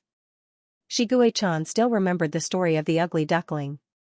No, I didn't write them. How could I write such a good story? It was written by a great writer on Earth. His name is Hans Christian Andersen. But you read it very well, Shigue-chan said seriously. Don't you want to start your own business? You can also write stories on the Star Web. In fact, I think you can read them out. The voice of a mermaid is the most beautiful voice in the world. When you inject energy into your vocal cords, every word you say will have the power to bewitch people. Shigue-chan knew so much because of the detailed explanation of the clear voice in the character board provided by the game. Rouge subconsciously touched his Adam's apple. How do I inject energy? Rouge didn't know anything about these things. He didn't even know how to absorb the energy in an energy crystal, let alone use the energy in his body. This has to do with the martial arts. Shigue-chan frowned. I don't know the martial arts of the mermaid race. In fact, Shigue-chan wasn't the only one who didn't know. The monsters on Earth didn't know either. The mermaid race was already a legendary existence. In addition, after the spiritual energy on Earth dried up, the martial arts that could only be operated by absorbing spiritual energy became useless. Very few of the martial arts practiced by the monsters of ancient times had survived until now. In Shigue-chan's memory, there were only martial arts suitable for Xianxia to practice. The martial arts he practiced were too overbearing and not suitable for Rouge. It would be great if I could find a martial art suitable for you. Rouge fell silent when he heard the word martial art because he suddenly remembered the dual cultivation martial arts provided by the game. This stupid game was really considerate. It took every conceivable possibility into account. Rouge originally decided not to practice the dual cultivation martial arts even if he was beaten to death. He didn't think there was a time when he could use it. But at this moment, his thoughts began to waver. Rouge's current situation was that he had a mountain of treasures but no way to get started. In this case, the advantages of becoming a monster couldn't be seen at all. Actually, the dual cultivation martial arts didn't seem to be a big deal. As long as he didn't cultivate to the last level, no, as long as he cultivated to the first level and learned how to absorb and use energy, it would be fine. The first level was breath transferring with lips, which didn't sound like a big deal. It wasn't like he hadn't kissed Shigue-chan before. They had already kissed twice. Would he lose a piece of flesh if he kissed him a third time? Rouge's bottom line was pushed back little by little. To be honest, he was actually tempted. After all, Rouge had become a monster, and he also wanted to have some magical abilities as a monster. Who didn't dream of flying in the sky and going into the ground when they were young? But it sounded like what he said to Shigue-chan before was very despicable. Just now, he had righteously told Shigue-chan that he wanted to have a relationship that only talked about love. Now, it included dual cultivation. After seeing Rouge's conflicted expression, Shigue-chan hurriedly asked, "What's wrong?" Rouge said with some difficulty. "Actually, the game prepared dual cultivation martial arts for me." Shigue-chan. Dual cultivation martial arts? Was it the kind of dual cultivation technique that could allow two people to be as happy as immortals when they were naked? Ah. I can do it. I really can. That's great. There's actually a dual cultivation method. This way, we can progress together. If Shigue-chan's tiger ears hadn't popped out in excitement, Rouge might have really believed that Shigue-chan was simply happy about the progress together. Shigue-chan eagerly turned on the game in his optical computer. We need to familiarize ourselves with the method so that we can cultivate better. Rouge was speechless. For some reason, Rouge felt a faint trace of regret in his heart. He always felt that revealing the dual cultivation method was like sending a lamb to a tiger's den. His snow-white tiger ears trembled in excitement. When Shigue-chan saw the harmony of water and flesh and soul, he suddenly raised his head as if he had suffered too much stimulation and needed to catch his breath. This is really a profound method. Shigue-chan shook his head and muttered to himself. Then, he eagerly threw himself into the sea of knowledge like a hungry wolf. You don't have to read the content at the back. He Rouge couldn't help but blush when he saw the detailed explanation of the posture at the back of the method. He quickly covered Shiguechan's shining blue eye and twisted his snow-white tiger ears. Don't blush. Don't get excited. He Rouge was obviously blushing, but he didn't show any mercy when he lectured Shiguechan. It was a typical example of only the magistrate is allowed to do whatever he wants, but not the common people. Shiguechan swallowed hard. He took a deep breath and tried to calm down, but all he smelled was a strange fragrance coming from He Rouge's hands. The military uniform He Rouge was wearing was full of a tempting fragrance. When the clothes He Rouge bought arrived, he would put this set of clothes away and resolutely refuse to wash it. Do you understand how to cultivate the first level of breath transferring by lips? He Rouge waited until Shiguechan's breathing calmed down before he put down his hands that were covering Shiguechan's eyes. The specific cultivation method was profound and hard to understand. He Rouge couldn't understand it no matter how hard he tried. However, Yushi had made it very clear that he was on the receiving end of cultivation, while Shiguechan was in charge. He Rouge was actually more like a purifying vessel. Shiguechan's spiritual energy would flow through He Rouge's body. A small part of the spiritual energy would stay in He Rouge's body, while the other part would be purified and returned to Shiguechan's body. Therefore, this was a dual cultivation method that would benefit both parties. Shiguechan nodded and quietly added, "Actually, I also understand the second level." He Rouge said coldly, "We only need to cultivate the first level." Shiguechan felt wronged and said, "Okay." Nothing in the world was difficult as long as one was willing to climb. Even if this piece of meat was hanging on the heaven stair, Shiguechan would climb up with all his might and eat until his mouth was full of grease. Shiguechan, who had set his life goal, pouted and said, "Don't talk. Kiss me." No matter how handsome he was, he looked stupid when he pouted. All his aggressiveness was hidden behind a harmless facade. It was like the great white tiger telling the little koi, "I'll only kiss you and won't do anything bad." However, the little koi naively believed it. He jumped out of the water and smacked his watery little mouth on the tiger's mouth. The fragrant little koi was moist with water vapor on his body. His smooth body was pressed down by the tiger's claws, and the tiger's rough tongue began to do whatever it wanted. Wrapped in spiritual energy that made people feel as if they were floating, sparkling and translucent saliva flowed out from the corner of his mouth and flowed down his slender and fragile neck. It was as if a sacrificial lamb had raised his neck. The fishtail began to tremble, struggling wildly as if it was lacking oxygen. However, the great white tiger firmly held the little koi in place with its claws. The dry claws were wet from the little koi. After cultivating, He Rouge lay on the bed weakly. The corners of his eyes were pink like peach blossoms in March, and his whole body was pink from the heat. The heat of the demon tattoo on his leg hadn't subsided. He Rouge didn't know what to do when the demon tattoo heated up before, but now he understood. He needed to guide the energy of the demon tattoo to circulate in his body. Just like how Shiguechan had just used that strange, tyrannical spiritual energy to rampage in his body. Compared to Shiguechan's spiritual energy, which was as thick as a river, He Rouge's spiritual energy was like a trickle.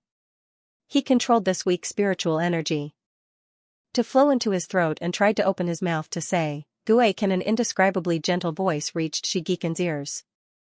It was an ethereal voice that could cleanse the hearts of people. It was as if someone was singing from a very high place above the sea of clouds.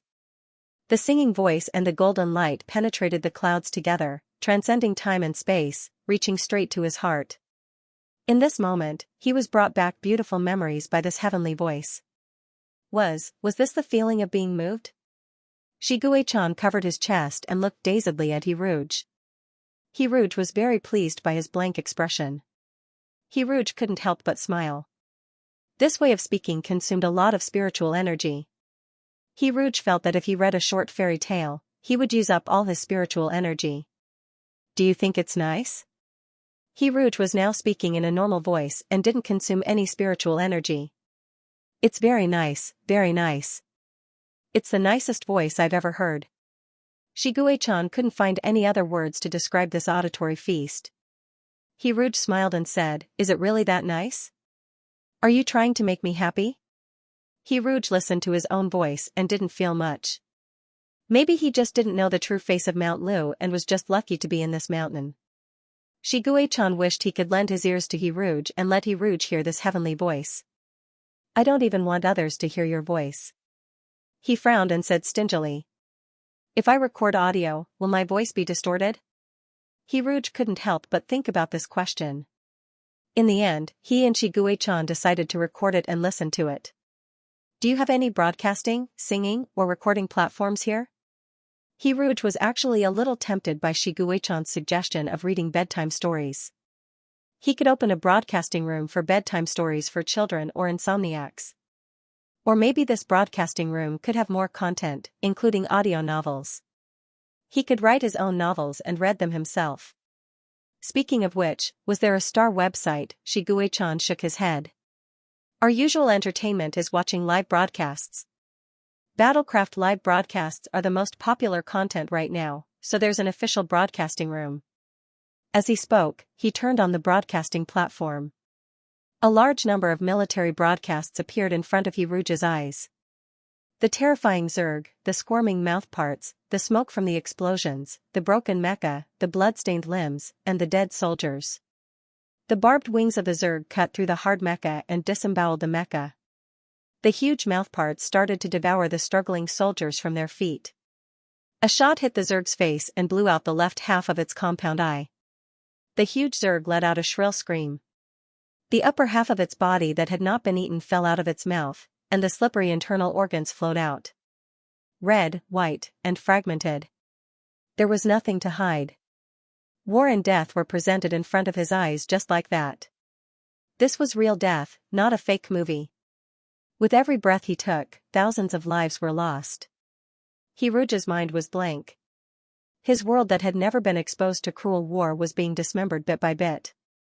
The blood disappeared from his face, and it was so white that it almost became a piece of white paper. Shigue-chan hurriedly turned off the broadcast. He held Hiruj's face and saw the weak soul in those moist black eyes. Don't be afraid, don't be sad. He clumsily kissed Hiruj's eyebrows, wanting to kiss away the uneasiness on Hiruj's face. The warm kiss woke Hiruj up, and his thoughts that were almost frozen by death. Hiruj grabbed Shigue-chan's hand. His face was still pale, but his tightly clenched heart was no longer in pain. Gue-kan, is this Battlecraft War? This is the second Battlecraft War.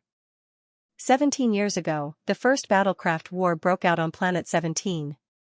The Federation won the first Battlecraft War, but the reason why they won that Battlecraft War was actually a little unfair. At that time, Zerg violated the contract with me, and Zerg's strength was greatly weakened. 2 years ago, Zerg made a comeback. Planet 17 has already fallen, and now Zerg has attacked Planet 16.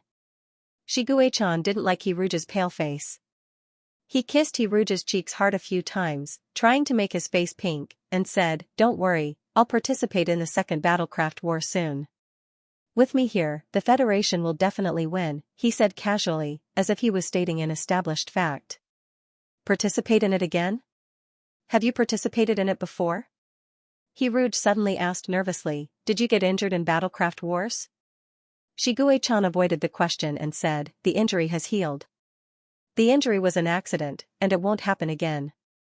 But Hiruj's worry didn't dissipate at all. In fact, he had always wanted to ask, if everything that happened in the game was what Shigue-chan had experienced personally, then where did he go after blowing up Xinghai Orphanage? What did he experience alone for 17 years? Did he stay alone after he got injured without anyone to accompany him? If only the game could be longer. When you fell in love with someone, you couldn't wait to film their life into a movie and watch the ending from the beginning. Don't watch this type of livestream for now. I'll find something else for you. Violence and blood were not prohibited on the Star Web livestream platform, but the content had to be approved by the officials and didn't violate the Federation's laws. For example, if it was a livestream of an arena, only the official arena had the right to livestream it. Underground arenas would quickly lock down the IP address and take it away once they discovered it. No one dared to challenge the authority of the Star Web, and those who dared to challenge it were all taken away. Other than the mainstream Battlecraft Wars livestreams, there were also many competitive livestreams. The popular singing and dancing livestreams on Earth were the least popular. In the interstellar era, violent aesthetics were the most popular.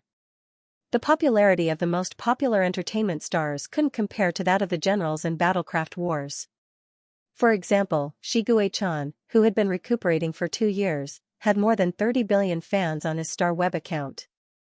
He Rouge registered a Star Web account and opened a livestream. The name of the livestream was Coaxing You to Sleep. The livestream was filled with the cold tags of reading material and singing. The mode he chose was no face.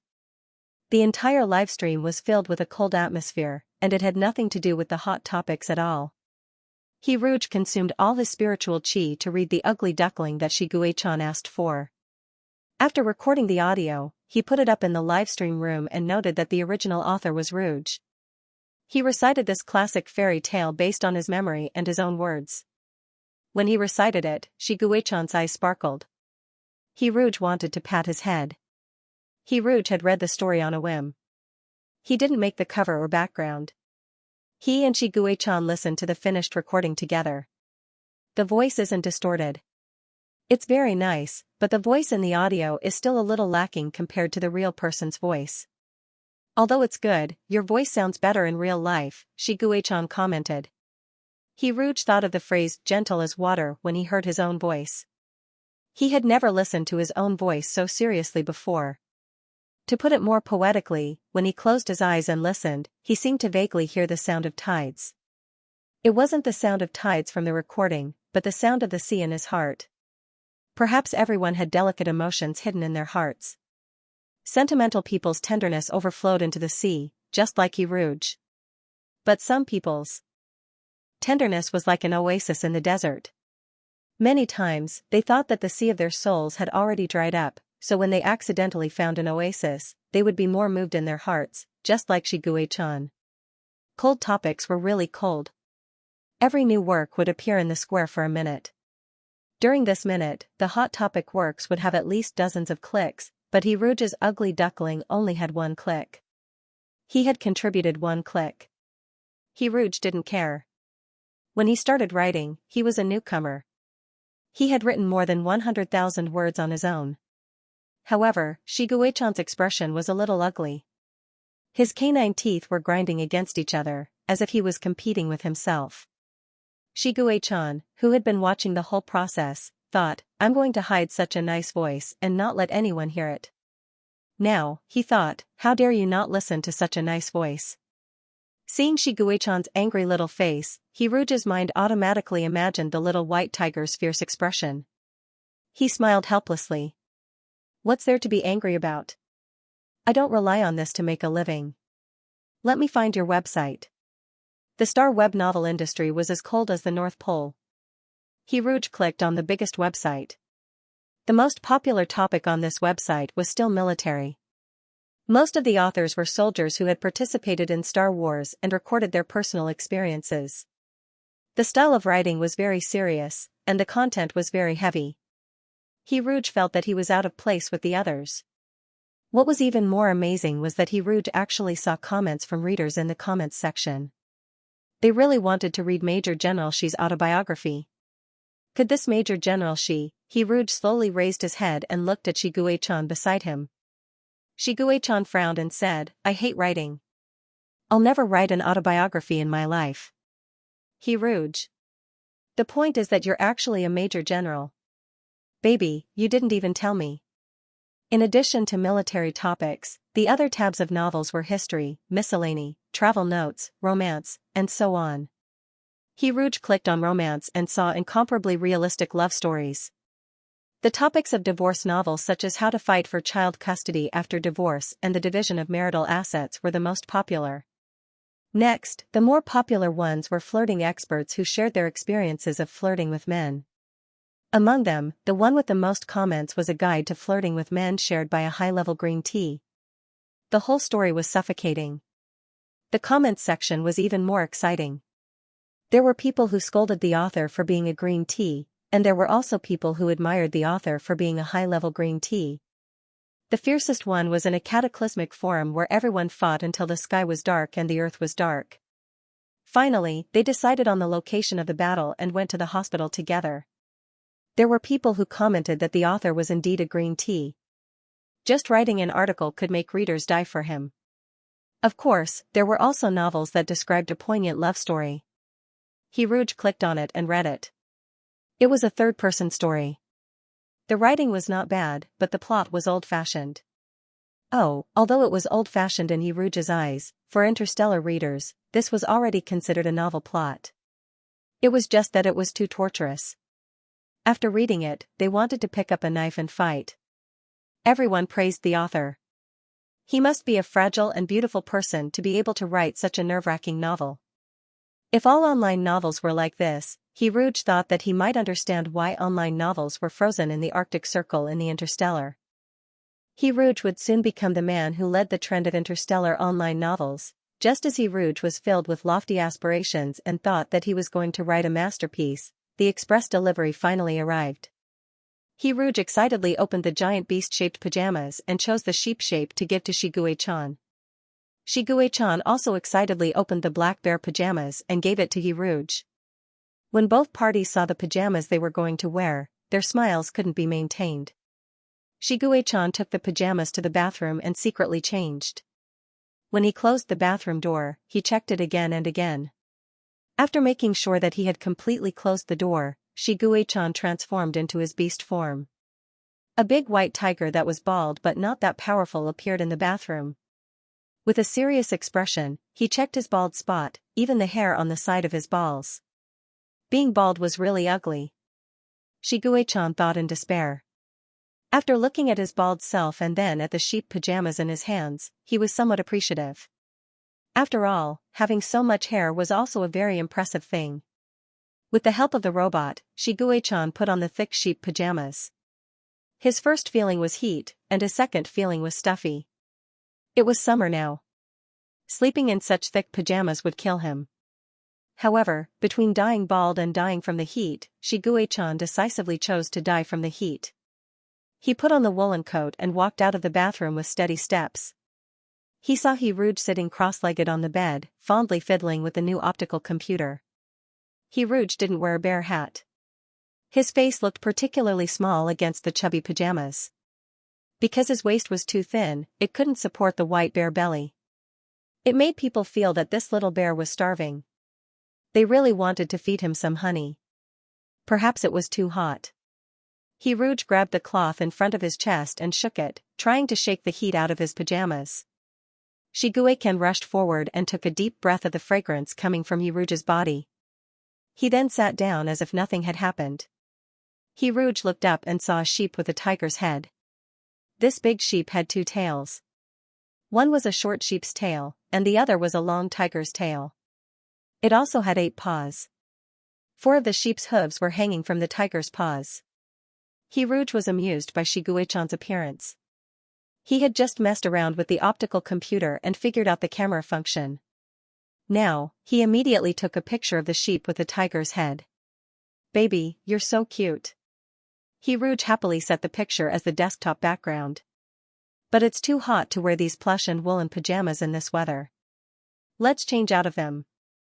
Rouge bought a pair of cool pajamas in addition to the bear pajamas. Shigue-chan calmly shook his head. "You can change. I'm not afraid of the heat." "Really?" Rouge touched the thick layer of wool. Although he wasn't wearing it, Rouge felt like he was going to sweat just by looking at it. "Really?" Shigue-chan lied without batting an eyelid. The naive Rouge believed it. Maybe the animals in plush and woolen weren't afraid of the heat. Rouge asked Shigue-chan to turn around. He changed into a thin set of pajamas and lay down on the luxurious bed with Shigue-chan, preparing to sleep. It was 2 o'clock in the morning. For someone like Rouge who rarely stayed up late, he could fall asleep as soon as his head hit the pillow. He grabbed Shigue-chan's sheep pajamas with one hand and soon fell asleep. Shigue-chan, who couldn't sleep at all because of the heat, moved his body carefully. Rouge frowned in his sleep and unconsciously grabbed Shigue-chan's sheep pajamas with his other hand. Shigue-chan was speechless. "If you keep grabbing, you might end up with a roasted whole lamb, oh no, a roasted whole tiger." He turned into his human form, climbed out of the huge sheep pajamas, and quietly got out of bed to go to the bathroom. In this bleak night, Shigue-chan threw the hair growth medicine. pack into the bathtub in despair. Before taking the hair growth bath, Xianxia called the Mousy Association and cruelly destroyed the drug-seeking rat's beautiful dream again. Seeing Xianxia's gloomy expression, the Mousy Association didn't even dare to breathe loudly. Major General Xi, what can I do for you? Is there a way to cure baldness one day? Xianxia asked directly. I don't think so. The Mousy Association wiped the sweat off their forehead. The hair growth medicine pack I gave you is the fastest prescription I know. As long as you keep taking it for more than a month, the effect will definitely be significant. Xianxia asked with a cold face, do you know how to plant hair? He had thought about it. It would take more than 10 days for the hair to completely grow back. The risk of baldness for more than 10 days was too high, so it was better to just plant hair. Money was not a problem. As long as there was hair, everything was negotiable. The Mousy Association, eh? Although I don't know how to do this, I know a friend who knows how to do this. I'll give you his number. Okay. Xianxia hung up and turned into his human form to soak in the hair growth bath. He chatted with the friend introduced by the drug-seeking rat for a while and hurriedly set the date for the hair transplant operation. Xianxia breathed a sigh of relief. He opened the live streaming platform and clicked on Xianxia's live streaming room. After seeing that the number of views was still 1, the big white bald tiger snorted unhappily. Late at night always made people impulsive. Xianxia, who was already in a bad mood from the hair growth bath, became more and more unhappy the more he thought about it. He couldn't understand why people ignored Xianxia, a shining diamond. So he angrily used his account with 30 billion fans to like and repost Xianxia's work and praise it for 1,000 words. Then his fans exploded. Xianxia was the network police of the interstellar live broadcast platform. His daily job was to deal with live broadcast rooms with abnormal data and arrest anchors who violated the Federation's laws. The live broadcast industry was not as calm as it appeared to be. The largest live broadcast platform on the internet was invested by the Federation, which accounted for 98% of the users. The remaining 1% was divided among more than a dozen privately invested live broadcast platforms. There was still the last 1% of users. They might have accidentally entered another mysterious live broadcast website, or they might know some channel. The vast majority of people would never know the entrance, name, and content of that live broadcast website. This was a kind of luck. Most of the time, Xianxia felt that ignorance was a kind of luck. If he hadn't found a mysterious password from a wanted criminal when he was dealing with him, and if he hadn't spent 10 days to crack the password out of curiosity, he wouldn't have entered that website, let alone seen those inhumane things. He wouldn't have left the promising Star Destroyer and become a nobody in the live broadcast network police. His duty was to maintain the security of the internet and contribute his meager strength to the justice of the world, but he had to let the man-eating shark lurk in the deep sea. A sudden change in the steady stream of data pulled Xianxia's thoughts back to reality from the past. He frowned and looked at a live broadcast room on the live broadcast platform that was suddenly increasing in popularity. He suspected that this unusual increase in traffic might be due to some illegal means. The new user's work, which had been posted for less than 20 minutes, had reached 2 billion clicks, which was almost impossible for a newcomer to have. This number of clicks was still climbing, and the comments were doubling every minute and every second. Major General Xi's tour group is here to check in. I'm watching my love rival on Lemon Mountain. I want to see which little vixen stole the heart of the Prince Charming. Ah, crazy, what kind of beautiful voice is this? It's a voice kissed by an angel. F***ck, F***ck, I'm crying because of this voice. Is this a children's novel? Or is it an adaptation of a true story? I want to see what the Swan Beast Man looks like. What kind of auditory feast is this? My head is full of this fairy's voice. I feel like I'm going to have a beautiful dream tonight. Sob, sob, sob, as expected, the person my Prince Charming likes is also my Prince Charming. I'm not worthy, I'll withdraw. The comments were flooding in too fast, but Xianxia caught the keyword Major General Xi. Seeing Xianxia's name, Xianxia suddenly recalled 17 years ago, when he was still a hot-blooded newbie on Star Destroyer. At dawn, he saw a monster sitting on the ruins covered in blood. It was indeed a monster, a gigantic blood-red monster. When the monster saw the late planet destroyer, it raised its head, and the broken silver-white insect wings slowly opened, blocking the sun that was about to rise. Lung Shuju's gaze crashed into the pair of tiger eyes that he would never forget. The blood-red vertical pupils in the icy blue were like fire that broke through the ice. The murderous ruthlessness wrapped in torrential flames pierced sharply into his mind. When Lung Shuju first saw Major General Shi, who was later known as the Blade of the Federation, he thought he met a demon that crawled out of hell. Later on, when he returned to the military after a mission, he found that the head of the intelligence department was furious. It turned out that the person responsible for monitoring Shi Guichan had his eyes gouged out. If this was anyone else, they would be sent to the military court. However, Shi Guichan was different. He was a special existence, a monster that could destroy the street sweeper and Xinghai orphanage by himself. If this kind of monster could be used well, it would be the sharpest blade to harvest Zerg's life. Therefore, the Federation had a private agreement with this monster, which gave this monster a lot of privileges. By the way, Shi Guichan wasn't called Shi Guichan at that time. He didn't have a name, only a code name. It was said that when he signed the agreement with the Federation, he signed it with a joking 20. Later on, Lung Shuju heard that the Federation sent Shi Guichan to the Federal Military Academy.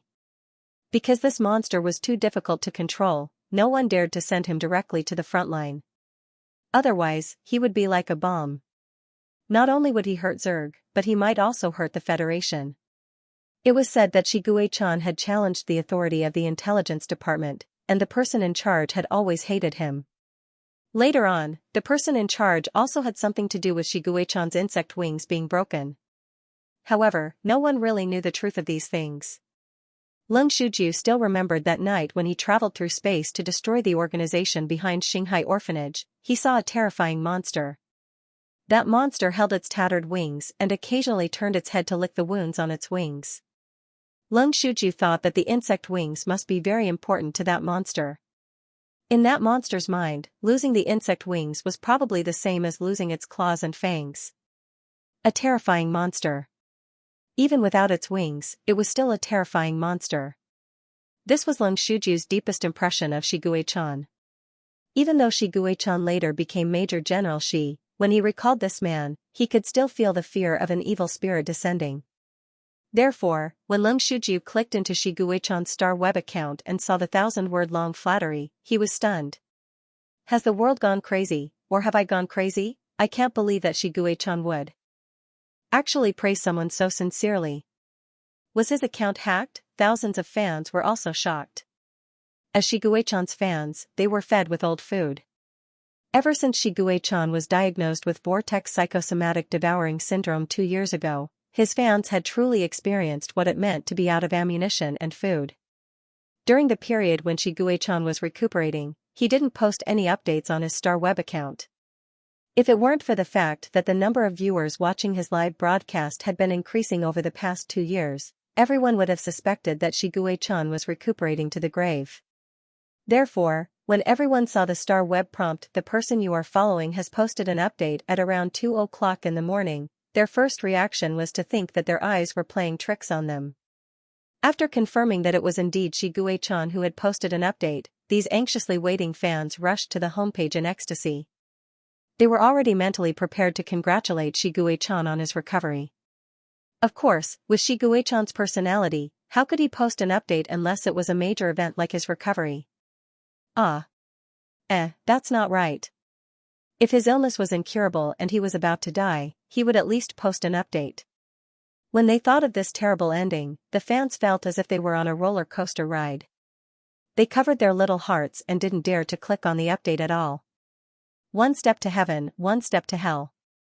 Therefore, after everyone had mentally prepared themselves, they frantically clicked on the update like gamblers. When they saw the 1,000-word flattery, everyone exploded. The fans who were still rational could still ask Shi Guichan about his health, but most of them went crazy with jealousy. They cried and asked Shi Guichan if his account had been hacked, while calling their friends and saying that they would team up to kill their love rivals. Then, an even more shocking scene appeared. Shi Guichan went down to scold people. He wasn't scolding one person, but all the fans who said that they would kill their love rivals. Shigue-chan, if you dare to hurt him, I'll kill you first. The fan who was scolded was dumbfounded. Then, he became ecstatic. He chased after Shigue-chan's account and left crazy comments. Prince Charming, come and kill me. My address is XXXXX. I'll take off my clothes and wash myself clean. I'll wait for you to come to my door.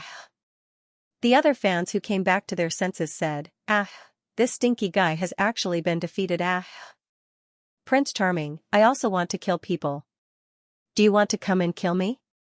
Wow, Prince Charming, you still have the strength to fight? Is your body recovering soon? I love you, Prince Charming, you have to take care of yourself, Shigue-chan, a bunch of King idiots. This group of idiots first went crazy in front of Shigue-chan, who could talk, scold people, and even wanted to fight. Then, they went to watch their love rivals. After watching them, they collectively went crazy. Originally, they wanted to draw their swords against their love rivals, but their love rivals' voices were so beautiful that they were mesmerized by them. They accidentally gave the throne of the new Prince Charming to their love rivals who had a heavenly voice. It was a little difficult to draw back the swords that were 100 meters long. Everyone who had nothing left to live for said that they might as well slit their own throats and commit suicide. They cried and ran back to Shigue-chan to apologize, sobbing and sniffling to praise Hiruju's voice. The more intelligent fans had already run to praise Shigue-chan's 1,000-word rainbow farts. Shigue-chan. Fans were a very magical existence. Each of them had a microscope and could discover the shining points of their idols. They could praise the ordinary 1,000-word rainbow farts to the heavens and earth, making Shigue-chan feel lightheaded and comfortable. He even felt that he was a genius at writing. Even in the past, when everyone crazily praised Shigue-chan's performance in Star Wars, Shigue-chan had never been as happy as he was today. He happily liked one of the high-quality rainbow farts. Then, the other fans began to crazily praise Hiruj, and Hiruj became a hot topic. #divine voice #Shigue-chan Rouge, the ugly duckling #voice kissed by an angel #. When passers-by saw the hot topic, they despised the shameless title. After clicking on it, they all performed a scene. On this ordinary night, many people did not fall asleep, including the big shots of the Dove faction and the Hawks. They opened their eyes in the dark night and looked at the rapidly rising star, Hiruj. Although the side effect of the hair growth bath was a weak feeling in the lower abdomen, Shigue-chan was full of energy at the moment, as if he had taken a miracle pill. He logged into Your Exclusive Lover and prepared to review all kinds of kissing methods late at night. Beep, a bald tiger has been identified. Identity verification successful. I wish you a happy game. After hearing the familiar address of the bald tiger, Shigue-chan coldly raised the corner of his lips. Soon, he would be able to perform hair transplant surgery. Let's see what the game would call him then. Hiruj, fatherly love like mountains. Hiruj loves you very much, although most of the time, it is the love of an old father for his child. Fatherly love has deteriorated 35%. Awakened, Hiruj has finally passed his awakening period and turned into a mermaid. You are slowly developing his racial advantage, unlocked. Body, lips, sensitivity 10. You have tried kissing with your lips closed. Voice, purity, holiness 42, charm, locked. In just one night, the deterioration of fatherly love had increased by 6%. Shigue-chan instantly felt that the future was bright. At this rate, fatherly love would completely deteriorate in another 10 days.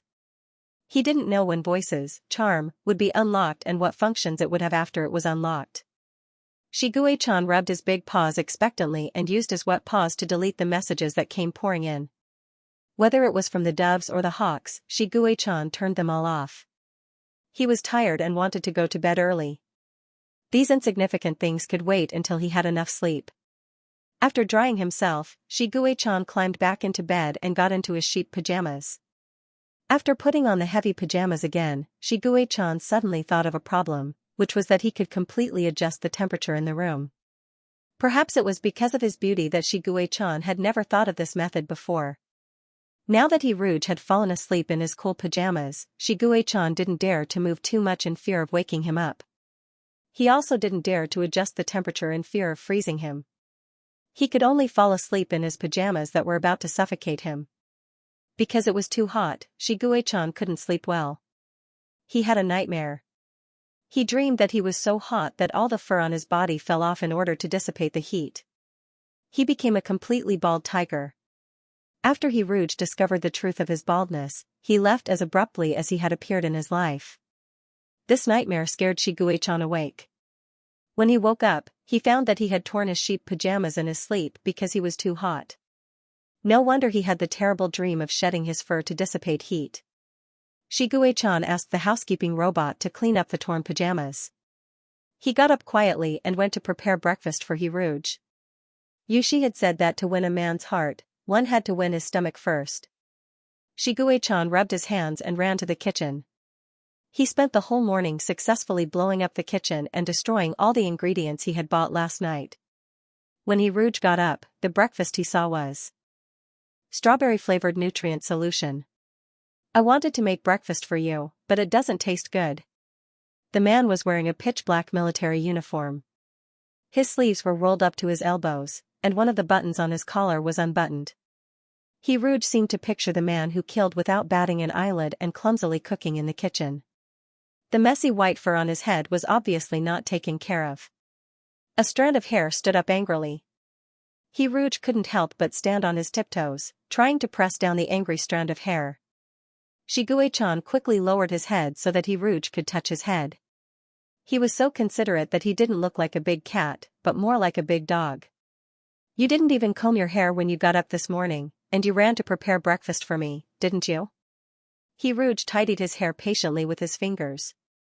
He gently patted the strand of white hair, trying to get rid of Shiguei-chan's earthly aura. The man lowered his head. His thick eyelashes looked very curly at this angle. The deep brows of a Westerner perfectly combined with the delicate skin of an Oriental. There was a saying that the most beautiful thing is to lower your head.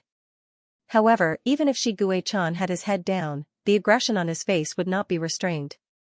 Just like his bony nose, it was filled with a murderous aura and a heroic spirit as it collided head-on. He had the face of a king. Even if he lowered his head, the arrogance that nothing in the world could enter his eyes could not be concealed. Only when this pair of sapphire eyes looked at Hiruge would it be the real, a ferocious beast sniffing the rose in the heart. This blade of the Federation that had sucked enough blood finally had its sheath. I'll definitely remember to comb my hair next time. Shiguei-chan promised Hiruge. He liked the feeling of Hiruge's fingers running through his hair. When he said this, he narrowed his eyes in satisfaction, like a big cat that had been tamed. You helped me comb my hair, and I'll comb yours later. Let's help each other. Blue Eye lit up. You can transform into a mermaid. That way, you'll have more hair. There's a natural hot spring on this planet. We can go to the hot spring. When Hiruge transformed into a mermaid, his hair would grow to his waist. Hiruge would not refuse Shiguei-chan on such trivial matters. He drank the nutrient solution and suddenly had a thought. Gue-kan, do you think mermaids will never go bald? Shiguei-chan, who was particularly sensitive to the word bald, instantly tensed up. He looked nervously at Hiruge, afraid that Hiruge would discover something. After all, you can grow hair when you transform into a mermaid. Hiruge laughed after saying this. Shiguei-chan also tried hard to squeeze out a smile. Hiruge turned on his optical computer while drinking the nutrient solution. He logged into the star web clumsily. Before he went to bed last night, he had already made a plan for the future. There were many types of novels in the online literature circle, such as the doomsday genre, the charaba genre, the infinity genre, the zhongtian genre.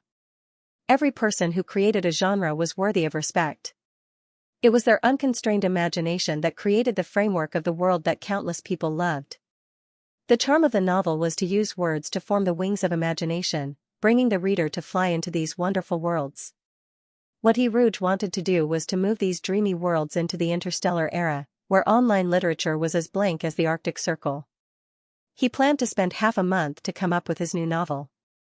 He wanted to write a novel that would shock the interstellar readers. It would combine all kinds of popular themes such as time travel, rebirth, face-slapping, Su Shuang, golden fingers, and let everyone witness what a real online novel was. He Rouge's blood was boiling with excitement as he thought about it. He had just typed the word website on the star web search bar when he saw today's hot search automatically pop up under the search bar. The first hot search was his and Shiguechan's names. He Rouge turned his head to look at Shiguechan beside him in a daze. Shiguechan's expression was blank. He was completely out of it. He Rouge clicked on the first hot search in confusion. The screen automatically split into two halves. Half of it was the Star Web livestream platform, and the other half was the Star Web User Center. The content on the Star Web livestream platform was He Rouge's own livestream room. He Rouge saw an explosion of clicks, comments, favorites, forwards, and gifts. He Rouge exited the livestream room in horror. When he entered again, the comments were replaced by a new wave. There were new comments every second, pushing down the old ones. The terrifying popularity made He Rouge wonder if he was still asleep. He looked at the other half of the screen and saw Shiguechan's user center and thousands of words of praise. He Rouge, huh? Shiguechan finally realized that he had done something big in the middle of the night last night. I can explain. Your works are really good. You see, everyone likes your works. I just think that such good works shouldn't be buried. He Rouge finally digested the fact that he had become famous overnight. He actually didn't feel disgusted, because no one had dug out his true identity. Moreover, the people of the Star Web were particularly straightforward with their praise. He Rouge's heart was bursting with shame. He took a deep breath and said to Shiguechan, I hate writing. I will never write an autobiography in my life. Shiguechan, He Rouge, does it sound familiar? You just told me about it yesterday, baby. Shiguechan was like a naughty child who had done something wrong. He hung his head and said dejectedly, I was wrong.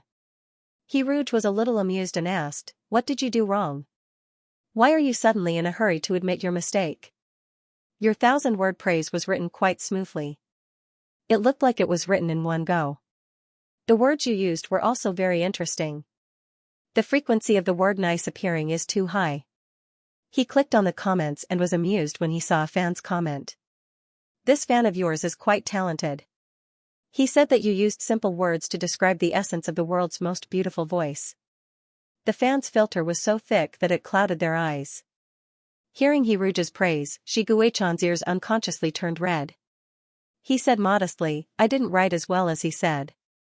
It seemed that he still thought that he had written very well. Sure enough, praise made people lose themselves. He Rouge was about to continue chatting with Shiguechan when Shiguechan's optical computer notified him that a guest had arrived, interrupting their conversation. The Mousy Association member stood outside the room and pressed the doorbell twice. His dark circles were very heavy, but he looked exceptionally energetic.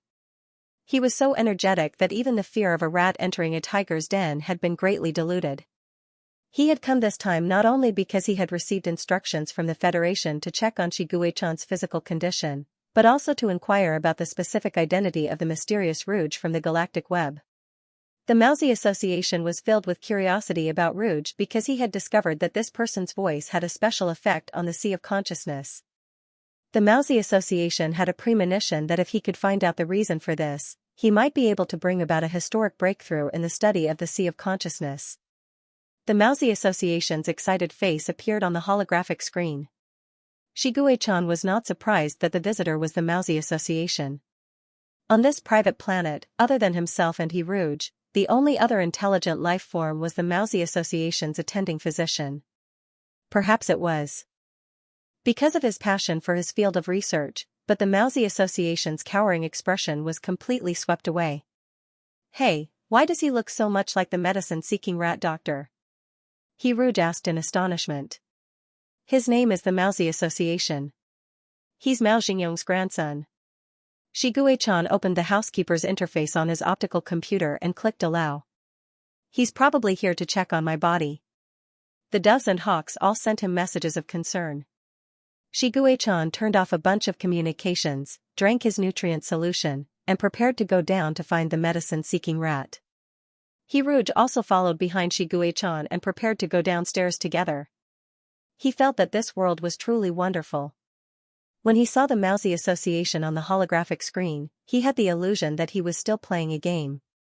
If the game was related to reality, did that mean that he could find the corpses of the children in the Shanghai orphanage, bring them home? When the Mousy Association saw Shigue-chan, he smiled and said, "Major General Shi, you look very well." Before he could finish his sentence, he saw Rouge behind Shigue-chan. He opened his mouth, but forgot what he was going to say next. Rouge looked very similar to Mao Xingyong, making him feel a sense of familiarity, as if he were meeting an old friend. "Hello, I'm Gue-can's friend. My name is Rouge." Shigue-chan wasn't happy that Rouge was being stared at like this.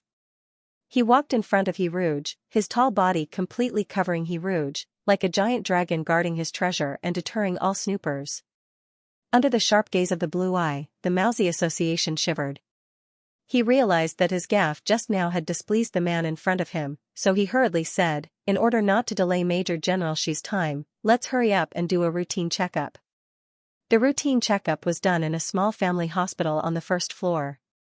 The medical equipment inside was brought over from the research institute, and it was related to the spiritual sea. Shigue-chan only needed to lie in there for 10 minutes to get a more detailed physical data. "Don't ask Rouge any questions," Shigue-chan warned the Mousy Association with a cold face before lying down in the equipment. The Mousy Association could only nod and agree. Under such immense pressure, he suspected that if he said anything wrong, he would end up in a very miserable state. It seemed that Rouge was more than just a friend to Shigue-chan. Even if he was just a friend, he still had a special place in Shigue-chan's heart. This was because the Mousy Association had never heard of Shigue-chan having any friends in all these years. There were countless people in the Federation who wanted to be friends with Shigue-chan, but Shigue-chan was always alone. This man was so invincible that he didn't need any friends or companionship. Even when his illness was at its worst, no one could enter his heart. He was like a beast. After being injured, he would rather lick his wounds alone in a corner than show his weak side to others. No, perhaps this Mr. He had approached Shigue-chan when he was at his weakest. The Mousy Association didn't dare to look at the man's face. That glimpse just now had left a deep impression in his mind. If he was such a person, he might be able to understand Major General Shi. There shouldn't be anyone in the world who could resist such beauty, not to mention such a heavenly voice. Fortunately, he was no longer a young man. Otherwise, he would not be able to forget about her and remain single for the rest of his life. "Dr. Mao, I have something to ask you," Rouge said to the Mousy Association, who seemed to be in a daze. He felt that this Dr. Mao was frightened by Shigue-chan's frightening gaze. "Ask away." The other party suddenly raised his head. When he saw him, he quickly lowered his head and stammered, "I will definitely know everything." "Gue-can, what illness does he have? Is it serious?" Rouge asked the question he was most concerned about. The Mousy Association was a little surprised. "Ah? I thought you knew about Major General Shi's illness." Major General Shi has the rare vortex mental emptiness syndrome. This illness is actually harmful to the mind. It is because of this illness that Major General Shi can no longer pilot mechas. He was forced to withdraw from battlecraft combat to recuperate until now. Rouge was completely stunned. He knew that Shigue-chan might only tell him the good news and not the bad news, but he didn't expect Shigue-chan to hide it from him to this extent. An illness that was so serious that he could no longer pilot mechas was actually described by Shigue-chan as a minor illness that wasn't worth mentioning. What illness had he recovered from? There was no problem at all. The other party said it so casually that he really thought it was just a minor illness. Then has he recovered from his illness? Rouge's voice was a little dry. Recovered? When did he recover? The Mousy Association was shocked. The last time I came to check on Major General Shi's body, although he wasn't terminally ill, it had nothing to do with a full recovery. Major General Shi's illness has become more and more serious in the past 2 years. This illness has a lot to do with the patient's mood. Major General Shi's mental state has always been very bad. Actually, I tried to persuade Major General Shi to see a psychiatrist, but Major General Shi rejected me. Mr. He, if you are willing, I hope you can persuade Major General Shi to see a psychiatrist. He doesn't have to hide his illness for fear of treatment. Was the recovery all a lie? Rouge remembered Shigue-chan's solemn expression last night. He didn't believe that Shiguei-chan would lie to him about this kind of thing. Based on his understanding of Shiguei-chan, if Shiguei-chan was really sick to the point of no return, he would definitely change the subject and never mention his illness. Thinking about it this way, there was only one possibility: Shiguei-chan had indeed recovered, but the Mousy Association didn't know about it. The illness that had been worsening for 2 years and suddenly recovered overnight could only be because of that mysterious game. After thinking it through, Hiruge breathed a sigh of relief. Okay, I will persuade him.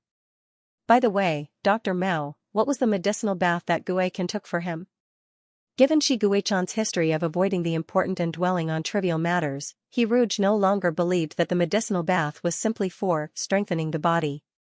His intuition told him that the medicinal bath was definitely not simple.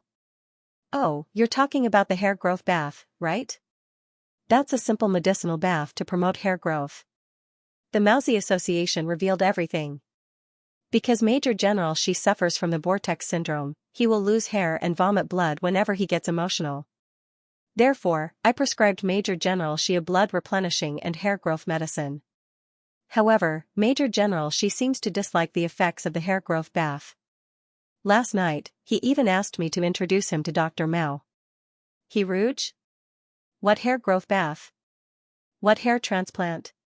Why couldn't he understand anything? The Mousy Association didn't dare to look directly at Hiruge. He kept his head down and didn't notice Hiruge's shocked expression at all. If there's a chance, you should also persuade Major General Shi not to take the hair transplant surgery. No matter how good the hair is, it's not his own. Even with the best hair transplant surgery, all the hair will fall off within 2 months. These fake hairs will not only fall off on their own, but they will also fall off with some of the real hair. As he spoke, he let out a long sigh. I know of some patients who were not particularly bald to begin with, but for various reasons, they had a lot of hair after the surgery. In the end, after 2 months, all their fake hair fell off. They would be stimulated by the huge difference and quickly go for another hair transplant surgery. This repeated a few times, and it would become very obvious that they were bald. Hiruge was stunned. All the doubts replayed in his mind. No wonder Shiguei-chan insisted on wearing sheep pajamas to sleep last night. No wonder the great white tiger suddenly dived into the bathtub in fear when he fell into it. It turned out that his great white tiger was bald. He was bald. Bald. Bald. The Mousy Association didn't realize what kind of shocking mess it had made. He thought that since Hiruge was so important to Major General Shi, he must treat Hiruge well. Whatever the other party asked, he would answer. It wasn't a big deal anyway. He had to strive to leave a good impression on Hiruge. Not only could this ease the doctor-patient relationship between him and Major General Shi, but it could also prepare for Hiruge to participate in the research of the spiritual sea in the future. He was really killing 2 birds with 1 stone. Hiruge's mind was a little absent-minded. He wasn't as confused as he was now, even when he transmigrated yesterday. How could he suddenly become bald without any warning? Clearly, the little white tiger and the great white tiger in the game had exuberant hair. Could he scold this fake game for cheating people's feelings? No, I can't be so superficial. Hiruge couldn't help but think about a serious question. That was, what was love? When the lover grew old and became less beautiful, would the lover still love him as before? But growing old and becoming bald were 2 completely different things. If one grew old, he would still be a handsome old man with an outstanding temperament. But if one went bald at a young age? No, Shiguei-chan's hair was still quite luxuriant. Could it be that Shiguei-chan was wearing a wig? If he hadn't combed Shiguei-chan's hair this morning and touched his thick hair with his own hands, Hiruge would have really suspected that the other party was wearing a wig. Although a crew cut and a bald head were magic weapons to test a man's appearance, active baldness and passive baldness were 2 completely different things. Just like breaking up, dumping someone and being dumped were 2 different things. Moreover, he had seen the great white tiger plush and Woolen's big head with his own eyes. It wasn't bald at all. Where's the bald part of the Guei-can? Hiruge asked with difficulty. In animal form, it's the rest of the body except for the head. The Mousy Association eagerly said, I have photos. Do you want to see them? Hiruge was silent for a moment, then said, yes. The Mousy Association had the photo that Shiguei-chan had sent to him when he first took a selfie. It was a moonless and windy night. The bald great white tiger had shed a bathtub full of fur. Its white fur floated on the water, and its pink paws stirred the waves. Perhaps unwilling to face reality, Shiguei-chan had no choice but to face the fact that he was bald. Feeling hopeless, he took a photo of himself and sent it to the Mousy Association, asking if they could cure his baldness. Rouge was now looking at the photo of the most tragic period of baldness. He gasped. All the great white tigers in his memory of plush and woolen had been replaced by this one. With just one look, Rouge could never forget the other party's bald face. Perhaps it was because the filter of cuteness was too heavy, and the big head wasn't bald, but the body was rather bald. Rouge's mood at the moment was actually one of pity. This was the legendary saying that parents don't mind their children's ugliness. So what if his cute cub was bald? The bald cub was still cute. Send this photo to me. Rouge had seen all kinds of Shiguei-chan, but he had never seen a bald Shiguei-chan. He had to keep such a memorable photo. Okay. Can I add you as a friend on Galactic? When Shiguei-chan came out of the room, he was once again bathed in Rouge's fatherly gaze.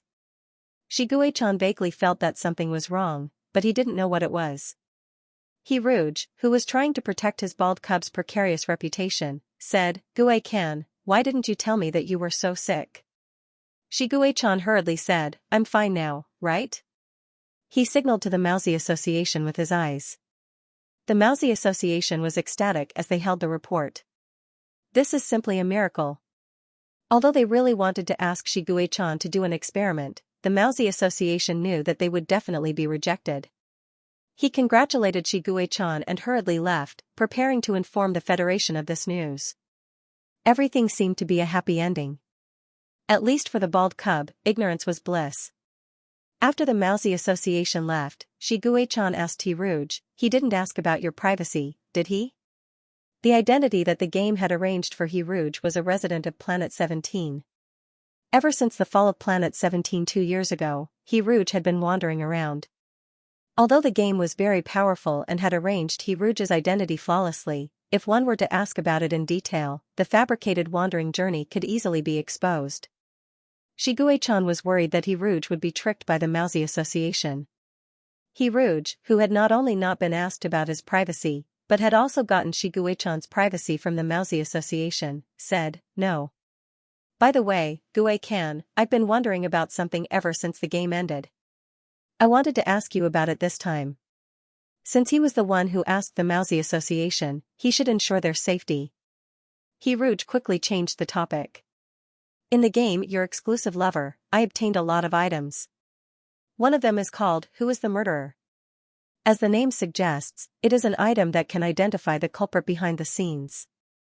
Perhaps for the sake of game balance, there are restrictions on this item. It can only answer yes or no, but it can't directly reveal the culprit's identity." At first, I thought that Vulture was the murderer. When Rouge said the word Vulture, Shiguei-chan's pupils shrank. He seemed to have realized something and unconsciously held his breath as he looked at Rouge. However, when I used this item on Vulture, it told me that he wasn't the real culprit. Rouge felt strange. Then who is the real murderer? Gue-can, can you tell me the answer? I don't know. Blue Eye was stunned. Shiguei-chan was like a statue, standing there silently. He thought of many things, including Vulture and the Federation. There were many things that he couldn't think about in detail. The more he thought about it, the more he felt that there were flaws everywhere. Why could a leader of space pirates organize such an enormous and rigorous experiment and even have the brainwashing machine that the Federation wanted to destroy? Why had he never doubted Vulture's identity all these years? Yes, it was that brainwashing machine. In the end, the machine still affected him, even if it was only a slight effect. In the brainwashing process that lasted for a day and a night, he was instilled with a lot of ideas by the machine, such as the organization was supreme, the street sweeper was supreme, and the Vulture leader was supreme. Because of his split soul, brainwashing was ineffective on him. He would not become a puppet of the organization, but the brainwashing was effective because he remembered that Vulture was the source of all suffering and evil. He firmly believed that Vulture was the source of all the suffering and evil. He attributed this hatred to Vulture. So all these years, he was actually just a laughable puppet. The mastermind watched him silently, using a thin thread that crossed time and distorted memory to control him. From the time he signed the agreement with the Federation, to when he was forced to break his insect wings when he entered the military academy, to when he was suddenly stimulated during the second space battle and was diagnosed with the vortex mental emptiness syndrome, behind all of this, there was the shadow of an invisible person.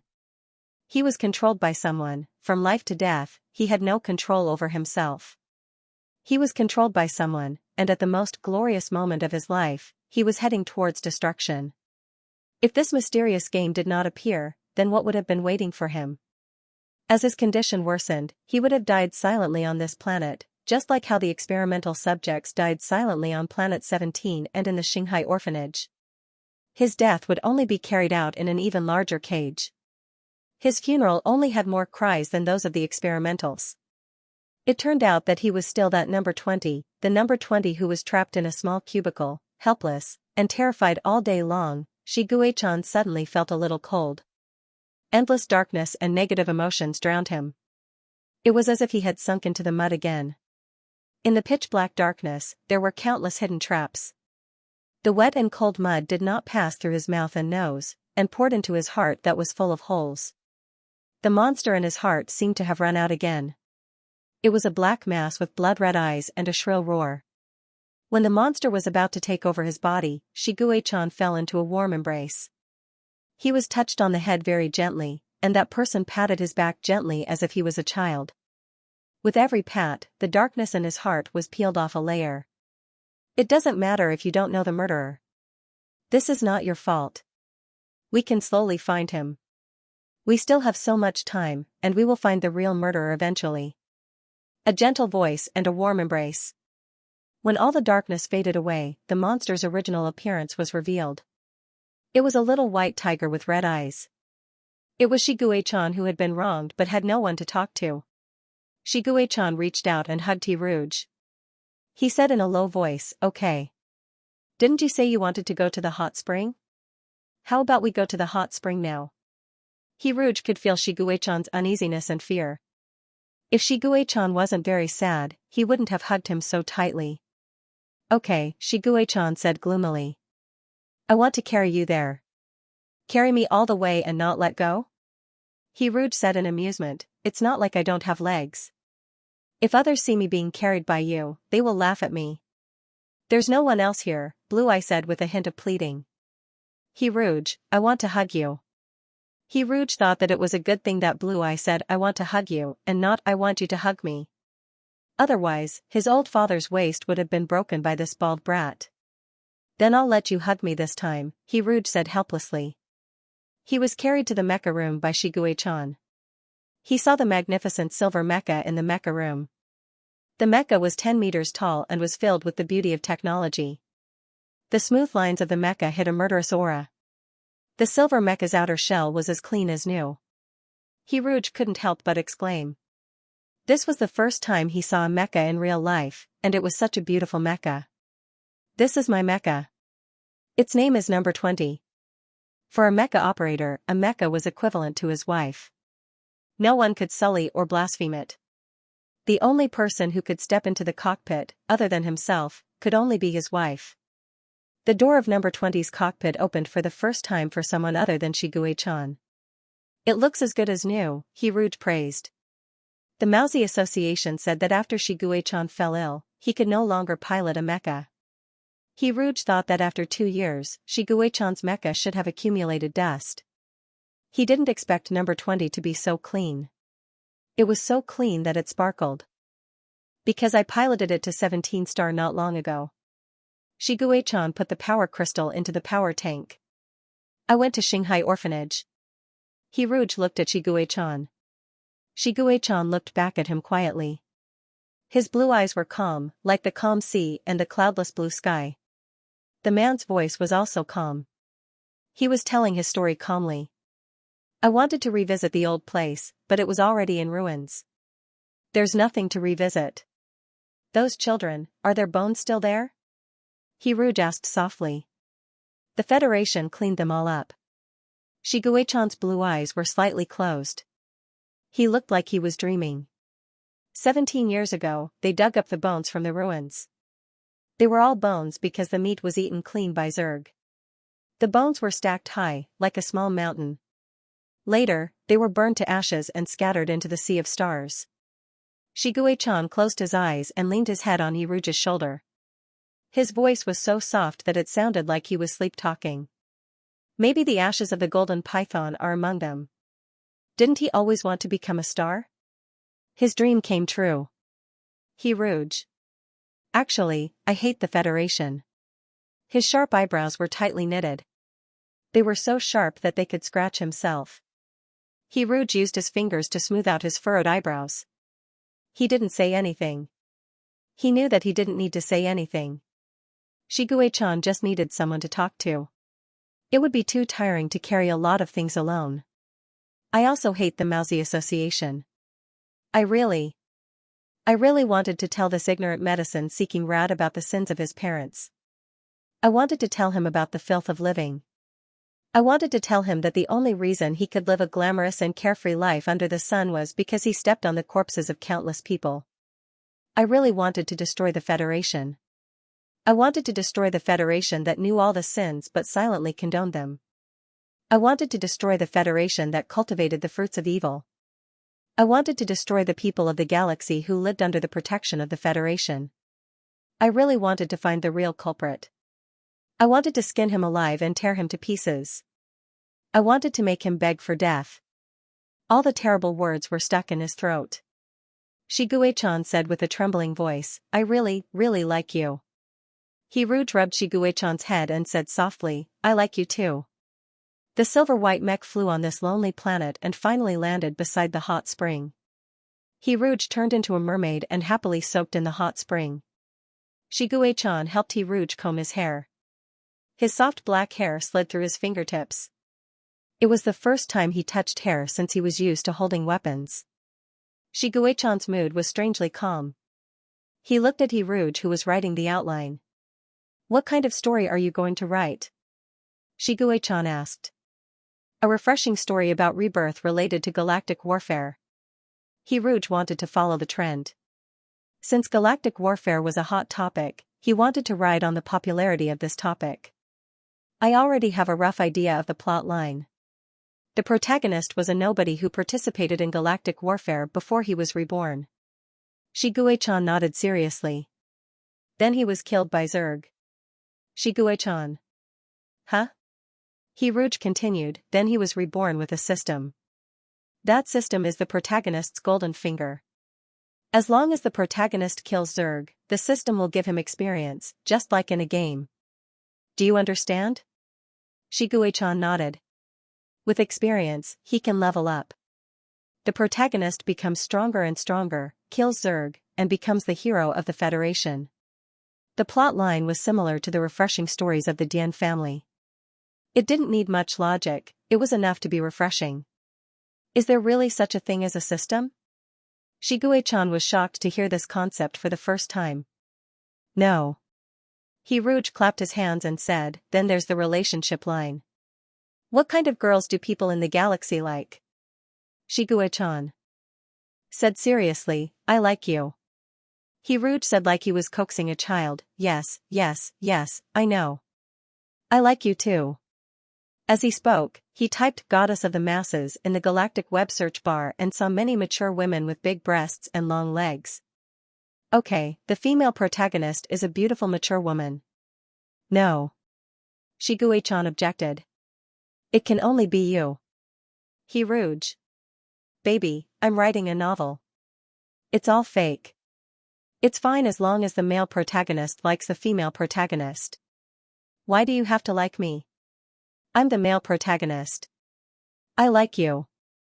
Shiguechan automatically entered the role of the male protagonist. We're both reborn, we're both going to become heroes after killing Zerg, and we're both going to become stronger after killing Zerg. If this male protagonist isn't talking about me, who else is he talking about? Shiguechan had a wise expression as if he had seen through everything. I know, you're writing about me. Hiruj, you're probably getting carried away by your fans' flattery. If I really want to write about you, I'll set the male protagonist to be a bald tiger. I've even thought of the name. It'll be called The Chronicles of the Bald Tiger Major General. You can't secretly write about other men behind my back. Shiguei-chan held Hiruju's hand and said possessively, you can only write about me. Baby, I'm writing about a paperman. So what if it's a paperman? You can also fall in love with a paperman. Hiruj couldn't refute that for a moment. Fine, it's just writing about sex. Since I'm already gay, I might as well go all the way from a romance writer to a sex writer. Hiruj had no choice but to change his novel from the male protagonist's perspective to a novel about love. Now came the difficult part. For an author who was terrible at naming, it often took 10 seconds to come up with a joke, but it took 10 days to name the protagonist. Did he really have to name the protagonist, Shiguei-chan? However, military novels in the interstellar era were generally realistic and autobiographical. If he named the protagonist Shiguei-chan directly, would it cause misunderstandings? Or would Shiguei-chan's fans feel angry that their idol was being manipulated by others? Shiguei-chan rested his chin on Hiruju's shoulder. Blue Eye watched Hiruju's slender fingers slide across the screen. He seemed to be in a trance. How about 20? Only those who were involved in those things know that my code name is 20. His thin lips moved to Hiruju's earlobe. His low and slightly hoarse voice was like a lover's hand caressing his ear. Tell me, when a person sees their crimes being publicized, will they feel a moment of panic? Hiruj turned his head and looked into a pair of dim blue eyes. Perhaps the steam from the hot spring blurred his vision, or perhaps the other party's eyes were too deep and seemed to contain thousands of words. Hiruju's thoughts were dissolved in the deep blue eyes. Without any communication, he suddenly understood what Shiguei-chan meant. Only those who were involved in those things and those who were still alive knew about it. This was too unfair. The sinful people could step on the corpses of the past and live on with a clear conscience, enjoying honor and power. Okay. His name is 20. He is an experimental subject with a tragic past. The villain of this story is an inhumane demon, the leader of the street sweeper organization. He organized a human experiment that the Federation forbade. They implanted Zerg's wings onto the test subjects. The test subjects of number 20 were deemed as failures, so they were thrown into space combat as cannon fodder. Not only can they be used as waste, they can also be used to destroy the evidence. Inspiration flowed endlessly. Hiruj said softly, however, what the villain did not expect was that the experiment did not fail. Number 20 was a precious experiment subject. Every time he died, he would be reborn. After his rebirth, he would become even stronger. He has an ability. Every time he is reborn, he can read other people's memories and change his face to disguise himself as another person. My first disguise was as a low-level member of the street sweeper in Star Wars, and I learned some secrets of the organization. Every time he was reborn, he would disguise himself as a member of the street sweeper organization, from a peripheral member to a core member. Shiguei-chan rubbed Hiruju's face lovingly and asked in a low voice, why did you set up this ability? Maybe this will cause internal strife in the organization? Hiruj said uncertainly, what do you think of this plot? It's very good. Shiguei-chan hugged the person in his arms. Maybe we can first find the members of the street sweeper organization, adapt them, and write them into the story. Actually, I might have some guesses about their identities. Do you still remember the kill list of the last experiment in the game? Hiruj naturally wouldn't forget the kill list experiment. When he saw that the first name on the list was himself, the shock in his heart almost turned into curses. In the game, your name appearing on the kill list was probably just the game's bad taste. When I saw the real kill list back then, your name wasn't on it. The people on the kill list were all famous people in the galaxy. Although I can't remember most of the names on the list, I can still vaguely remember the first few names. The people on the kill list are the targets that the organization wants to eliminate. As long as we can find the people on the list and combine the similarities between their identities, won't we be able to follow the clues and find the mastermind hiding in the dark? The corners of his lips curled up little by little. In a place where Hiruj couldn't see, a cold smile appeared on his handsome face. Let me think, what's the name of the first person on the list? Ah, I remember now. His name is Akira Kamaya. Akira Kamaya was organizing detailed information. If someone could see his database, they would definitely be shocked by the detailed information of all the famous people in the Federation. Akira Kamaya was the head of the intelligence department of the Grey Pigeon Group. As the backbone of the Federal Army's intelligence department, his presence had always been very weak. Perhaps this had a lot to do with his identity as a dove. The military had always been dominated by the hawks. The dove people always felt that they were weak and were suppressed and pushed aside. However, Akira Kamaya had never cared about this. He didn't care about fame and fortune. Akira Kamaya would always give up the limelight to his colleagues. He was a narrow-minded and vengeful member of the Snake clan. He was a typical hawk and had the style of a hawk. His career in the intelligence department had been smooth sailing for many years. The only time he had been defeated was when he met the monster, number 20. In fact, Akira Kamaya's attitude towards the mission of monitoring number 20 back then was not to push him too hard. Number 20 was an experimental subject who had just come out of the Shanghai orphanage. He had lived in a laboratory full of surveillance since he was young, so he should have hated things like surveillance. They couldn't push number 20 too hard, and they didn't need to push him too hard. Akira Kamaya's opinion was that they should let number 20 feel the goodwill of the Federation. As long as they knew number 20's general whereabouts, they would not let him make a big mistake. However, Xianxia didn't think so. The arrogance and harshness in his bones made him prejudiced against existences like number 20. He had to closely monitor the little monster, number 20. From his daily life to every aspect of his life, he had to record anyone who came into contact with number 20, just like a researcher recording a lab rat. There was one thing that Xianxia was right about. Number 20 was born rebellious and had the blood of evil flowing in his body. If he didn't watch him closely, he would easily make irreversible mistakes. For example, he dug out the eyes of Xianxia's most valued subordinate. The nature of such a thing was equivalent to digging out Xianxia's heart. When he saw Xianxia's bad luck, Akira Kamaya really couldn't hold back his laughter. In Akira Kamaya's list of intelligence records, number 20 was an extremely special existence. He had a tragic past, amazing talent, rapid rise and rapid fall. Just like a meteor, when he finally appeared in front of the world, it was also the moment he fell.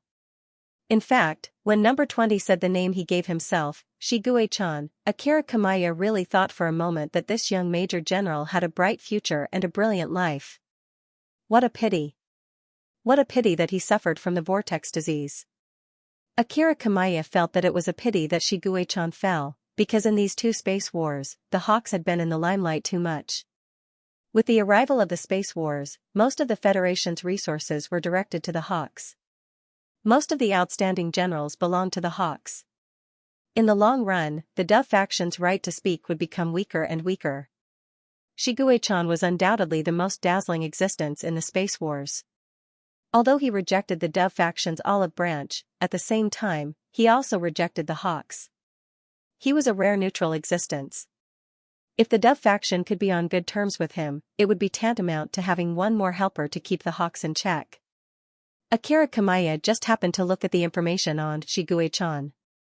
When his gaze fell on the line of recuperation, he couldn't help but shake his head, and a look of pity appeared on his face. Until he saw the latest information, Xianxia had recovered. This news was like a heavy bomb that alarmed the Federation's higher-ups. It was also about to destroy the precarious balance between the Dove faction and the Hawks. Who is Akira Kamaya? Rouge asked curiously. An old dove. He's in charge of intelligence in the military. Xianxia stroked Rouge's waist-length black hair. He's a member of the Dove faction. Many of the people on the list are from the Dove faction. Very good. Now we have a crucial piece of information. The mastermind might be someone from the Hawks, Rouge said. Not necessarily. It might be someone from the Dove faction who's trying to eliminate dissidents. Xianxia shook his head. How many can you remember? Rouge was a little nervous. The kill list was the key to solving the problem. Xianxia didn't look at the kill list carefully back then. He just glanced at it casually because he never intended to carry out the mission in the first place. 3 or 4. Rouge was a little troubled. It was very uncomfortable to let a key clue disappear right before his eyes. He couldn't help but place his hopes on the game. This game seemed to know a lot of things. If he ignored the kill list that put him on, the kill list that didn't appear in the game should be the original kill list. Would he be able to get the kill list from the game and see Soft again?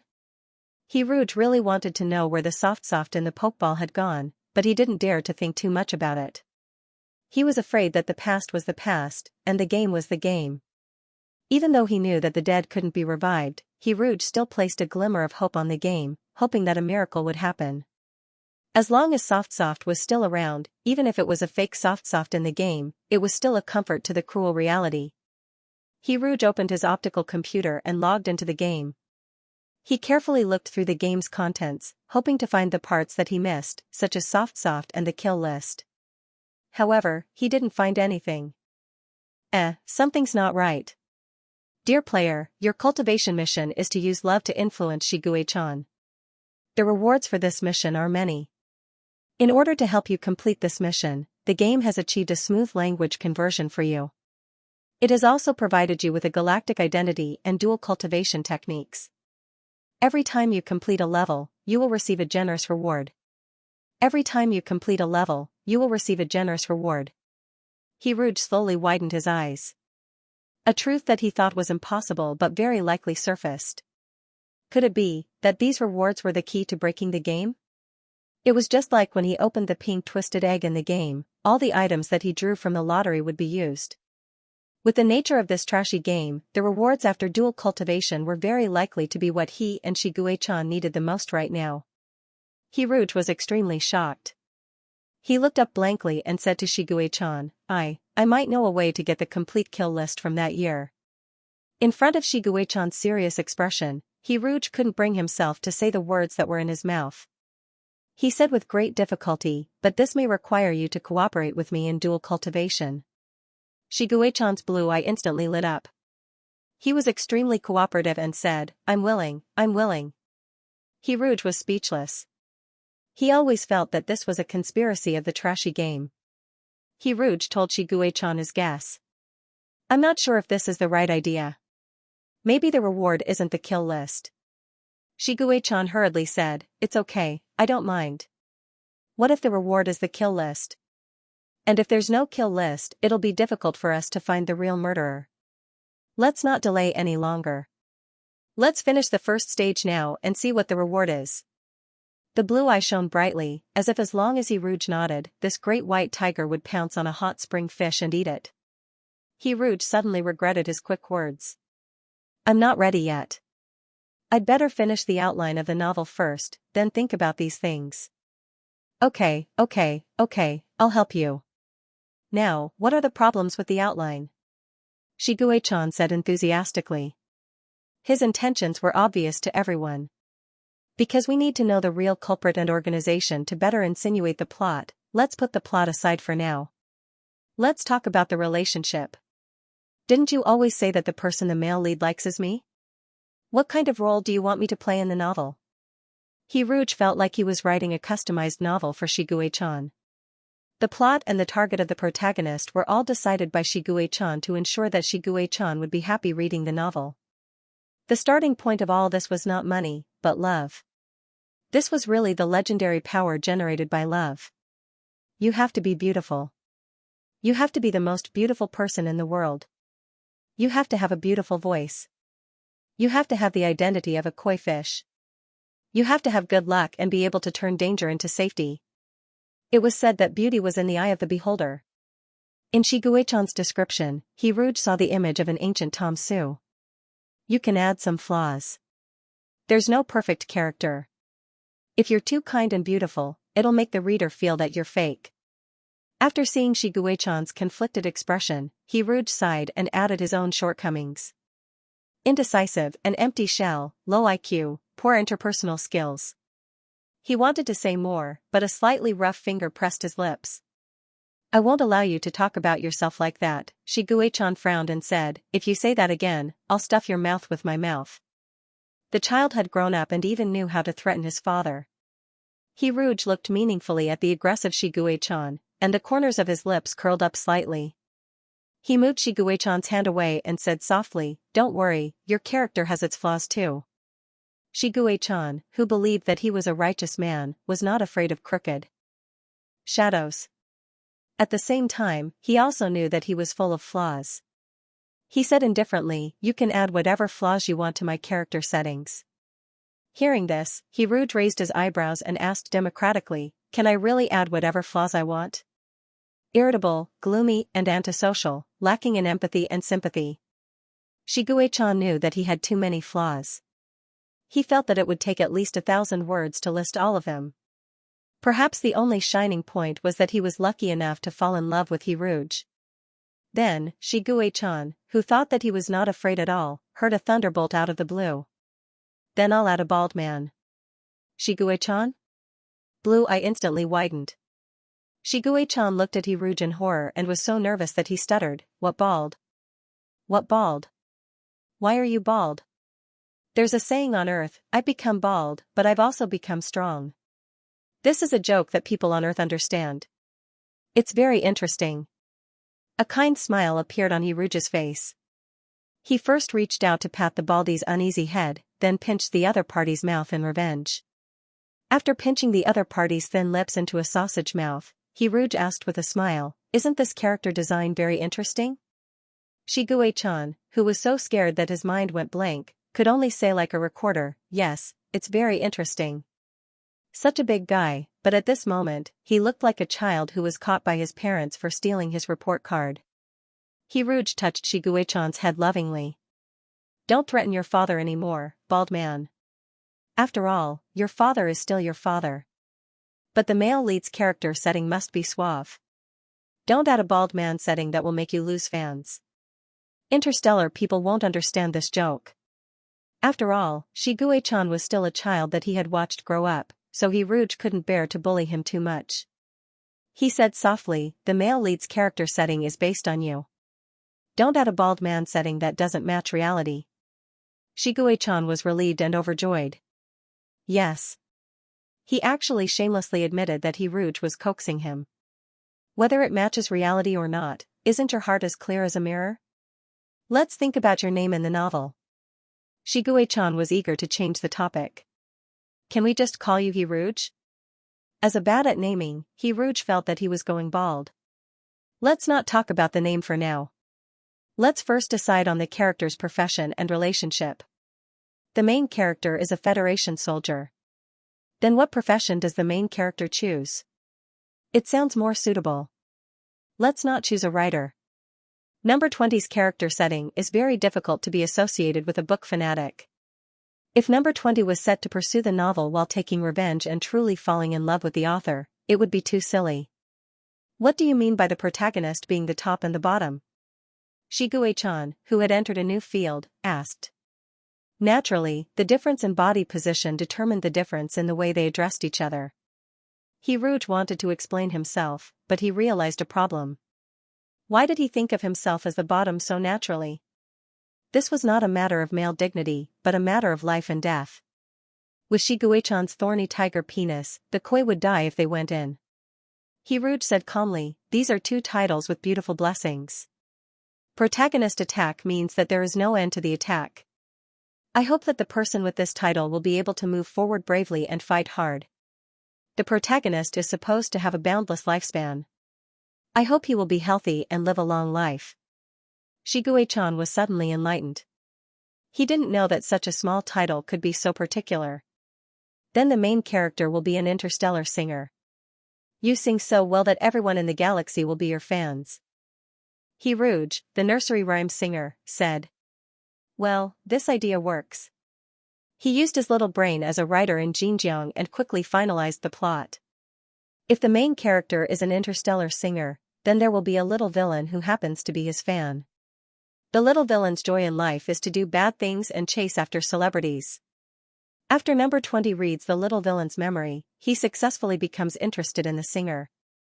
The main character's singing is very healing. Every time the main character kills someone, a song of the main character's will be played. Over time, he becomes a fan. Every time the main character is reborn, he changes his face. He attends concerts with a different identity every time. Sometimes he is an old man, sometimes he is a young and handsome man, and sometimes he is even a girl. Well, a mature woman with big breasts and long legs. He Rouge was still a little resentful that his romance line had been changed. When he said that, he emphasized the word domineering. Shiguei-chan was fascinated by the story and didn't pay much attention to it. This was his first time following a novel, and it was a novel about himself and the person he liked cosplay. He urged, and then?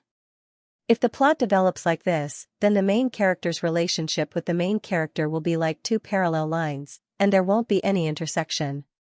But the novel definitely can't be like this. Then, there was a space battle where the soldiers temporarily defeated Zerg.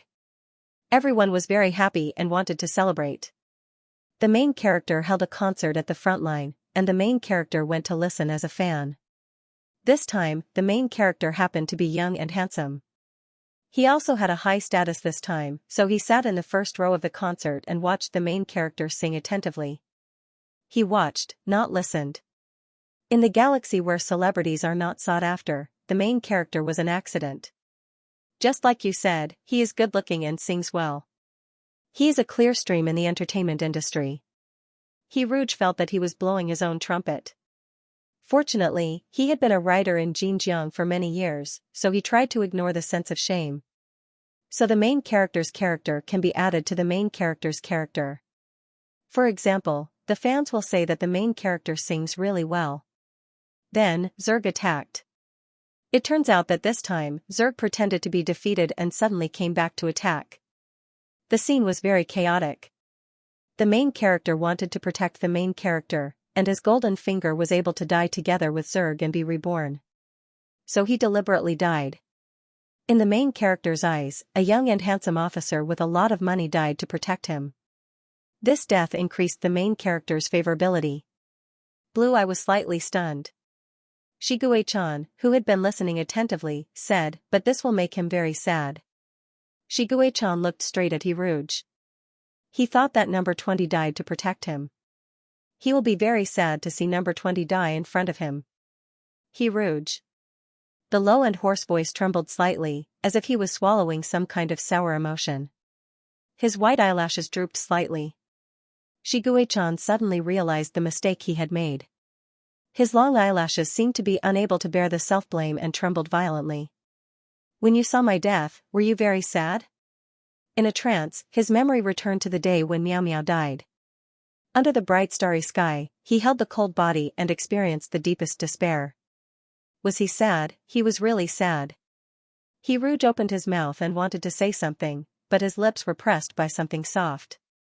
Shiguei-chan was a little hedgehog with thorns all over his body, but he was very soft in two places.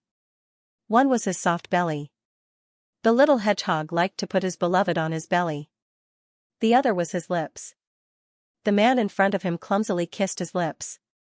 Fine and moist kisses fell on his lips, face, eyes, and eyebrows.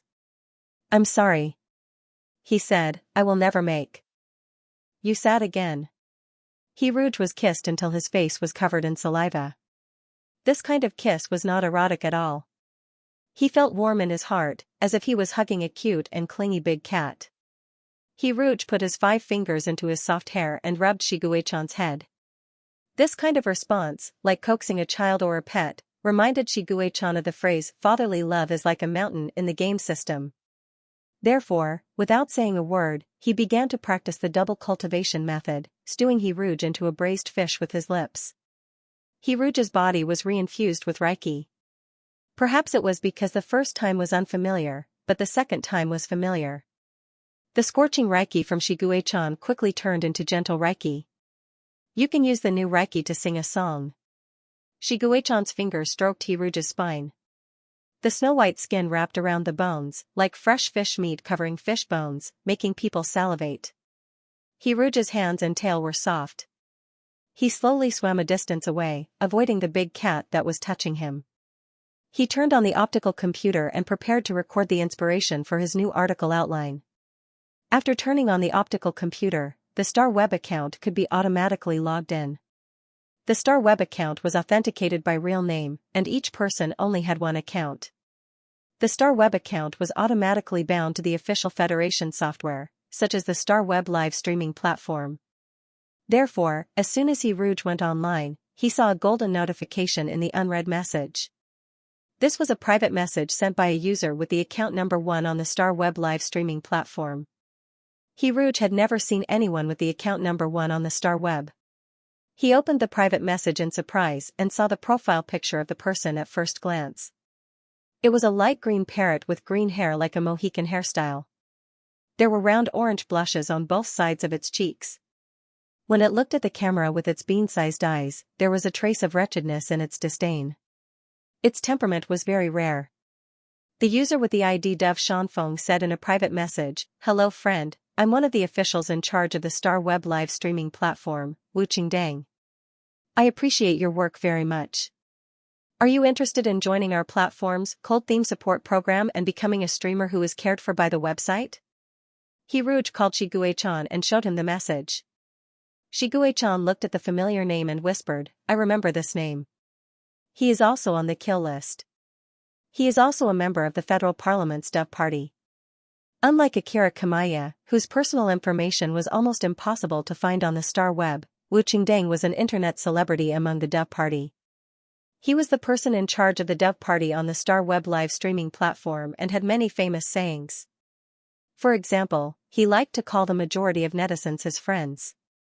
When angry fans urged the streamer to update, he would step forward and say, "We are all friends." How could he stand you up? Another example was when he was in the federal parliament. When the Dove Party members expressed their views, Wu Qingdang would nod and repeat, "Yes, yes, yes, you're right." When the hawkish councillors were speaking, Wu Qingdang would always use his mouth as a burden, adding fuel to the fire. Wu Qingdang and Akira Kamaya's personalities and identities were completely different. Apart from the fact that they were both high-ranking members of the Dove Party, there was no other connection between them. One was eloquent and the other was cautious. One liked to be in the limelight and the other liked to hide. Their social circles did not overlap. Wu Qingdang could get along well with anyone, but Akira Kamaya was a loner. Who else can you remember? There were only 2 samples, so the information they could obtain was too little. 17 years ago was too long, and Shi Guichan had only glanced at it casually. Those memories were already modeled in the river of time. He remembered Akira Kamaya because he was under the Federation's surveillance after he bombed the Shanghai orphanage. Akira Kamaya was also a high-ranking member of the intelligence department, so he had a deep impression of this old dove. Wu Qingdang was the first member of the Dove Party to support the live broadcast of Battlecraft Wars. Before him, only the Hawks had supported this plan. When he participated in the first Battlecraft Wars, Shi Guichan was not used to the cameras that surrounded him like flies. Because of this, he developed a dislike for Wu Qingdang, who supported this plan. Shi Guichan found that he really hated everyone he met. The next person he remembered was one of the few people he did not dislike. Xianxia. He was a Dove Party official in the Federation court. He was a fair and honest official. No one could find any flaws in him. He was a tolerant and wise elder who had participated in the formulation of the Federation's laws. He was not as flamboyant as Wu Qingdang, who casually criticized the current political situation and made it to the top of the search list. He was also not as reserved as Akira Kamaya, who worked in the intelligence department all day without revealing any personal information. Xianxia was silent, but when he opened his mouth to speak, everyone would unconsciously listen to him. Some people said that he was like the sun. Those who followed the law would feel warm under his protection, while those who broke the law would be burned by his heat. The 3 people on the list had nothing in common except that they were all high-ranking members of the Dove Party. However, there was one thing worth noting. He said softly, "Gui Can, I suddenly realized something. The reason why the kill list is called that is because the people on the list are the people that the mastermind wants to kill. However, 17 years have passed, and these people are still alive and well. Why is that? Is it because the mastermind suddenly doesn't want to touch these people, or is it because he can't do anything to these 3 people?" Akira Kamaya was the most powerful person in the intelligence department. No matter where he went, he could gather information at a godlike speed. His anti-reconnaissance ability was so strong that it was as if the world was filled with his eyes. Wu Qingdang and Xianxia had many bodyguards around them. Shi Guichan evaluated the strength of these three people and the difficulty of killing them. He said, it's very difficult to kill them. If he wanted to kill these three people, he would have to pay a huge price. Why did he want to kill them? What benefits could he gain by killing them? Why hadn't he killed them after 17 years? Was it because he didn't know where to start, or was the plan temporarily put on hold? Everything was shrouded in mystery. However, no matter how hard Shi Guichan tried to recall, he couldn't remember the kill list that he had only glanced at. His brows furrowed tighter and tighter until they formed the shape of a Chinese character. If you can't remember, then don't think about it. Maybe the game reward will include the kill list. He Rouge opened the game as he spoke. He had only wanted to comfort Shi Guichan, but he didn't expect to see the game interface change. Dual cultivation progress, using lips to breathe, reward obtained, penguin chat software from the alternate world, click again to confirm the reward. The familiar penguin icon was displayed on the optical computer. He Rouge opened the penguin icon and saw a bomb-like message, Happy birthday! My gift has been sent. It's expected to arrive today. Hey! Are you still there? Don't tell me he fell asleep?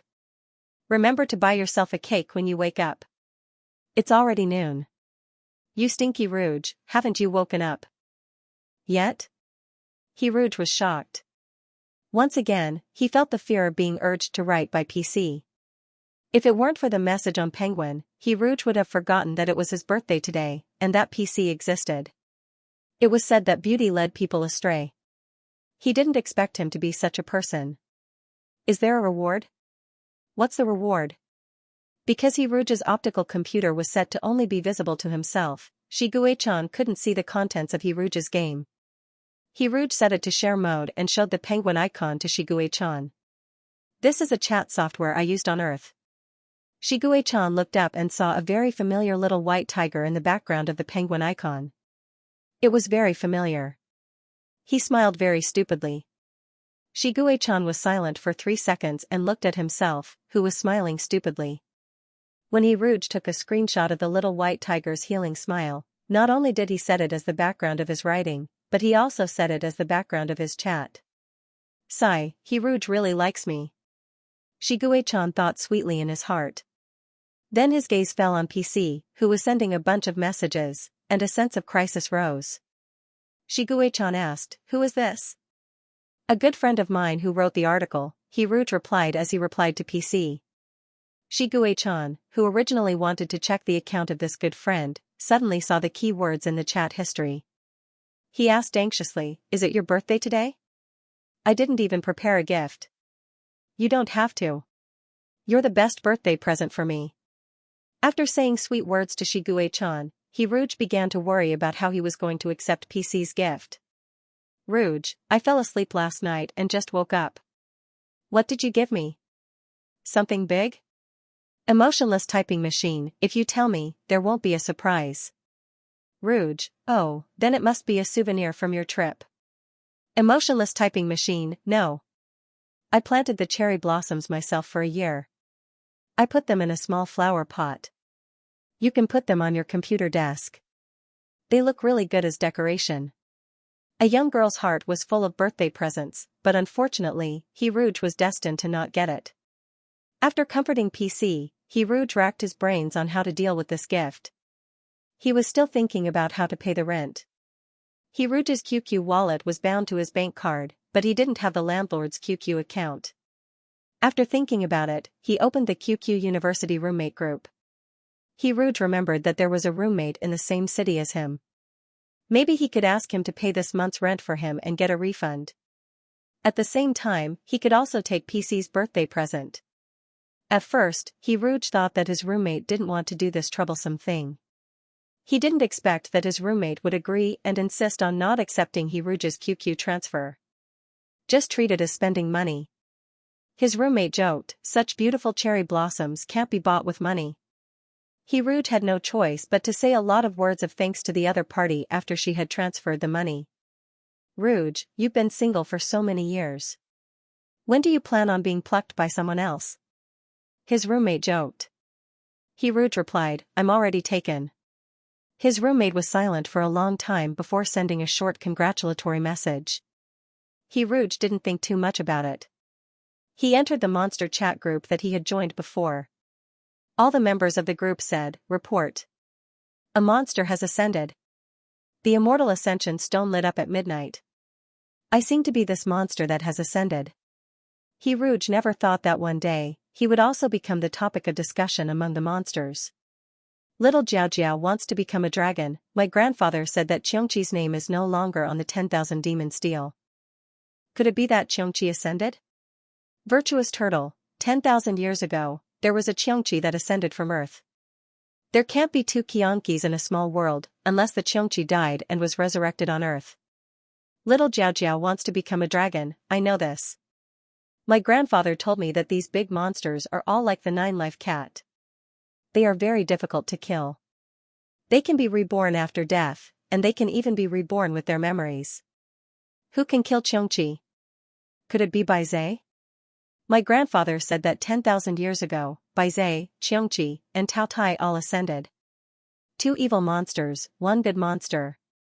I really want to know what kind of love and hate story happened between these three big monsters. 8 Claws, Jiao, I think it's a pity that you don't write novels. Love and hate, there is no love in the big monsters world, only strength, okay? Little Xiaojiao wants to become a dragon. You're not a big monster, how would you know the big monsters world? He Rouge turned his head to look at Shigue-chan. Shigue-chan liked to have physical contact with him. Even if it was just arm to arm, it could make the other party happy.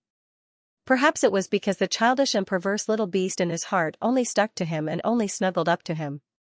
Shigue-chan, who was bloody, cruel, and unfathomable in the eyes of others, unveiled his mysterious veil in front of him. He Rouge couldn't help but reach out and pinch Shigue-chan's face. Under the gaze of that pair of slightly confused blue eyes, he naturally withdrew his hand and asked, "Is Taotai also here?" "I don't know. He might have ascended to another world," Shigue-chan said with uncertainty. "I haven't seen him." He Rouge was just asking casually. He turned off Penguin and prepared to continue writing the outline. However, before writing the outline, he had to deal with Wu Qingding's invitation first. Cold theme support plan, He Rouge asked about the specifics of the plan, and Wu Qingding replied quickly, "Currently, the content of the interstellar live streaming platform is too oppressive. The mainstream aesthetic of society is violent. Society is like a raging fire, and the masses are dry wood.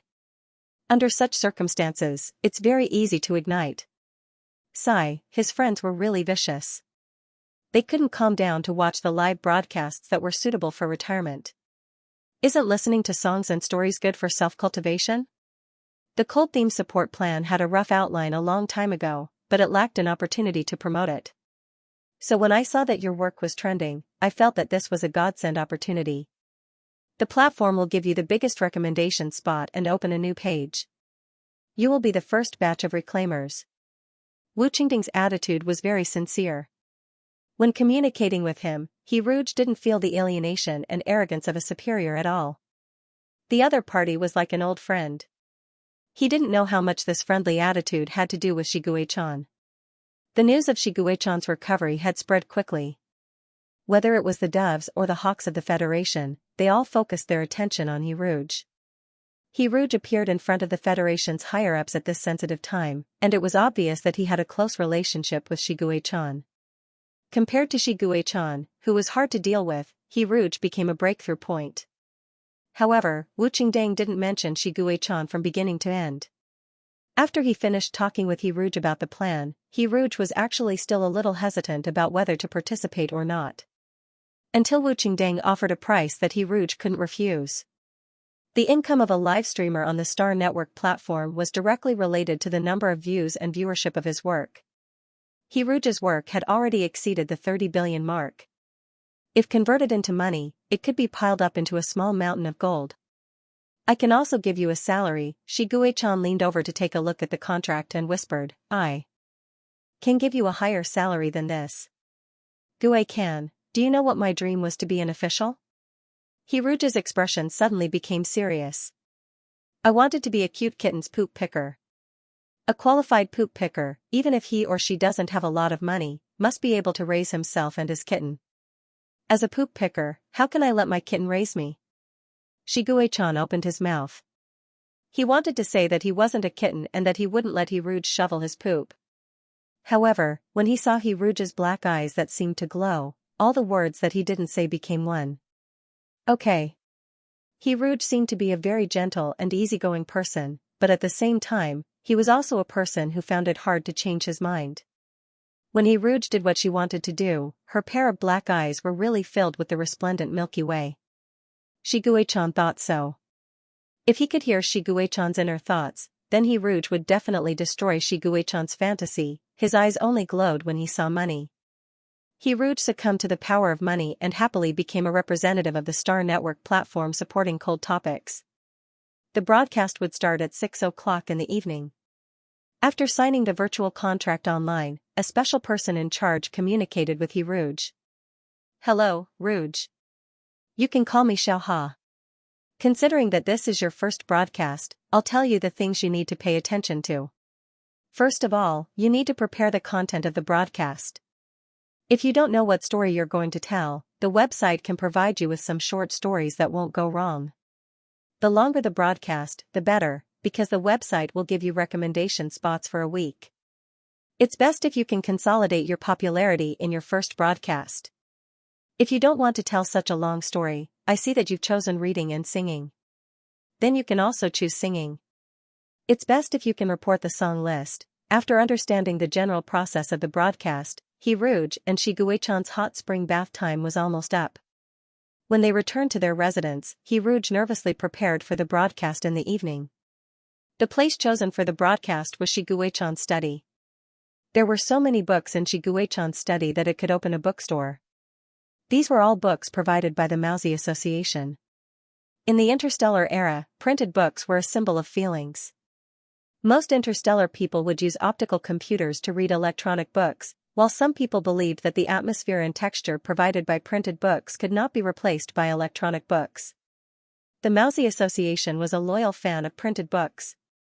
The reason they moved so many books to Shiguei-chan's house was to let Shiguei-chan read more books when he was angry, so that he could calm down and not get angry easily. However, when Shiguei-chan was angry, he wanted to tear the books. Due to the housekeeping robot's regular cleaning, the study, which had been silent for a long time, did not accumulate any dust. Hiruge shuttled back and forth between the 10 rows of bookshelves. The bookshelves were very high, and Hiruge could not reach the books on the top level. There was a small button on each bookshelf. Hiruge pressed it out of curiosity. After pressing it, a small ladder slowly popped out from the bookshelf. He could climb up the ladder to the top of the bookshelf. Hiruge found it inconvenient to climb the stairs in slippers, so he climbed up barefoot. The space at the top of the bookshelf was wide enough for Hiruge to lie down and sleep. Hiruge felt a sense of novelty. He sat at the top of the bookshelf and reached out his hand to randomly pick a book from the top shelf. This was a medical book. It contained some general knowledge about interstellar people's bodies. For example, every interstellar person had 2 forms. One was an animal form, and the other was a human form. They were all in their animal forms during their infancy because animal forms could increase the survival rate of newborns. Different races took different amounts of time to transform into their human forms. Some races, such as the mouse race, could transform into their human forms after half a year, while the elephant race needed at least 8 years to transform. All kinds of cold knowledge and general knowledge appeared in the book. Hiruge was fascinated by the book. Plus, he slept at around 2 in the morning. Because he usually woke up at 8 or 9 in the morning, his biological clock was fixed. Today, Hiruge woke up naturally at 8:30. Due to his lack of sleep, he fell asleep as he read. He slept very soundly. At this moment, Shiguei-chan was in the kitchen preparing a feast with the newly delivered ingredients. Although the housework robot could make standard delicacies, Shiguei-chan felt that such food lacked soul and effort. Today was Hiruge's birthday, so he had to make a meal with his own hands. Time passed unknowingly. Soon, it was 6 o'clock. At this time, Shiguei-chan was still working hard in the kitchen. However, the 6 o'clock alarm reminded Shiguei-chan that it was time for the live broadcast. Shiguei-chan turned on his photon computer. The holographic screen floated in midair. He was prepared to watch Rouge's live broadcast while cooking dinner. The live broadcast had just begun, but the number of viewers in the Coaxing You to Sleep live broadcast had already reached 10 billion. However, the strange thing was that the live broadcast showed a full bookshelf. The host's voice could not be heard. The bullet screen was filled with doubts. Where is he? I want to see the host's face. He must be too ugly to show his face. Those with nice voices usually have ugly faces. What's going on? Stand me up? Are you crazy? Wasting my time? This lousy host with such a lousy theme is standing me up on the first day of the live broadcast. When Shiguei-chan saw these bullet screens, his blue eye seemed to have been quenched with a layer of ice. The live broadcast slowly moved from the bottom of the bookshelf to the top. Because the camera was in high definition, all the books in the collection could be seen clearly. Well. Am I seeing things? There seems to be medical notes here that the research institute doesn't sell to the public. It looks like the notes of the Mousy Association. There are so many printed books. Is the host also a supporter of the printed books? When the camera moved to the top of the bookshelf, the chattering bullet screen suddenly fell silent. The tip of a snow-white foot peeked out from the top of the dimly lit bookshelf. The bright red lines that appeared from the ankle were as dazzling as blood. They were very conspicuous on the white skin. The camera slowly moved to the left, and a slender calf appeared on the live broadcast screen. The lines on the calf were almost translucent and glowing, as if a layer of glaze had been applied to the skin. The slender leg was lazily suspended in the air, like a branch covered in snow, flirtatiously spitting out a red plum. The thigh was covered by a thin cloth, but the camera could sweep across the inside of the thigh and see a faint touch of red. This body didn't have a single callus. Even the soles of the feet were soft and light pink. This was the kind of flawless skin that could only be cultivated by living like a prince. The face of the person lying on his side was covered by a medical book. His upper body was wearing a silky shirt. The soft fabric flowed down the groove of his spine, showing the graceful curve of his back. The optical computer's alarm kept ringing, waking up the person who was sleeping soundly.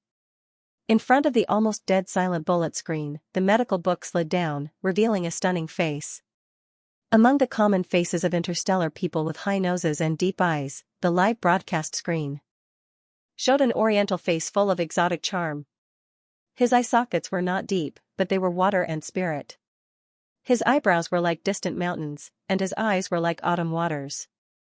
Because he had just woken up and was still sleepy, his pair of sleepy black eyes were like a mountain stream surrounded by mist, and transparent spiritual energy swayed in the air. Eyebrows were eyebrows, eyes were eyes, and nose was nose. His snow-white face and ink-black hair were neither muddy nor turbid. It was so clean that it was as if there were only two colors left in the world, black and white. However, that astonishing and otherworldly beauty forced out a brilliant color from the black and white. His temperament was not cold, and was even as gentle as water without any aggression. However, this water was like a mountain flowing with a beauty that could only be seen from afar and not touched. There was a deathly silence in the bullet screen, and then it was followed by a spectacular flood of bullet screen comments. Ah, I'm dead. Too beautiful, is this face real? Goosebumps rising. Gorgeous face, beautiful voice, beautiful voice, beautiful voice, I'm satisfied. Look at this flawless skin, impeccable facial features, glossy black hair. Ah, Mom, he's looking over. Ah, don't come so close to me, I can't breathe. Oh my God, I'm going to explode on the spot. What kind of beauty is this? What a unique and mysterious face. The time of the live broadcast was set at 6 p.m. Because Rouge had no experience in live broadcasting, he set the automatic live broadcast mode to be on the safe side. When it was 6 p.m., the live broadcast equipment would automatically start. Therefore, when Rouge opened his eyes, he saw a huge amount of bullet screen comments. These bullet screen comments were like a tsunami, and the new bullet screen comments were instantly drowned by the new ones. The live broadcast seemed to have started. Rouge blinked, and his expression was that of someone who had just woken up. Before he was fully awake, he saw a gorgeous firework explode in front of him. It was like watching the special effects of a 3D movie. The firework was inches away from him, and it bloomed silently. Countless special effects of gifts appeared one after another. There were colorful fireworks, starships that soared into the sky, and bright nebulas that were worth hundreds of millions of star coins. The Bright Nebula reward had only appeared twice since the establishment of the Star Web live streaming platform.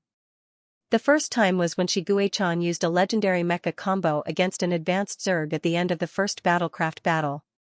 The silver-white mecha seemed to have turned into a sharp knife at that moment, and the strong murderous aura pierced through everyone's heart as he killed the giant Zerg against the light. It was this battle that gave Xianxia the title of Blade of the Federation. It was also this battle that made a tycoon reward him with the Bright Nebula.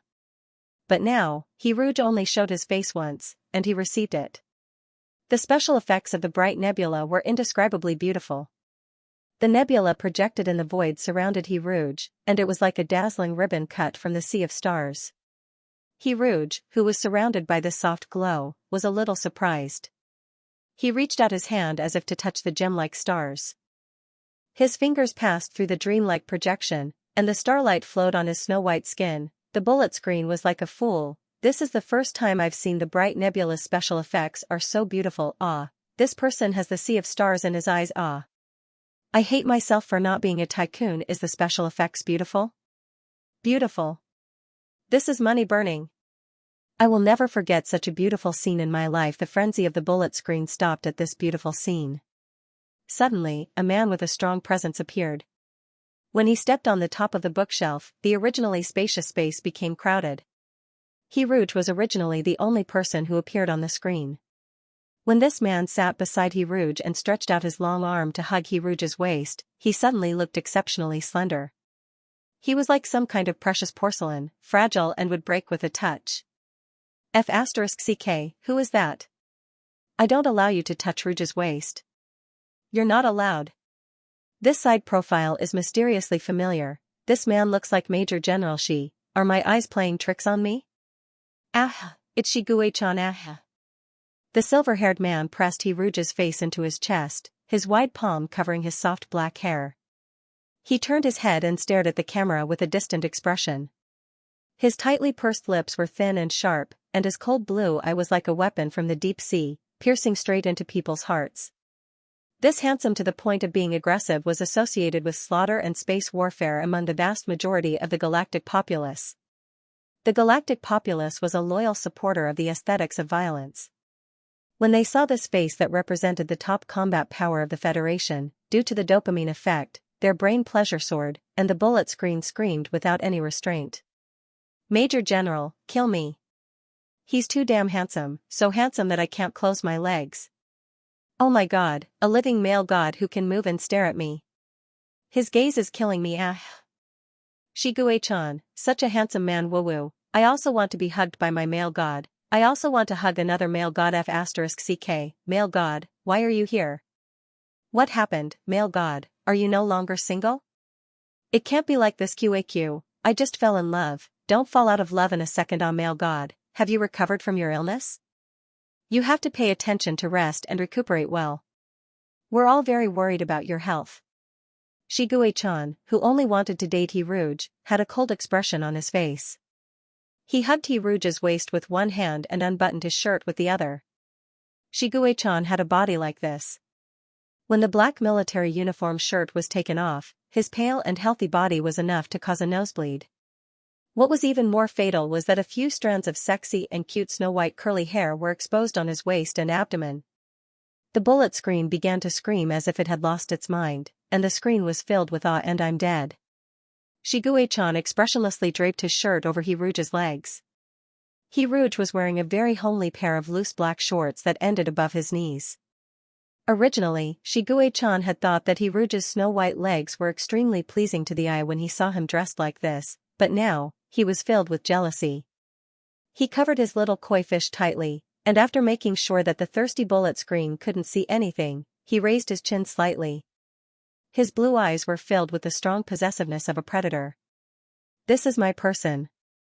Gue can, I still have to livestream, Rouge, who was forcefully held in Xianxia's arms, reminded him softly. This was the first time Rouge had spoken since the start of his livestream. It was soft and gentle, with a hint of helplessness, as if he was whispering to a lover who was lazing in bed. Even the people of the Interstellar who had always advocated iron and blood would soften when they heard this gentle voice. This wasn't the ethereal and holy voice of nature that Rouge spoke with spiritual energy, but it was his original gentle voice. If gentleness could be turned into a weapon, then Rouge's voice must be a gentle knife that was pressed against a person's throat, and he could use his beauty to commit murder in the heart. The bullet screen was like a repeater. Xianxia, who was originally insufferably arrogant and domineering, lowered the corners of his mouth in a place where the camera couldn't see. Okay. He unhappily let go of Rouge, jumped down from the tall bookshelf, and landed lightly on the ground. He then looked up at Rouge, who was on the bookshelf, and said, "I'm going to cook for you." Without waiting for Rouge's reply, he walked away without looking back. From his back, there was a hint of jealousy that came from overturning a small jar of vinegar. Rouge couldn't help but laugh. He was already a peerless beauty when he wasn't smiling, but at this moment, his curved eyebrows made the world pale in comparison. The bullet screen was refreshed too quickly. Some people were shocked that Xianxia's words about cooking were true, and some people were crying and asking about the relationship between Rouge and Xianxia. There were so many questions that it was too much for the eyes to take in. However, the tycoon who gave Rouge the bright nebula had a bullet screen that was several times larger than the others, and the colors were still cool and colorful. Therefore, this tycoon's bullet screen was very eye-catching. He said, "Rouge, I fell in love with you at first sight." The moment this tycoon's confession came out, Xianxia, who had originally said that he was going to leave, came back. He silently poked his head out from the outermost bookshelf and stared at Rouge. Rouge didn't notice the eyes that were secretly observing him. He said to the tycoon who occupied the top of the fan list, "Thank you for liking me, but I'm already with Guek," and his voice was so gentle that even if it was a rejection, it was so gentle that people couldn't bear to blame him. No matter how intimate they were before, there were still some fans who refused to give up and tried to convince themselves that it was all fake. However, now that the official announcement had been made, these fans who had shed tears for the beauty value finally cried. They cried very loudly. The tycoon was indeed a tycoon. He calmly sent a bullet screen, "I can wait for you to break up." "Xianxia?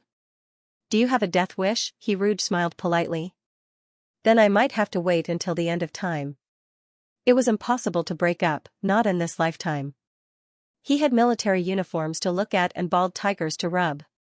Even if he had to rub the bald brat's fur until there was not a single hair left, he still wouldn't break up. Xianxia's gloomy blue eye instantly brightened up. He happily went to cook for Rouge. After hearing Rouge's answer, the tycoon didn't say anything else. He probably left the broadcast room. Rouge wasn't used to being exposed to the public. He held the medical book in his hand, pretending that it was a fairy tale book, and began the official content of the broadcast. The story I'm going to tell today is written by an author named Hans Christian Andersen. Because it consumed too much energy to tell stories with spiritual energy, Rouge spoke normally this time. His voice wasn't as stunning as it was in the recording of Ugly Duckling. However, the bullet screen didn't care at all. This story is so good. It's so good. It's like the person in the painting. This broadcast is toxic. I can't get out of it at all. You're beautiful and your voice is so good. Are you a god? I'm jealous. This is the only streamer I've ever been attracted to because of his looks. A group of interstellar people who used to shout and fight all day long were sitting in a row listening to the fairy tale. They were intoxicated by it. No, it should be said that they were licking his face with satisfaction. The atmosphere in the broadcast room was extremely harmonious. Even the most aggressive people's minds went blank after seeing his face. They stared at the screen in a daze. Not to mention arguing, even typing was an amazing thing. Because many people had blocked the bullet screen and were holding their breaths while licking his face. He's so good looking. Mom, he's really so good looking. How can he be so good looking? He looks good when he looks down, and even better when he looks up. His mouth opens and closes, making me want to kiss him. Rouge talked from Thumbelina to the little match girl and then to the daughter of the sea. The bullet screen, which was originally focused on licking his face, began to quiet down when he Rouge talked about the little match girl. When he Rouge talked about the little mermaid turning into bubbles, the bullet screen cried and said, "So healed cack, I was healed," and cried. "You're the devil among the angels, right? Ah, who's going to chop the prince with a knife? My heart aches for my little mermaid. Woo-woo. Sorry, I have to pause the broadcast and go eat." The person on the screen was about to climb down from the bookshelf when another man's voice sounded. "Jump down, I'll catch you." The black-haired, black-eyed young man hesitated for a moment and actually jumped down. Although he was a little scared, there was complete trust between his eyebrows. The last image in the broadcast room was the empty top of the bookshelf. Without the seemingly glowing he Rouge, the place instantly darkened. The young man's low exclamation and the man's slightly hoarse laughter sounded. All the audience in the broadcast room could hear a voice full of laughter. "I want to hug you." This was the first time the interstellar netizens heard Shiguei-chan's laughter. They had never heard Shiguei-chan laugh so happily. At this moment, the world didn't know whether to be jealous of he Rouge or Shiguei-chan. Interstellar people didn't celebrate their birthdays with a birthday cake. Instead, they chose to make a sumptuous feast. Shiguei-chan made 2 dishes with the help of the robot. One was a meat dish, and the other was a vegetable and fruit platter. He wasn't good at making complicated dishes, so he chose a simple steamed pork dish. He Rouge looked at the giant wild boar's head in front of him. Its eyes were wide open, and its mouth was wide open, revealing its white teeth. Especially the 2 sharp fangs that were curved like crescent moons. He couldn't help but, he swallowed a mouthful of saliva. "Oh my God, is there anything more delicious than a pig's head in this world?" This giant wild boar's head was twice as big as any pig's head that he Rouge had ever seen. Its hair was plucked clean, and after it was steamed, the aroma of its meat could easily arouse the appetite of anyone who smelled it. "Guay-can, do you have any seasoning here?" The steamed pig's head meat was cut into thin slices and dipped in the seasoning. It was simply a delicacy on Earth. Shiguei-chan went to the Star Web to buy a complete set of seasonings this time.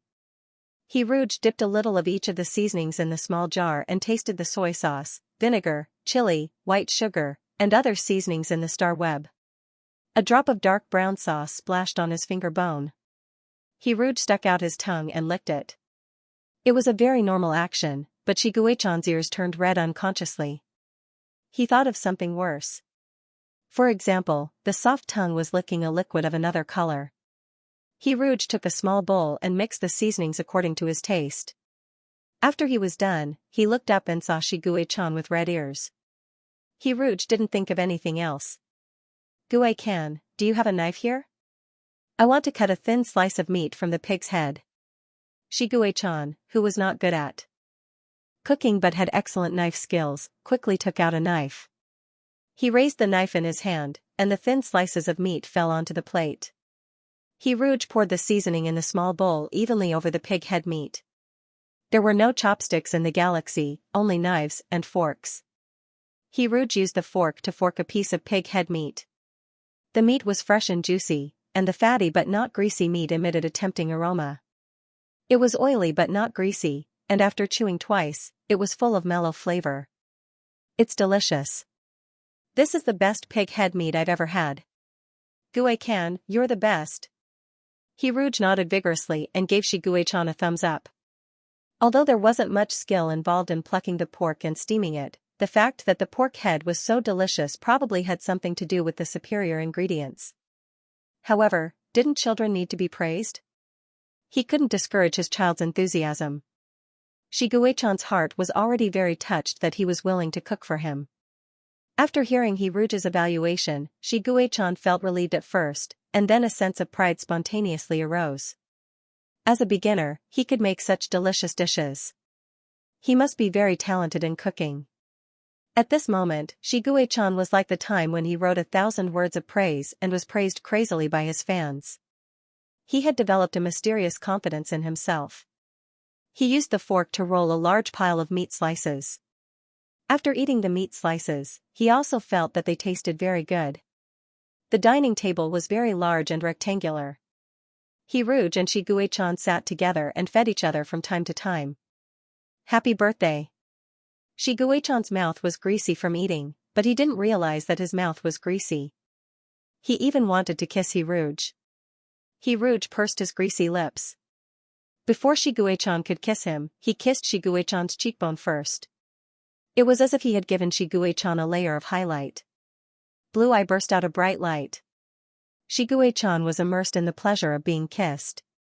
He squinted his eyes like a big cat that had been stroked. Hiruj felt that he had done something bad, like bullying a child.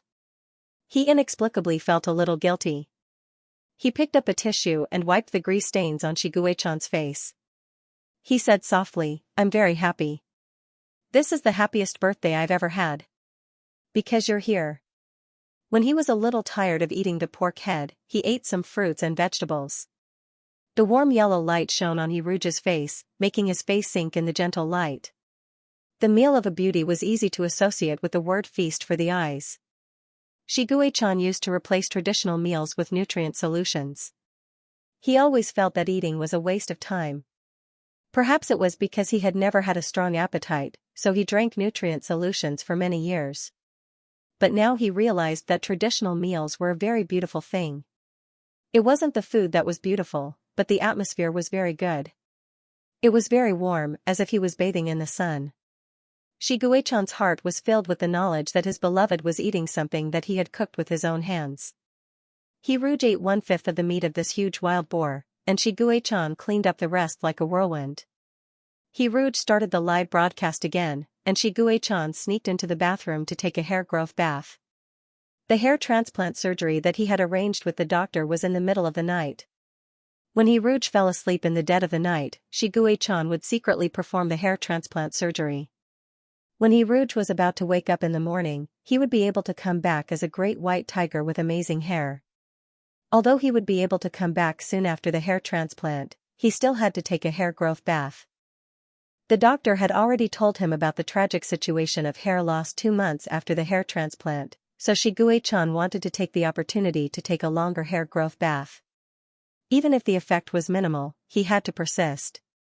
Shiguechan happily turned on the live broadcast and prepared to watch Hiruj's live broadcast while soaking in the hair growth bath. However, before watching the live broadcast, he had to deal with the matters of the military. A tiger shark in the headquarters asked him to go to the front line of the space war in a few days. The space war was carried out on the 16th star. The 16th star was a very magical planet. Its eastern hemisphere was all sea, and its western hemisphere was almost all land.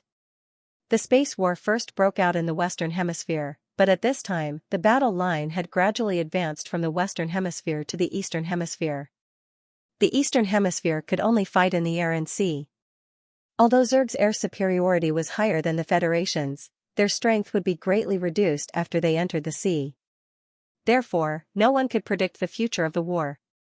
In order to feed the wings of slaughter, Shiguechan didn't have much resistance to participating in the war.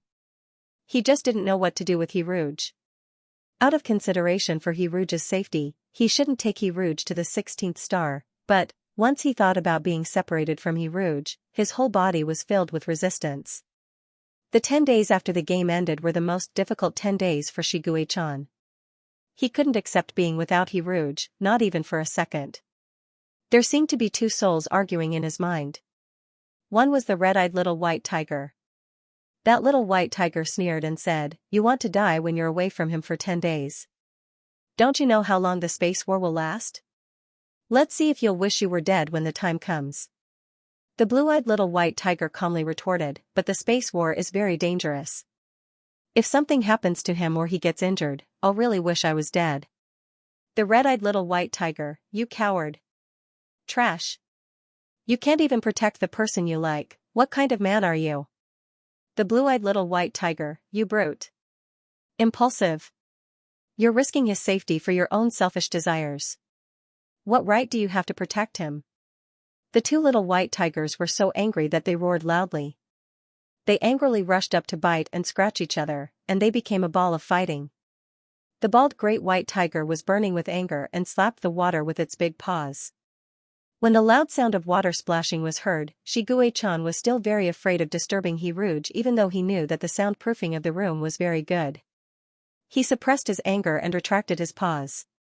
The blue-eyed little white tiger opened the game fiercely, wanting to see how much Rouge's fatherly love had changed in the game to be happy.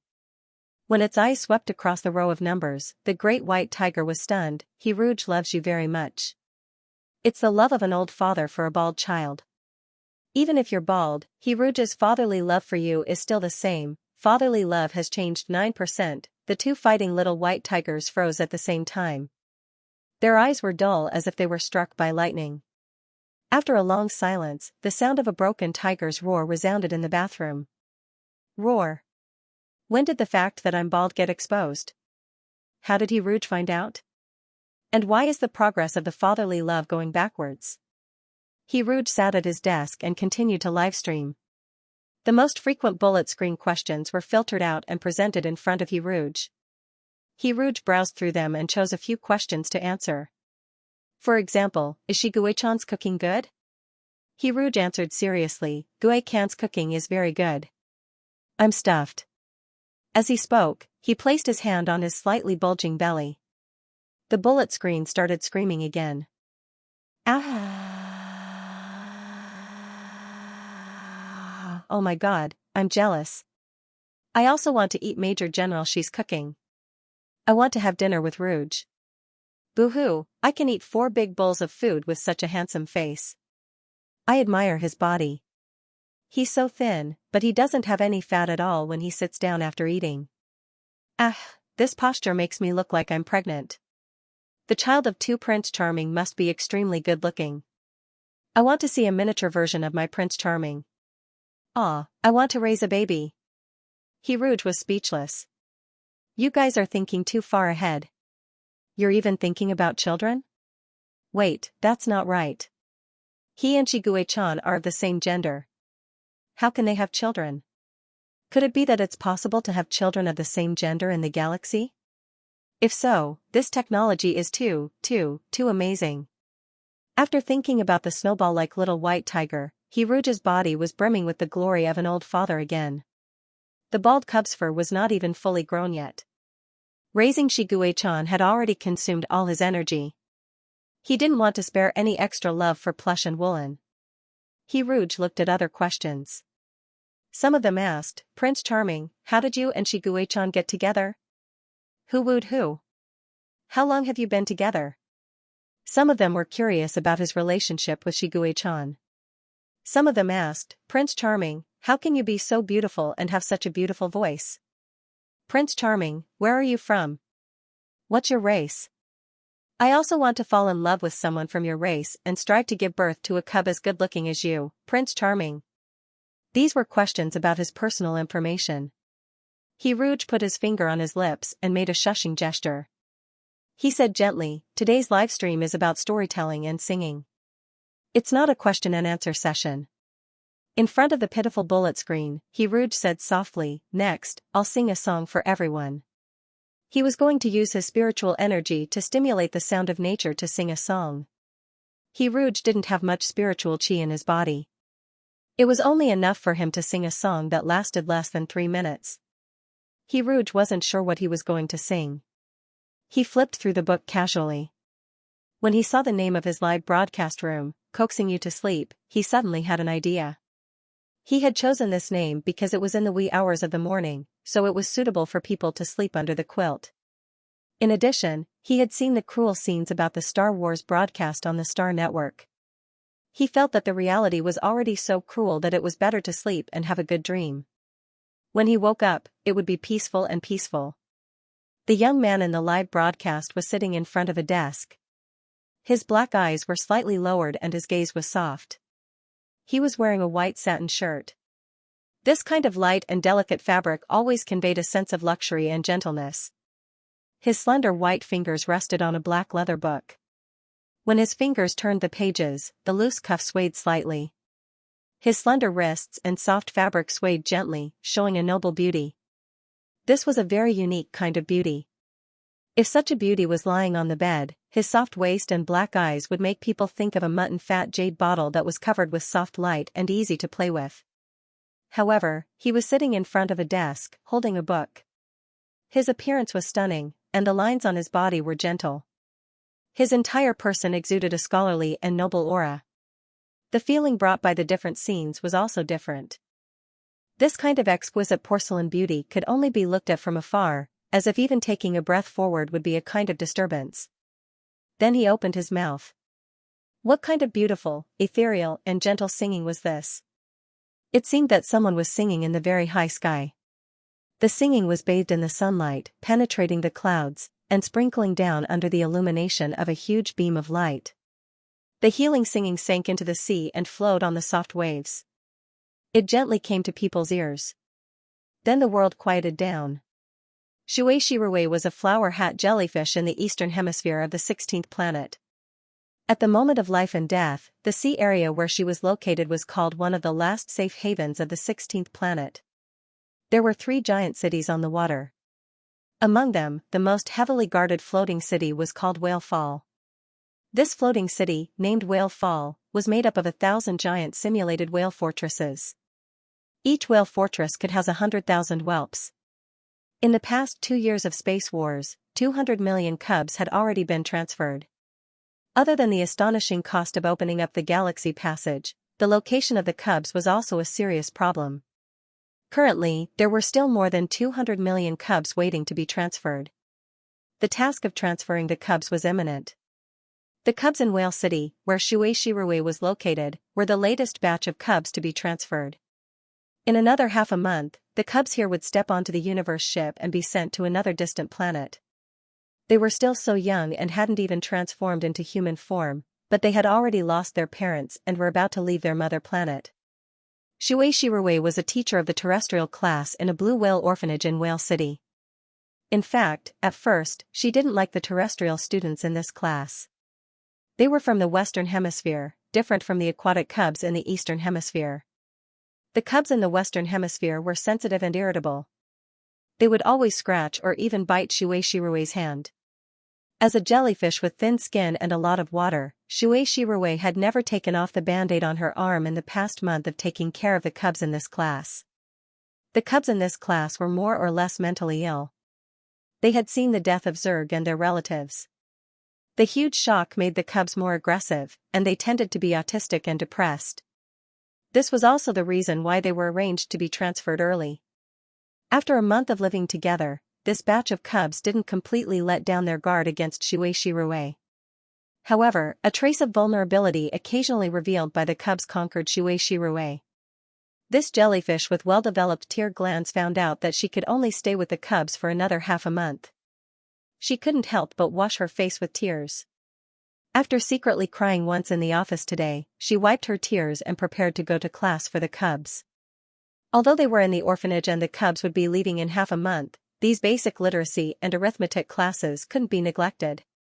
For the extracurricular reading for this literacy class, Xianxia chose The Ugly Duckling, which became popular on the Star Web last night. This story was very simple. There weren't many words, but it was extremely wonderful. What was even more precious was that the speaker's voice was gentle and pleasant. It had a healing power that cleansed the soul. Sure enough, when Xianxia played the audio in class, all the cubs in the class pricked up their ears and looked up at Xianxia's optical computer in unison. The terrestrial class was so quiet that even a needle dropping on the ground could be heard. Every cub was listening to the gentle voice of the young man with rapt attention. When the story ended and the ugly duckling finally turned into a white swan, the cubs looked like they hadn't had enough. Xianxia asked tentatively, "Children, do you still want to listen to these stories? This brother will start a live broadcast at 6 o'clock tonight. If you want to listen, I can let you watch the live broadcast for an hour." The cubs looked at each other and made sure that they saw the same desire in each other's eyes before nodding slightly. Just like that, at 6 o'clock in the evening, every cub sat on their small beds and quietly watched the huge light screen suspended in the air. Everyone watched the whole process of the camera from the feet to the face. At the beginning, when the feet appeared in the live broadcast room, Xianxia's expression was dumbfounded. Why did she feel guilty for leading the flowers of the motherland astray? However, when the face appeared, Xianxia's mind went blank and she didn't have any other thoughts. Nice. Xianxia heard the sound of two little hedgehogs whispering together. The cubs were actually very obsessed with appearances. They would straightforwardly comment on the appearance of their teachers. For example, this teacher was fat, and that teacher was ugly. The first week that Shui Shirui was in charge of the land primary class 1 was the most difficult week. Basically, every cub ignored her, especially the little hedgehog called Floey. Floey loved to open the door of the classroom and run to the corridor to pick flowers from the potted plants. She would then stick the flowers on her spikes. In the beginning, Shui Shirui gave this little hedgehog named Huahua a code name, Ruthless Flower. Every time Huahua ran out, Shui Shirui had to pause the class and call Huahua back. There was once when Shui Shirui was really angry and wanted to grab Floey and punish her. Originally, she wanted to grab Floey's hand, but she did not expect that Floey would turn around and Shui Shirui would grab her hand full of thorns and her palm would be covered in blood. At that time, Shui Shirui cried on the spot. She was a young girl who had just graduated and was a little princess who was spoiled by her family. She had never suffered before, so she was not only thin-skinned but also shy. She squatted in the corner and cried with grievance. Huahua's twin brother, Lu, held a small handkerchief in one hand and pulled his younger brother with the other. He pulled Huahua to the corner and whispered, "Stand here and don't move." Then he held Shui Shirui's hand silently and wrapped the small handkerchief around the bleeding wound. Lu held the teacher who was still crying and led Shui Shirui to the podium. He said seriously like a little adult, "Teacher Shui, don't cry. I don't have an extra handkerchief to wipe your tears." After that, Huahua never ran out of the class again. At this time, Huahua whispered to his brother, Lu, who was in the bed next to him. Huahua was a little hedgehog who had his own aesthetic standards since he was young. Ruthless Flower was also the most beautiful little Huahua. It was not easy to get a compliment from him. Lu nodded in agreement. For the sake of viewing effect, Shui Shirui chose to broadcast in a mode without bullet screens. The cubs listened to the story quietly. When Rouge stopped broadcasting because he was eating, many cubs sighed regretfully. Shui Shirui couldn't help but feel a little sad. She was exhausted from teaching. Every time the bell rang, the cubs were relieved and didn't feel sad about her departure. However, now all the cubs were reluctant to leave Rouge. Although the streamer was indeed good-looking and had a pleasant voice, and she liked him very much, there was a big gap between them. When the broadcast resumed, it was already 8 o'clock in the evening. Shui Shirui said with a straight face, 10 more minutes and everyone will have to sleep. Silence was a silent rejection. Shui Shirui began to have a headache. When she forcibly turned off the broadcast later, she would encounter resistance from the cubs. "Sleep, sleep, my dear baby. Mother's hands are gently rocking you. The cradle is rocking you. Go to sleep." A little black bear was lying on the bed with a blank expression, as if he was in a trance. "It's quiet at night. The quilt is so warm." Huahua and Lu stopped whispering and stared blankly at the screen. "Sleep, sleep, my dear baby. Father's arms will always protect you." More and more cubs curled up under the quilt. Sleepiness swept over them, making their eyelids fight to stay open. "Everything in the world, happiness, wishes, all warmth, all belongs to you." Shui Shirui gently turned off the light. The quiet darkness was like a gentle quilt, covering the restless soul in the frail body. "Sleep, sleep, my dear baby. Mother loves you. Mother likes you. A bunch of lilies, a bunch of roses. When you wake up, Mother will give them to you." That night, the cubs' pillows were wet with tears that flowed silently. They thought of their parents in heaven in their dreams. When the lullaby finished, the most frequent words in the bullet screen were father and mother. No matter how mature a man is, there is a little boy living in his heart. I don't know why, but when I look at Rouge now, I think of my mother. My idol is a wonderful combination of fatherly and motherly radiance. He's so gentle. I want to ask my idol for a hug. I'm sleepy? No, it's only 8 o'clock. The nightlife has just begun. I miss my parents. It's been a long time since I slept between them. Father, do you still need a son? The kind who can warm your bed after going to college. I'm cured. I encountered a lot of unhappy things today. I even thought of killing myself. Fortunately, I didn't act on impulse. Otherwise, I wouldn't have seen such a good-looking Rouge and heard such a beautiful voice. He Rouge? No, I just want to be the father of all the cuties. And that person who said I'm like my mother. That's too much. Shigue-chan? Someone wants to steal my fatherly love? At the same time, Shuei Shirue sent a long private message. At the end of the message, it said, "The Cubs all love your voice. They hope you can broadcast it every day and coax them to sleep." However, this message was buried in the mailbox. It would probably take a long time for it to be seen. After singing a lullaby, Rouge emptied all the spiritual energy stored in his demonic tattoo. However, the strange thing was that he could faintly feel another kind of energy being produced in his demonic tattoo. It was a very weak and gentle energy. It was so subtle that it was like a silent spring rain that moistened everything. It nourished Rouge's body and gave him a sense of energy out of thin air. In layman's terms, it meant that he could effortlessly stay up all night and still be in high spirits the next morning with a high level of concentration to do his work. In the eyes of outsiders, Rouge's changes could also be seen. For example, the bullet screen at this moment. Am I hallucinating because I masturbated too much? Why do I feel that Rouge is so beautiful that he's glowing? Maybe his skin is too good. It's shiny and translucent. The host's eyes are so bright. It's like there are two little hooks hidden in his eyes. They're hooking my soul away. Prince Charming is so good-looking. The more I look at him, the more beautiful he becomes. Shoo, I feel that Prince Charming is like a monster that sucked essence. Rouge guessed that this was probably the power of faith that had been poured into his demonic tattoo and brought about changes to his body. After singing a song, Rouge wanted to stand up. However, it was too early and it was not good to stop broadcasting in such a good spot. However, if he continued to tell stories and sing, Rouge would feel a little uncomfortable. He was not a talkative person. In front of the camera, he could only pretend that he was reading a book to avoid embarrassment. His gaze fell on the densely packed words. But his mouth was telling fairy tales that had nothing to do with books. After listening to the lullaby, did you feel sleepy? If everyone was sleepy, then he could justifiably stop broadcasting. The bullet screen that had previously complained about being sleepy denied it. Because there were too many bullet screen comments, Rouge only saw two types of bullet screen comments. One was the most repeated bullet screen comments, and the other was the bullet screen comments sent by the top 100 Nouveau Riche fans. At this moment, everyone said that they were not sleepy in unison. They had personally verified that the nature of human beings was repeaters and smells good. Rouge was amused by the change in bullet screen comments. Just by slightly curling the corner of his lips, he stole the hearts of millions of viewers.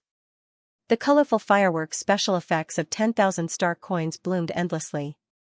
A Nouveau Riche fan sent a bullet screen. "Rouge, can I add you as a private friend? If you're willing, I can give you a resplendent nebula." The bright nebula, which was worth 100 million star credits, seemed to have become a common sight in Rouge's live streaming room. Upon hearing this, the audience shed tears of poverty. Sob, sob, sob. I also want to know how to contact my idol, but I can't even afford the bright nebula. What right do I have to disturb my idol? Lowly. You gave me the resplendent nebula just like that? I'm jealous. Ah. You can add me as a friend just by sending me the bright nebula? Then, Rouge, wait a moment, I'll use half a year's worth of pocket money to reward you with the bright nebula. I only want to ride on the coattails of the rich gods. Dads, do you still need a leg accessory? Previously, there was a popular post on the forum. It was a discussion about which one was better, the beauty of the world or the wealth of a country. I chose the wealth of a country, but I realized that I was wrong. If one had the godly looks of a Prince Charming, they wouldn't need to do anything. They just need to smile. You can even give up your country, not to mention money. Before Rouge could refuse, he saw the special effects of the bright nebula appear in front of his eyes, and there was more than one. Shigue-chan rewarded Rouge with a bright nebula *10. Shigue-chan, who had jumped to the top of Rouge's fan list, looked down at the crowd and said, "Who else is coveting my girl?" The man's low and slightly hoarse voice was so cold that it could drop ice shards. At the beginning, the godly tycoon who had tipped 100 million had large rainbow-colored font. He Rouge thought it was the best configuration, but he never expected that Xianxia, who had tipped 100 million, could also have voice effects. Yes, not only could he send a bullet message, he could also send a voice message. The bullet messages fell into a strange silence, and then they collectively screamed, "This subwoofer seems to want to silence people. If I die, I'll give it to you, I'll give it to you. A billion yuan, Major General is the most suitable person for Rouge. He's rich, and capable. This is destined to be the love of two gods. I don't deserve to have a name. I'll pay for the marriage license. Please get married on the spot." Rich players are really treated differently. This is the first time I've heard that rich players can send a voice message and increase their knowledge. He Rouge was different from the bullet messages that shed tears for the beautiful love. He could only hear the sound of his own heart breaking. He had been busy for so long tonight, but Xianxia had squandered it all. Rounding it up, it was equivalent to him losing 1 billion yuan. What did 1 billion yuan mean? For He Rouge, who had been on Earth before, it was an astronomical amount that he could not earn even if he worked from primitive society to modern society without eating or drinking. He Rouge took a deep breath and asked softly, "Xianxia, what are you doing? We're all in the same house. It's weird to send a voice message. What can't you say face to face?" The bald tiger, who was taking a hair bath, did not notice He Rouge's anger. He answered honestly, "I'm in the bathroom." "Then you have to take a good bath. When you're clean, turn into your beast form and wait for me on the bed. The kind that doesn't wear clothes." He Rouge emphasized the words, "doesn't wear clothes." The bullet messages were full of imagination, but Xianxia felt a chill down his spine. He looked at He Rouge's gentle smile on the screen as if he was looking at a gentle knife. That knife ruthlessly harvested the fur on his body, causing a chill to sweep through Xianxia's entire body. Xianxia turned off the live broadcast and logged into the game. When he saw the latest fatherly love rating, it was as if he had been struck by a bolt from the blue. Fatherly love Russian, He Rouge loves you very much, even if you're bald and a wastrel. Fatherly love rating, 1%. When He Rouge ended the live broadcast and opened the bedroom door, he saw a huge bald tiger sitting on the bed, feeling wronged. Because he had seen the photos provided by the Mousy Association of the tiger's most severe bald period, He Rouge did not make a fuss when he saw the bald tiger's fur that had been gnawed by dogs. It would be strange. This was the difference between online dating and reality. Relax and be normal. He Rouge recalled the little white tiger and the little monster in his mind. After adjusting his mentality, he looked at the big bald cub again with a look of tolerance and affection. "Xianxia, I have something to tell you." He Rouge sat beside the great white tiger and stretched out his hand to touch the white tiger's claws. The fur on the tiger's claws had already grown out, and it felt great to the touch.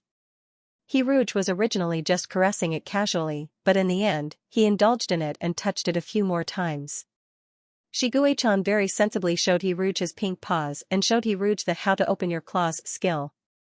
What was even more illegal was that the great white tiger took advantage of the opportunity to lie on the bed and use the plush and woolen tiger ears on his head to gently rub He Rouge's cheeks.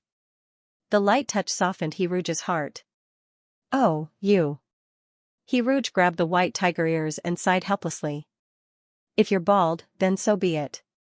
You don't have to hide it from me. I like you even if you're bald. Also, you're not allowed to tip me next time. It's a waste of money, do you know that?" The big stone hanging over Xianxia's heart silently turned into fine powder and scattered. He suddenly realized that he was very stupid in the past. The He Rouge he liked was so good that he could tolerate the monster in his heart. Even if he was covered in filth and spikes, He Rouge had never rejected him. The great white tiger replied in a muffled voice, "I know. I like you too." He put He Rouge on his belly and simply told him the problem that was currently troubling him. "I'm going to the 16 Stars battle in 2 days. I want to take you with me, but I don't want to take you with me." The tiger's tail shook anxiously, just like Xianxia's wavering heart. He Rouge didn't answer directly. He showed the optical computer ring on his finger to Xianxia. "Xianxia, do you know? Where we come from, if two people are going to get married, they will put on rings for each other on the day of the wedding. There will also be a vow when exchanging rings. Whether in good times or bad, rich or poor, in health or in sickness, happy or sad, I will love you without reservation and be loyal to you forever. He Rouge smiled and said softly, wherever you go, I will go. Wherever you stay, I will stay. Your country is my country, and your God is my God. He Rouge would have been able to see Shiguechan's blushing face if it wasn't for the fur on his face. The great white tiger hugged his little koi fish in his arms and fell asleep sweetly. The next day, Shiguechan was packing his luggage. Other than weapons, he also had to pack the energy crystals. If he put the energy crystals into the space ring, the energy loss rate would accelerate, so Shiguechan was prepared to go to the front line to eat the soldiers' pay. Shiguechan absorbed a lot of energy crystals in one breath and sorted out a small part of the energy crystals to move to the mech as He Rouge's rations. When he reached 16 star, Shiguechan couldn't let He Rouge stay in his mech and go to the battlefield with him to kill the enemy, so he made a private agreement with the killer whale in the military headquarters. The killer whale would send He Rouge to the 16 star, the safest place in the rear. Just one high-ranking Hawks wasn't enough, so Shiguechan contacted Wu Qingdang and confirmed that the doves would also protect He Rouge. Shiguechan reluctantly felt relieved. Shiguechan didn't need the military starship to pick him up. He could take He Rouge to 16 star when he was piloting number 20 at 7 stars. He Rouge sat beside Shiguechan and seriously expanded the outline of the novel. The universe was vast and boundless, and people often felt small when they were in it. Even if a life of a mayfly fell, it was silent. However, when two people snuggled together, the dark universe became bright. Guican, you said that you would send me to the rear of the 16 star. Where exactly is this rear? He Rouge asked after he finished writing a small part of the outline. Whale Fall City on 16 star. The environment in Whale Fall City is very simple, and it's full of cubs. Because of what happened at the Galaxy Orphanage, the interstellar people who were chosen to be teachers in Whale Fall City went through a strict selection process. The identity they arranged for you is that of a new teacher. This is the specific information. He Rouge heard this and leaned over to take a look. He found that the class he was parachuted into was City 34 in Whale Fall City, and his new identity was the teacher of Class 1 in the Blue Whale Orphanage. He only had one colleague, a flower hat jellyfish named Shui Shirue. The little girl seemed to have a good temper. Her delicate voice revealed the gentleness of a Jiangnan woman. Her animal form was a jellyfish that looked like a flower hat, cute and delicate. They set off in the morning and arrived at the Eastern Hemisphere's Sea of Whales at 4 o'clock in the afternoon. This was a blue sea with rich marine resources and the fiercest marine warriors. The afterglow of the setting sun shone on the calm sea. If one dived deep into the sea, they would be able to see a dreamy underwater kingdom. The silver-white mecha stopped on a small green island, and a sea turtle driver respectfully said to Shiguechan, Major General Shi, I am the person responsible for taking Mr. He Rouge to Whale Fall City. When he saw He Rouge walk down from the mecha, the wrinkles on his face were stretched open because of the amazement. Later, there was a popular post on the Star Web called, What is the experience of seeing He Rouge in person? The sea turtle uncle's reply was one of the highest praise. He Rouge is not photogenic at all. I am the middle-aged sea turtle responsible for taking He Rouge to Whale Fall City. Why do you specifically emphasize the word middle-aged and old?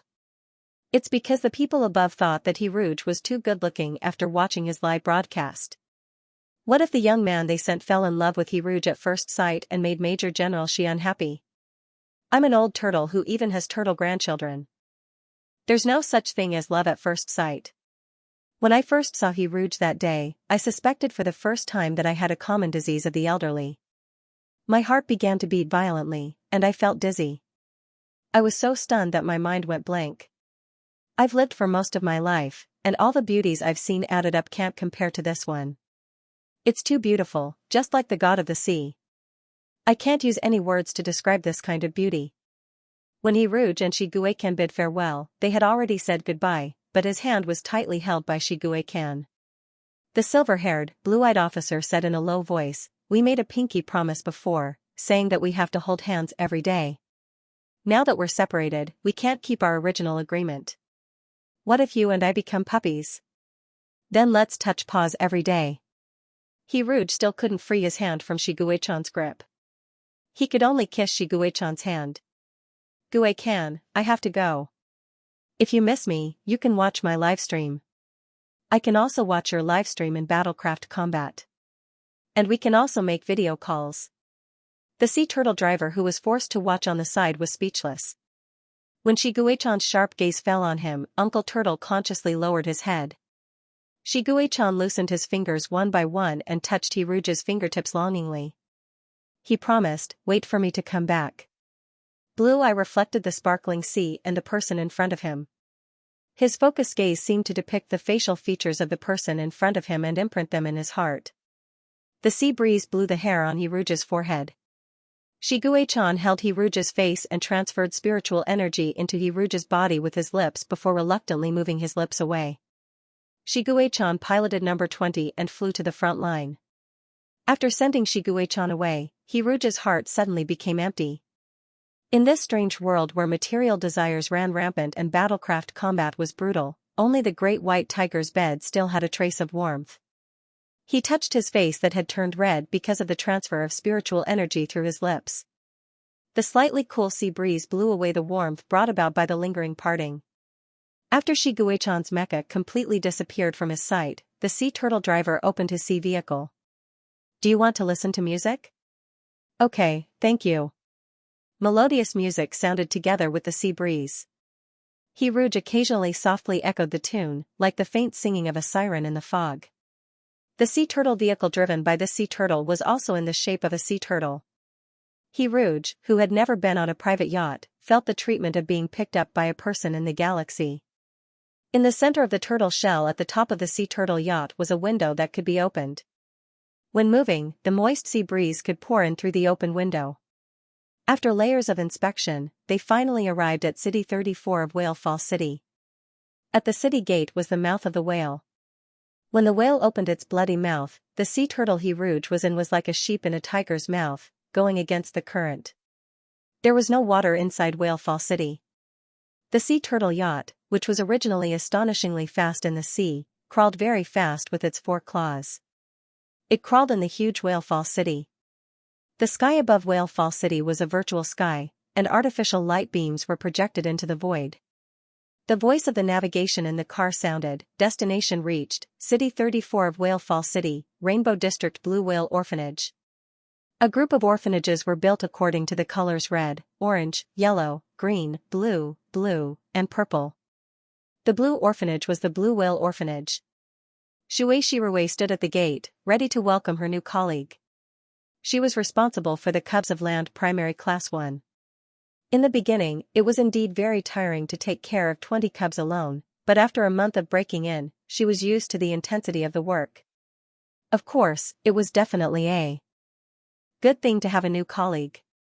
After all, these cubs needed the love of adults. She was only one person. If the love was divided into 20 parts, in fact, each cub would receive very little love. With a new colleague, there would be one more big parent. The identity of the new colleague was very confidential. He was just parachuted into work, so he needed Shuei Shirue to sign a confidentiality agreement. He could not take the initiative to disclose any information about the new colleague on the Star Web. Not only her, but the other teachers also signed confidentiality agreements. It was so mysterious. So far, Shuei Shirue only knew that the new colleague was called Hiruge, the same name as the streamer she followed yesterday. But how could there be such a coincidence in the world? Before the new colleague got out of the car, Shuei Shirue thought so. Then, she saw the person who was in the live broadcast room yesterday walk in front of her and smile at her in a friendly manner. All the blood in her body rushed to the top of her head, making her hands and feet cold, but her heart was boiling hot. The boiling hot emotion seemed to have infected her eyes. She was so beautiful that she cried. How could a real person be so beautiful? Shuei Shirue with developed tear ducts, Rouge. Her voice was on the verge of breaking. Shuei Shirue's voice was actually very weak when it traveled from the gate to Class 1 on land. As a hedgehog with very sensitive hearing, Alu's eardrums caught Shuei Shirue's voice. However, he only stopped eating for a moment, sat in his seat with a cold face, and continued eating as if it had nothing to do with him. When Huahua heard the name Rouge, he suddenly stood up from his seat and prepared to sneak out of the class quietly to take a look. In his heart, rouge was equal to beauty. He would say to Alu, "Look at this flower. It's very rouge." He would say that this flower was very beautiful and that he liked it very much. "You're going out again. If Mr. Xiaoshui cries, it'll be very troublesome." Alu frowned with an adult expression that said, "You're also troublesome." However, she also knew how attractive the word rouge was to her younger brother. Alu had no choice but to take her small handkerchief and follow behind Huahua. He Rouge still didn't know that the two little troublemakers from Class 1 on land were rushing towards him. He stood helplessly in front of Shui Shirue, not knowing how to coax this new colleague who suddenly cried. Shui Shirue embarrassedly wiped her tears with the back of her hand. "Sorry, I was too excited just now." "Hello, Mr. He. My name is Shui Shirue. You can call me Mr. Xiaoshui. I'm your fan. Not only am I your fan, all the cubs in Class 1 on land are your fans." She was so excited that she couldn't speak properly, but fortunately, she remembered to lead the way. The Blue Whale Orphanage was very cozy. There were many paintings of the cubs on the walls from the first floor to the second floor. The stairs were dark blue, the walls were light blue, and the corridor was filled with potted plants unique to the mainland. Shui Shirue introduced the orphanage to He Rouge as they walked. "We take care of the children in the Western Hemisphere here, so we planted many plants unique to the Western Hemisphere. The flowers in the Western Hemisphere are very beautiful. These flowers can't be seen in the sea. Class 1 is on the second floor. Turn around the staircase and you'll see a pot of red roses. It's very beautiful. Mr. He, do you know roses? That kind of flower has thorns." As they spoke, they walked to the second floor. He Rouge saw a pot of plucked roses and a small hedgehog with roses all over its head. The interstellar hedgehog was really big. It reached He Rouge's knee. Beside this hedgehog stood another hedgehog holding a small handkerchief. When he saw the small handkerchief in the other hedgehog's hand, He Rouge realized that this was not Earth. These two hedgehogs were not pets, but interstellar cubs that had not yet transformed. "Huahua, why are you picking flowers again?" Shui Shirue said in disbelief. The tear stains from earlier were still on his face. His reddened eyes looked like he was about to cry again. Huahua walked to He Rouge's side silently. The little hedgehog had a head of roses on its head. It looked like a big red flower had been inserted into its hair. It tilted its head carefully and rubbed the roses on its head against He Rouge's pants. He Rouge was wearing trousers today, so he didn't directly feel that his legs were being rubbed against. However, when he visually saw this little cutie with thorns all over its body and flowers on its head rubbing against him, his heart melted. He Rouge squatted down and said softly to the hedgehog, "Hello." The hedgehog lowered its head. He Rouge saw all the roses on its head. After the hedgehog gave the roses, it ran away without saying a word. The other hedgehog with a small handkerchief walked to Shui Shirue. It jumped up and stuffed the handkerchief into Shui Shirue's hand. It said calmly, "I'll make him stand as punishment." After that, it also ran away. He Rouge picked up the roses on the ground and couldn't help but laugh. He stood up with the flowers in his arms and said to Shui Shirue, "Are those two hedgehogs from our class?" When a good-looking person and a rose were in the same frame, the rose would pale in comparison. Shui Shirue nodded blankly. She used the handkerchief in her hand to wipe the tears on her face. She explained somewhat embarrassedly, "The one who picked the flowers is called Chi Hua. The one who gave me the handkerchief is his twin brother, Chi Lu. One of them is called Huahua, and the other is called Alu." Huahua used to run out of class and ruthlessly destroy flowers in the corridor. Later, he was corrected. "I thought he would be obedient from then on. I didn't expect him to be disobedient again. The hedgehogs in Class 1 are very difficult to take care of. Mr. He, you have to be mentally prepared." He Rouge, who had influenced the little monster with love, said softly, "Okay." Shui Shirue walked into Class 1 first. It was time for dessert. Other than the Huahua, who was punished to stand in the corner, all the cubs were sitting in their seats and eating desserts. Every cub's seat was tailor-made. For smaller cubs like the hedgehog and the snake cub, their desks and chairs were also small. The bear cub, who sat in the last row, was sitting on an extra-large chair. When they heard Shui Shirui's footsteps, 7 or 8 cubs raised their heads. When they saw He Rouge behind Shui Shirui, their eyes of different colors shone with the same bright light. The black bear cub sitting in the last row even let out a loud cry. Its powerful voice startled the other cubs in the class. They all raised their heads to look at He Rouge. Their childish voices rose and fell one after another. The mossy green parrot, which was bigger than a chicken, jumped from the chair to the table and stretched its neck to look at He Rouge in a daze. Its fluttering movement startled the long-legged unknown bird cub sitting next to him. When the long-legged bird cub looked up at He Rouge, it also unconsciously stretched its neck. The fox cub, the kitten, the puppy cub, the sloth cub. Basically, all the cubs were looking at He Rouge. Only 2 cubs were unmoved. One was the snake cub that looked like a corn donut sitting in the first row, and the other was a snow-white ball that was sitting in the middle, curled up into a ball. The snake cub is called Mid-Autumn Dream Valley. She's a blind child. Shui Shirui lowered his voice and explained the situation to He Rouge. The bunny that curled up into a ball doesn't have a name. He may have been too traumatized. He can't speak and doesn't respond to the outside world. He Rouge looked at the back of the bunny and found it vaguely familiar. Before he could take a closer look, Shui Shirui walked up to the podium and introduced him to the cubs. Children, come and take a look. Who is the new teacher standing next to the teacher? The black bear cub sitting in the last row shouted at the top of his lungs, Ru. Gu. He couldn't articulate clearly. It was just 2 simple words, and he had to pause for a while before he could shout them out. He Rouge noticed that the bear cub was wearing a saliva towel around his neck. The table where he was eating dessert was messed up. Shui Shirui gave the bear cub a thumbs up. Xinhao, you're right. That's great. This is the Rouge we saw on the screen yesterday. He told us a lot of stories and sang us to sleep. His full name is He Rouge, our little teacher He. Mr. He, come and say hello to everyone. He Rouge walked up to the podium under the gazes of the cubs. The cubs' gazes were firmly fixed on He Rouge, and they didn't even blink. Shui Shirui was jealous and envious. She remembered that when she first came to the mainland's Class 1, all the cubs looked at her with vigilant eyes.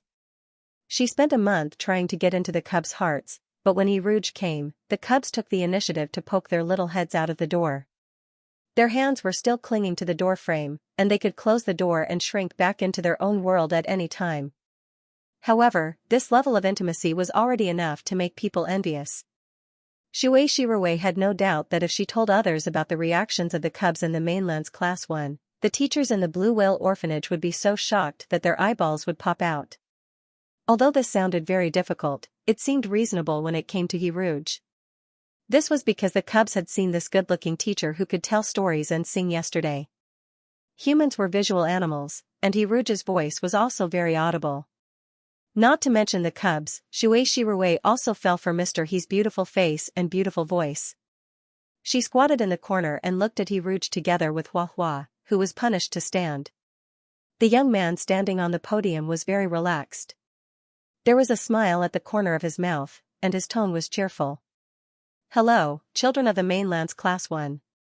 I'm Mr. He. I'm very happy that I can join the big group of the mainland's Class 1, Mr. He is so good-looking. Shui Shirui muttered to herself. To her surprise, Hua Hua, who had never responded to her, actually responded in a soft voice. Shui Shirui was a little flattered for a moment. She said to Hua Hua, don't pick the flowers next time. Go back and sit down. Hua Hua quietly looked at the roses in He Rouge's hands. The flower thief's eyes were bright. He ignored Shui Shirui and stood firmly in the corner, silently sending a message. I'm not going back to sit down. I'll pick them next time. After He Rouge finished introducing himself, he looked at Shui Shirui with a pleading gaze. Even though he had been speaking frankly and confidently on the podium, he had actually prepared his speech a long time ago. He had only been able to speak so fluently after memorizing it in his heart. What was he going to do next? Was he going to teach the cubs? He Rouge was confused. Shui Shirui pulled He Rouge to the corner near the door. She moved 2 chairs over and introduced the daily work to He Rouge. It's dessert time now. After eating dessert, the cubs have to do their homework until 5 o'clock. The teacher will mark their homework and then correct their mistakes. After that, they can have dinner at 5:30.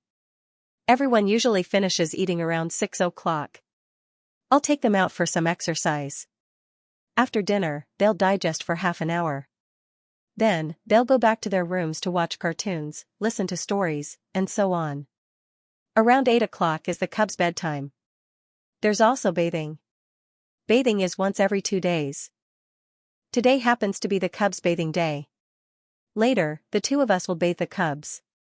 Except for Xianxia, who is a little dirty, the other cubs are quite clean. However, there are a few who are particularly afraid of water. It's very troublesome to bathe them. Rouge felt a huge workload after Xianxia only talked about the work for half a day.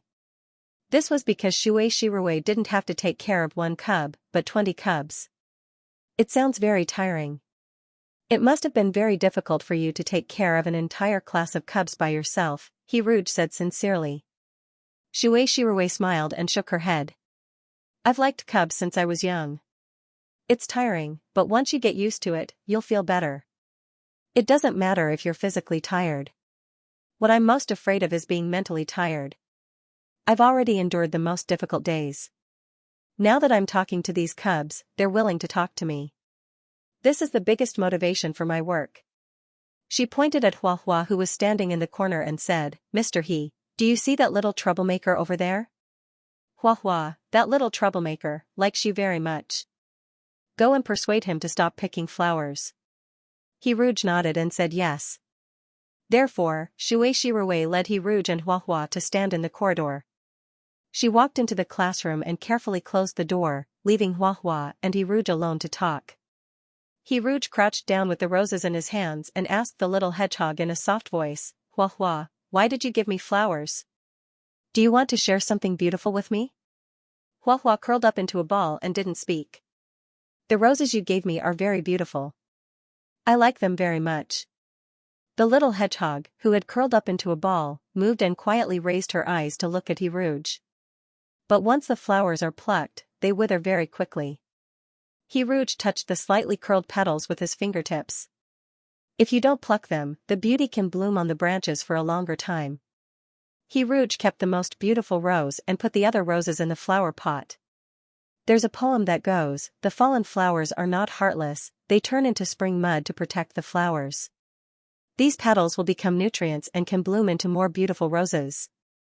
I hope that Hua can invite me to admire the flowers next time. Aren't the flowers always in the flower pot? We can just admire them quietly. Rouge tried to speak softly, afraid that he would startle the little hedgehog. However, the little hedgehog curled up into a ball little by little and pretended to be deaf and mute. This was a naughty child, but she had a completely different style from the little monster. He was refusing to communicate with the outside world. Hua. Rouge called softly. The little hedgehog suddenly moved and ran into the classroom without a word, ignoring Rouge. There was another small door on the door of the classroom, so although Xianxia closed the main door, Hua could enter from the small door at the main door. Hua ran into the classroom and silently returned to her seat. Lu sat on the outside, and Hua sat against the wall. After seeing Hua run back to her seat, Lu slowly licked the plate. If you didn't come, I wouldn't have been able to resist eating your dessert. Hua curled up in the chair unhappily. Lu went over to her. Is your hand hurt? The little hedgehog's claws were cut by the thorns when she picked the roses. You deserve it. Lu said softly.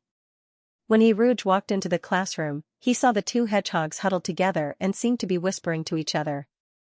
Looking at Hua's angry face just now, Mr. He, I don't think you succeeded in persuading her. Xianxia walked over to Rouge. When I saw Mr. He's helpless expression, I already knew the answer. Rouge sighed and said, yes, Hua is a little hedgehog. It's normal that she's a little difficult to deal with. Mr. He, don't sigh now. The cubs who are eating dessert are all little angels. You should sigh when you're grading homework. Explaining the answers to them and bathing them. Xianxia said loudly, children who haven't finished eating dessert, hurry up. I'll give you 1 more minute. The teacher is going to clear the plates. When Shui Shirue, who looked soft and weak, raised her voice, Rouge remembered Shui Shirue's soprano voice when he first met him. The two words rouge that resounded through the sky must have been trained like this every day. Most of the cubs had finished eating dessert. Rouge and Shui Shirue split into two groups and began to clear the plates. The classroom's tables and chairs were arranged in 4 rows, with 5 cubs sitting in each row. When Rouge cleared the plates and reached the 3rd seat in the 2nd row, he saw the baby rabbit that had curled up into a ball. At such a close distance, Rouge looked at the baby rabbit and felt a sense of familiarity from the enigmatic eye. Maybe all rabbits in the world were the same. At this moment, Rouge thought he saw Soft. He couldn't help but call out softly, Soft? The little rabbit that had curled up into a ball slowly raised its head. Rouge's figure was reflected in its ruby-like eyes. Rouge almost dropped the plate in his hand because this little rabbit looked exactly like Soft. After Shui Shirue put away her cub's plate, she walked over to Rouge's side. She was a little surprised. Is he looking at you? That's strange. This little rabbit usually ignores people. Its ruby eyes only looked at Rouge, like a slow, old-fashioned machine. Rouge's call of Soft was the only switch that activated it. Soft? Rouge called again. The little rabbit blinked. His expression was not lively at all, as if he had lost his soul, leaving only an empty shell of a walking corpse. Is that the name you gave him?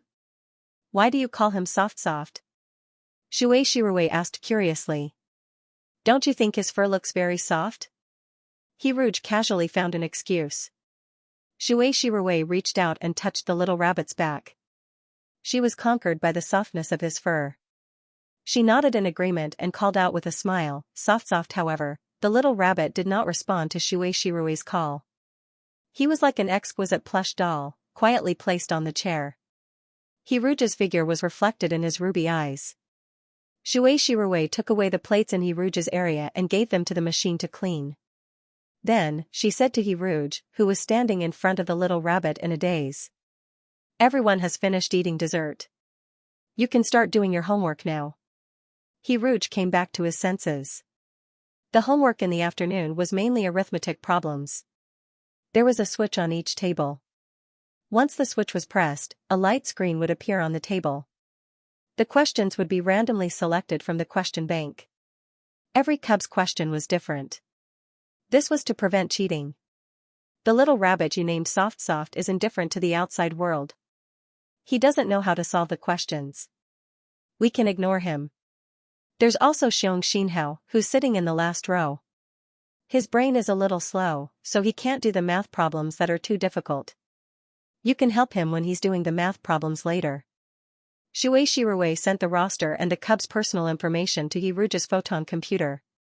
Other than their names and races, the Shui Shirue's homeroom teacher's comments were also included. The comments were mainly about the cubs' personalities. After Shui Shirue announced the start of the questions, the cubs all pressed the switches on their own to answer the questions.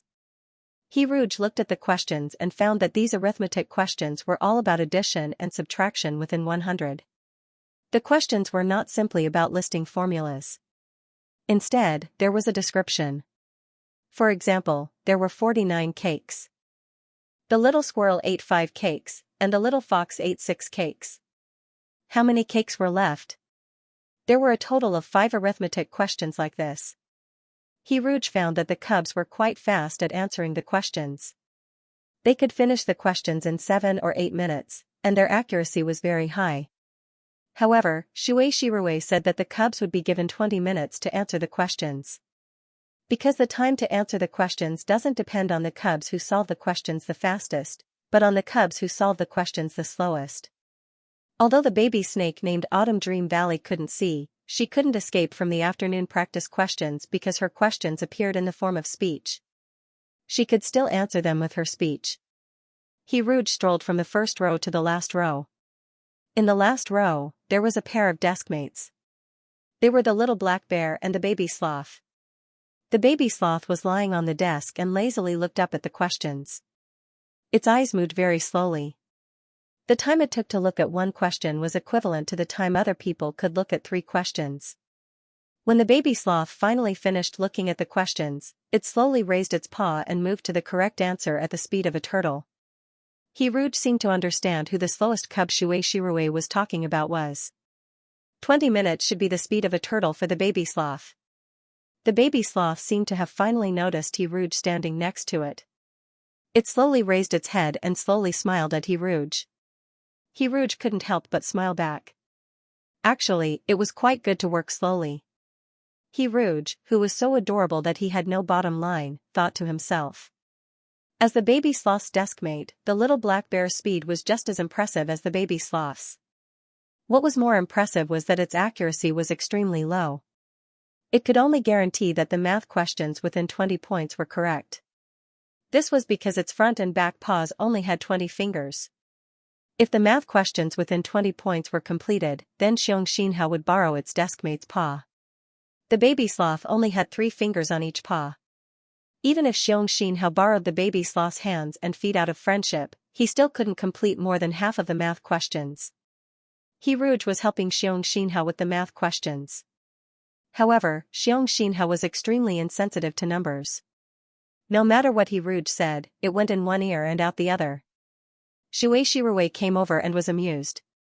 He said to Hiruj, "Mr. He, when I said help, I meant lend your hand to Xianhao." With the help of Hiruj, Xianxia, and the baby sloth, Xianxia barely managed to complete the questions. Although the accuracy rate was so low that it made those who heard it cry, those who saw it cry. With the help of the machine, Xianxia only needed to press a button to correct the homework of all the cubs in the class. However, it was better to have the teacher explain the wrong questions personally. Hiruj thought of a conjecture he had read before. The general content was about which professions could not be replaced by machines in the future. The first was a psychological consultant, and the second was a teacher. Most of the cubs were very smart and understood with a hint. Xianxia was the only one who didn't make sense. The moss-green parrot walked in front of Xianxia like an old man. With its silly and innocent face, it mocked Xianxia mercilessly, "Big fool." Following behind the fat and furry parrot was a grayish-brown long-legged bird. It looked like an ordinary chicken. It also mocked Xianxia like a parrot, "Big fool. How can the two of you scold each other? If you scold each other again, you'll be punished by standing outside." Xianxia roared again. However, the 2 chickens that were scolded walked back to their seats valiantly and energetically. Their claws made rhythmic tapping sounds on the floor. They didn't care about Xianxia's criticism at all. Hiruj, who felt that he had witnessed school bullying, was speechless. Xianxia, who was ignored by all kinds of cubs every day, was speechless. These 2 bad goo-goo. Fortunately, Xianhao has a good temper.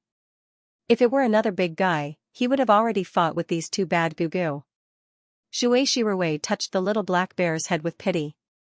Although the little black bear was clumsy, had poor grades, and always made itself dirty, the little black bear would never provoke other children. As long as it didn't disturb the class discipline, it was a good baby to Xianxia. In Xianxia's comment on Xianxia's homeroom teacher, she wrote, "Xianhao is a child with a pure heart. His mental age is very young, and his intelligence is only 3 or 4 years old. Maybe it's because of a congenital defect in his spiritual sea, or maybe it's because of an accidental injury." When he first came to this class, he madly resisted everyone's approach. I was scratched by Xianhao dozens of times. After a month of interaction, Xianhao let down his guard against me and the rest of the students in class 1. The most unforgettable thing for me was one day when Xianhao, who had obediently let me scrub him, suddenly burst into tears when he saw the unhealed scar on my arm. This child cried until he choked.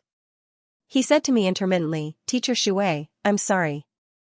The little black bear, who had been mocked as a big idiot, silently lowered its head. Hiruj also found out the identities of the 2 bad goo-goo from the roster and personal information provided by Xianxia. The moss-green owl parrot was little scoundrel number 1, and the long-legged chicken peacock cub was little scoundrel number 2. The 2 little scoundrels had a bad mouth every day, and they loved to blabber and blabber. Every time they scolded someone, they would run away. It was really exciting. They had amazing talent and unlimited inspiration when it came to giving people nicknames. For example, the nicknames they gave to Xianxia were Big Idiot, Big Black Fool, Coal Digger. They also gave Shui all kinds of affectionate nicknames, such as Crybaby, Loudmouth, and so on. What a bad free-range chicken. Why don't I rub them bald? He Rouge thought coldly as he looked at the backs of the two bad Goo, Plush and Woolen. The two bad free-range chickens felt a chill down their backs. After they turned their heads to look at He Rouge, the owl parrot blurted out, "The good-looking one, ha ha ha ha ha." The song in his mouth had already turned into a giggle. The peacock cub had a fanboy expression and said shyly, "The good-looking one, Rouge." He Rouge, who had easily influenced the two bad Goo with his appearance, said, "Next time, you are not allowed to give your classmates nicknames, okay?" The owl parrot shook its head, and the peacock cub nodded. When the two free-range chickens realized that their teammates' reactions were different from theirs, the owl parrot immediately changed to nodding, while the peacock cub hesitated and shook its head. It was obvious that their tacit understanding was zero. Thus, the two bad Goo started a civil war. Ha ha ha. The sloth baby's unusual reflexes finally reacted. He smiled at the little black bear and said, "They called you Big Idiot again. You're so naughty." The little black bear, who was about to be comforted by Shui, lowered its head again because of its teammate's late addition. He Rouge quickly reached out and patted the little black bear's head. "Our Xianxia is really a gentle child." His voice was gentle and sincere, like the winter sun shining on one's heart. The little black bear's dim eyes lit up again. "Teacher will secretly add honey for dinner tonight, okay?" Shui whispered. The little black bear nodded happily. Thus, he got a spoonful of honey for dinner. After dinner, they were supposed to digest for half an hour. However, Shui brought everyone to watch He Rouge's live broadcast at 6 o'clock yesterday. Thus, when it was 6 o'clock today, the cubs stayed in their chairs and refused to move. They looked at He Rouge eagerly, wanting to hear him tell stories and sing. Under the gazes of the cubs, He Rouge suddenly remembered his live broadcast mission tonight. He would stay on the Star Web live broadcast platform's recommendation spot for a week. Thus, he had to broadcast for at least 2 hours every day this week. Only then would he be worthy of such a good recommendation spot. Compared to other anchors, He Rouge seemed to be slacking off and not doing her job properly. That was because those popular streamers who were on the recommendation spot would broadcast for at least 7 to 8 hours every day. During these 7 to 8 hours, they would not be sitting down and telling stories like He Rouge. Instead, they would be fighting with live ammunition. Broadcasting for a week was like risking their lives. He Rouge sat in front of a white wall. After making sure that nothing would expose his environment to the camera, he gestured for the cubs and Shui to be quiet. Then, he clicked on the broadcast button. Coaxing You to Sleep was the second most popular livestream yesterday. The first most popular livestream was the official Battlecraft Battle livestream. There were 3 reasons for its popularity. The first was the recommendation on the Star Web livestream platform's front page. This was the platform's best recommendation spot and had a great exposure rate.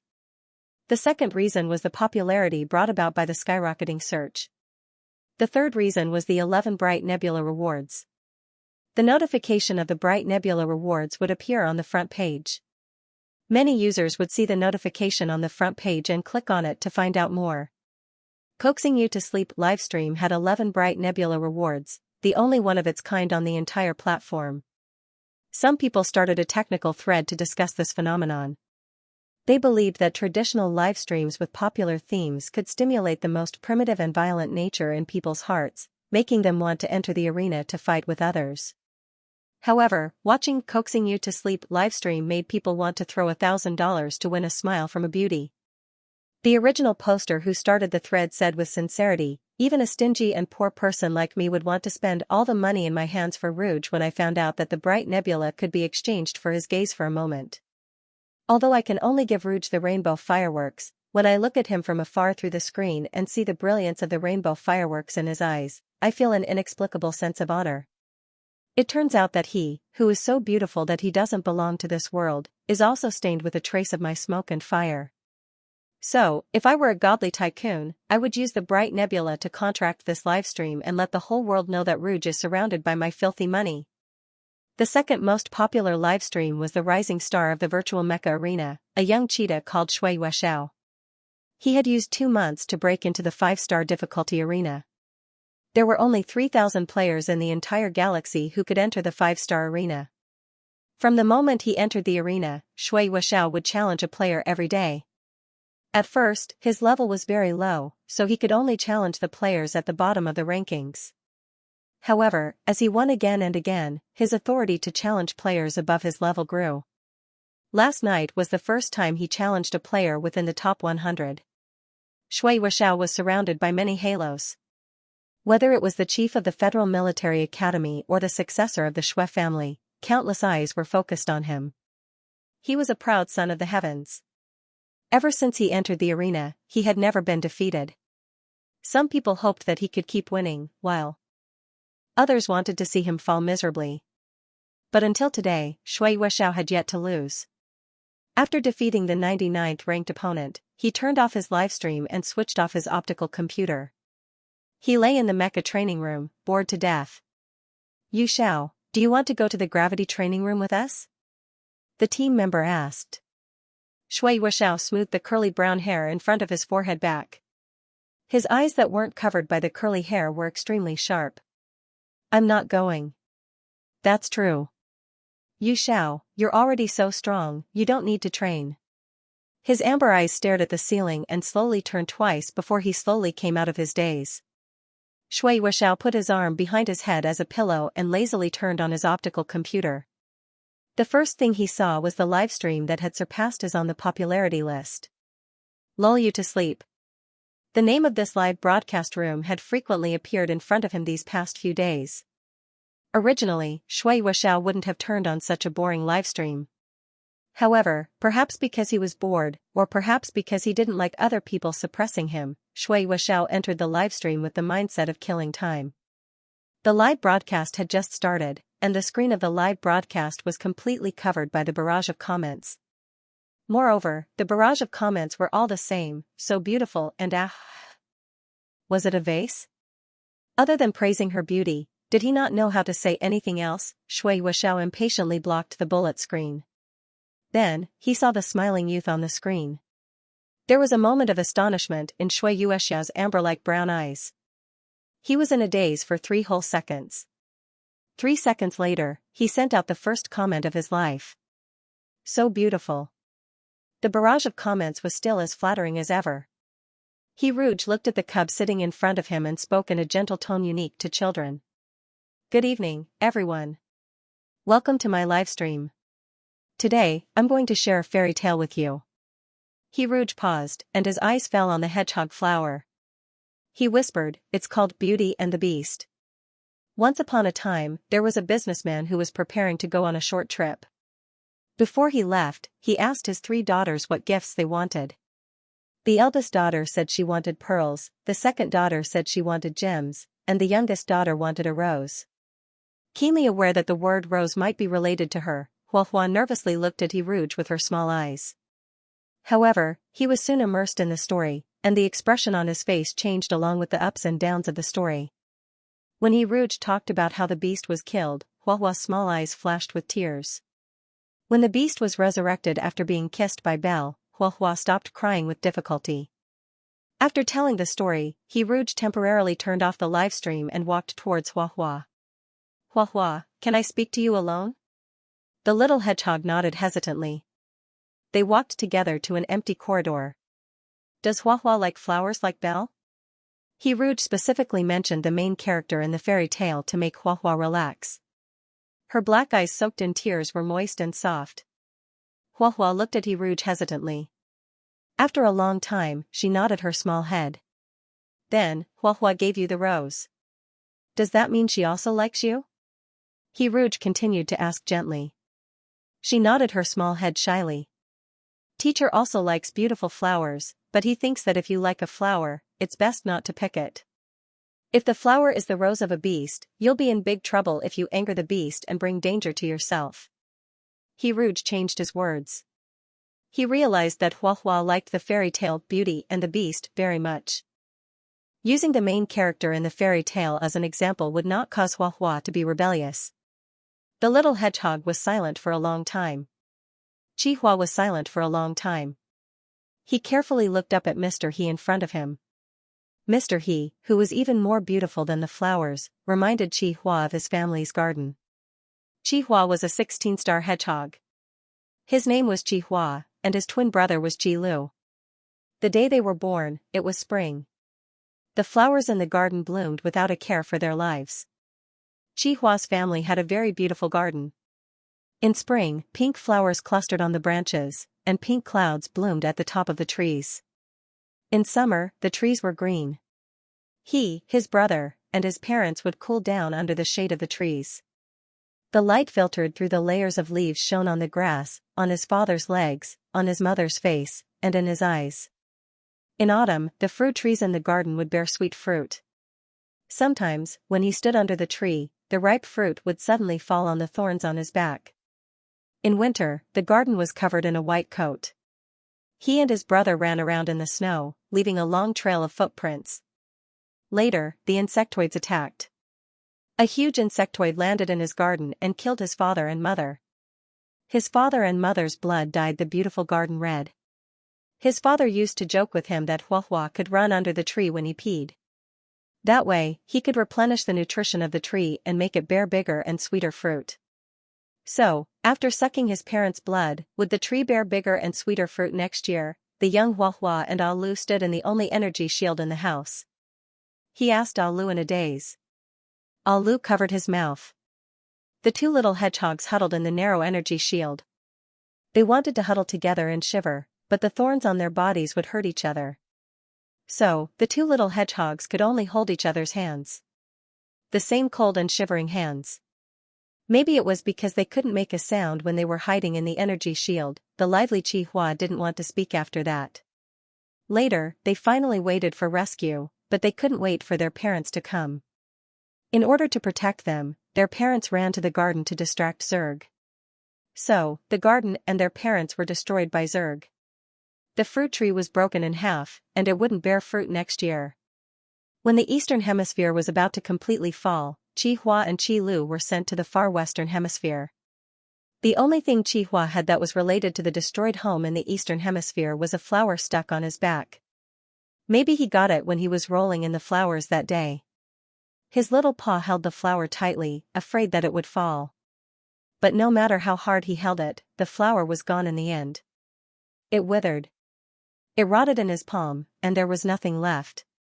Alu said to him, "Put the flower on the soil by the road." Mr. He said, "Put the rose petals in the pot, and turn them into spring mud to protect the flower." Why did everyone ask him to put the flower down? Once he put it down, it was gone. There was nothing left. There was no garden, no parents. They were all withered. The little hedgehog lowered his head and cried silently. When the tears fell to the ground and stained the water, Huahua realized that the tears had come out on their own. A hand gently wiped away the tears on his face. "Huahua, I'm so sorry. I'm so sorry that I can't give you a hug." A paper book appeared in front of him, and there was a squashed rose in the middle of the book. This rose was the biggest and most beautiful one among the bouquet of roses he had given to little He today. Today, Huahua gave me a lot of roses, but I put them on the soil in the pot. It was very disrespectful to you. Huahua worked hard to pick these roses for me. How could I put them on the soil? Mister, he said softly, but there was a rose. I didn't want to put it down because it was so beautiful, so I made it into a bookmark. A flower's beauty is short-lived. It will soon wither. But it can be preserved longer after it is made into a bookmark. The young man's voice was as warm as the spring sunshine. If Huahua wants to pick flowers again, let me know, and we will make it into a bookmark, okay? The rose between the pages was beautiful as the flower he had taken out of the garden, which had stuck to his thorn. After that flower withered, Chihua had been looking for flowers that were as beautiful as it. He wanted to keep those flowers with him, just like he wanted to keep those withered people and things by his side. But he couldn't find them. Looking at the rose bookmark in front of him, little Hedgehog, who had been silent all this time, suddenly said, "No need." He said in a soft voice, "I found it." He found it. When he heard this person's voice yesterday, he seemed to hear the sound of everything coming back to life. It was as if there were small insects reaching out their tentacles and quietly touching the dew on the petals. It was also as if the fruit tree was quietly bearing its fruit. The juice passed through the veins of the leaves and became the sweet juice of the fruit. When this person's face appeared on the light screen, he seemed to see a garden full of flowers in spring. All kinds of flowers were gorgeous, swaying gently in the spring breeze. That was the most beautiful scenery in his memory. He once thought that he would never see it again. Chihua looked up at the young man in front of him. He looked at the most beautiful and invincible flower in his life. He Rouge didn't understand what I found it meant, but when he saw how much Huahua cherished the rose bookmark, he knew that this flower thief should turn over a new leaf in the future. He Rouge returned to the classroom with Huahua and started the live broadcast again. The bullet screen was crying because He Rouge stopped the live broadcast without saying anything. When He Rouge told a few more fairy tales and announced the temporary end of today's live broadcast, the bullet screen cried even louder. Is this hunger marketing? Today's live broadcast is only 1 hour long. No, I don't believe it. If the live broadcast is temporarily ended, when will it start again tonight? Major General Xi's fans are here to check in. Didn't the Major General appear in today's live broadcast? I miss the Major General. Did you see the official list of participants? The first on the list of the 16-star Western Hemisphere's land war generals tomorrow is Shiguei-chan. Is it true? Isn't Shiguei-chan recuperating from his illness? Has he recovered? Ask the streamer for information. 1 against 100, and he is invincible. When he returns, it will be the time of the Federation's triumphant return. Before He Rouge turned off the live broadcast, he saw Shiguei-chan's name appear in the bullet screen. This name suddenly pried open the door of his heart. He hadn't seen Shiguei-chan for half a day, but it felt like a long time. The ancients said that 1 day apart felt like 3 autumns. Perhaps it wasn't an exaggeration, but a realism. Tonight when he was free, he would video call Shiguei-chan. His main task at the moment was to bathe the cubs. When they heard that he was going to bathe, most of the cubs refused. Shirui was very happy. As a jellyfish, she was very happy to stay in the center of a water environment. She walked briskly and led the cubs to the bathhouse. The air in the bathhouse was humid. Many blue whales were installed on the wall. Once the switch of the blue whale was pressed, water would spurt out from the back of the blue whale. He Rouge and Shirui were each in charge of washing the 10 cubs. Shirui was very democratic. She rolled up her sleeves and said with a smile, "You can queue up in front of whichever teacher you want to bathe you." Huahua was the first to walk to He Rouge with small steps. Alu followed behind Huahua. Then, the two of them ran to He Rouge's line. The other cubs looked at each other and followed their hearts to line up with He Rouge's line. Shirui hurriedly said, "Mr. Xiaoshui will be lonely. Is there anyone who wants to come and accompany me?" Xianxia hurriedly walked to Shirui. The baby sloth also walked slowly. He walked too slowly. Xianxia simply carried the baby sloth and ran to Shirui. He could do addition and subtraction within 20. Soon, he found that there were less than 10 cubs in Shirui's line. What should he do? Mr. Xiaoshui will be sad. Xianxia thought of a solution with his not-so-smart little brain. After he put the baby sloth down, he sneaked to He Rouge's line and brought back a few cubs. Among them, there were 2 bad Gugu who kept shouting "Big fool."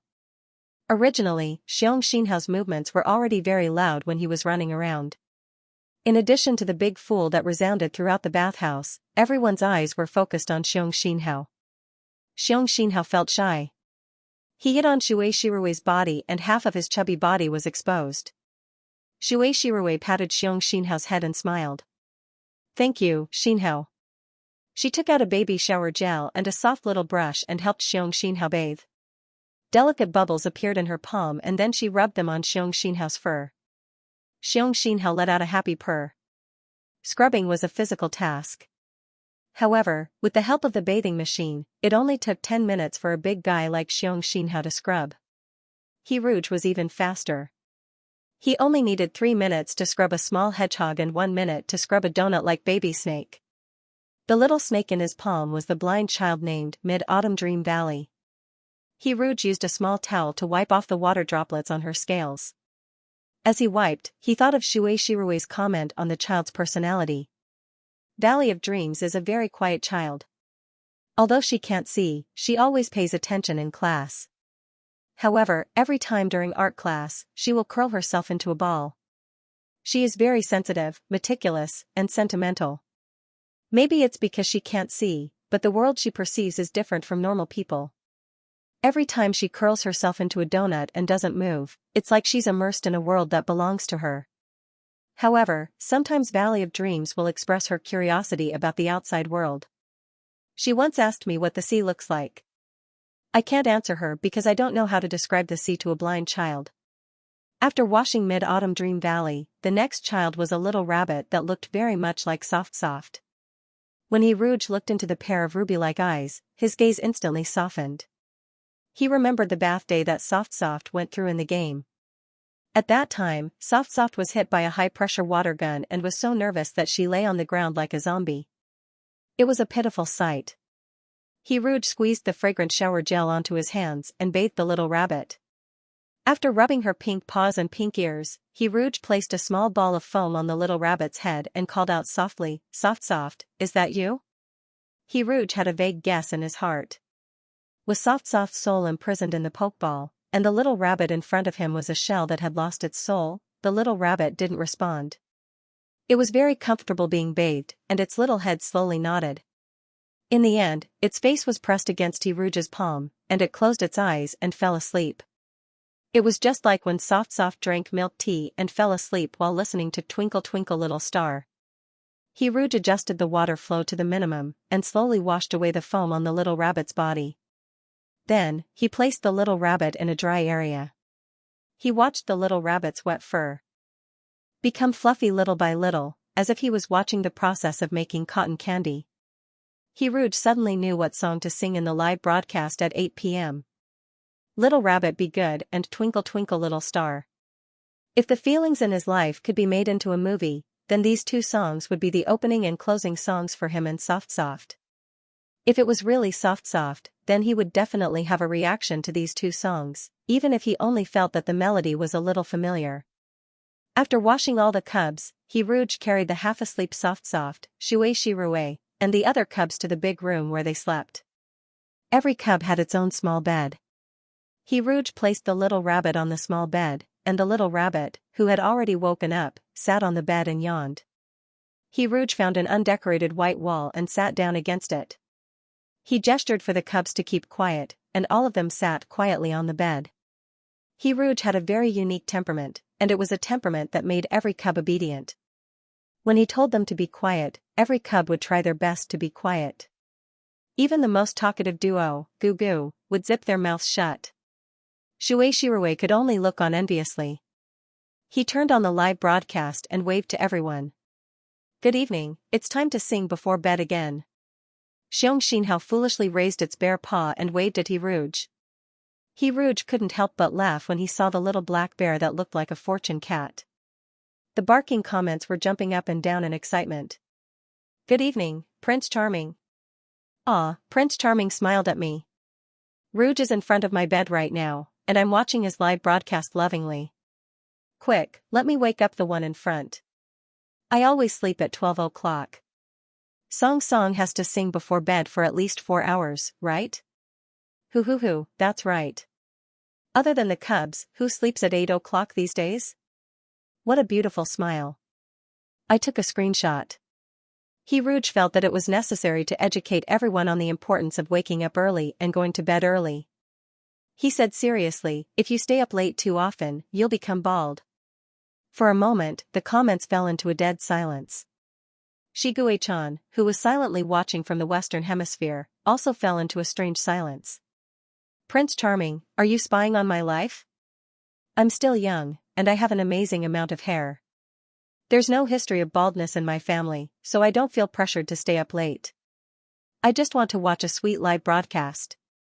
Why do you have to remind me that baldness really exists in this world? Silently looking at my own hairline. Does Rouge not like bald people? Thinking about Major General She Plush and Woolen's beast form, I suddenly realized that I'm not only poor, ugly, and bald. Indeed, only Major General She can be with Prince Charming. Since ancient times, beauties have always matched heroes QAQ. I'll be able to see Shiguei-chan in the official Battlecraft Wars livestream tomorrow. I'm so excited. Rouge thought about his big bald cub and said gently, I like a person because of his soul. It has nothing to do with his body. Big Bald Tiger, who had just blocked out the keywords Shiguei-chan and bald, calmly logged into the game and looked at the latest progress of Fatherly Love Frowny Face Fatherly Love Russian. In addition to you, Rouge also wants to be the father of all the little cuties. Fatherly love has deteriorated by 2%. Shiguei-chan, you big liar. You obviously care about whether I'm bald or not. If I'm not bald, you'll take me as your lover. If I'm bald, you'll take me as your son. You still say that you like me. Rouge didn't know that Shiguei-chan was watching the livestream with hidden bitterness. Rouge only had enough Reiki in his body for one nursery rhyme. He didn't use Reiki in the first song. Little rabbit, be good. Open the door. Open the door quickly. I want to come in. The comments quickly flooded the screen. I'm here. I'm that rabbit. I'm opening the door for Rouge. Nursery rhymes didn't require any singing skills. The simple and light melody, the catchy lyrics, the gentle and clean voice, and the clear and snow-white face formed a picture that could freeze time. The ethereal voice melted into the picture, turning into light and shadow that could only be captured with one's soul. Some people praised Rouge's face as godly. When they attached pictures, they would always post pictures of Rouge singing nursery rhymes from the livestream. His appearance was flawless and perfect. What was even rarer was the refreshing and exotic aura between his eyebrows. However, these were not the only factors that shaped his godly appearance. When he first appeared before the world, Rouge stood there quietly. Every night when the Black Star Wars raged, he would sing nursery rhymes for children and tell them fairy tales for children. Translator's thoughts lonely tree lonely tree lonely tree lonely tree lonely tree speaking of which, it was strange. It seemed that for every beauty who stunned time, there would always be one or two typical scenes. For example, when the night had just begun to fall, a black-haired, black-eyed young man would sit in front of a white wall and softly sing Twinkle Twinkle Twinkle Twinkle Twinkle Twinkle.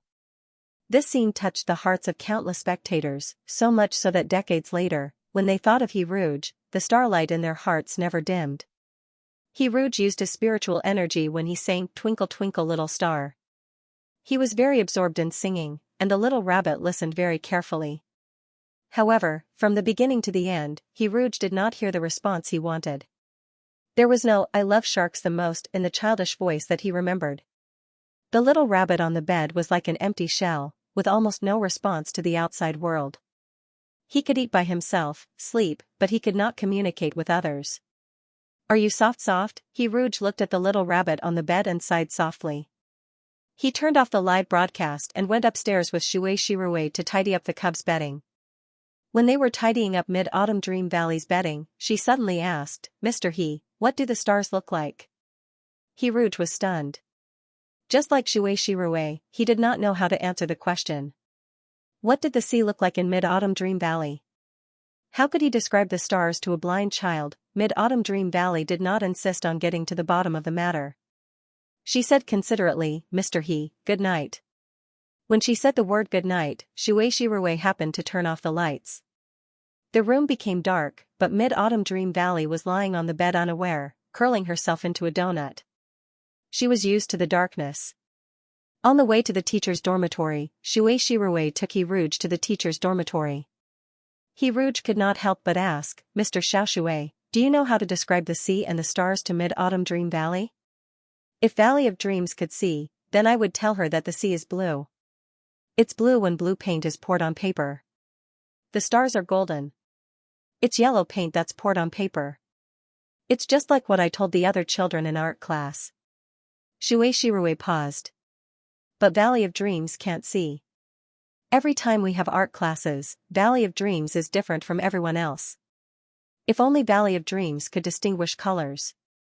She would definitely be able to draw a beautiful painting. The speaker did not mean it, but the listener did. Rouge kept repeating the phrase "can distinguish colors." Even after he returned to his teacher's dormitory, Rouge's mind was still replaying that phrase. He turned on his photon computer and saw that there were more than 10 unread messages on Penguin, all of which were sent by ATM. Rouge would always discuss the plot with Gigi. This time, he also shared his confusion with Gigi. Before he could see Machine's reply, Shiguechan's video call came. Rouge picked up the call and the first thing he said was, "Gue-can, what do you think represents pink in life?" Although he didn't know why Rouge asked this question, Shiguechan still thought about it seriously. He took out his strawberry-flavored nutrient solution, lowered his head to confirm that it was pink, and said, "Strawberries? Then do you think bananas represent yellow?" Shiguechan was silent for a while. He frowned and said uncertainly, "Maybe." "Then can you understand the phrase 'use the color of bananas to draw stars'?" In fact, Rouge didn't know what he was talking about. The inspiration in his mind was like a messy ball of thread. If he smoothed out these threads, he might be able to weave a beautiful piece of art. But he didn't know where to start with this ball of thread. The more Shiguechan listened, the more confused he became. He asked directly, "Why do you want to ask me this question?" "Because I want to describe the stars to a person who can't see." Rouge replied, "Gue-can, if I were a blind person, how would you describe the stars to me?" In the hologram, Shiguechan slowly sat up straight. His posture changed from lazy and relaxed to upright. His sharp eyebrows were furrowed tightly. He seemed to be thinking about important military matters. "This is the sound of the stars." He played the song Rouge sang in the live broadcast, "Little Star." Shiguechan raised his head. He raised his hand, which was wearing the optical computer ring, and placed his bony hand on the hologram. His fingertips fell on Rouge's cheek in the hologram. Shiguechan slowly leaned over. The tip of his nose was almost on the same level as the raised hand. His nostrils moved slightly, as if he was sniffing something in the air. His sharp canine teeth were faintly exposed. From Rouge's perspective, the man in the video call seemed to be about to jump out of the hologram in the next second. At this moment, Rouge had an illusion, there was a ferocious beast in the hologram. He was sniffing the roses. "This is the smell of the stars." His silver-white eyelashes lifted. Blue Eye stared at Rouge. He looked at Rouge's black eyes and saw the light shining in them. "This is the color of the stars." Shiguechan looked at Rouge. His expression was like a dream, yet not a dream. His voice was so soft that it sounded like he was sleep-talking. "You are my star." Rouge looked at Shiguechan. He thought that he suddenly understood how to express himself. For the Mid-Autumn Dream Valley, she had never plucked the stars or seen the starlight. She couldn't understand the golden color, but she knew what hope was. She had never touched the waves or heard the sound of the sea. She couldn't understand the color blue, but she knew what tolerance was. If she couldn't understand hope and tolerance, it didn't matter. He and Shui Shirue would teach her little by little. Just like how he taught the little monster what love was. At this moment, Machine also sent a long string of replies. "Do you know Neil Harbison?" He was a painter who was born colorblind. His works were known for the beauty and harmony of color. What changed his life was the new sensory device, IBE. The IBE device he wore could convert light waves into sound through the camera and computer software. To describe something, one didn't need to be constrained by color. To describe a color, one didn't need to use one's eyes to see it. Why couldn't one use one's ears to listen? Rouge wanted to sing all his experience of colors and things into songs. He wanted to sing the world he saw every night for the Mid-Autumn Dream Valley. The effect of singing with spiritual energy was the best.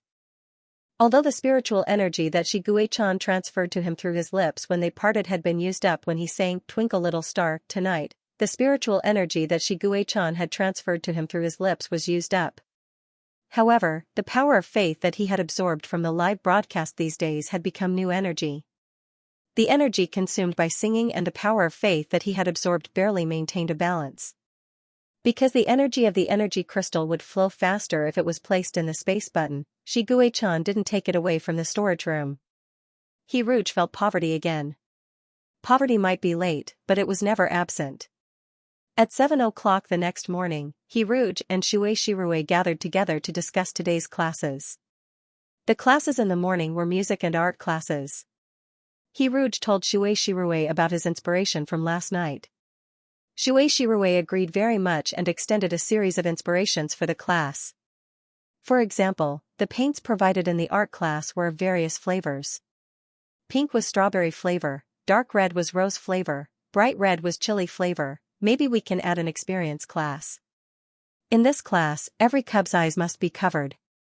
Everyone will experience the world of darkness together. It was already 8 o'clock when they finished the discussion. Hiruj and Shirue went to wake the cubs up. The cubs needed plenty of sleep during the transformation period from their animal forms to their human forms. During this transformation period, it was best for most cubs to sleep at least 12 hours. The nearer they were to the transformation period, the more sleep they needed. They had to wake up Little Rabbit and Mid-Autumn Dream Valley several times. Looks like they're about to transform. Shirue patted Little Rabbit and Baby Snake, who were confused, and explained to Hiruj, who was also confused, cubs who are about to transform are very sleepy. Calculating the time, Soft and Valley of Dreams are about to transform. Hiruj looked at Little Rabbit and Baby Snake, who he could hold in his hands. When he thought about how they would soon transform into three-headed Tuanzi, he couldn't help but ask, will they have rabbit ears and a rabbit tail after they transform into humans? The cubs' human forms are unstable in the beginning. Some of the characteristics of their animal forms won't completely disappear, but this period won't be too long. It will pass soon. Mr. He, you don't have to worry, Shirue comforted him. Hiruj was speechless. No, not only am I not worried, but I'm also looking forward to it. In the morning, the cubs had to go to the field to do exercises after breakfast. The field was filled with cubs from the Western Hemisphere. There were some that flew in the sky, some that crawled on the ground, some that were bald, and some that were made of plush and woolen. Hiruj even saw an elephant cub from the land primary class too. The elephant's body was covered with all kinds of plush and woolen. Hiruj looked at Xianxia, the biggest guy in class 1. The bear cub was about the same height as the elephant cub, but it wasn't as big as the elephant cub. A myna from class 2 flew on top of the elephant cub's head and said arrogantly to the bad Gugu duo from class 1, "Fat stupid birds can't fly, ha ha ha." The two chickens who were mocked were much weaker than the myna. The bad Gugu duo in class were the typical bullies. They raised their heads and looked at the myna standing on the elephant cub's head. Their necks shrank, but they didn't dare to say anything. They were no longer as arrogant as they were when they bullied the bear cub yesterday. Hiruj couldn't help but laugh. To avoid being remembered by the cubs from the other classes, he wore a mask today. His eyes that weren't covered were curved when he smiled. Hiruj walked to Xianxia and whispered in his ear, "Xinhao, are you willing to help the two bad Gugu?" Xianxia was a good kid who didn't hold grudges. He nodded seriously. "Carry the two bad Gugu in your arms, just like how you carried them yesterday. Then, walk in front of the elephant cub and say to the myna on its head, 'Don't give my friends nicknames.'" Hiruj took off his mask and put on a fierce face. He demonstrated to Xianxia, "You have to look as fierce as me, understand?" Xianxia couldn't keep up with the rhythm. He stared blankly at Hiruj. Hiruj had no choice but to pinch Xianxia's cheeks and make a fierce face. He wanted Xianxia's facial muscles to remember this fierce look. Although Xianxia didn't quite understand why he had to act fierce, he still tried his best to put on a fierce expression. When Shirue saw this, she couldn't help but jump in fright, not to mention the bad Gugu duo who bullied the weak and feared the strong. When the bad Kogu saw the tall and ferocious Xianxia suddenly appear, the chickens, who had already shrunk their necks, wanted to shrink their claws as well. They were so scared that they turned into two quails, trembling as they were carried by Xianxia. The two bad Kogu looked as if they were about to die. However, Xianxia didn't beat up the Gugu as they thought. Instead, he carried the two bad Gugu and walked to the myna. He said in a strong voice, "Don't give my friends nicknames." It was a little difficult for Xianxia to say a long sentence in one breath. Although he stuttered, his loud voice and imposing manner didn't lose at all. His ferocious expression scared the Mina from class 2. The bad Gugu looked at each other. Bad Gugu number 1 said shyly, Who's your friend? Bad Gugu number 2 said softly, okay, I'll reluctantly treat you as a friend. As the music started playing, the cubs started running on the field. A few lazy kids from class 2 grabbed onto the little elephant's belly and let the little elephant run with them. The bad Gugu also followed suit. They stayed in Xianxia's arms and didn't want to come out. The two Gugu stuck their heads out and started chatting with Xianxia. He Rouge and Shui Shirue found it funny. They didn't pull the two Gugu out. They just treated it as a chance for these three new friends to bond with each other. While the cubs were running, he Rouge hid in a corner and secretly turned on his optical supercomputer. He wanted to watch Shigue-chan on the live broadcast. He Rouge saw Shigue-chan standing on the starship the moment he entered the live broadcast. He seemed to have just come out of a discussion room with a group of officers. He Rouge noticed that Shigue-chan's position wasn't the highest among the officers. Every officer was wearing a black military uniform with a silver badge on their shoulder. Shigue-chan's badge had 3 5-pointed stars. Beside him, there were 2 officers with 4 5-pointed stars. However, from their body language and the way they looked at Shigue-chan, he Rouge could see respect and fear in their eyes. When he walked out of the discussion room, everyone subconsciously made way for Shigue-chan. The silver-haired, blue-eye officer probably didn't like the camera. He pulled down the brim of his military cap with his hand wearing a black leather glove. The small shadow cast by the brim of his cap fell on his pale face, making his nose bridge look especially high. He walked very quickly. Half of his cloak fluttered in the air. The officers behind him kept a distance of 3 steps from the cloak. After the man walked out, they silently followed behind Shigue-chan. He Rouge's confusion was answered by the bullet screen. The only mecha pilot who can kill a super-advanced Zerg alone. His aura is indeed different. I've finally waited for Shigue-chan to recover. Let's see how arrogant Zerg is this time. Without the command of the fattest Zerg, what was the use of having so many low-level Zerg? They're like a bunch of loose sand. I've long felt that these 2 years of battlecraft wars were too suffocating. Every time, so many people have to die just to kill one super high-level insectoid. Tisk, TSK, TSK. It's too early for Shigue-chan's fans to start dancing. Your invincible Major General has just recovered from a serious illness. Don't try to save face and force yourself to kill a super Zerg before falling sick again. What's that in front? Even if Prince Charming is recuperating, he can still crush a scum like you to death. What are you talking about? Let's start a war. Prince Charming has only been silent for 2 years. Have some retards already forgotten the name of the Blade of the Federation? The hostility in the bullet screen was shocking. He Rouge frowned and blocked the bullet screen. The live broadcast room became much quieter.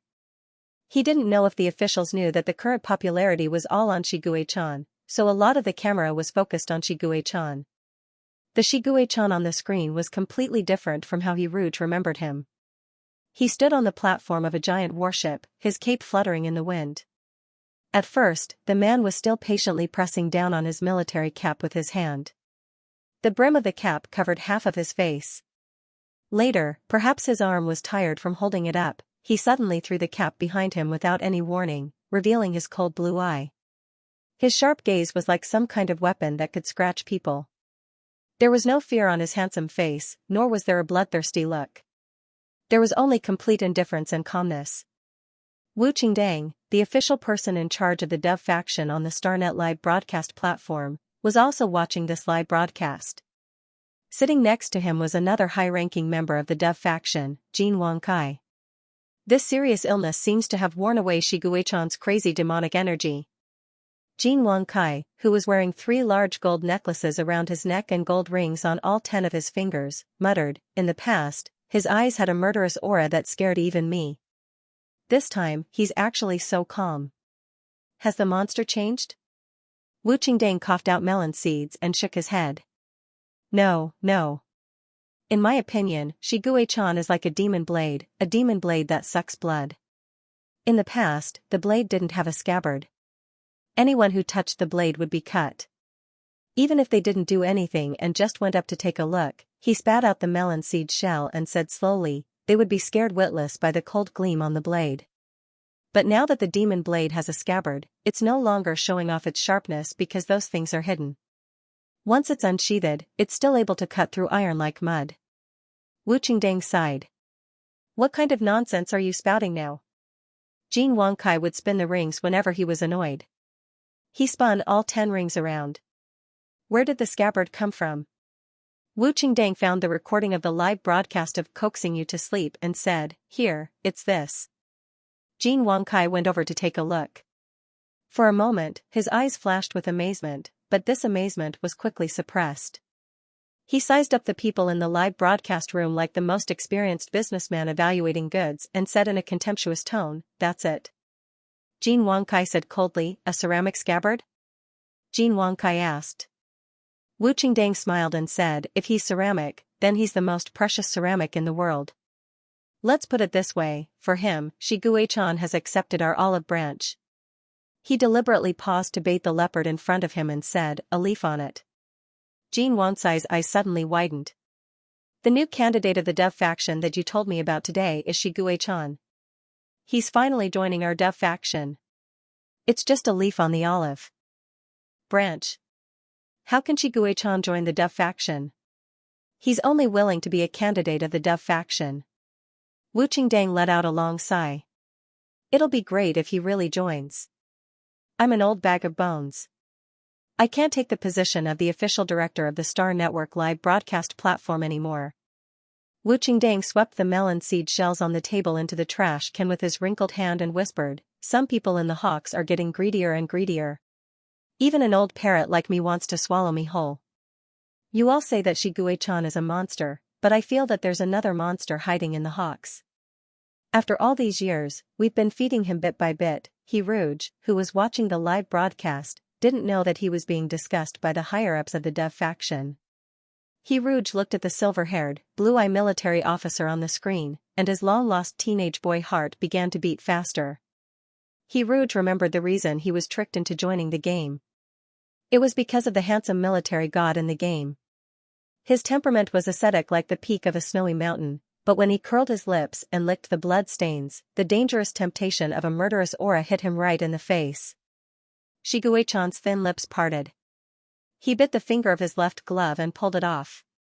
He used his fingerprint to unlock the space ring and took out the silver-white mecha.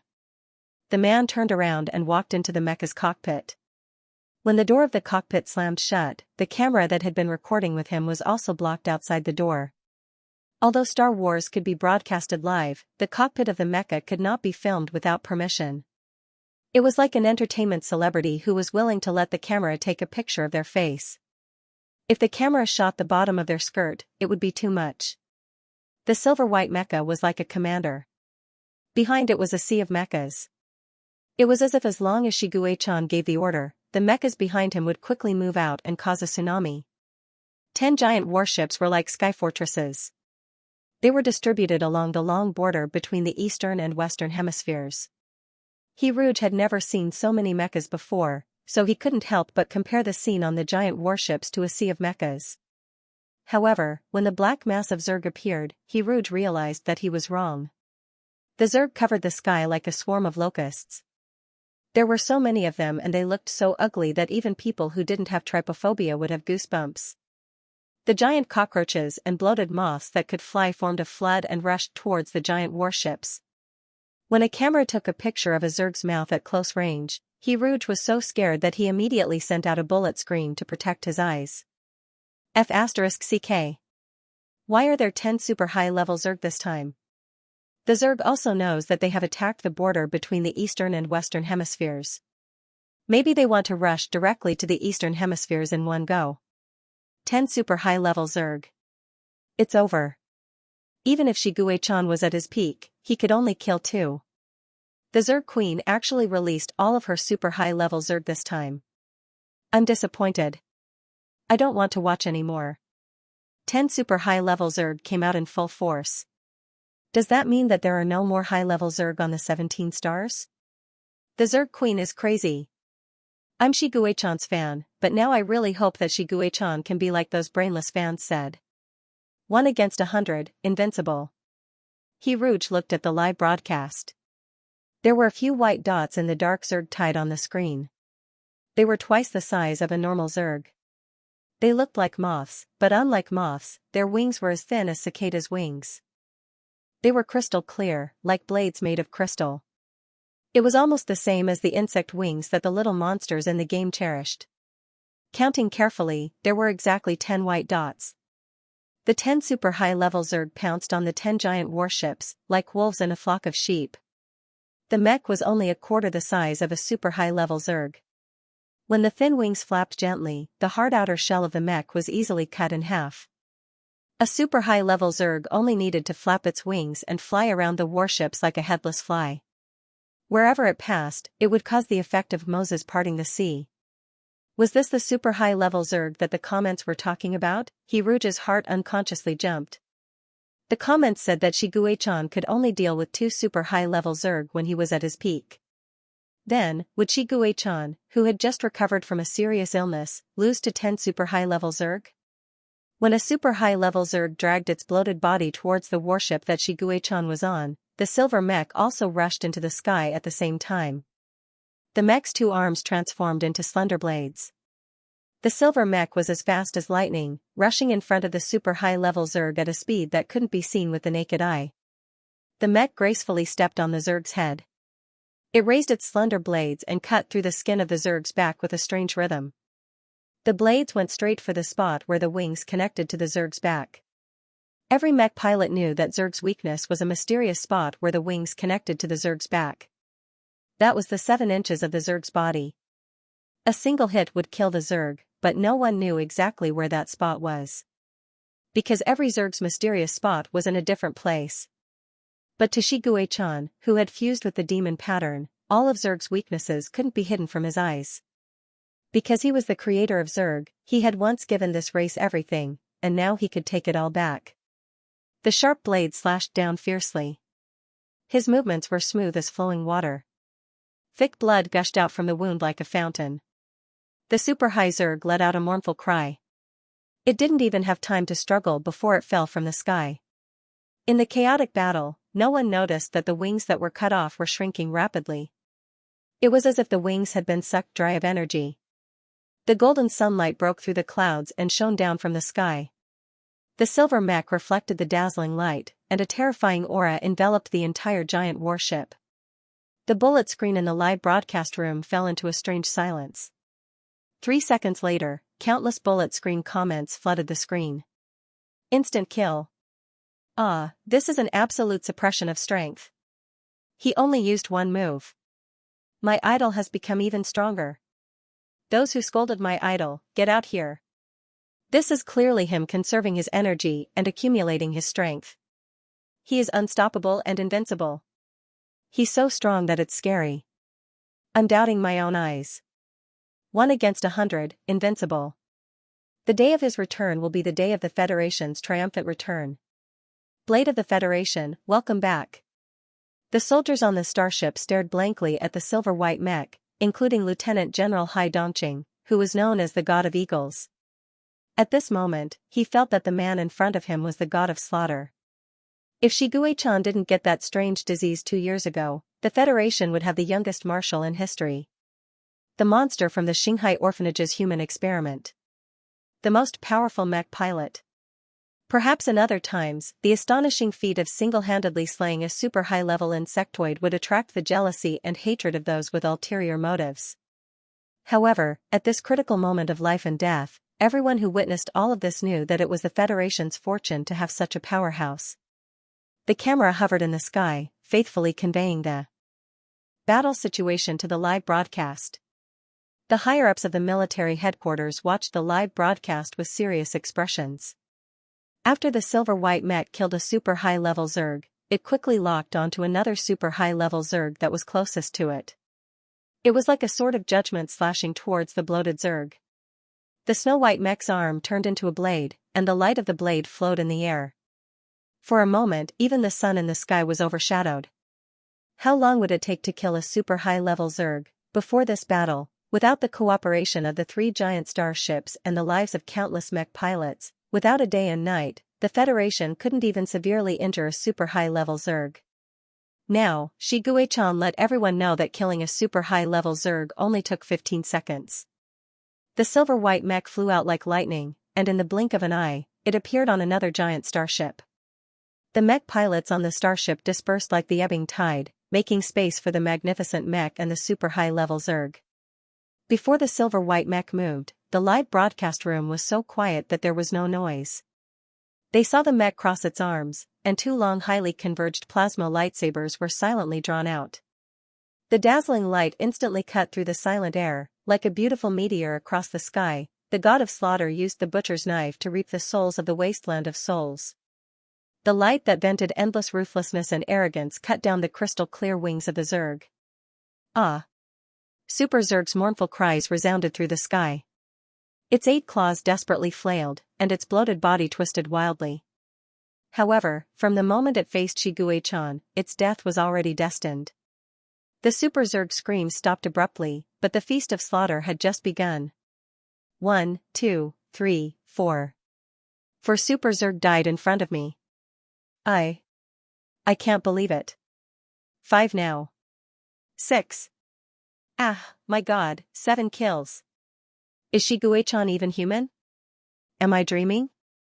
Why does it look like Shi Guichan is killing Super Zerg as if he's cutting cabbage? 1 person is worth 10 giant warships. He is not the blade of the Federation, he is God. Hiruge's blood was boiling as he watched. He didn't know why his heart was beating so fast. Maybe it was because he was watching a blockbuster livestream, or maybe it was because of the name that all the comments were saying. Shi Guichan. It's the Major General's livestream. Mr. He, you're actually hiding here and secretly watching Battlecraft combat livestream. Shui Shirui's sudden voice startled Hiruge. He had already forgotten the time when he was watching the livestream. He didn't even know when the running exercise ended. However, Shui Shirui was also immersed in the livestream. She covered her mouth and said in shock, "Am I seeing things? How can there be 3 Super Zerg? And one of them was cut down by Major General Shi like a watermelon?" She rubbed her eyes. In the blink of an eye, the silver mecha on the screen cut down another Zerg. Something even more dramatic happened. The only Super Zerg left in the Battlecraft combat livestream actually turned around and ran away. Zerg were a race that only knew how to kill and were not afraid of death. They had always been acting like killing machines. Now, this Super Zerg's behavior was shocking. It was so bizarre that it was as if a robot had violated the program and announced a strike. Ah, Major General Shi, he killed the last super high-level arachnid? 3 super high-level insectoids. All of them? Shui Shirui screamed. History was always surprisingly similar. The familiar soprano voice almost pierced Hiruge's eardrums. The Land Primary Class 1's cubs heard the voice and looked over. Hiruge helplessly made a shushing gesture to Shui Shirui. His tone was like a parent who couldn't help but show off that his child got full marks on an exam. However, his expression was as if he was thinking of his outstanding lover. Not 3, but 10. The cubs who had finished their exercise surrounded Hiruge and asked, "What 3? What 10? The Battlecraft combat livestream did not censor the bloody and violent scenes, but this did not mean that these scenes could be seen by everyone. There was an age restriction for watching the livestream. Underage cubs were not allowed to watch the Battlecraft combat livestream.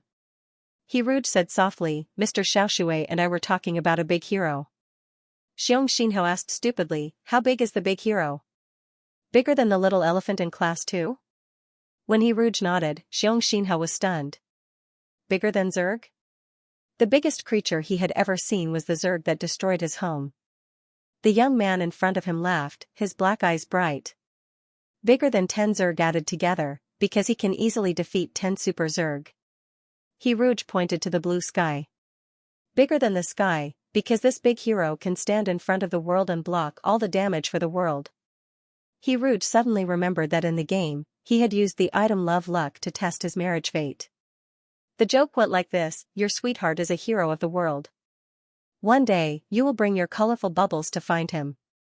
From then on, you will help each other in times of need and grow old together. The corners of his lips slowly rose. My sweetheart is indeed a hero of the world. He Rouge was in a good mood for the whole day. His inspiration for the new novel was endless. Whenever he had time, he would take the opportunity to write. Now, he had already written a plot of 3,000 words. This plot was not the beginning, but the biggest climax in the new novel. There was a plot in the new novel that went like this: under the lead of the main character, the Federation achieved victory in the battlecraft combat. Everyone was happy. They even let the main character, who was a star singer, celebrate at the front lines. However, the Zerg came back and killed the main character. In order to save the main character and to be resurrected, the main character deliberately perished together with the invading Zerg. He Rouge wrote that the main character shone in the battlecraft combat and killed the Super Zerg with absolute strength. Because the main character in the novel had not become very strong, even Su Shuang could not be too strong. He Rouge wrote that the main character killed 2 Super Zerg. The battlecraft combat live broadcast was still playing. Although the 10 Super Zerg had been killed by Shiguei-chan, the remaining low-level Zerg would still be killed by the Federation for a day and a night even if they stood still. The silver-white mecha was the most dazzling existence. It was like an invincible god of death, shuttling through the Zerg tide and reaping lives. He Rouge watched the live broadcast and felt the atmosphere of the battlecraft combat while riding like a god. However, after watching the battlecraft combat live broadcast for a long time, he felt that his eyes were burning. He Rouge went from being terrified at the beginning to feeling numb because all the places shown on the screen were Zerg's corpses and mecha wreckage. He even felt that a random screenshot could be used as an advertisement for cockroach medicine. Teaching the cubs at this time was the process of washing his eyes. Especially when He Rouge stood on the podium and asked questions. The cubs of Plush and Woolen fought to raise their claws and looked at He Rouge expectantly. Their little faces, eager to be called, melted He Rouge's heart. Soon, it was 6 p.m., and the live broadcast of Coaxing You to Sleep started. However, the style of the live broadcast this time was different from before. He Rouge said, "Good evening. Today, what I want to tell you is not a fairy tale, but a mythical story." What is a mythical story? As the name suggests, it is a virtual story where the main character is a god. This time, he did not want to tell a fairy tale. He wanted to tell a hero story, and China's mythical story was more compatible with Xianxia. When the word God was mentioned, the young man's expression did not change. There was even a smile in his eyes, as if he was blaspheming a god, but also singing praises. He said softly, "A long time ago, there were 10 suns in this world. They took turns to appear in the sky. However, one day, all 10 suns appeared in the sky together. They dried the earth and caused a drought. The god archer Hoi was sent by the god of heaven to chase the suns away. The idea of 10 suns was novel to the bullet screen. They discussed the rationality of 10 suns from a scientific point of view. However, when the bullet screen heard that Hoi shot the suns, they all said unscientific, impossible, and nonsense. He Rouge did not care about the bullet screen. He told the story seriously. The cubs of Land Class 1 pricked up their ears and listened attentively. He pulled the 10,000-kilogram bow and loaded the 1,000-kilogram arrow. The arrow did not miss its target. He shot down 9 suns, leaving only 1 sun in the sky. The bullet screen was still in full swing. Isn't this too ridiculous? It's better to say that this is a boastful story. How can it be possible to shoot down the sun with an arrow? What's there to be serious about? Rouge already said that it's a virtual story. It's fake. Why do you have to put it in reality? Even if it's virtual, it can't be completely out of touch with reality. Can you find a person who shot the sun in reality for me to see? I didn't shoot the sun, but I did kill Zerg. Shiguei-chan killed 10 super high Zerg. Do you want to take a look at the live recording? The number of super high Zerg he killed is 1 more than the number of suns he shot down in the mythical story. Some people are just frogs at the bottom of the well. If I told you before today that Shiguei-chan could kill 10 super high Zerg in one go, would you think it's nonsense? Actually, if you guys told me about Shiguei-chan's achievements yesterday, I would really think it's nonsense. I understand now. This is actually not a story to tell us, but to sprinkle dog food on us. Ah, it's too sweet. Therefore, in addition to Shiguei-chan killed 10 super high Zerg, today's trending topic included immortal love, Shiguei-chan, he Rouge. The highly praised comments on this trending topic went like this: I don't believe in gods in my life, but when you're mentioned, I can tell a mythical story. As a mortal, my life is very short. It's fleeting, but when it comes to my worship of a god, it's as vast as the sun, the moon, and the stars. You're asking who that god is? It's you. Why do you all compare the love between Yirouge and Shiguei-chan to the love between a believer and a god? I don't think that's the case.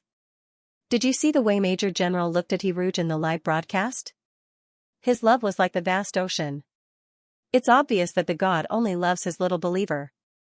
Yirouge was still unaware of the various mushy sentences about him and Shiguei-chan on the star web. After he finished telling the mythical story, he sang I'm Afraid of Not Resisting, composed by Xianxia, and made some changes to the lyrics: blow the trumpet, da-da-da-da-da. Beat the small bronze drum, get the dragon, hold the small knife and gun, charge into the battlefield. Slay the Zerg swarm with one slash. Kill Zerg with one shot, I'm not afraid of being young, I'm only afraid of not resisting. Blow the trumpet, da-da-da-da-da-da, beat the small bronze drum, get the dragon. I'm not afraid of being young, I'm only afraid of not resisting. I'm only afraid of not resisting. Yirouge turned off the live broadcast after he finished singing the nursery rhyme, and said to the cubs in front of him, everyone must study hard. Upwards ho! Strive to become a little hero and protect our home. The cubs nodded with all their might. After they listened to Yirouge's song, they did not know why, but they felt that their bodies were full of energy, and they had nowhere to use it. Not only the cubs, even Shui Shirue felt that he was now full of energy, and could wash 10 Xiong Xinhao in one go. When Yirouge saw everyone's abnormal mental state in the middle of the night, she was perplexed. Why isn't everyone yawning all the time today, squinting their eyes to sleep under their blankets? Even the little rabbit and Autumn Dream Valley, who were about to turn into humans, were in high spirits. Mr. He, when I listen to you sing some lyrical nursery rhymes, my mood will become calm, so calm that I can close my eyes and fall asleep. But when I listen to your passionate song just now, my spirit is incomparably high. Shui Shirue explained. Yirouge nodded thoughtfully. He guessed that it was related to his race's ability. The mermaid's singing could bewitch people's hearts, so when he sang songs like military songs and war songs, he could stimulate morale and boost spirit. Since everyone is so energetic, why don't we do a few math questions? Yirouge's devilish suggestion was unanimously rejected by the cubs, and Yirouge did not force it. He sat in front of Autumn Dream Valley's small bed, and sang a soothing nursery rhyme to all the cubs. Little crayons wear flowery clothes, red, yellow, blue, and green are so beautiful. Children gather together, draw a picture to compare. Draw a bird flying in the blue sky, draw a flower growing in spring. When he left the room, Yirouge patted Autumn Dream Valley's head. Although the world Autumn Dream Valley saw was dark, Yirouge hoped that this child's dreams were colorful. The night wind in the corridor was a little cold. Shui Shirue and Yirouge went back to the teacher's dormitory together. Shui Shirue tucked her hair that was messed up by the night wind behind her ears. She let out a sigh of relief and said emotionally, it feels like a dream.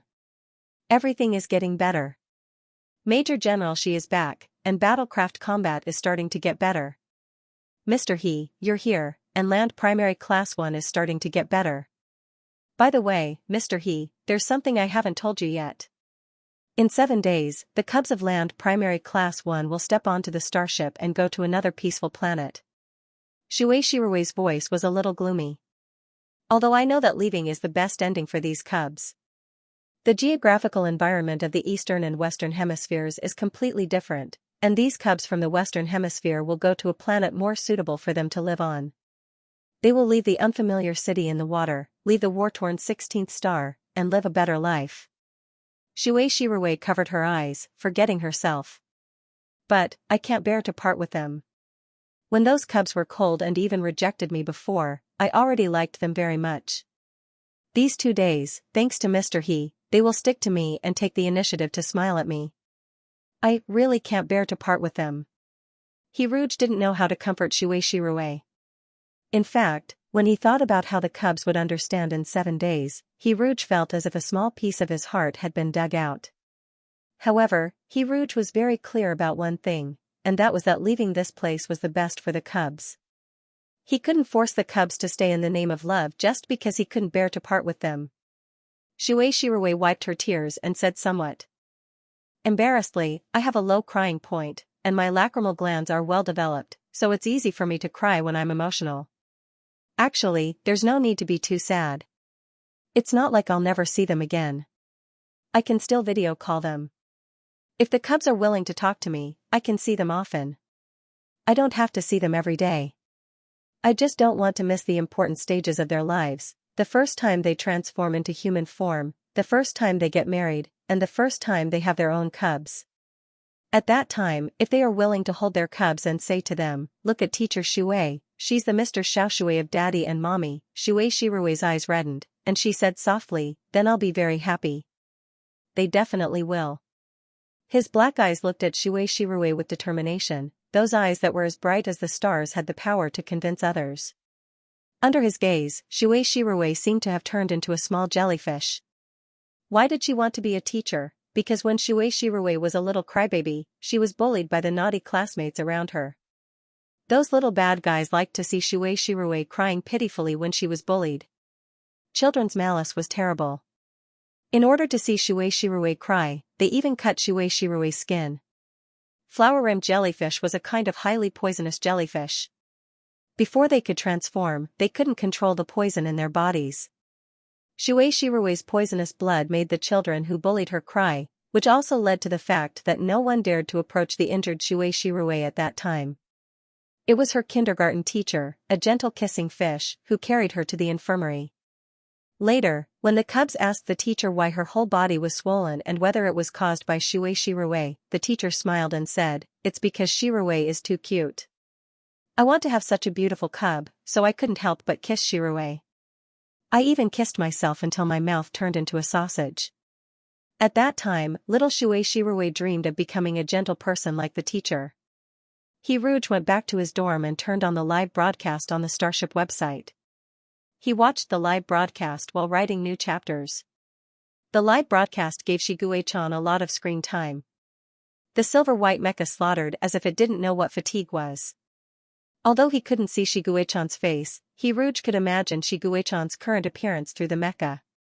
He must be as cold as a weapon in the deep sea, his blue eyes looking down as if nothing in the world could enter his eyes. So handsome, Rouge was immersed in his own imagination.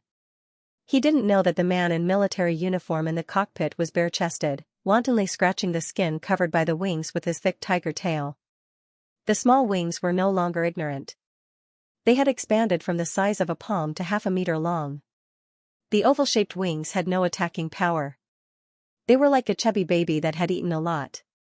Therefore, the wings of slaughter should be called fat wings now. The soft feathers were like pure snow. Although they looked weak, the feathers grew firmly on the surface of the wings. They wouldn't fall off even if the tiger tail rubbed them roughly. The insect wings that Xianxia had transplanted to his body had no feathers. They were smooth and cold. But now, the wings of slaughter were furry and warm. The thick feathers stuck to the back. The temperature of the cockpit could be adjusted if it was hot, but the itchiness was unavoidable. In a starship battle, the mecha couldn't just stand still. It was normal to jump up and down. When the mecha shook, the feathers on the wings on the back would sway slightly. Although the wings could be retracted, Xianxia was now killing Zerg to replenish the wings' nutrients. Therefore, the wings of slaughter hid in the demon pattern for a while and wanted to come out and burp. This was the trouble of having too much hair. The bald tiger couldn't help but think that it would be nice if some of the hair on the wings could be shared with the body. Ever since Rouge found out that he was bald, Xianxia gave up on the hair transplant surgery. He was ready to take a good bath. According to the current growth rate, Xianxia would be able to grow all the hair back in 7 or 8 days. At the thought of the long hair project, Xianxia began to think about when to take a hair-growing bath. After another 3 or 4 days of battlecraft wars, he should be able to beat Zerg to a pulp. Then, he could go look for Rouge. They were both at 16 star. If he hurried forward, he would only need half a star to see He-Rouge. Thinking of He-Rouge, Shiguei-chan was full of motivation to kill the enemy. Because killing Zerg could replenish Shiguei-chan's energy, Shiguei-chan was full of energy and didn't need to rest at all. Shiguei-can didn't video call He-Rouge because he didn't want her to see his fat wings that hadn't fully grown yet. He was going to show her the wings of slaughter after his wings had fully grown and looked majestic and domineering. Thinking of He-Rouge, her cold blue eye suddenly softened. He will definitely like my wings. I really want to wrap them around him. At the same time, He-Rouge didn't video call Shiguei-chan either. Controlling the mecha must be very tiring. He didn't want to cause trouble for Shiguei-chan at this time. He-Rouge wrote another 1,000 words before going to bed. He-Rouge chatted with the mecha for a while, then turned off the livestream and went to bed. Before he went to bed, he sent Shiguei-chan a text message. "Good night, I miss you." He added the word miss you after a long time of hesitation. He wanted to add very, and then very, but in the end, he just said I miss you. The next morning, He-Rouge turned on his optical computer and saw Shiguei-chan's I miss you very much too. He couldn't help but laugh. In addition to Shiguei-chan's message, there was also a bombardment of messages from the Maozi Association. Mao Zixi sent her a document containing all sorts of data and analysis. She didn't understand it, but it was impressive. This document was the result of Mao Zixi's research on the effects of He-Rouge's voice on the spiritual sea. The Maozi Association had wanted to do this experiment since the first time they heard He-Rouge's voice. However, they knew that Shiguei-chan was against experiments, and they had been warned by Shiguei-chan not to do so. Therefore, they didn't dare to approach He-Rouge. However, the spirit of experimentation was hard to extinguish. Therefore, after the Maozi Association returned to the Research Institute, they stayed in He-Rouge's livestream and collected voices to conduct experiments. In the beginning, the Maozi Association discovered that He-Rouge's voice could temporarily bring joy to patients with depression, mania, and autism when he sang soothing songs. The Maozi Association had originally planned to study it for a while longer, then risk being beaten to death by Shiguei-chan to cooperate with He-Rouge. However, after He-Rouge finished singing I'm Afraid I Won't Resist last night, the Maozi Association's research suddenly had a huge breakthrough. This song was like a stimulant without any side effects. The Maozi Association realized that they had been too narrow-minded. They had only thought that He-Rouge's voice could contribute to medicine, but they had never thought that it could be used in actual combat. If mecha operators in space combat heard this song, their brains that had been dulled by slaughter would be stimulated again. Even if it was only for a moment, it could save their lives on the ever-changing battlefield. This was why the Maozi Association couldn't wait to cooperate with He-Rouge. He wanted to contribute to space combat. The Maozi Association said a lot of things sincerely. He-Rouge was touched, but when he thought of experiments, he remembered the human experiments in Shanghai orphanage. Therefore, he asked tentatively, "How do you want me to cooperate with Dr. Mao?" Unlike what He-Rouge had imagined, the cooperation was very simple. The Maozi Association sent him a lot of songs. He hoped that he could just sing a few and send the recording to the Maozi Association. Also, for every song he sang, the Maozi Association would pay He-Rouge a lot of money. He-Rouge weighed the pros and cons, and finally agreed to the Maozi Association's request. He browsed through the song list and found that it was filled with war songs. However, when he scrolled to the end, he saw an encrypted song title. ***, He-Rouge opened it curiously. An animated lock hung on the song's cover, and the Maozi Association's message for He-Rouge popped up on the screen. Frowny face. This is a one-time message. It will be automatically destroyed after reading. Mr. He-Rouge, this song is banned by the Federation. It said that people who listen to the original version can't help but commit suicide. This song can't be found on the internet, and even the Research Institute's database doesn't have the audio of this song. I found this song among my grandfather's belongings. At the time, I didn't know it was a forbidden song. After listening to it, I just felt that the tune was a little strange. Later, by chance, I found out that this song was a forbidden song. At first, I thought that it was just a song with the same name. So many years have passed since I heard it, but I'm still alive and well. I casually mentioned this to my father. He was very curious and wanted to listen to it. Back then, I was the one who copied this song from my grandfather's optical computer. Therefore, other than me, no one else knows about this song, not even my father. The thing I regret the most is playing this song to my father. That night, he committed suicide. I suddenly remembered that my grandfather also committed suicide before the Anlejos Award was announced. Is his death related to this forbidden song? I don't know. I'm afraid of this song. I don't dare to give it to anyone. Sometimes, I feel like this song is a demon hiding in my optical computer. It's staring at me every moment. It wants to kill me. And now, Mr. Hiruj, I want to give this song to you. Actually, I've been thinking about something. It's a very scary and dangerous thought, but it's so fascinating. Mr. Hiruj, if your song can save people, does that mean that your song can also kill people? Zerg's body is indestructible, but his consciousness isn't as hard as his shell. Then, after Zerg heard this forbidden song, would he also commit suicide, Mr. Hiruj? I think I'm possessed. I don't know if my decision to give you this forbidden song is right or wrong. The choice is in your hands. I've locked this song. The password to unlock it is the song title, Sacrifice. You can choose to unlock it or destroy it. This message has been automatically destroyed. Hiruj was stunned. This locked song was like a Pandora's box. It reminded him of repentance, Black Friday, and the 13th pair of eyes. So, forbidden songs exist everywhere in the universe? Hiruj had previously searched for these forbidden songs out of curiosity. After listening to them, he didn't feel anything. Perhaps it was because the songs on the internet weren't really forbidden songs. Hiruj's rationality told him that he should destroy this song. However, his curiosity stopped him. He hesitated for a moment and decided to put the song in the library. As long as he didn't open it, it should be fine. When Shigue-chan returned, he could discuss it with Shigue-chan. After coming up with a solution, Hiruj felt relaxed. He was full of motivation to invigilate the exam. Hiruj was the one who suggested this exam. However, Hiruj wasn't a demon. He lowered the difficulty of the exam and gave an exam paper that even a 3-year-old child could do. This exam paper was tailor-made for Xianxia. All the math questions were within 20. The words in the pinyin script were also the basic words that Xianxia knew.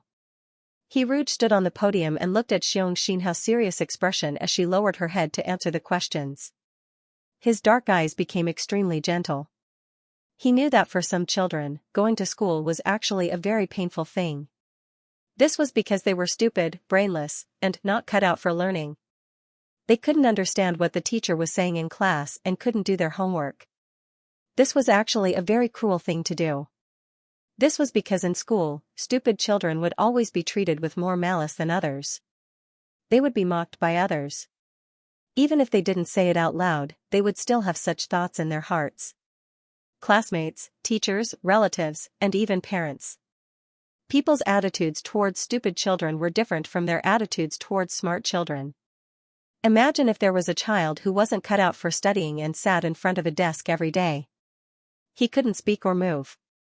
Going to school was a form of torture for him, but he had to endure this torture every day for 7 to 8 hours. That was equivalent to 10 years, which was more than half of his childhood. He couldn't find any joy in going to school. Not only were others denying him, but he was also slowly denying himself. This wasn't good. Every child deserved to be loved. Therefore, Hiruj wanted to prepare a special exam for Xianxia. In 7 days, Xianxia would have to leave for another planet. His intelligence wasn't cut out for studying. Perhaps he would have to go to a specialized vocational school to study. Hiruj didn't want Xianxia to grow up and only be able to recall the test papers that he failed and always got the questions wrong in his short school life. He wanted Xianxia to score 90 points or even 100 points in the test. This was because this was a cute cub. If there was a test paper for cub cuteness, then he would definitely score full marks. This was because every child deserved to be loved. 4 days passed by quickly, and the densely packed Zerg on the battlefield had almost been cleared out. Without the command of the super high Zerg, the low-level Zerg were like a group of dragons without a leader. They were like leeks that had been sent to the Federation's doorstep to be harvested. The various gifts in the live broadcast room did not stop. The bright nebula also broke the record of Hiruge's live broadcast room. The gifts directed at Shiguei-chan added up to 10 billion. The dawn of victory was right in front of them. The comments in the live broadcast room lit up with fireworks for the heroes. Everyone thought that the second Star Wars would come to an end. This was because the remaining 10 super high Zerg of Zerg were all killed by Shiguei-chan. Zerg's strength was greatly damaged, and he might pack up his things and leave the 17th star that had already fallen and hide in a corner to recuperate. If Zerg did not leave, then Major General Shi would definitely lead the Federation to recover the lost territory. No, perhaps he should be called Marshal Shi. Shiguei-chan's achievements were enough to make him a marshal. A marshal had great power in the Federation, so the Central Star Council needed to vote. The 20 council members would hold a special meeting for Shiguei-chan's promotion in 10 days, but everyone expected the result of the meeting. 10 days later, the youngest marshal in the history of the Empire would be born. If not, then the 20 council members would be besieged by angry galactic people. A fanatical worship of Shiguei-chan was set off all over the galaxy. Shiguei-chan had become the spiritual leader. If the Federation was a monarchy, then Shiguei-chan would be personally sent to the throne by the fanatical public and be crowned king. In the latest Star Web survey, the person you admire the most, 91% of people chose Shiguei-chan. Many people thought that Shiguei-chan's life was like a cheat code. He grew up in the 17-star orphanage and was accepted by the Federal Military Academy because of his S-grade talent. The Federal Military Academy encouraged students to enter the Star Web Arena to train, and the number one player in the Star Web Arena was still Shiguei-chan. From then on, Shiguei-chan showed amazing combat talent. After graduation, he devoted himself to Star Wars. In his first Star Wars, he killed a super high Zerg and became a popular major general. The Doves and Hawks both offered him an olive branch, but the young Shiguei-chan rejected the temptation of becoming a candidate council member and returned to his private planet to live. He received the salary of a major general of the Federation every day, and lived. Just when everyone thought that Shiguei-chan would be like this for the rest of his life, the second Star Wars broke out. The Zerg made a comeback and became even stronger. Shiguei-chan killed another super high Zerg in the second Star Wars. Just when everyone thought that Shiguei-chan would become a marshal, he suffered from vortex mental emptiness syndrome and went into hibernation for 2 whole years. When the fans no longer had any expectations, Shiguei-chan appeared with a bowl of dog food and showed off his love in front of the entire galaxy with Hiruge, who had a beautiful face and a beautiful voice. After showing off their love, he went to the battlefield and killed 10 super high Zerg. He single-handedly turned the tide and soon became the youngest marshal in history. His career and love were both fruitful. If this wasn't a cheat code, what was? Shiguei-chan must have saved the world in his previous life. That's why he can be together with Hiruge. But Major General Shi also saved the world in this life. He won't be together with Rouge in his next life, right? Since ancient times, beauties have always matched heroes. Us commoners should just be responsible for eating dog food. I really want to live like Shiguei-chan. Want to live like me? Shiguei-chan thought back to the first half of his life. If he could go back in time, he wouldn't want to go back to the past at all. He didn't want the past, only the present. While the celebration banquet was being held at the front lines, Shiguei-chan piloted his mecha and rushed towards Whalefall City. Hiruge sent a message, "Gue-kan, are you holding a celebration banquet?" In order to give Hiruge a surprise, Shiguei-chan didn't tell Hiruge that he was coming over. The more he said, the more mistakes he would make. Afraid that Hiruge would find out, Shiguei-chan only replied with a yes. Hiruge was a little disappointed when he saw the reply. Although he knew that it wasn't realistic for Shiguei-chan to fly over immediately, he hadn't seen Shiguei-chan for so many days.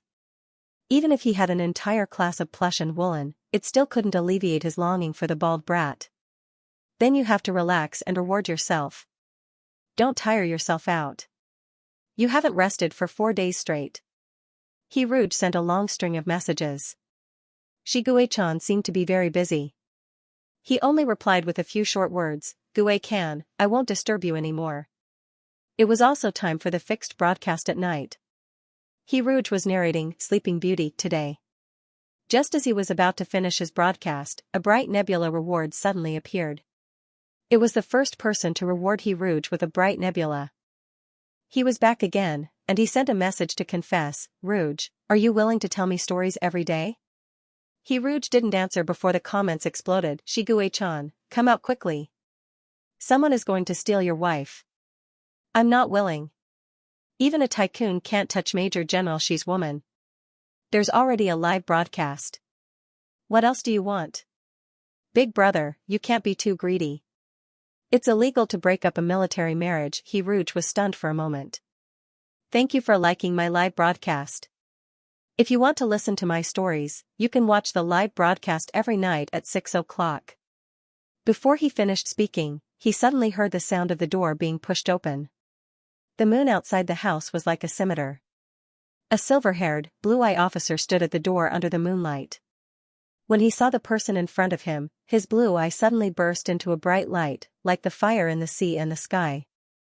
Shigue-chan strode forward amidst the cries of the cubs and the screams of the Shuei-Shirue. He had rushed all the way here, so his breathing was irregular and he couldn't calm down for a while.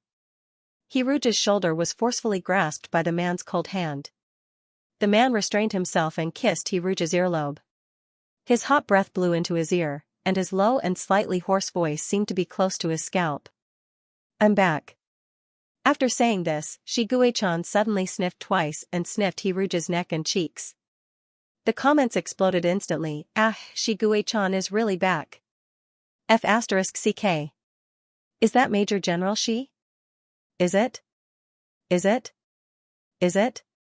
Next time, if anyone wants to summon Shigue-chan, just tip the bright nebula and say you want to snatch Rouge from him. Where are you kissing? I won't allow you to kiss Rouge. I won't allow it. Shigue-chan looked up, like some kind of beast that had been disturbed while eating. When his cold blue eye looked at the camera, the comments instantly became quiet. They watched the bony hand with an irresistible gesture press down on the live broadcast, and they were so scared that they didn't even dare to breathe. Shuei-Shirue and the cubs could directly feel Shigue-chan's terrifying aura. The air in the room seemed to be stagnant. When the terrifying man carried He Rouge away, Shuei-Shirue, who had been holding his breath, finally breathed a sigh of relief. He Rouge experienced the second princess carry in his life. This was different from the first time when he was secretly carried. This time, it was witnessed by the entire galaxy. He Rouge said helplessly, Gue-kan, put me down. The man stopped walking. He looked down at He Rouge expressionlessly, and then gently touched his lips without warning.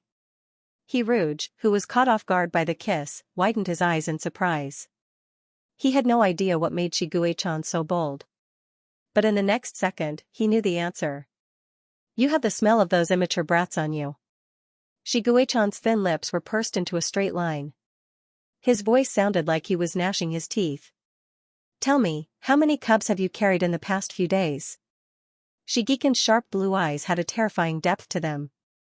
When Shigue-kin used this extremely invasive gaze to pin He Rouge suddenly had the illusion that he was a fish on the chopping board waiting to be slaughtered. He subconsciously confessed, I've hugged them all. Shigue-chan. You carried so many plush and woolen behind my back. No way. I want your body to be tainted with my scent. Shigue-chan took a deep breath. He hugged He Rouge with one hand and pressed the back of He Rouge's head with the other hand. He aggressively kissed him. The scorching kiss fell from the corner of his eyes to the tip of his eyebrows, and along his cheeks. When he kissed his earlobe, Shigue-chan suddenly sucked hard. He Rouge was startled by the sudden burning sensation and let out an ah sound. The tone of his voice was completely different, and it was tinged with a sense of numbness and charm. It was hard for anyone to hear such a sound. Blue Eye instantly darkened. And there was a strong sense of possessiveness in it that couldn't be dissolved. He Rouge also realized the change in his voice. With red eyes, he bit his lower lip tightly and covered Shigue-chan's mouth while breathing unsteadily. His black eyes unconsciously had a hint of pleading. Not here. The cubs will hear. Let's go to the dormitory. Blue Eye stared fixedly at the person in his arms, and the dark red vertical pupils appeared because of excitement. Shigue-chan used all of his self-control to agree. He Rouge pointed the way, and Shiguei-chan rushed to the dormitory at the speed of a 100-meter sprint. Before the door was closed, Shiguei-chan couldn't wait to hold He Rouge's face and kiss him.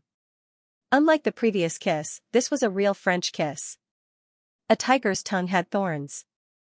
When it turned into a human, the thorns would become smaller, but they wouldn't disappear completely. Therefore, the parts that were invaded by this thorny tongue all felt numb and itchy. The light color of his lips was forced to turn a watery red.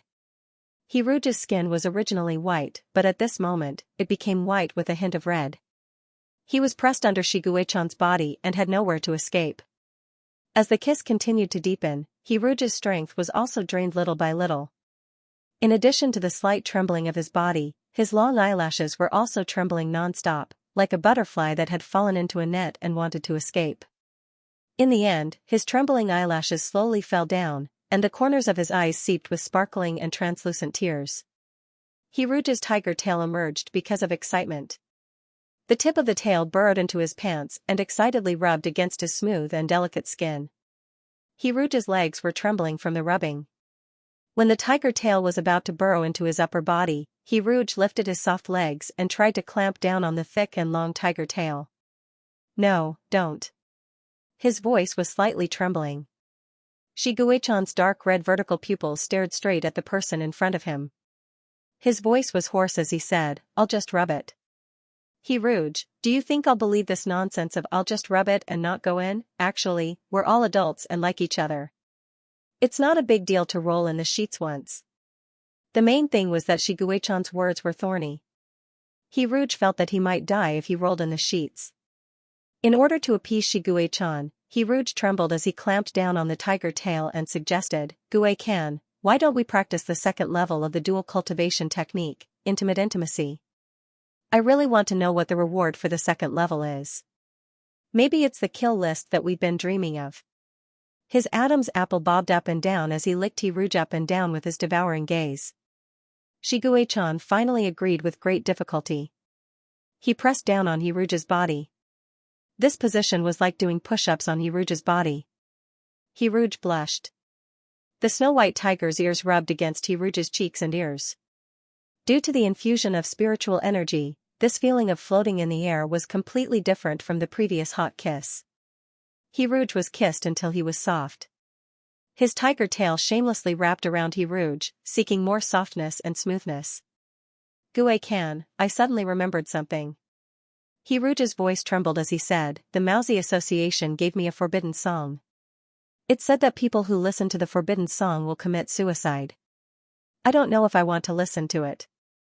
The tiger tail stopped. His concern for He Rouge's safety was greater than the lust in his head. Shiguei-chan said in a deep voice, "Where is it?" He Rouge breathed a sigh of relief. He turned on his photon computer and pointed the forbidden song to Shiguei-chan. Shiguei-chan's pupils shrank. "It's very dirty. This thing is very dirty." He asked He Rouge nervously, "Have you heard this song before?" "No." He Rouge quickly shook his head. "I wanted to wait for you to come back and discuss this with you.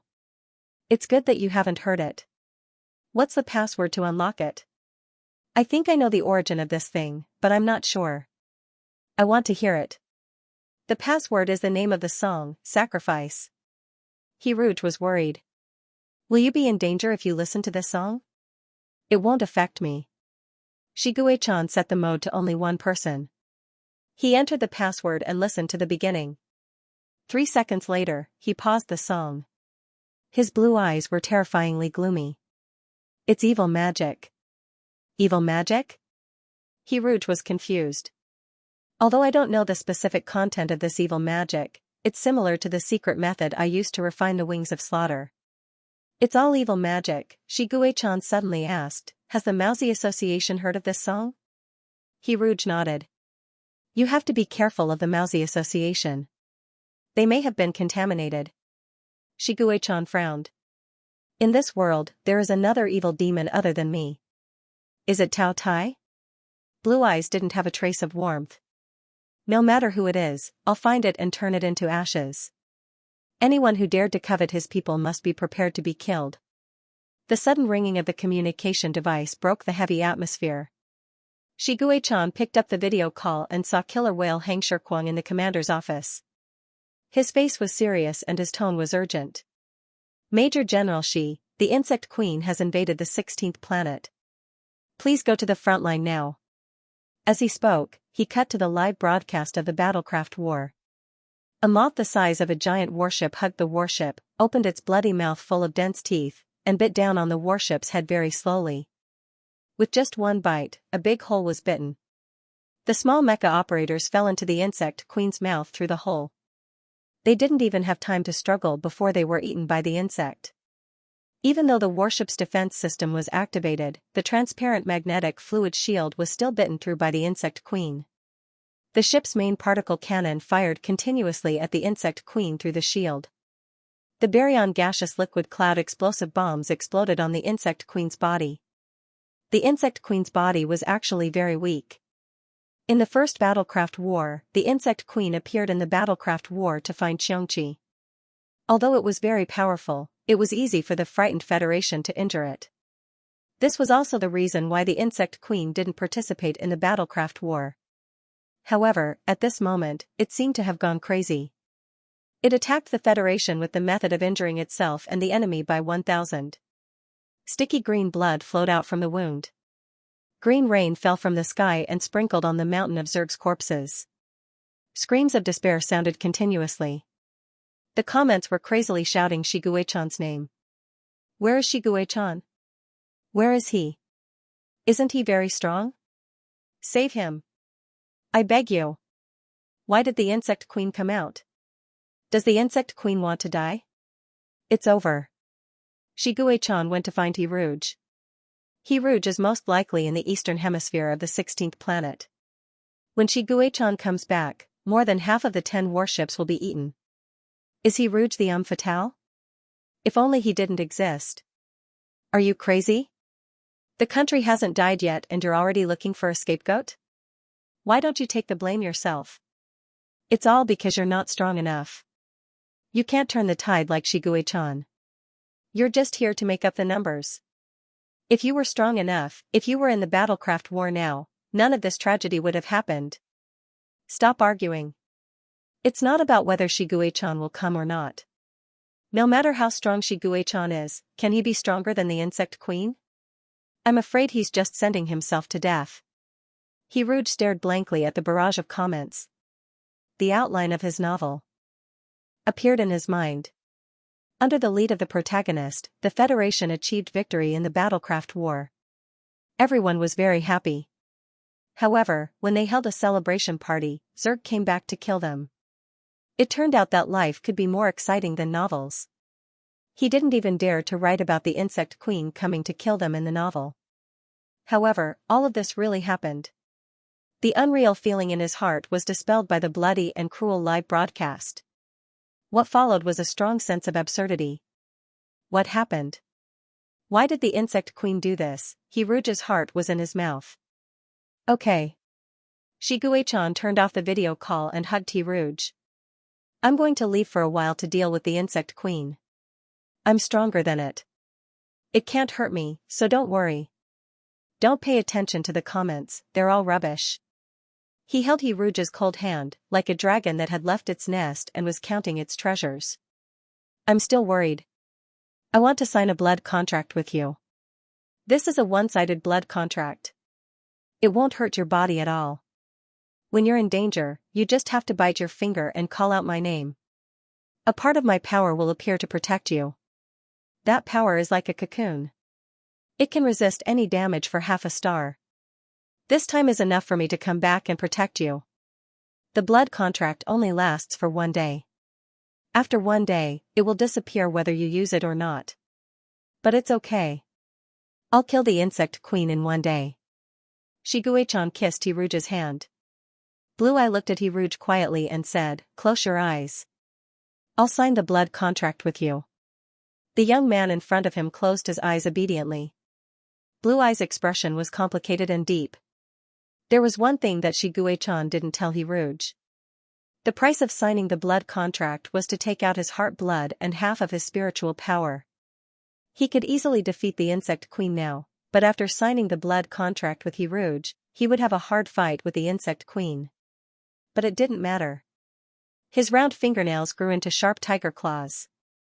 It was like some kind of sharp tiger claws were inserted into his left chest. Most of his spiritual power was concentrated on the blood in his left chest. Shiguechan's lips were like a withered flower, turning gray in an instant. He slowly pulled out his finger. A drop of red blood floated on his fingertip. Shiguechan put the drop of blood on Hiruja's right index finger. The drop of blood silently merged into his skin and turned into a red mole. "Don't open your eyes." Shiguechan was afraid that Hiruj would see his pale face. He kissed the back of Hiruja's hand and said softly, "Count to 10. You can open your eyes after that." 10. His index finger was scalding hot, as if it had been splashed by a drop of hot oil. 9. Hiruj felt his hand being put down. 8. He heard Shiguechan get up. "Are you leaving?" Thinking of this, Hiruj couldn't help but speed up his counting. He said quickly, 7 6 5 4 3 2 1. His closed eyes suddenly opened. The room was empty. There was no sign of the person he wanted to see. If it wasn't for the red mole on his fingertip, Hiruj would have suspected that Shiguechan had been here. He gently squeezed his right index finger with his left hand. An extremely strong heartbeat came from his fingertip. Thump, thump, thump. This heartbeat belonged to another person. It was as if there was an invisible string connecting them. One end was wrapped around his fingertip, and the other end was in Shiguechan's heart. Hiruj opened the live broadcast of Battlecraft combat. The Zerg Queen was now lying on the first warship and had already eaten a quarter of it. Shiguechan would need at least half an hour to get back. This was the true speed of life and death. The bullet screen had exploded into a pot of porridge. In times of crisis, human nature was exposed. There were all kinds of reactions. The number of people scolding Hiruj was more than the number of people scolding Shiguechan. As a writer, Hiruj had experienced the abuse of the internet a long time ago. The bullet screen of the live broadcast was no different from the past, except that there were more comments. Ever since he met the brainless haters, Hiruj's ability to resist attacks had increased a lot. He could calmly set keywords to block and let the bullet screen cool down. Hiruj couldn't help but think of the Bausi and fire beacon. Maybe tomorrow's live broadcast story could be a series of femmes fatales. Hiruj didn't care too much about these haters. Everyone didn't love RMB. There were always people who treated money like dirt. Wasn't it normal for him to be hated? And there were so many people who liked him, whether it was the bullet screen that defended him in the Battlecraft combat live broadcast room or the fans who desperately rewarded and comforted him in the coaxing you to sleep live broadcast room. These people who he had never met before defended him together with Shiguechan. This was his luck. Maybe the luck of a koi fish was all used to let him meet so many people who loved him. Hiruj remembered that he hadn't checked the second level of intimate relationships. He opened the game and saw that the progress bar had reached 40%. Hiruj felt that the progress bar had increased by itself without him doing anything. He clicked to receive the reward for the second level. When the familiar pokeball appeared on the screen, Hiruj's heart skipped a beat. Number 19's soul is sleeping in the pokeball. His body is in the land primary class 1. When you open the pokeball, number 19 will be reborn. Do you want to open the pokeball? Yes, no, revive soft? Hiruj could not believe his eyes. He looked at the reward 3 times to make sure that he was not dreaming. Hiruj stood up and went straight to the classroom. The night breeze was very cold, just like the night breeze that blew in from outside the window when he took soft to watch the stars. Hiruj ran all the way to the classroom. Under the surprised gazes of Shirue and the other cubs, he rushed to the soft's seat. The little rabbit was still sleeping peacefully with its eyes closed. This was his soft. Hiru opened the optical computer with trembling hands and tapped on, yes, with his index finger with a red mole. The snow-white rabbit's ears moved slightly, and the little rabbit opened its ruby-like eyes. When it saw the nervous young man in front of it, it rubbed its eyes with its little paws and said sweetly, "Mermaid." Hiruj's heart melted when he heard the sound of the mermaid. He was so excited that he did not know what to say. He could only hug the freshly baked snowball in his arms and said softly, soft. Shui Shirui was so shocked that her eyeballs were about to fall out. This was because this little rabbit had never said a single word from the moment she entered the class until just now. If the machine did not check that his vocal cords were developing normally, Shui Shirui would have thought that the little rabbit was mute. Did he Rouge have some kind of magic that could make all the cubs better? Did Soft just say something? Shui Shirui suddenly raised her voice. When she realized that Soft's ears were trembling because of her sudden voice, Shui Shirui quickly covered his mouth and squeezed out a kind smile. She looked at Shui Shirui with her teary red eyes. The two memories were fighting in her mind, and Softy was a little confused about what was going on. She didn't understand why teacher Xiao Shui and the Blue Whale Orphanage had suddenly appeared in her memories. However, he remembered that Mr. Xiao Shui was a person as gentle as mermaids, so Soft called out sweetly, "Mr. Xiao Shui." Shui Shirui exclaimed again. She was flattered and said, Is he calling me? She had taught the cubs of the land class 1 for so long, but this was the first time she heard someone call out Mr. Xiao Shui in such a childish and sweet voice. This was really too touching. Was Soft an angel? Shui Shirui was dizzy from the sweetness of Mr. Xiao Shui and did not remember to ask what was going on. She also forgot to ask what mermaids meant. However, someone helped her ask the question. Mermaids? Is that Mr. He's nickname? A black-haired officer in a pitch-black military uniform stood in front of the door and asked with a smile.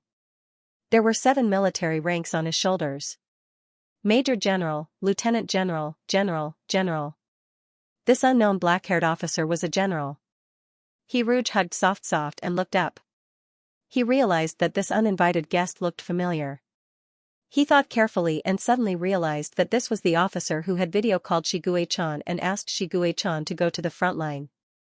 For some reason, his demon tattoo started to heat up. The slight heat was not obvious, just like the uneasiness in his heart. He Rouge stood up with Soft in his arms. He instinctively took a step back. Are you here for Gue-kan? He has already left for the front line.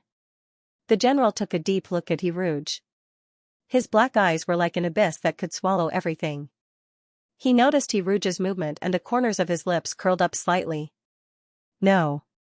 I'm here for you. An indescribable sense of horror ran up He Rouge's spine. He was so scared that his demon tattoo started to heat up.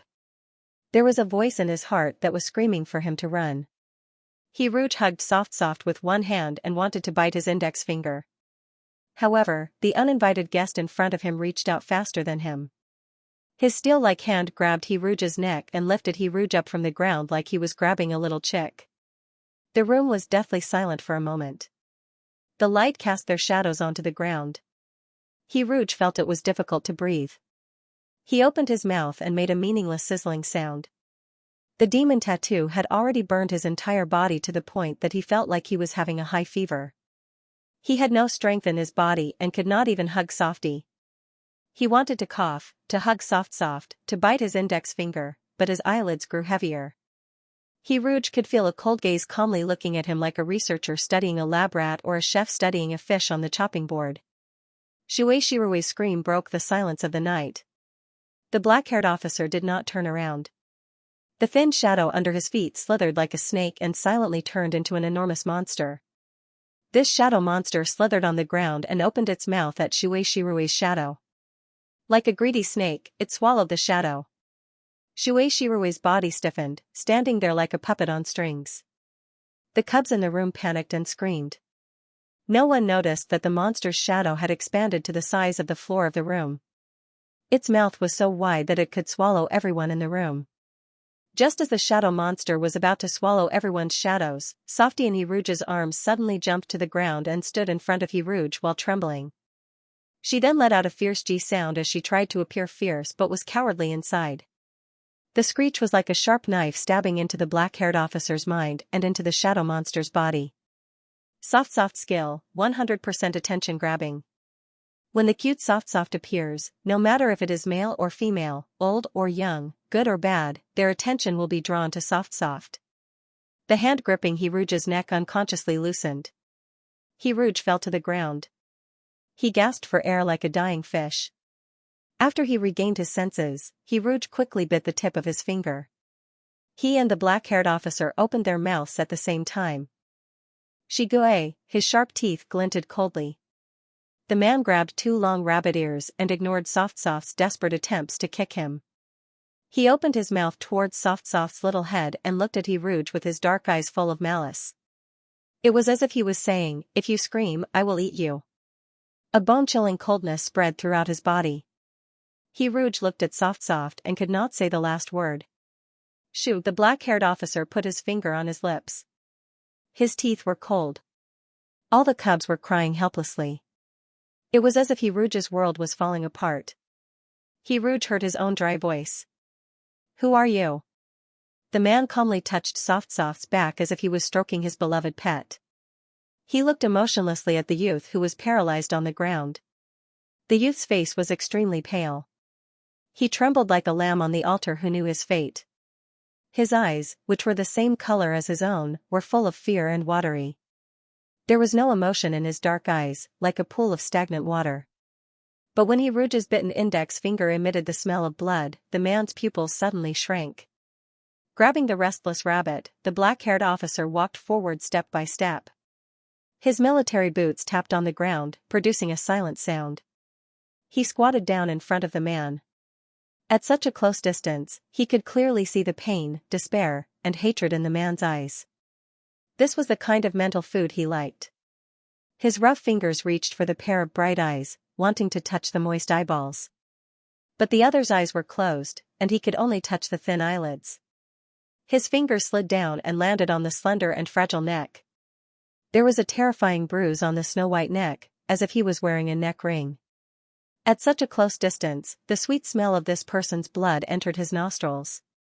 He wiped away the blood on the other's finger and licked it with the tip of his tongue. The sweet taste of blood conquered his taste buds the moment it entered his mouth. The black-haired officer closed his eyes in enjoyment. A satisfied smile appeared on his face. This kind of smile that even relaxed his brows made Rouge feel as if he had fallen into a pool of ice. "I suddenly can't bear to kill you."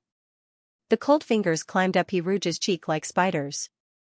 The man cupped Rouge's face and looked at Rouge with cold and sticky eyes, with a kind of sick pleasure. He whispered, "Let me raise you, okay?" The rough fingertips pressed against Rouge's lips. The smile on his face disappeared and was replaced by a sharp coldness. There was a faint killing intent in his tone. "You've already refused me twice. I fell in love with you at first sight. I like you so much that I can't wait to eat you." From the first time he saw the live broadcast, his heart surged with the desire to devour this person. But when he finally wanted to raise a food and give this food the gift of being able to live, he was unexpectedly rejected by this person who didn't know what was good for him. But now, he was ready to give the other party another chance. "If you refuse me again, I'll eat all the people here," Tao Tai said with a smile. The character of a sickly and Shinibu villain was very interesting in novels, but when she faced it in real life, Rouge couldn't bring herself to laugh. Wanting to eat people at the drop of a hat, was this Tao Tai? The demonic pattern's temperature wasn't so hot anymore. Rouge guessed that the other party's killing intent had decreased. He looked at this psychopath who wanted to kill people at the drop of a hat. It took all of his self-control to resist shaking off that cold hand. Shiguechan's hand was always warm, a warmth that was completely different from his appearance. However, the man in front of him was cold-blooded to the bone. "You're not allowed to hurt them." Rouge didn't directly answer the question of raising them. The black-haired officer's hand stroked the top of his head, his fingers running through his hair. His movements were gentle as if he was caressing a lover, but his eyes were completely different from his movements. "What if I eat them?" The corners of his mouth curled up little by little. "Will you cry?" "Rouge, I want to see you cry." The dark eyes seemed to pour out malice. Rouge, F*ck, F*ck, F*ck, damn pervert. Goosebumps rose all over his body. Rouge lowered his head to avoid looking at the pervert. He saw his own wound. The index finger with which the blood contract was formed was still bleeding. Rouge bit down too hard, and the flesh was flipped out. The wound was actually a bit scary. Bang, bang, bang. The heartbeat of the other person suddenly accelerated. Although the name wasn't completely shouted out, the blood contract that was half completed had already begun to take effect. He Rouge had a premonition that Shi Guichan was aware of his danger and was already rushing over to him. He Rouge didn't have time to breathe a sigh of relief before he met Taoya's dark eyes. His heart seemed to be squeezed hard in an instant. He Rouge's vision turned black, and he directly fainted. When he woke up again, he found himself locked in an iron cage. This iron cage was the same style as the iron cage in Shanghai orphanage. Because of the size of the cage, He Rouge could only sit and not stand. He Rouge was surrounded by iron cages and white walls. He Rouge never thought that he would be locked up in a cage one day. His optical computer had been removed, but seeing that the red mole on his index finger was still there, he realized that it hadn't been more than a day since he woke up from his coma. Was he unconscious for an hour? 2 hours? How long? Did something happen to the cubs? How is Mr. Xiaoshui? Could Shi Guichan find him?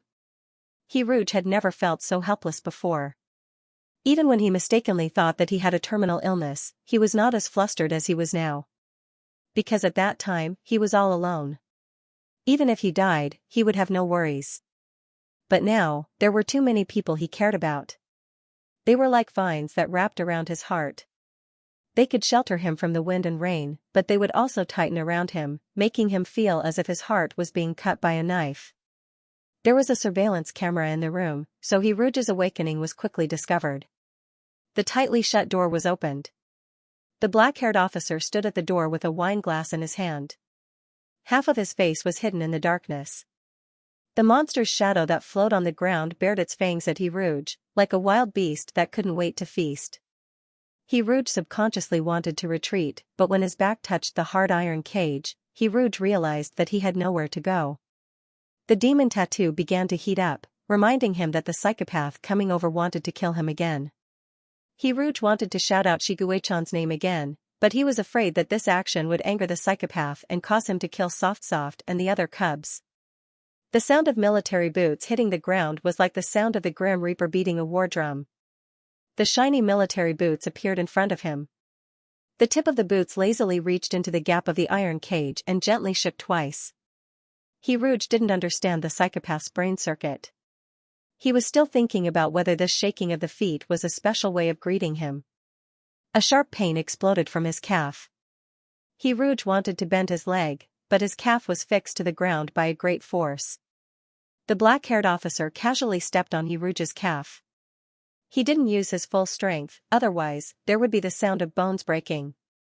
He Rouge gritted his teeth and swallowed a cry of pain. He glared at the perpetrator with red eyes. The man held the empty wine glass and looked down at him calmly.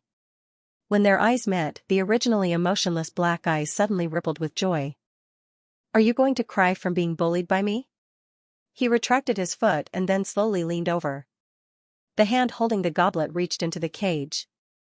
The cold wall of the goblet was pressed against He Rouge's cheekbone. A voice like a lover's whisper sounded in the silent room. You can't waste your tears. You have to let them flow into the cup. I want to taste your tears and see if they are as sweet as your blood. Cry. The wall of the glass pressed hard against his face. He Rouge didn't need to look in the mirror to know that there would be red marks on his face. He Rouge finally understood what it meant to hate. His teeth itched and his nails dug into his flesh, but he still clenched his fists tightly. He Rouge tilted his head back to avoid the glass pressing against his face. In the extreme humiliation and anger, He Rouge had to crazily comfort himself in his heart to barely maintain a trace of reason. After Shi Guichan rescued him, he must add the plot of Taotai being dismembered 100 times in his manuscript. Not only did he want to dismember the corpse, but he also wanted to grind the bones and scatter the ashes. You won't cry? Is it not sad enough? The man frowned with some embarrassment, as if he was looking at a picky child. There is. He half squatted in front of the iron cage and whispered, I ate the souls of everyone in the class you were in. It was as if a pair of hands had reached into his chest and pulled out the best and warmest things he had always treasured. Then, they lifted it high above his head and fiercely smashed it to the ground. As a result, those beautiful things were smashed into pieces. They broke apart silently, and the sharp fragments pierced him all over. After seeing He Rouge's incredulous expression, the black-haired officer laughed, revealing his white fangs. He handed the glass back to He Rouge's eyes and said softly, "Are you in the mood to cry now?" He Rouge's face was wooden as he spat out the last word that he hadn't said before. Can the blood contract was activated. The warm spiritual power belonging to Shiguei-chan gushed out from his fingertips and spread out like water waves.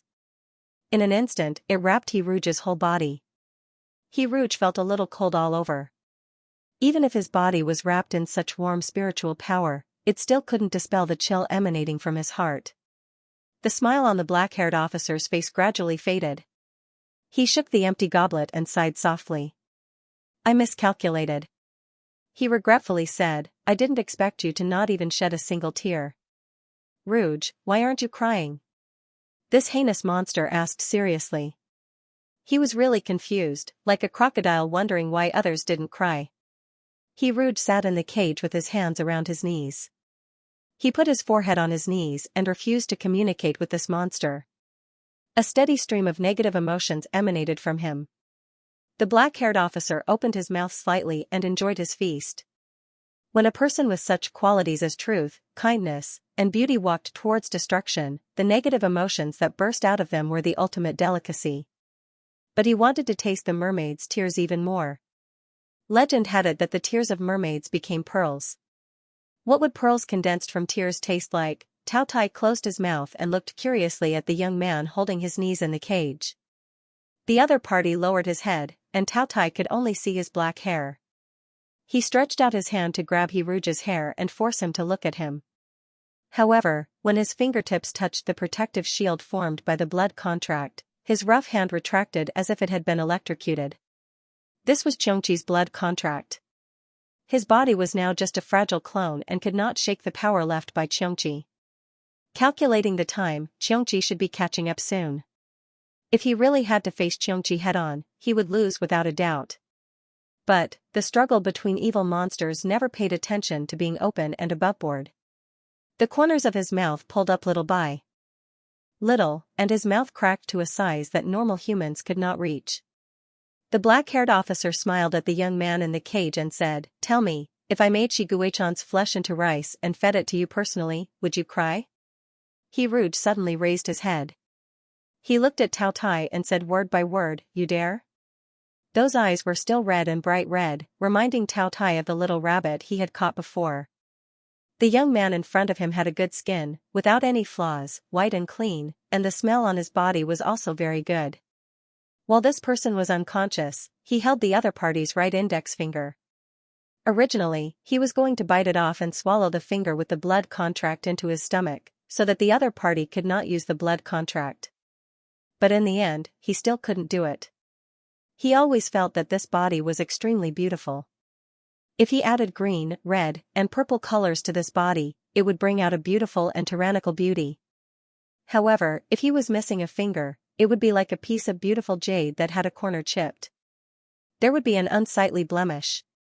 He wanted to seal this person's mouth and let him speak again after a day. But He Rouge's voice was too pleasant to listen to. It was ethereal and intoxicating. He liked to listen to this person speak. No matter what he said, even if it was a painful and mellow cry like a bird, it was so pleasant to listen to. Tao Tai's black eyes were still like stagnant water, making people completely unable to see what this monster was thinking. His silent eyes looked up, and he hooked up the corners of his lips and said with a smile that was not a smile, "I will also grind his bones and blood into powder and smear it on your face." He turned on the optical computer and aimed the camera at He Rouge in the cage. His pale finger clicked on the live broadcast. "Dear viewers, hello, welcome to my live broadcast room." Lung Shujiu returned home after work. Because of the foul atmosphere in the live broadcast room, he withdrew from the Star Wars live broadcast room. This live broadcast of Star Wars could be said to be very dramatic. When the front line was preparing for the celebration banquet, the Queen Insect suddenly invaded. When the Queen Insect destroyed 5 warships, Shiguei-chan finally appeared and fought with the Queen Insect. Lung Shujiu looked at Shiguei-chan, who was very small compared to the Queen Insect, and silently called him a monster in his heart. He knew that Shiguei-chan was strong, but he didn't expect Shiguei-chan to be strong to this extent. With Shiguei-chan restraining the queen insect and the support of the Federation, the outcome of this war was self-evident. However, what everyone didn't expect was that under such a good situation, Shiguei-chan suddenly left the battlefield and became a deserter. It was said that Hiruge had an accident. There was a lot of cursing on the internet. Fortunately, the queen insect also fled the battlefield, otherwise the outcome of this Star Wars was unknown. It was late at night. Lung Shuju couldn't help but open the mysterious live broadcast website in the dead of night.